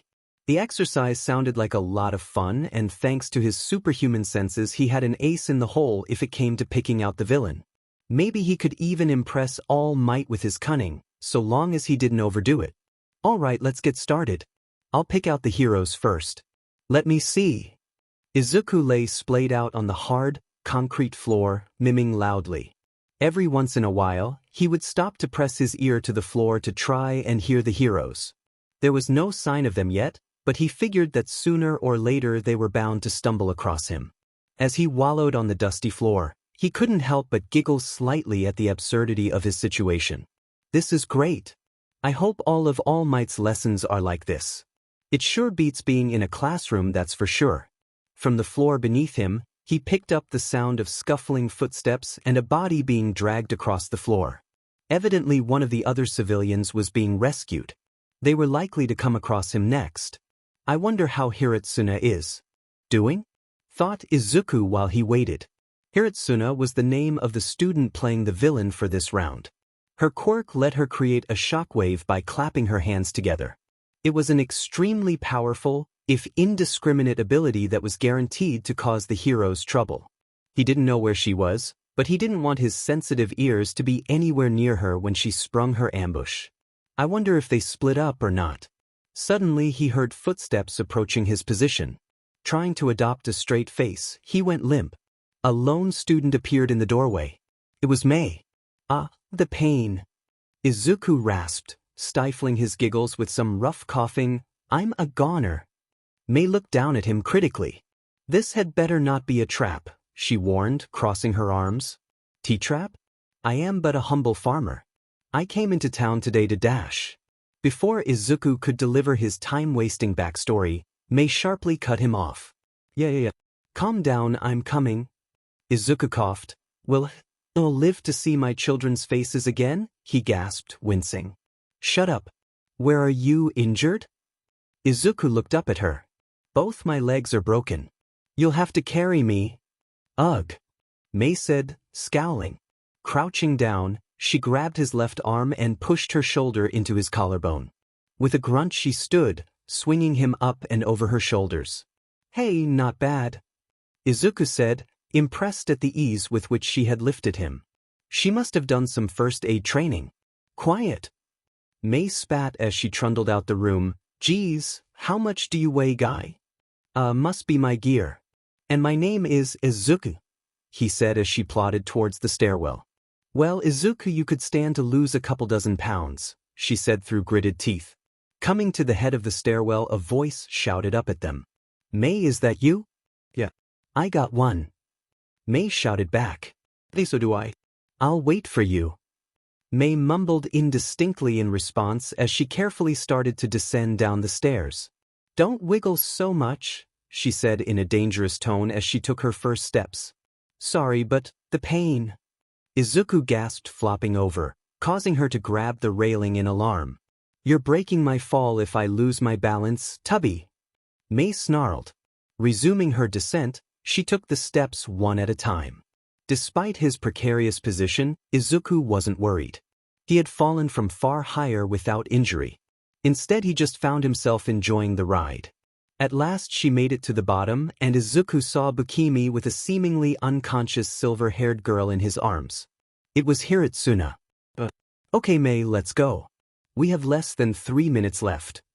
Bukimi said as he started to walk over to the exit. Wait, wanna trade? This guy here dash. Izuku. Whatever. Izuku here weighs a ton. Let's swap, we'll go faster. Bukimi hesitated. No. Can't you manage? I don't want to lose marks because we made the injuries worse or something. Let's just get out of here, he said as he turned around. Mei humphed as she reluctantly followed him out of the room. From beyond Bukimi's folded, leathery wings, Izuku saw Hiritsuna open one of her eyes. She looked back over at Mei, then up to him, a devious smile teasing her lips. Izuku didn't know how powerful Hiritsuna's shockwaves were, but he would be at ground zero when she attacked. He preemptively groaned. Quit your belly aching, Izuku. If you want, I can always drag you. Mei snapped as she followed Bukimi and Hiritsuna, oblivious to the oncoming danger. Izuku hesitated. It's against the spirit of the exercise to warn the heroes who the villain is. I guess it's just their unlucky day. Sorry, Bukimi. Izuku let his body go fully limp. He was wearing armor, but he didn't want to take any chances for when the blast hit. Mei stumbled backwards slightly as he slackened. Growling in frustration, she twisted her head around to glare at him. Izuku, quit being such a D-dash. Why'd you go all limp? A-dash. Her eyes went wide as she noticed his expression. Before she could cry out, the hallway exploded. With a thunderous boom, Izuku and Mei were sent hurtling backward. Even through all his armor, Izuku felt the concussive blast rattle his bones. Hiritsuna's attack wasn't nearly as powerful as Shocker's had been, but he still felt the wind get knocked out of him all the same. As he careened through the air, he saw Bukimi rocket by underneath him. At least I'm wearing armor. I hope Hiritsuna didn't hurt them too bad. With a crash, Izuku hit the floor. As soon as he came to a rest, he looked up and over at Mei and Bukimi. They were collapsed in a heap on top of each other at the end of the hall, softly groaning in pain. Yo, Midoriya. Are you okay? Izuku turned. Hiritsuna was picking herself up off the floor. Yeah, I'm fine. You sure flattened Bukimi and Mei, Hiritsuna. Maybe you should have held back. Mei and Bukimi were moving, but they looked to be in a bad way. Real villains won't hold back. I'm sure they'll be fine. Anyway, I need to get after the other rescuers. See ya. At that, Hiritsuna ran off down the hallway in search of the other two heroes. Izuku watched her disappear before he laid back down on the floor. I wonder if the other two rescuers will be able to stop her? He wondered. He didn't have to wait long for his answer. A half-minute later, he heard another massive boom which seemed to shake the building to its foundations. As a fine shower of concrete dust fell from the ceiling, he heard All Might's voice echo over to him through the PA system. Excellent work, everyone. Excellent work. All of you return to the starting area, and we'll try again with different roles. Hop to it now. Izuku jumped to his feet and rushed over to Mei and Bukimi. Are you guys all right? Kneeling down, he snapped his fingers and waved his hands in their faces, but the only response he got was their continued miming. Thankfully, they didn't appear to be seriously injured, only shell-shocked. Slinging the semi-conscious teens over his shoulders, he started to jog back to the entrance. As he neared the exit, he felt Mei stir. Don't bounce me so much. I'm going to be sick, she ummed. Izuku carefully slowed his pace. He didn't want to end up wearing her lunch. Amidst his exhausted and battered peers, Izuku stood at ease at the front of the class while All Might reviewed the class's performance for the day. Today had been the best day of school ever. Not only did he get to meet and even talk with All Might, but he'd aced the exercise too. The only thing preventing this from being a perfect day was the nagging fear he felt in the back of his mind concerning his scheme to steal an extra costume later. In fact, the more he thought about it, the more uncertain he became. Here he was practically standing in All Might's shadow, and he was planning a heist. When All Might lifted his head from his clipboard and smiled at the class, he shivered. It wasn't just fear he felt, but an odd sense of excitement. For the past few months he'd been so locked up in being meek little Deku that he had forgotten the thrill of his more renegade alter ego. Well everyone, you all put forth a strong effort for your first lesson. Well done. All Might boomed. The class smiled weakly at his praise before he continued. Hiritsuna, Kiska, Midoriya, and Seigo, you managed to defeat the villain and rescue all the injured civilians. Congratulations. Izuku managed to get over himself enough to share a grin with his teammates. They were the only group that managed to complete the exercise successfully. Around them, some of their fellow classmates exchanged sour looks. There had been a few incidents of miscommunication and friendly fire that had resulted in some unfortunate injuries. Of course, there is plenty of room for improvement, but don't worry. I'll whip you all into shape with homework. All Might said, grinning broadly. Izuku's classmates grumbled. Between their fresh injuries and their already existing mountain of homework, the glitz of being a superhero was starting to fade. Now I want you all to review the footage of your rescue attempt and come up with a personal strategy to improve your performance. There are proper protocols for these situations, which I want you to include in your report, but I am more interested in how you can integrate your unique capabilities into the rescue scenario. When is this due? Asked a weak voice in the back. Tomorrow. All Might said happily and the class groaned again. As the rest of the day progressed, Izuku's nerves got worse and worse. His lessons practically flew by, and with each minute the after-school workshop PRD drew closer. His earlier feeling of adventure faded and was replaced with an increasing sense of impending doom. What was he thinking, stealing from UA of all places? Not only was he surrounded by famous pro-heroes, but Power Loader would be in the room with him when he did it. His plan was stupid. Suicidally stupid. And yet, what other choice was there? Every day that Spider-Man was off the streets, Shocker got stronger and the slums became worse. Like it or not, he had made a commitment, and risk or no, he wasn't about to shirk his responsibility because he had butterflies in his stomach. However, once his workshop PRD arrived and the time to act drew near, his will began to falter. His butterflies had progressed to the point where he was now sweating, much to his dismay. He hadn't even done anything yet and he already looked guilty as sin. Lips locked tight, his eyes went from the clock, to the fabricator, to Power Loader, then back to the clock. Should he wait for a better time? Maybe he was being too reckless. Then again, he had given Power Loader a perfectly valid excuse earlier. What should he do? I told Power Loader I might be making some early adjustments and everyone is so busy that they'll never notice. Arg, but what if I get caught? Game over. Each second I waste is another second that... Hey Izuku, are you talking to me or are you talking to yourself? Moyashir asked from beside him. What? Izuku gasped. I didn't say anything. Oh, alright, whatever. Moyashir turned back to his work and Izuku wiped his forehead. His hand came back wet with sweat. This is ridiculous. If I can't get one simple thing like this done, then I might as well throw in the towel now. If he wanted to make his Spider-Man costume, it was either now or never. The costume fabricator was free and all his classmates were hurrying to finish their design. Nobody would notice if he acted quickly enough. He hoped. Stiff-legged, he rose from his station and went over to the front of the development studio to Power Loader's desk. Power Loader was leaned over, examining a blueprint that one of Izuku's peers had submitted. Clearing the lump in his throat, Izuku spoke as confidently as he could.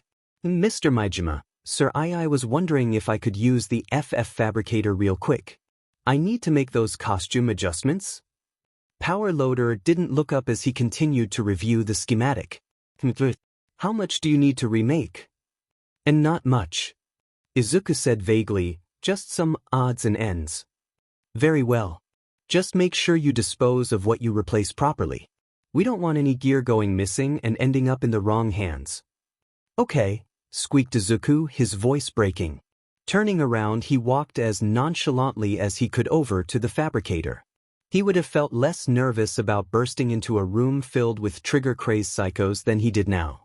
Quickly pulling out his USB drive, he uploaded his spider suit design and set the machine to run. It would finish just after class. Hopefully the room would have thinned out some by then. Going back to his desk, he sat back down and scanned the room. Nobody seemed to have spared him a second glance. Maybe I was worried for nothing, he thought. Letting out a sigh of relief, he grabbed his tools and started working on more ammunition for his grappling gun. Hours passed and everything was going smoothly until he heard a frustrated growl. Lifting his head, he saw May tapping away at the costume fabricator console. With a yelp, he leapt over his desk and rushed over to her. "May! What are you doing?" he cried as May kept messing with the controls. She looked over at him, a determined glint in her eye. "You're hogging the fabricator. I need to make some adjustments of my own." "Well, I was here first," Izuku said, trying to move around to the controls, but she blocked him, hands raised out at her sides. "Mr. Majima, Izuku won't share," May called out. With a sigh, Power Loader lifted his head from his work. "Midoriya, how long do you have left on your costume?" Izuku felt his pulse quicken as he read the countdown being displayed by the fabricator monitor. His spider suit was almost complete, but the final stages were crucial to the suit's integrity. If he pulled it out now, he'd have done all of this for nothing. "Just a few minutes yet," he said, fearing the response. "Wait, it's still running?"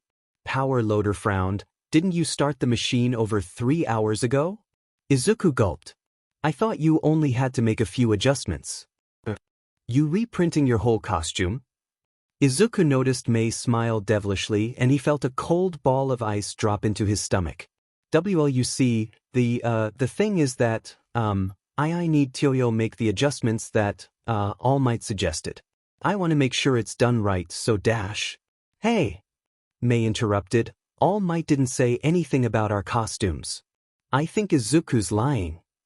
Izuku felt his breath get stuck in his throat. Power Loader was regarding him silently, patiently waiting for his response as few of the members of his class looked up at them curiously. "What? That's crazy." Izuku sputtered. "I'm making my costume lighter. Everyone was saying it's too heavy, even you, May. I just need to trim some material off, that's all."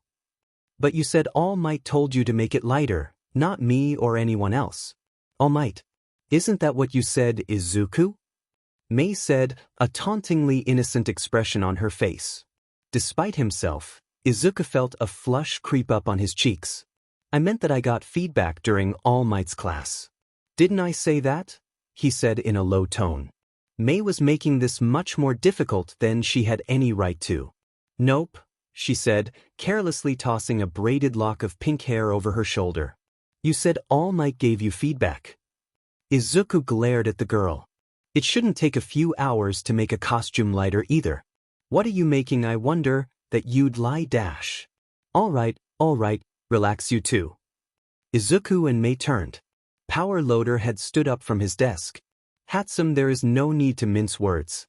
Please return to your project and wait until Izuku is finished. It's only a few minutes." With a humph, she haughtily marched past Izuku back to her workspace while Power Loader continued, "Midoriya, once your new costume is complete, please bring it up to me. I'll look it over for you." Izuku felt his face go pale. "Okay," he said hoarsely. Izuku felt like a nervous wreck. Now his spider sense was sending him warning signals too. It was only a matter of time before the fabricator finished and he would have no chance to sneak his spider suit out now. It wouldn't take much brain power for even a regular person to look at the costume and see that it was Spider-Man-esque. It had a giant spider on the back of it, for Christ's sake. But his teacher was not a regular person. Power Loader was a support hero and probably loved costumes as much as he did. He had no doubt that Power Loader would recognize the colors and themes and put 2 and 2 together in a heartbeat. "What I need is a distraction. As soon as the machine is finished, I need everyone to be looking elsewhere so I can stash my costume. Then I'll just need to hope and pray that Power Loader forgets about me. Maybe I can get my old costume from the lockers before he notices?" Izuku quickly scanned the room. There were potential distractions all over the place. Power tools, engines, heavy components, batteries. He had no shortage of options, but whatever he chose would have to cause a big enough scene to distract both the teacher and May. Turning his attention to May, he saw her busying around her rocket boots. She was currently fussing over a complex series of tubes and electrical readouts hooked up to her invention. Next to her device, he spotted a clear container of what appeared to be small amounts of rocket fuel being drip-fed into one of the engines. Occasionally they would fire up and May would eagerly write down some measurements from the various sensors she had linked together. It all looked very complicated and dangerous. He couldn't help but notice that in the fume hood beside her workstation there was an intricate network of tubes all feeding into a central beaker. It seemed as though she was sequestering nitric acid from its organic solvent as a component in her rocket fuel mixture. A tricky operation to be sure. Just a few extra milliliters of solvent or acid could catalyze a reaction that would release a highly explosive gas. In the quantities she's working with, an explosion wouldn't be too big. That would certainly qualify as a distraction. The blast should be contained in the fume hood. But even so, I don't want to risk injuring May. Maybe I could lure her away? He glanced over at the fabricator and felt a tiny thrill of exhilaration. Once the machine was finished and she went over to investigate, there was going to be a little accident. Izuku grabbed a small, metal bolt from his tool drawer. Twirling it between his fingers, he shifted his eyes between May and the fabricator. As soon as she was clear of her workstation, he would make his move. He didn't have to wait long. A few minutes later, the fabricator let out a loud, long beep. His spider suit was finished. At the sound, May immediately dropped her clipboard to her desk and sprang out of her chair. "All right, Izuku. Let's go chop chop," she said with false friendliness. Izuku watched as she went across the room. "Coming," he said softly. Stretching himself out languorously, Izuku reached for the ceiling and craned his neck. Letting out an exaggerated sigh of satisfaction, he dropped his hands back down to his sides and pushed himself off from his workspace counter. Unbeknownst to everyone else, in that split instant he had flicked his fingers and with incredible speed launched the metal nut he had been holding towards the glass beaker of nitric acid in May's fume hood. With a sharp ping, it impacted the hardened safety glass, sending a rapidly expanding web of fractures across its surface. Slowly, the fluid within began to boil. Izuku dragged his feet as he walked forward towards May, strategically placing himself between the nearest students and the glass beaker. He didn't have to wait long before his spider sense flared. Acting immediately, he dove forward and pinned his two nearest classmates to the ground, shielding them with his body just as the beaker exploded. A massive blast followed by shouts of alarm filled the room.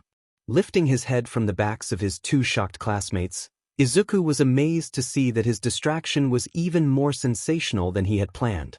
Though the blast had been contained by the fume hood safety glass, it seemed as though the explosion had disconnected whatever restraining harness May had used to secure her boots to the table, and they were now flying around the studio.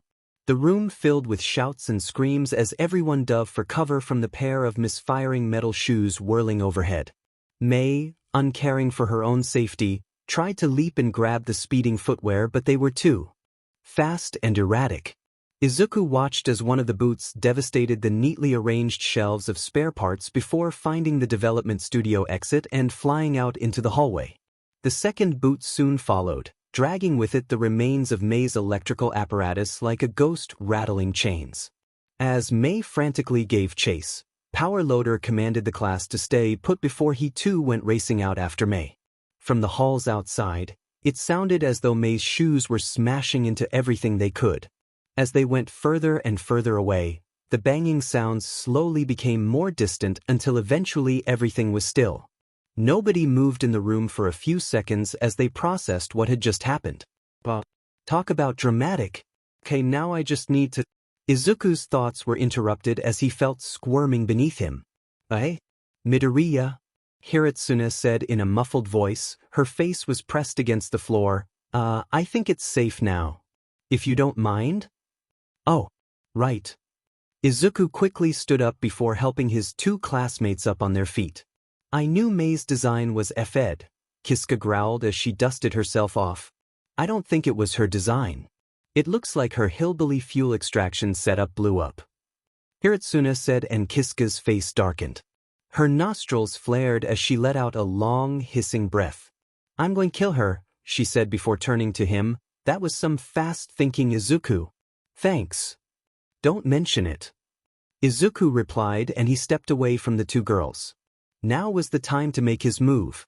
As his classmates cautiously approached the smoldering remains of May's workstation, Izuku quietly backed over to the fabricator. Opening the DLVY tray, he removed its contents and, after a hasty glance around the room, tucked the costume into his backpack. Nobody noticed his theft, and upon returning to his desk, he calmly waited for May and Power Loader to return.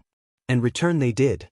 May strode ahead of an exhausted-looking Power Loader back into the room, an errant boot in each hand and a strained smile on her face. "Got him," she said, raising the boots in triumph. The class wasn't amused and they quickly swarmed around her. To her credit, she hardly blinked under their scolding. "Are you trying to kill us?" Seigo cried. "I was just working. It was an accident." "You shouldn't have been rushing, Hatsum. If you'd been standing by your workstation when it blew up, you could have died," interjected Bukimi. "Or maybe I could have stopped it." "I told you this would happen," shouted Kiska. "To be fair, my boots didn't blow up. It was the fuel. The boots worked great." As much as Izuku liked seeing Mei squirm, he did feel a slight pinch of guilt for blowing up her work. Not enough to admit he was responsible, of course, but enough that he didn't join the class in criticizing her. In the midst of all the drama and cleaning, both her and Power Loader seemed to have forgotten all about him and his costume, and when class ended, he was able to quietly slip away with his classmates. That evening after dinner, Izuku went into his room and rushed through as much homework as he could before his night out. He didn't finish all his assignments, but they could wait. Spider-Man had been missing for too long. Pulling out his new suit from his backpack, he draped it over his bed. He had been in such a hurry to get home that he never got an opportunity to inspect it. Compared to his bulky armored school costume, the spider's suit hardly looked like adequate protection for hero work in the roughest neighborhood in town, but he knew better. The suit was thin and light, but it was composed of an extremely dense and tightly woven Kevlar fabric. Abnormally elastic, it would be difficult for someone without superhuman strength to move in, but it provided at least some protection. It wouldn't stop a bullet, but it was far superior to the easily scratched and torn spandex he had been wearing previously. Honestly, the prospect of not ever having a split crotch again alone justified all the trouble he went through to get his new spider suit. Changing out of his pajamas, Izuku put on his costume. Pulling the mask over his face, he turned and eagerly examined his reflection in the mirror. To his delight, he looked exactly like the drawing in his notebook. The red and blue color scheme really popped, while his white eye patches really helped bring the whole suit together. Turning, he was happy to see that the large red spider on his back was clearly recognizable. He had been worried that it would look warped on an actual person, but on him it looked great. Unfortunately, the form-fitting costume was still a little too revealing for his taste, but at least now he looked like a professional and not some amateur weirdo. It's still not complete. I'll need to build my web shooters soon and augment my mask with some additional features, but it'll do for now. Sliding open his bedroom window, Izuku grinned beneath his mask. Despite all the suffering and the horrors he had witnessed in his time patrolling, he had missed this. Jumping, he silently disappeared out and into the night. "Get that twiggy-armed bastard."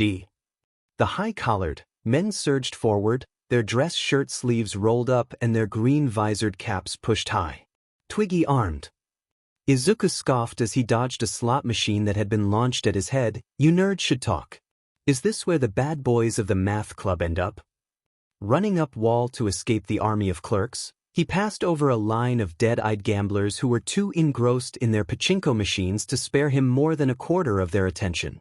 Jumping off from the wall, he landed behind the army of bookies and card dealers.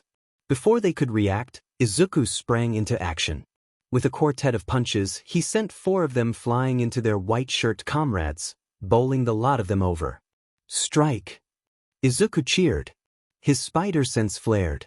Ducking instantly, a roulette table went skipping over him, barely missing his head. The table smashed against the wall, sending wooden splinters flying across the room.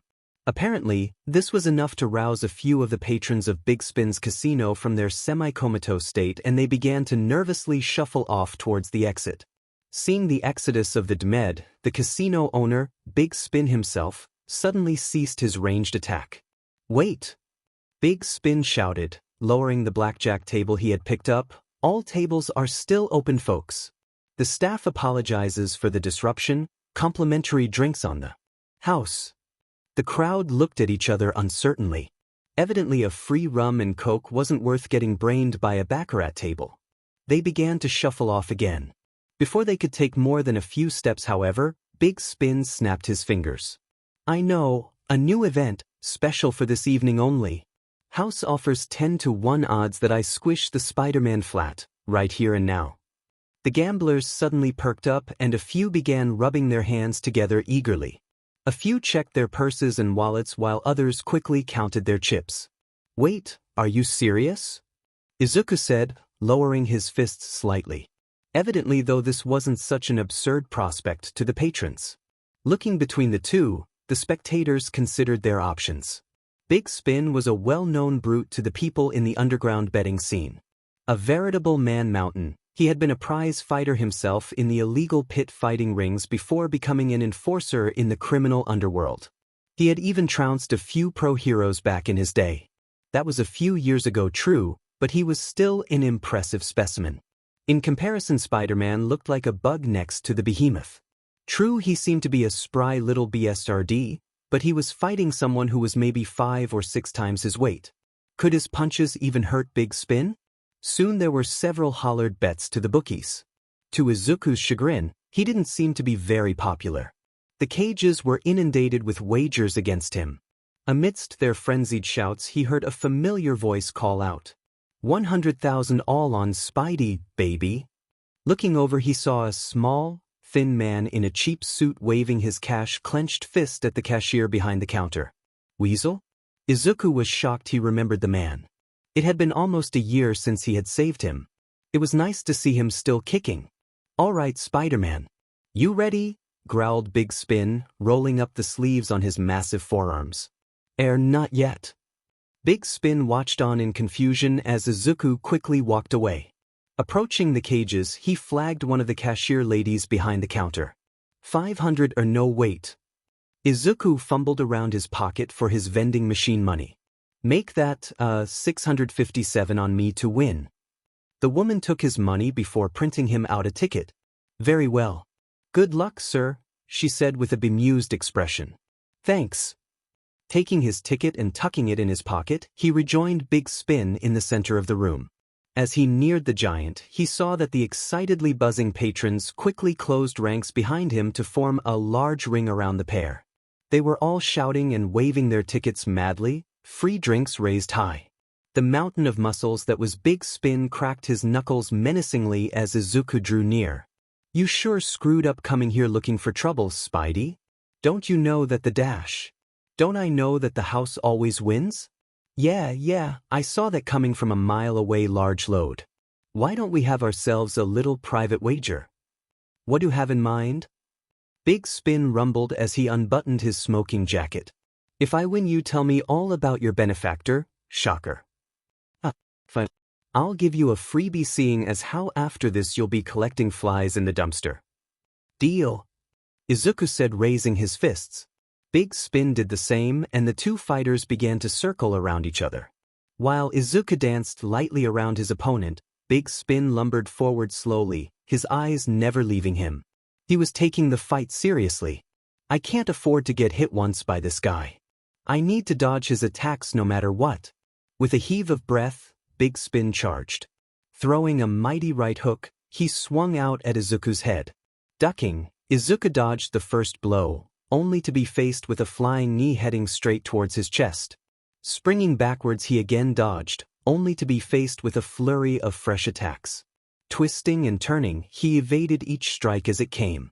After dodging and pivoting around his blows, Izuku leapt backwards again to the other side of the ring. The crowds cheered wildly at the exchange. At least they were putting on a good show. Where you goin', Spidey? Getting scared? Big Spin said, wiping his sweaty brow with the back of his hand. I'm just giving you room to breath, Tubby. You can't squeal on Shocker if you die of a heart attack. Big Spin growled angrily as he charged forward again.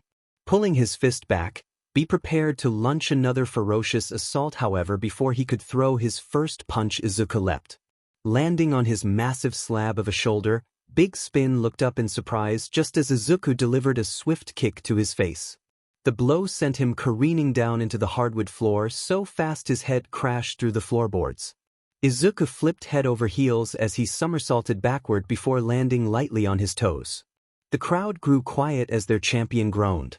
Pulling himself up, he stumbled to his feet. Spitting blood on the floor, he swayed a little but then steadied as he stood. "That all you got?" he growled. The crowd once more cheered and shouted their encouragements to Big Spin. Spider-Man had just gotten in a lucky hit, that was all.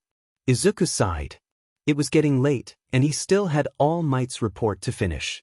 As Big Spin's approaching shadow loomed over him, he thought about all the homework he had waiting for him. "I need to wrap this up," he thought as Big Spin's fist rocketed towards his head. "All right, everybody, show's over." The crowd milled about in disappointment.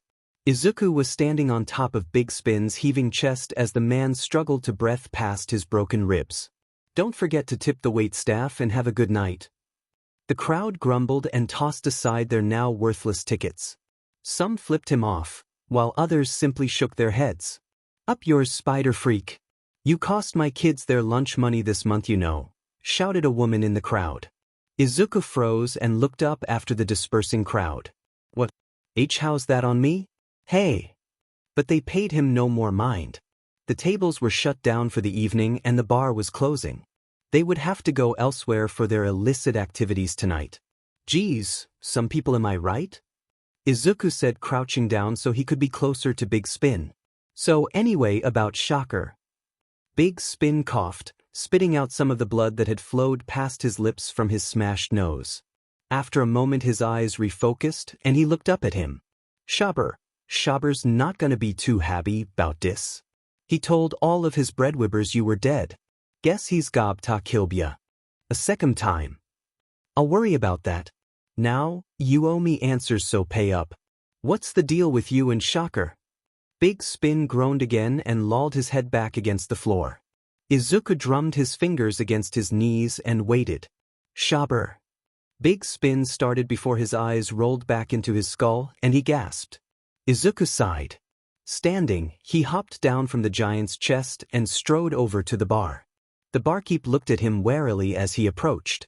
"Hey, do you have one of those spray thingies?" Izuku asked, miming a spray bottle with his hands. "What, you mean a seltzer bottle?" "Yeah, one of those." The barkeep nodded as he leaned under the counter and grabbed something. Izuku's spider sense flared. Not that. Careful now." The barkeep swallowed nervously and shifted his hand. Producing a bottle, he handed it over to Izuku. Take it," the barkeep stammered. Yeah, this'll do. Thanks." Walking back over to Big Spin, Izuku aimed the spout of the bottle at the man's flickering eyelids and he started to spray. Sputtering and coughing, the man jostled back to wakefulness as the fizzing soda water poured down his face. Fub my nose. You miserable little puck. Oh, quit being such a baby. You shouldn't fall asleep with a concussion anyway. Now answer my questions. What kind of arrangement do you have with Shocker?" Big Spin liked his lips and spat again. "My arrangement? What owe you Thibbit ID? Fab all. When do you pay and who do you pay to? I said one of my guys last web day of Ebri month. They meeb at a laundry on 77th. Lebem fresh. Is Shocker there? Nob, neb. Just one ob his goose." He sputtered as he started hacking up blood again. Izuku leaned back up. "All right. This stays between you and me, understand? Now if you see Shocker you tell him I'm coming for him, you hear? I'm going to keep smashing up his little businesses until he mans up and fights me himself, understand?" Big Spin nodded weakly. "Fibe. I'll tell Hybe." Izuku dropped the spray bottle and backed away. Turning, he started to walk towards the exit. Before he took more than a few steps, he suddenly smacked his head. Rushing over to the teller at the cages, he produced his ticket. "Hey, I got a winner here. House odds were 10-1, right? Also, can I have a drink voucher? Before the fight I heard something about a free complimentary drink. That's still on too, I assume? What do you mean ID? Over age. Plus, this is an illegal casino. What do you care?" Coming in through his window at 4 o'clock in the morning, Izuku wasted no time dilly-dallying. Turning on his computer, he hastily pulled off his costume while it booted. His report for All Might was the last bit of homework he had to do, and he had been saving it as his after-vigilante treat. After changing into his PJs, he sat down and started to type his paper. In it he reflected on the importance of communication and weighing the risk of expediency versus being cautious, etc. Truth be told, even though it was All Might's class and All Might would be reading his work, he still couldn't drum up much enthusiasm. Homework was homework after all. It was 6:30 by the time he finished. Stretching himself out, he gazed over at his bed longingly. He could either catch maybe an hour's worth of sleep or head into the workshop early to get his grappling gun ammunition finished. After a moment's deliberation, he reluctantly pulled on his school uniform. They were debuting their creations today, and he didn't want to lose any marks for something as trivial as running out of ammo. Maybe I can catch a few Z's at lunch, he thought, yawning. Shortly after, Izuku, still half asleep, stumbled through the gates of UA. Practically sleepwalking over to the workshop, he used his extra time to complete his grappling gun's hook and line. If everything worked as it should, then his grappling hook should be sufficiently impressive to pass Power Loader's test. Later that morning, he and the rest of Class 1H nervously followed Power Loader along one of the many forest-shaded paths that crisscrossed the UA grounds. He led them to a distant megastructure on campus, the massive, domed building known as the UA. Everyone, welcome to the Unforeseen Situations Joint.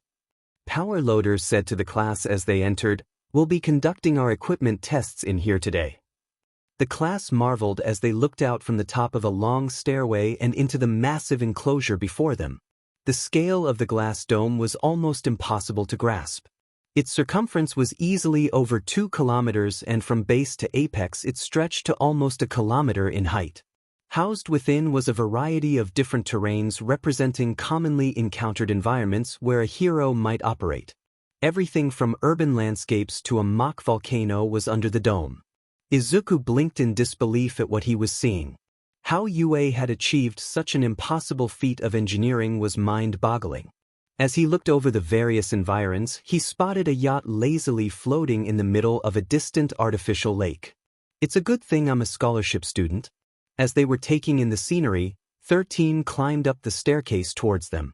Waving as she drew near, she stopped before the class. "Hello everyone.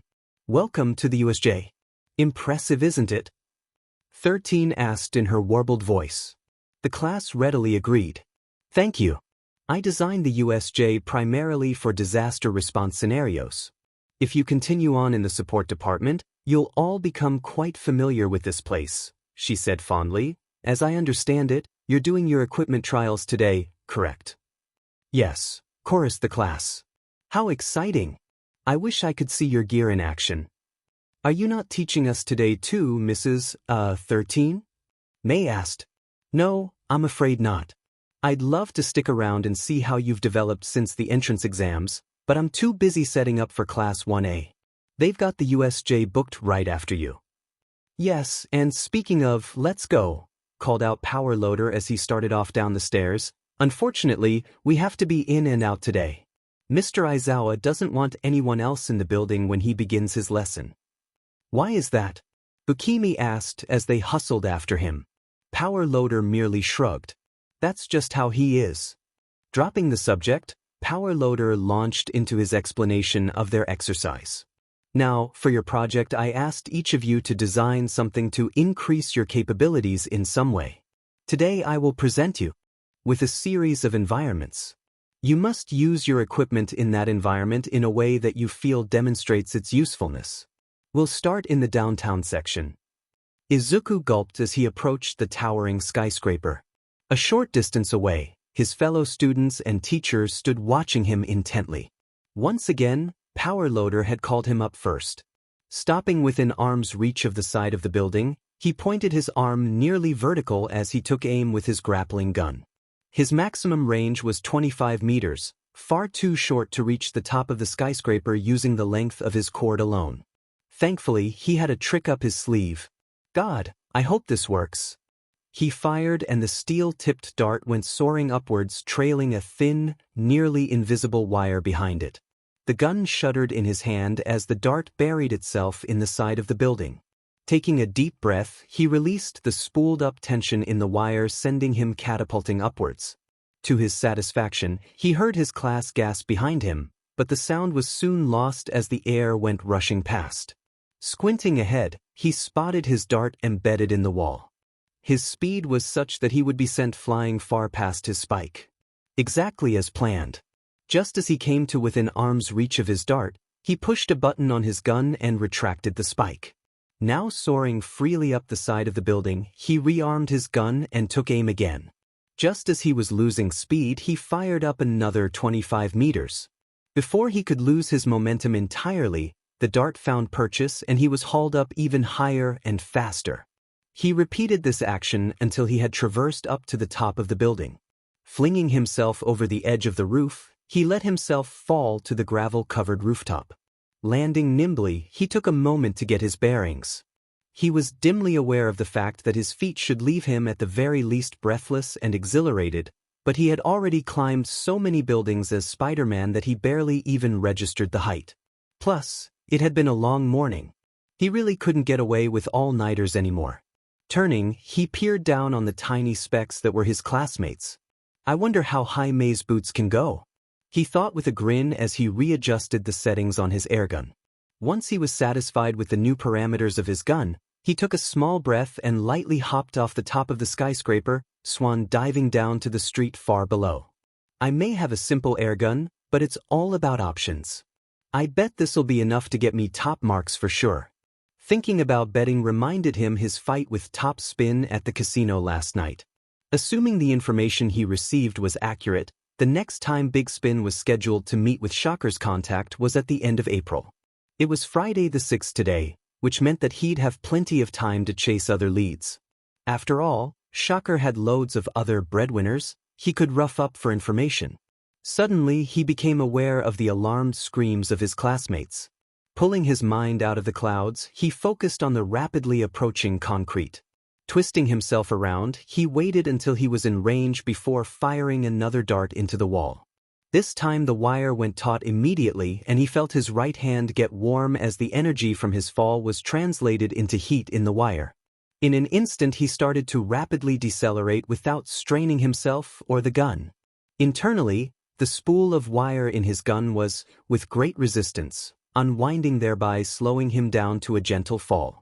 Upon reaching the 25-meter limit of the wire, he disconnected the line from his gun and let himself drop the remaining 3 or so meters to the pavement. Landing with a dull thump, he holstered his gun and walked back over to his stunned classmates. "Well, how'd I do?" he asked earnestly. Power Loader liked his lips. Izuku couldn't see his eyes, but he was sure they were as wide as his classmates. "Midoriya." Izuku quickly stopped smiling. From Power Loader's tone alone, he knew he overdid it. "Next time you demonstrate some of your technology, please tell me what you plan on doing ahead of time. Please." "Oh, yes, sure. That aside, your grappling gun is very impressive. Extremely impressive, in fact. What I find most remarkable is your skill in using it. How did you manage the timings between your jumps?" Izuku suddenly felt tongue-tied. Everyone was staring at him like he had suddenly grown an extra arm. "Just was lucky or something, and maybe I don't know, not as hard as it looks," Izuku blurted before coughing and looking away. Unfortunately, there was nowhere he could turn. Everyone was standing around him, mouths still agape. "We will need to discuss your training regime. Also, I never got the chance to review your new costume. This is it correct?" "Yes, sir." Power Loader slightly pet his head to the side as he looked him up and down. "It still looks quite heavy, but as long as you can move around." Izuku felt his spider sense flare up. "Ichim, did you have to redesign your grappling gun too?" Izuku blanked on the question. Beg your pardon? When you were doing the calculations for your jumps, I assume you recalibrated your grappling gun to account for your new weight, yes?" "Oh, right. Yes, I did." Izuku coughed before continuing. "Me losing weight was actually how this was all possible. Yes, I redid the calculations on my gun and did it." Power Loader twirled his pen and Izuku felt a bead of sweat form on his brow. Thank God he was wearing a helmet and mask. If they could see his eyes, No doubt they'd know he was lying in a heartbeat. We'll talk later. Power Loader said, nodding, and Izuku suddenly felt weak in the knees. He didn't like the sound of that. Anyway, let's continue with the testing, shall we? Hatsum, if you would be so kind. Izuku was taken aback when he noticed that Mei was staring at him dazedly. Hatsum. Huh? She asked vacantly. Your rocket boots? She said, blinking, right? Everyone stand back and prepare to be amazed. The other students quickly obliged her. Scattering away, several members of the class shielded their faces as though she might explode in front of them, but Mei didn't move. Instead, she cleared her throat and began speaking loudly. Ladies and gentlemen, may I just say how grateful I am that you've all come out today to see my invention. She placed a hand on her chest and bowed slightly. I know what you all must be thinking. Rocket boots aren't anything new. They're old, last season. Power Loader frowned as he checked his watch. Mei, listen, we're on a bit of a time crunch right now. Can you just dash? But that has all changed. Behold, the Air Mei Jr., she said grandly, kicking her legs to show off her shiny metallic boots. These boots, patent pending, are the greatest leap in verticality since the ladder. They feature dash. Izuku listened dumbfounded to Mei's presentation before he became aware of the fact that several people had formed up around him. Turning, he was startled to see that he was almost face to face with half the class. Hey, Izuku. Seigo Stage whispered, that was crazy. When I saw you jump, I thought you were done for. Kasai here just about threw up. The pale-faced red-headed girl beside him stared at Izuku in shock. I never would have jumped off a freaking building. No way. Did you even test your gun beforehand? Kasai asked. Yeah, I tested it. Izuku said defensively. I probably should have tested it. Hey! They all turned. Mei was glaring at them.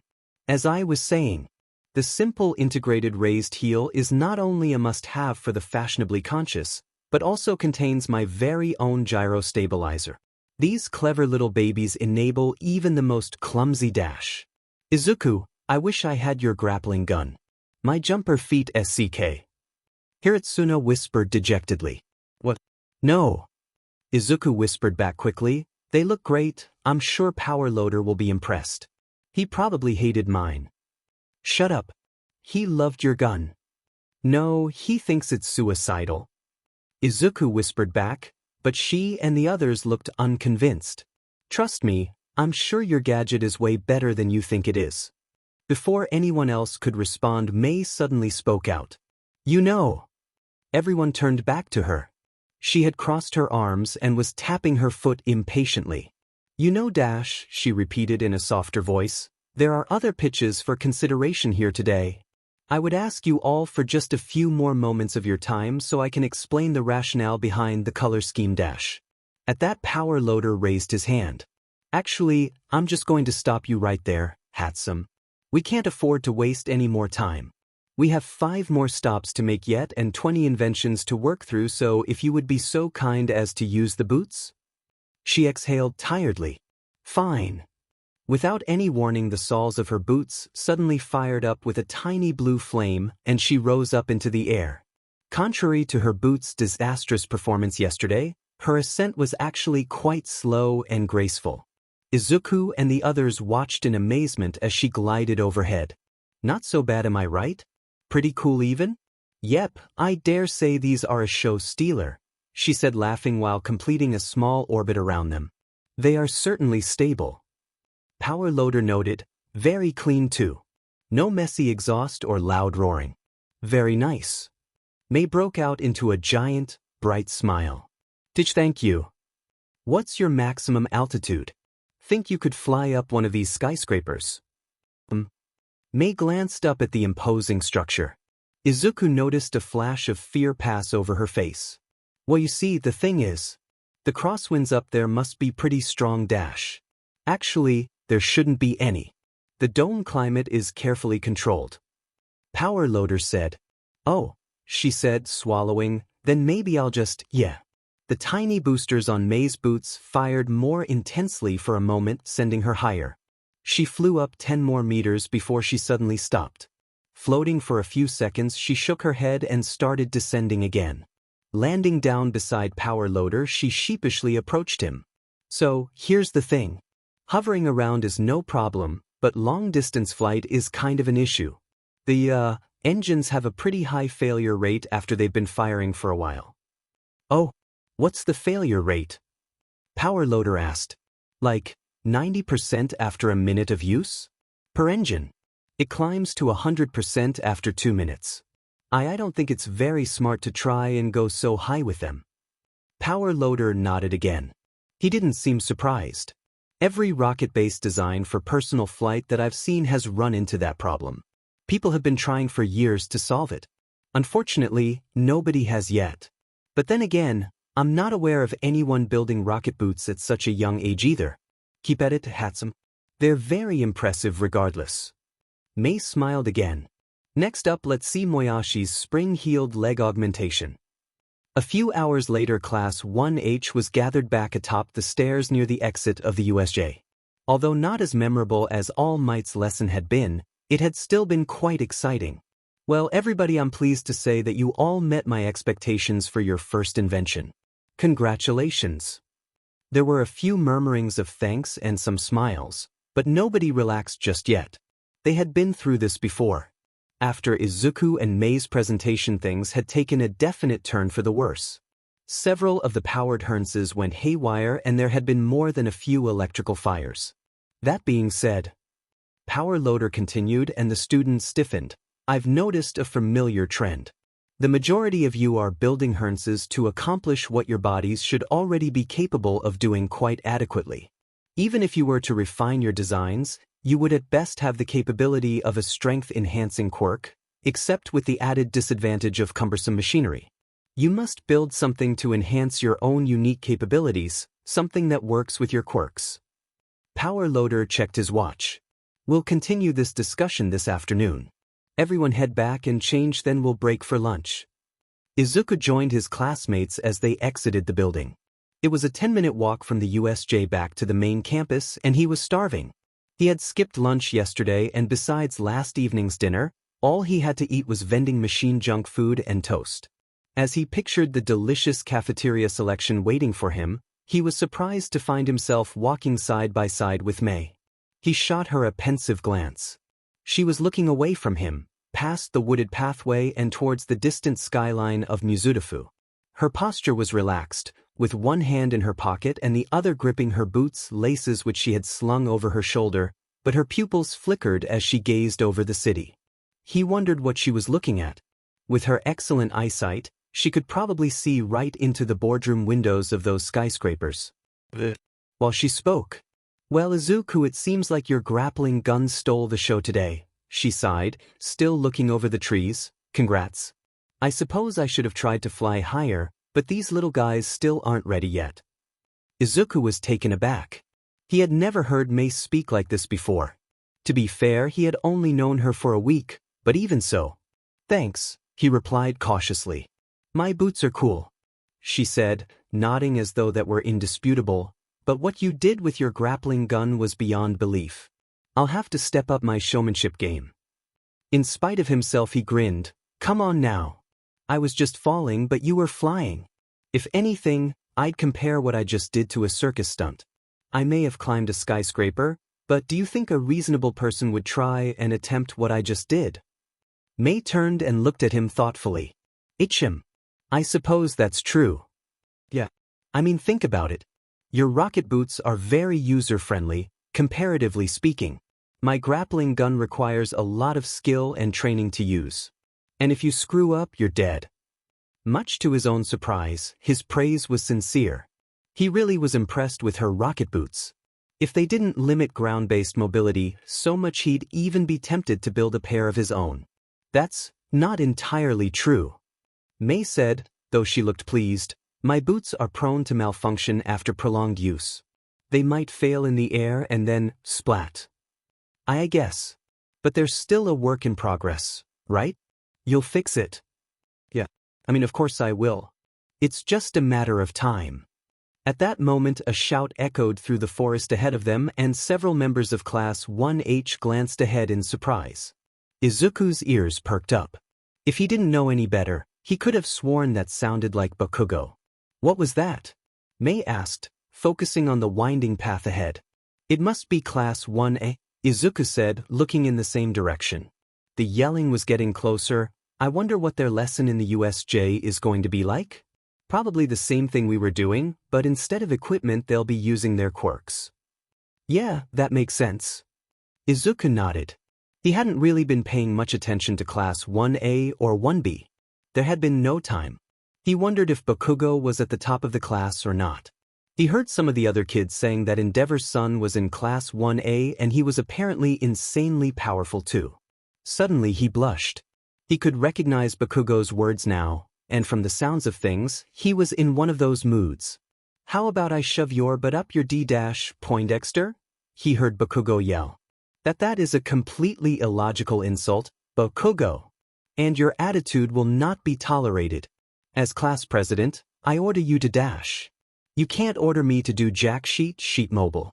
Here's an idea. Why don't you grab your little stick shifter, JRK it into gear, and go F off into a scrapyard? Mr. Aizawa. Sir, may I have your permission to DSPLN Bakugo, please? He is an unruly, uncouth, unrefined braggart and a bully. To Izuku's dismay, the rest of the class had become aware of the heated argument and had quieted themselves so they too could eavesdrop on the so-called elite class. Sounds like there's trouble in paradise. Mei said mischievously, arching her eyebrows. And here I thought Class 1A would all be goody two-shoes. Izuku forced himself to laugh. He tried to come off as light-hearted, but instead he found himself tittering like a nervous madman. I'm sure they're just messing with each other, you know? What's a little friendly ribbing between teammates? Izuku said, desperately hoping that Bakugo would calm down before they reached each other. However, to his dismay, the argument only increased in intensity the closer they became. You can take your demerits and shove them up your tailpipe, skid mark. Bakugo screamed. That's it. You've had this coming for a long time, Bakugo. Tenya shouted back just as loud. Both of you, settle down. Now, shouted an unfamiliar voice who Izuku guessed was their teacher.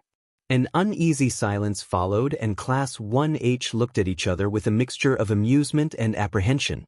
From the sounds of things, Class 1A was just around the corner. Sure enough, at that moment, Class 1H and 1A came around a bend in the path and the two groups found themselves walking towards each other. Oh, drama! Mei said eagerly upon seeing the uncomfortable faces on the hero program students. Hatsum, be nice. Power Loader called out warningly. Yes, sir. Mei simpered. Izuku glanced at her worriedly. Power Loader couldn't see the little grin twinging at the corners of her mouth.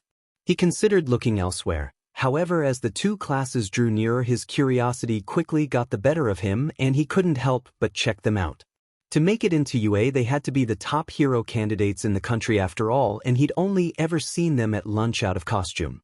Some of the hero students looked uncomfortable, including the maddeningly familiar brunette girl, but most of them appeared unconcerned with Bakugo's shouting. Evidently, they had become acclimatized to his temperament. Walking beside Class 1, as long-haired teacher who Izuku knew only by name as Aizawa, the pro-hero Eraserhead, he spotted Bakugo himself. From his reddened face, Izuku could tell that he was trying his best to keep his mouth shut. Suddenly, he flicked his eyes to Izuku and his scowl deepened. Izuku groaned inwardly. He just hoped that Bakugo wouldn't cause a scene. Hey Deku, still haven't flunked out of the nerd squad? Bakugo said brashly as they got close to each other. Izuku shook his head. Nope. How's the hero course? Fanafenji-tastic. Every day's a Real party. Just ask Captain Istron over there. Bakugo said, jutting his chin over at a tall, black-haired boy with glasses who had slowed his pace and was glaring at him. I swear if he gets any more macho, a baby shower might break out. Captain Istron went red with anger, but he said nothing. Instead he turned around and kept walking with his classmates, his shoulders locked and rigid. Izuku couldn't help but smile slightly. Say what you would about Bakugo, but he really knew how to PSS people off. Right, well, see ya, Kaken. Izuku called out over his shoulder as they passed. Fuff, Deku. The two groups passed each other by without any further exchanges. However, as soon as they were out of earshot, Class 1H broke out into excited gossiping. Did you see their costumes? Was that guy with the tail literally just wearing a GI with a utility belt? I mean, I'd want some pockets at least. Kiska said incredulously. I know. Bukimi replied in a scandalized voice. And what was with the floating gloves and shoes? I know they have an invisible girl in their squad, but can't she have clothes made out of her hair? It's better than literally nothing. Maybe she does. How would you know? Hiritsune said thoughtfully. Speaking of revealing, did you see the girl in the red, one-piece swimsuit? Seigo said dreamily. Not that I'm complaining or anything, but I hope she has a plan if she fights someone who shoots acid or something. I'm glad you've noticed their costumes. Power Loader interjected loudly and they all stopped talking. They specified what features they wanted to the design agency and that is what was delivered. No more, no less. If you see vulnerabilities, keep them in mind because sooner or later they'll be coming for your help to improve their capabilities. It'll be up to you to address their concerns and make them more effective heroes. A ripple of excitement ran through the class at this and they began to quickly list the obvious flaws they had witnessed and how they would fix them. While they debated, Izuku thought about Bakugo's costume. He had been wearing plain, green armor with grenade-like gauntlets. No doubt they increased his firepower, but could he bring his hands together with his wrists so obstructed with cumbersome metal? I wonder if Bakugo would ever ask me for help with his costume? Izuku wondered for a second before he broke out laughing. As if, what's so funny, Izuku? Mei asked. Nothing. The idea of Bakugo ever asking for help from him was completely ludicrous. While he was thinking over the Class 1A costumes, his train of thought was suddenly interrupted by Power Loader. Midoriya. Izuku felt his chest tighten and his spider sense tingled. Can I have a moment, please? Izuku stopped walking and reluctantly turned. Power Loader was at the rear of the group, apparently reviewing his notes. Izuku took a small breath and held it. Trying his best to appear calm, he fell in step beside his teacher and they continued to walk together while the rest of his classmates glanced back at them curiously. I guess it's my turn to cause a scene. Izuku thought glumly. Stifling a yawn, he could do nothing but wait for the questioning to begin. As they walked, he tried to think of some plausible excuses for his grappling gun stunt, but he kept drawing a blank. He was just so tired. A minute passed and for a moment he dared to hope that he had somehow been forgotten until Power Loader closed up his binder with a snap and addressed him. That was quite a feat you managed in the USJ, Midoriya. I can't remember the last time I witnessed one of my first-year students do something so bold. Bold and reckless. Sorry. No harm done. I trust you knew what you were doing. Izuku swallowed back the sudden wave of laughter that had worked its way into his throat. However, I do want to know where you learned to use a grappling hook.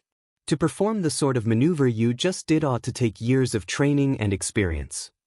Izuku couldn't help but fidget. Raising his hand, he intended to run it through his hair but rubbed his palm against his helmet instead. Darting his hand down to his hip, he tried to appear nonchalant. What could he possibly say? How'd you do it? Power Loader prompted. Clearly, he was expecting an answer. Maybe honesty was the best policy? Well, I didn't have any special training, he started slowly, and I don't have years of experience either. I just came up with a plan and executed it. Power Loader groaned. I knew it. You didn't know what you were doing, did you? No, sir. Izuku admitted sheepishly. And the only thing keeping you from falling to your death was reflexes and pure, dumb luck. Why, sir?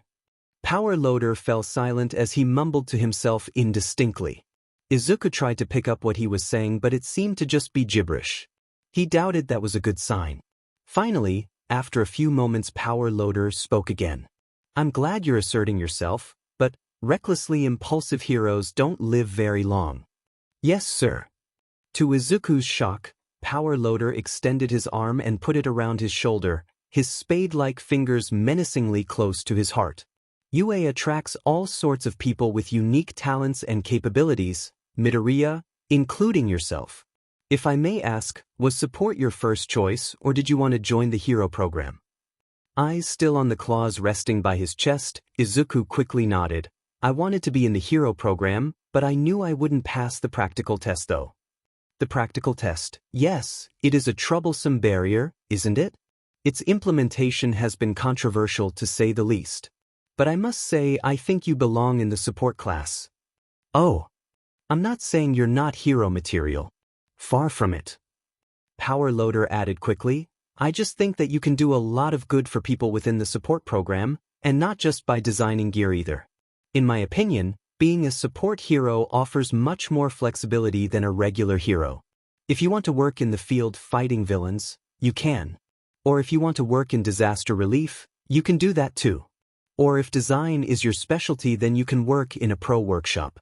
I just don't want you getting discouraged thinking you're wasting your time in hero support. Trust me, your abilities will be put to the test in the support program, you just need to be patient. Climbing a skyscraper, though impressive, is needlessly risky. Izuku said nothing. Truth be told, he was struggling to pay close attention. His armor was very hot and he felt dead on his feet.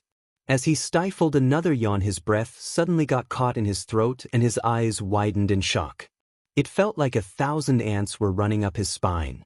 His spider sense was going berserk. The only other time he had felt it this intensely was when he was fighting for his life against Shocker. Extracting himself from Power Loader's arm, he whirled around and faced back the way they had come. What's the matter? Power Loader asked, stopping. The threat felt distant, but tangible, real. Very real. It seemed to be coming from the USJ. What could it mean? Was Class 1A in trouble, or was this a part of their training? Either way, he couldn't just leave to investigate, could he? It would be far too suspicious. But then again, what if there were lives at risk? Midoriya? Power Loader asked, a tinge of concern in his voice. Izuku shifted his attention back to Power Loader and gave him what he hoped was a reassuring smile. It's nothing, Mr. Majima. I just remembered I forgot my phone back at the USJ. I'm going to run and go grab it, okay? Izuku said as he started back down the path. Oh, I guess that's all right. Don't miss your lunch. Power Loader shouted as Izuku began to quicken his pace. And don't spy on Class 1A. I won't. Izuku called back as he took off at his normal human pace. However, as soon as Class 1H was out of sight, he started to run in earnest. Jumping off the path, he took the more direct route through the woods. This better not be because Kaken lost his temper and started blowing everything up. Izuku thought as he whipped past the trees. After less than a half-minute of running, Izuku at last came up to the side of the USJ. The entrance was still quite a way away, but didn't plan on entering the USJ if he could avoid it. Jumping as high as he could, he flew above the tree line. While in midair, he fired his grappling gun. The dart latched onto one of the steel support girders that crisscrossed the glass frame of the USJ's domed roof, and he was rapidly pulled towards its transparent siding. Impacting against the heavy glass with both legs, he scanned the interior of the USJ below. What he saw baffled him. Swarming around the various courses were roaming posses of what could only be described as street punks. From their leather and scrap metal outfits, they looked like raiders straight out of an apocalypse movie. Where did all of these guys come from? Is this part of Class 1A's exercise? Maybe this is just combat training. His doubts were cast aside, however, when he spotted Eraserhead engaged in a fierce battle against dozens of ruffians in a massive melee at the base of the giant staircase. He wouldn't be fighting if this was training, he was sure of it. Searching around for the rest of Class 1A, he spotted 13 lying motionless on the stairs and his heart sank. She wasn't moving and her costume was heavily damaged. Clustered around her, several students were fighting a strange, glowing, purple figure. He must be a supervillain. This just got much more complicated. The first thing to do was call for backup. Pulling out his old cell phone from his utility belt, he dialed for the police. However, there was no response. He looked at the cracked screen in confusion. It was working, there was just no reception. Growling in frustration, he canceled the call. Whenever you need it most. Suddenly, from the emergency fire response area directly beneath him, he heard muffled shouts through the glass. Down below, A group of thugs were chasing after the tailed boy in the white GI he had seen on the path. From the looks of things, they were hounding him through a series of blackened trees and towards a cluster of burning buildings. He was alone and badly outnumbered. I don't have time to waste. I need to get in there. Mustering his strength, he punched the thick glass pane, causing it to explode into fragments. Dangling for a moment, he retracted his grappling hook and fell into the arena. With a grunt, he landed squarely atop a cracked piece of scorched asphalt on a road that was littered with burnt-out cars. The air was thick with the smell of smoke and ashes as several billowing flame-covered buildings roared around him. Instantly, he felt himself break out into a sweat as his already hot armor got even hotter. The fire simulation environment was designed to accurately mimic a burning city neighborhood, and as far as battlegrounds, when it was about as dangerous an environment that he could imagine. I need to build a rebreather into my mask.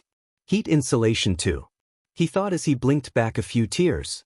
Around one of the buildings, he heard more harsh shouting from the thugs chasing the karate guy, and he stood. Sprinting up the middle of the road, he dodged, weaved, and jumped over the cars in his path before stopping beside the scorched wreckage of an overturned semi-truck. The boy with the tail had become cornered in a parking lot, and he was completely surrounded by 10 thugs. Luckily, they hadn't noticed Izuku yet. Crouching down, he watched as they circled around the hero student. Nowhere left to run to, Squirrel Boy, laughed one thug through his gas mask.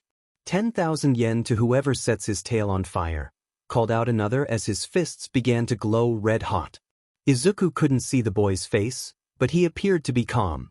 He had adopted a fighting stance, his posture relaxed but ready. Still, for all his mute confidence, Izuku could tell that he was in a bad situation. He would need to act now to avoid a catastrophe. Quickly, before they notice me. While the thugs were taking their time taunting and jeering, Izuku sprang into action.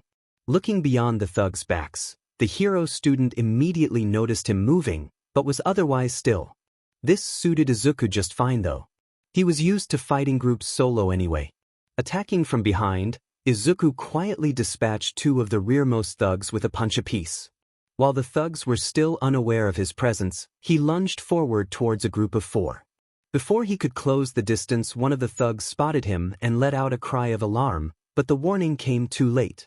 With a running kick, he sent a crocodile-skinned woman flying into a charred tree before jabbing the other 2 with a single punch across the chin simultaneously.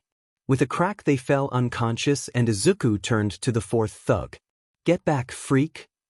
The villain screeched as he raised his large cylindrical arms. Izuku leapt just as the man fired a blast of searing hot air. Flipping around the cackling thug, Izuku landed behind him. Nobody takes down Heat Wave. Ahem. Mr. Hot Air. Izuku said, tapping on the man's shoulder. Ha! The thug said, a dumbfounded expression on his face. Before the thug could react, Izuku's gauntlet fist smashed into him, sending the hapless goon flying across the parking lot. Izuku turned. The hero student didn't waste his chance and was battling the remaining 4 thugs. He had already dispatched 2 of them and was working down the remaining 2. He seemed to have everything under control, but it was better to be safe than sorry. Loading a rubberized lead ball into his gun, Izuku took aim. Guess I'm testing my non-lethal ammunition today too. Firing, the round smashed into a thug's elbow. With a cry of pain, he fell to his knees just in time to catch a tail whip to his face. Alone, the remaining thug tried to flee, but he was quickly tackled and subdued by the hero student. Jogging up to the boy, Izuku raised his hand in greeting. "Hey, nice moves back there. Are you alone?"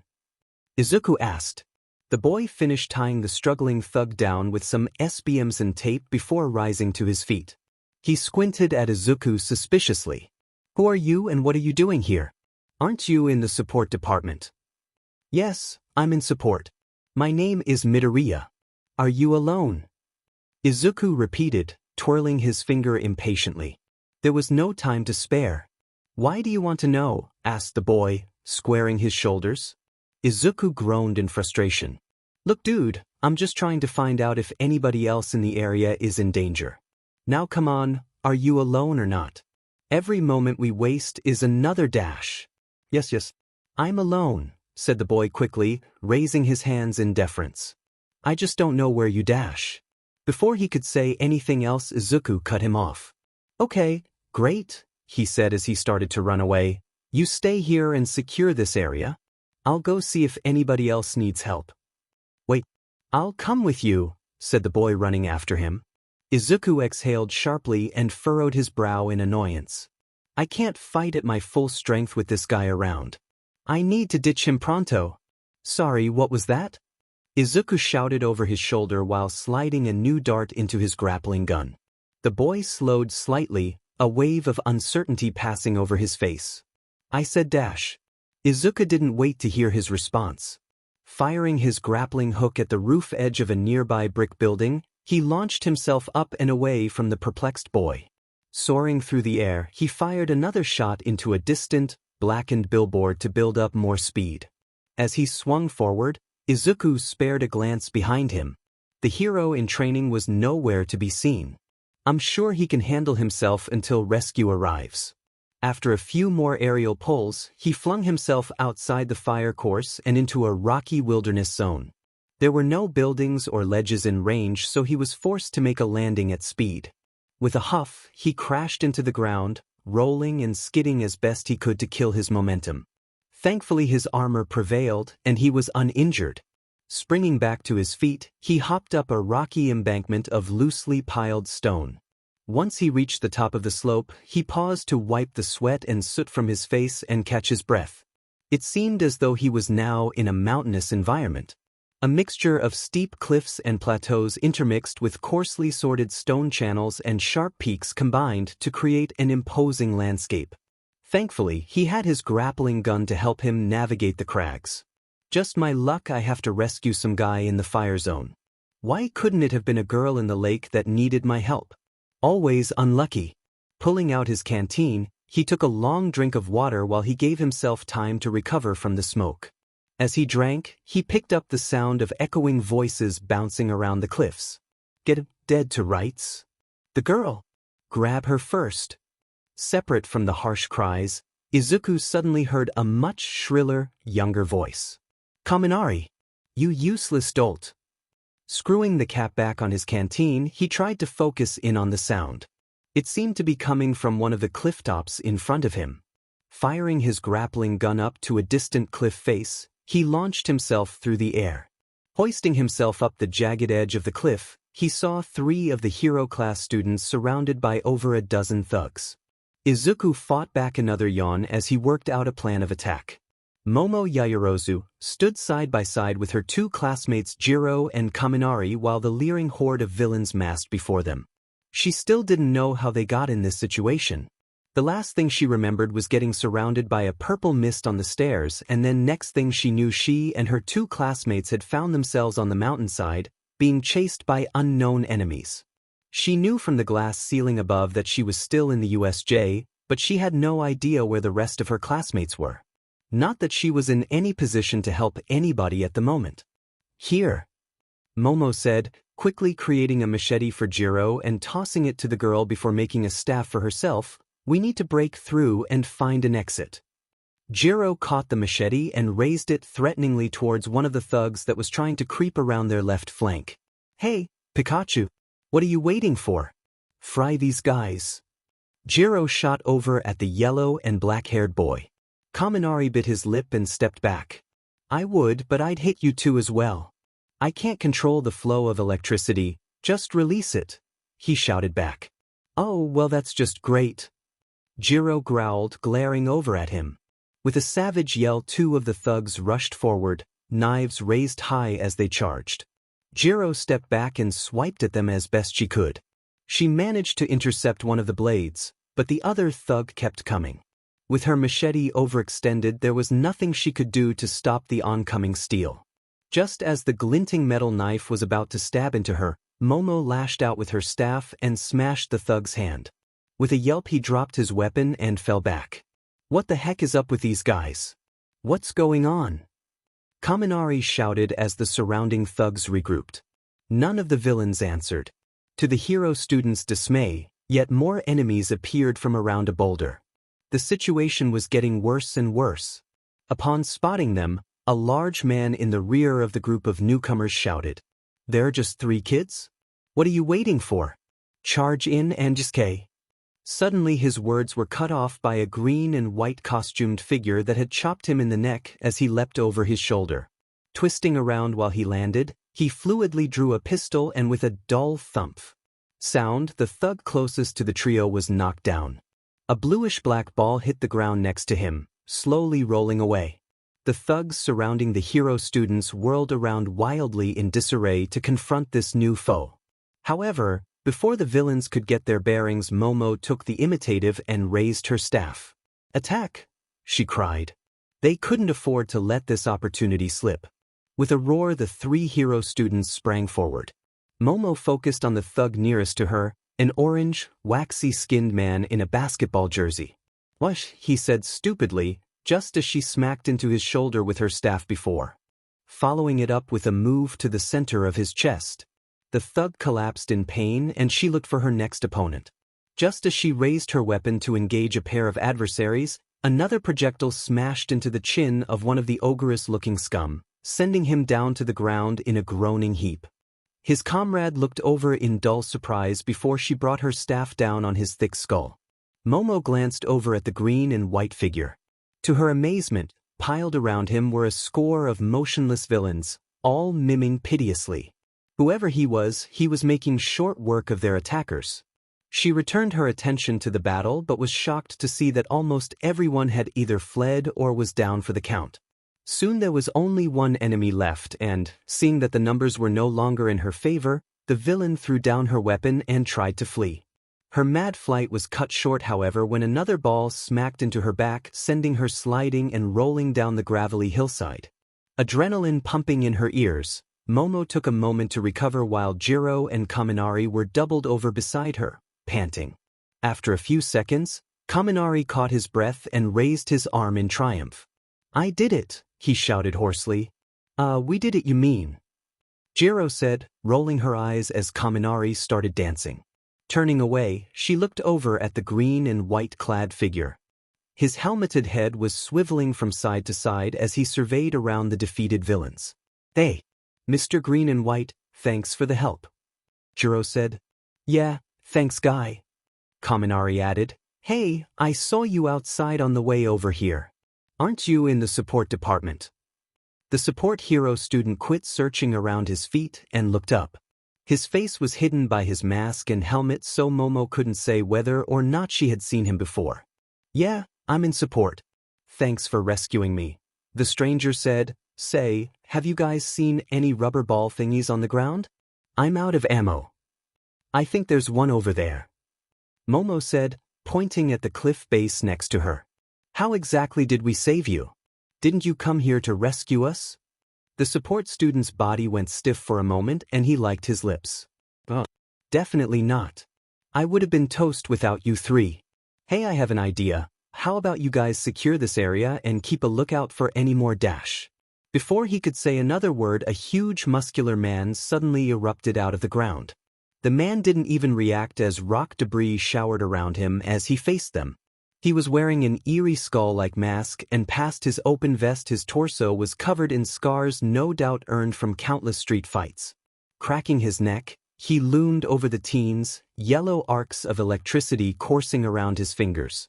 "What's the matter? All out of bullets for your gun? How pathetic. Drop your weapons," he commanded in a deep, guttural voice. Momo tightened her grip on her staff and gritted her teeth. The man was a giant and he seemed much more powerful than the fodder they had defeated earlier. Even 4-on-1, this looked to be a tough fight. Before either of them could make a move, however, there was a quiet hiss and a steel tether shot between the man's legs. He looked down at the cord blankly. "Hey, catch," said the support hero student. With a sudden zipping sound, the gun he was holding shot out of his hands and smacked into the villain's groin.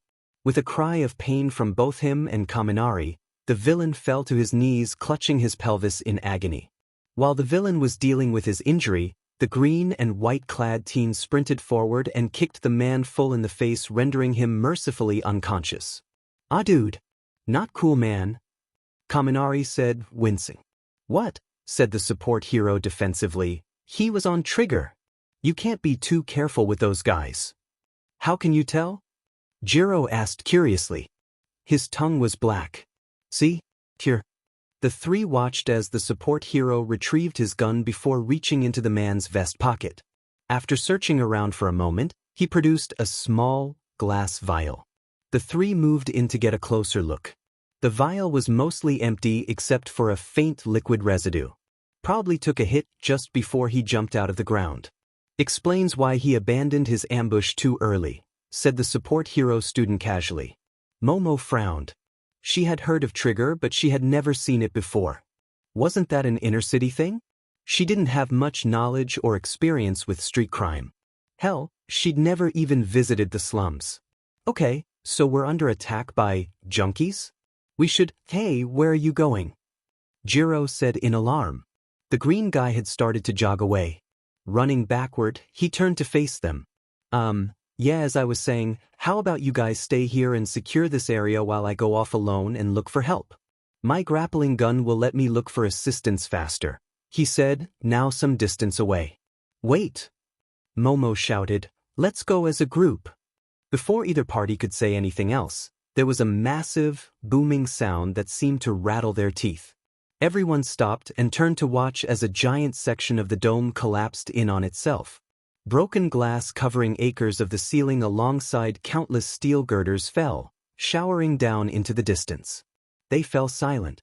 What was that? Kaminari asked, mouth agape. Suddenly echoing around the cliffs came a booming, familiar voice. Hey! All of you villains, surrender now, or get beat up later. To all you Class 1A students out there, the cavalry has arrived. Just sit tight for rescue and we will be with you shortly. Present Mike is here. That must mean the teachers have shown up to fix this mess. We're saved, Momo said, clapping her hands together. Jiro and Kaminari cheered. Yay, said the support hero unenthusiastically. If she didn't know any better, there was a hint of worry in his voice.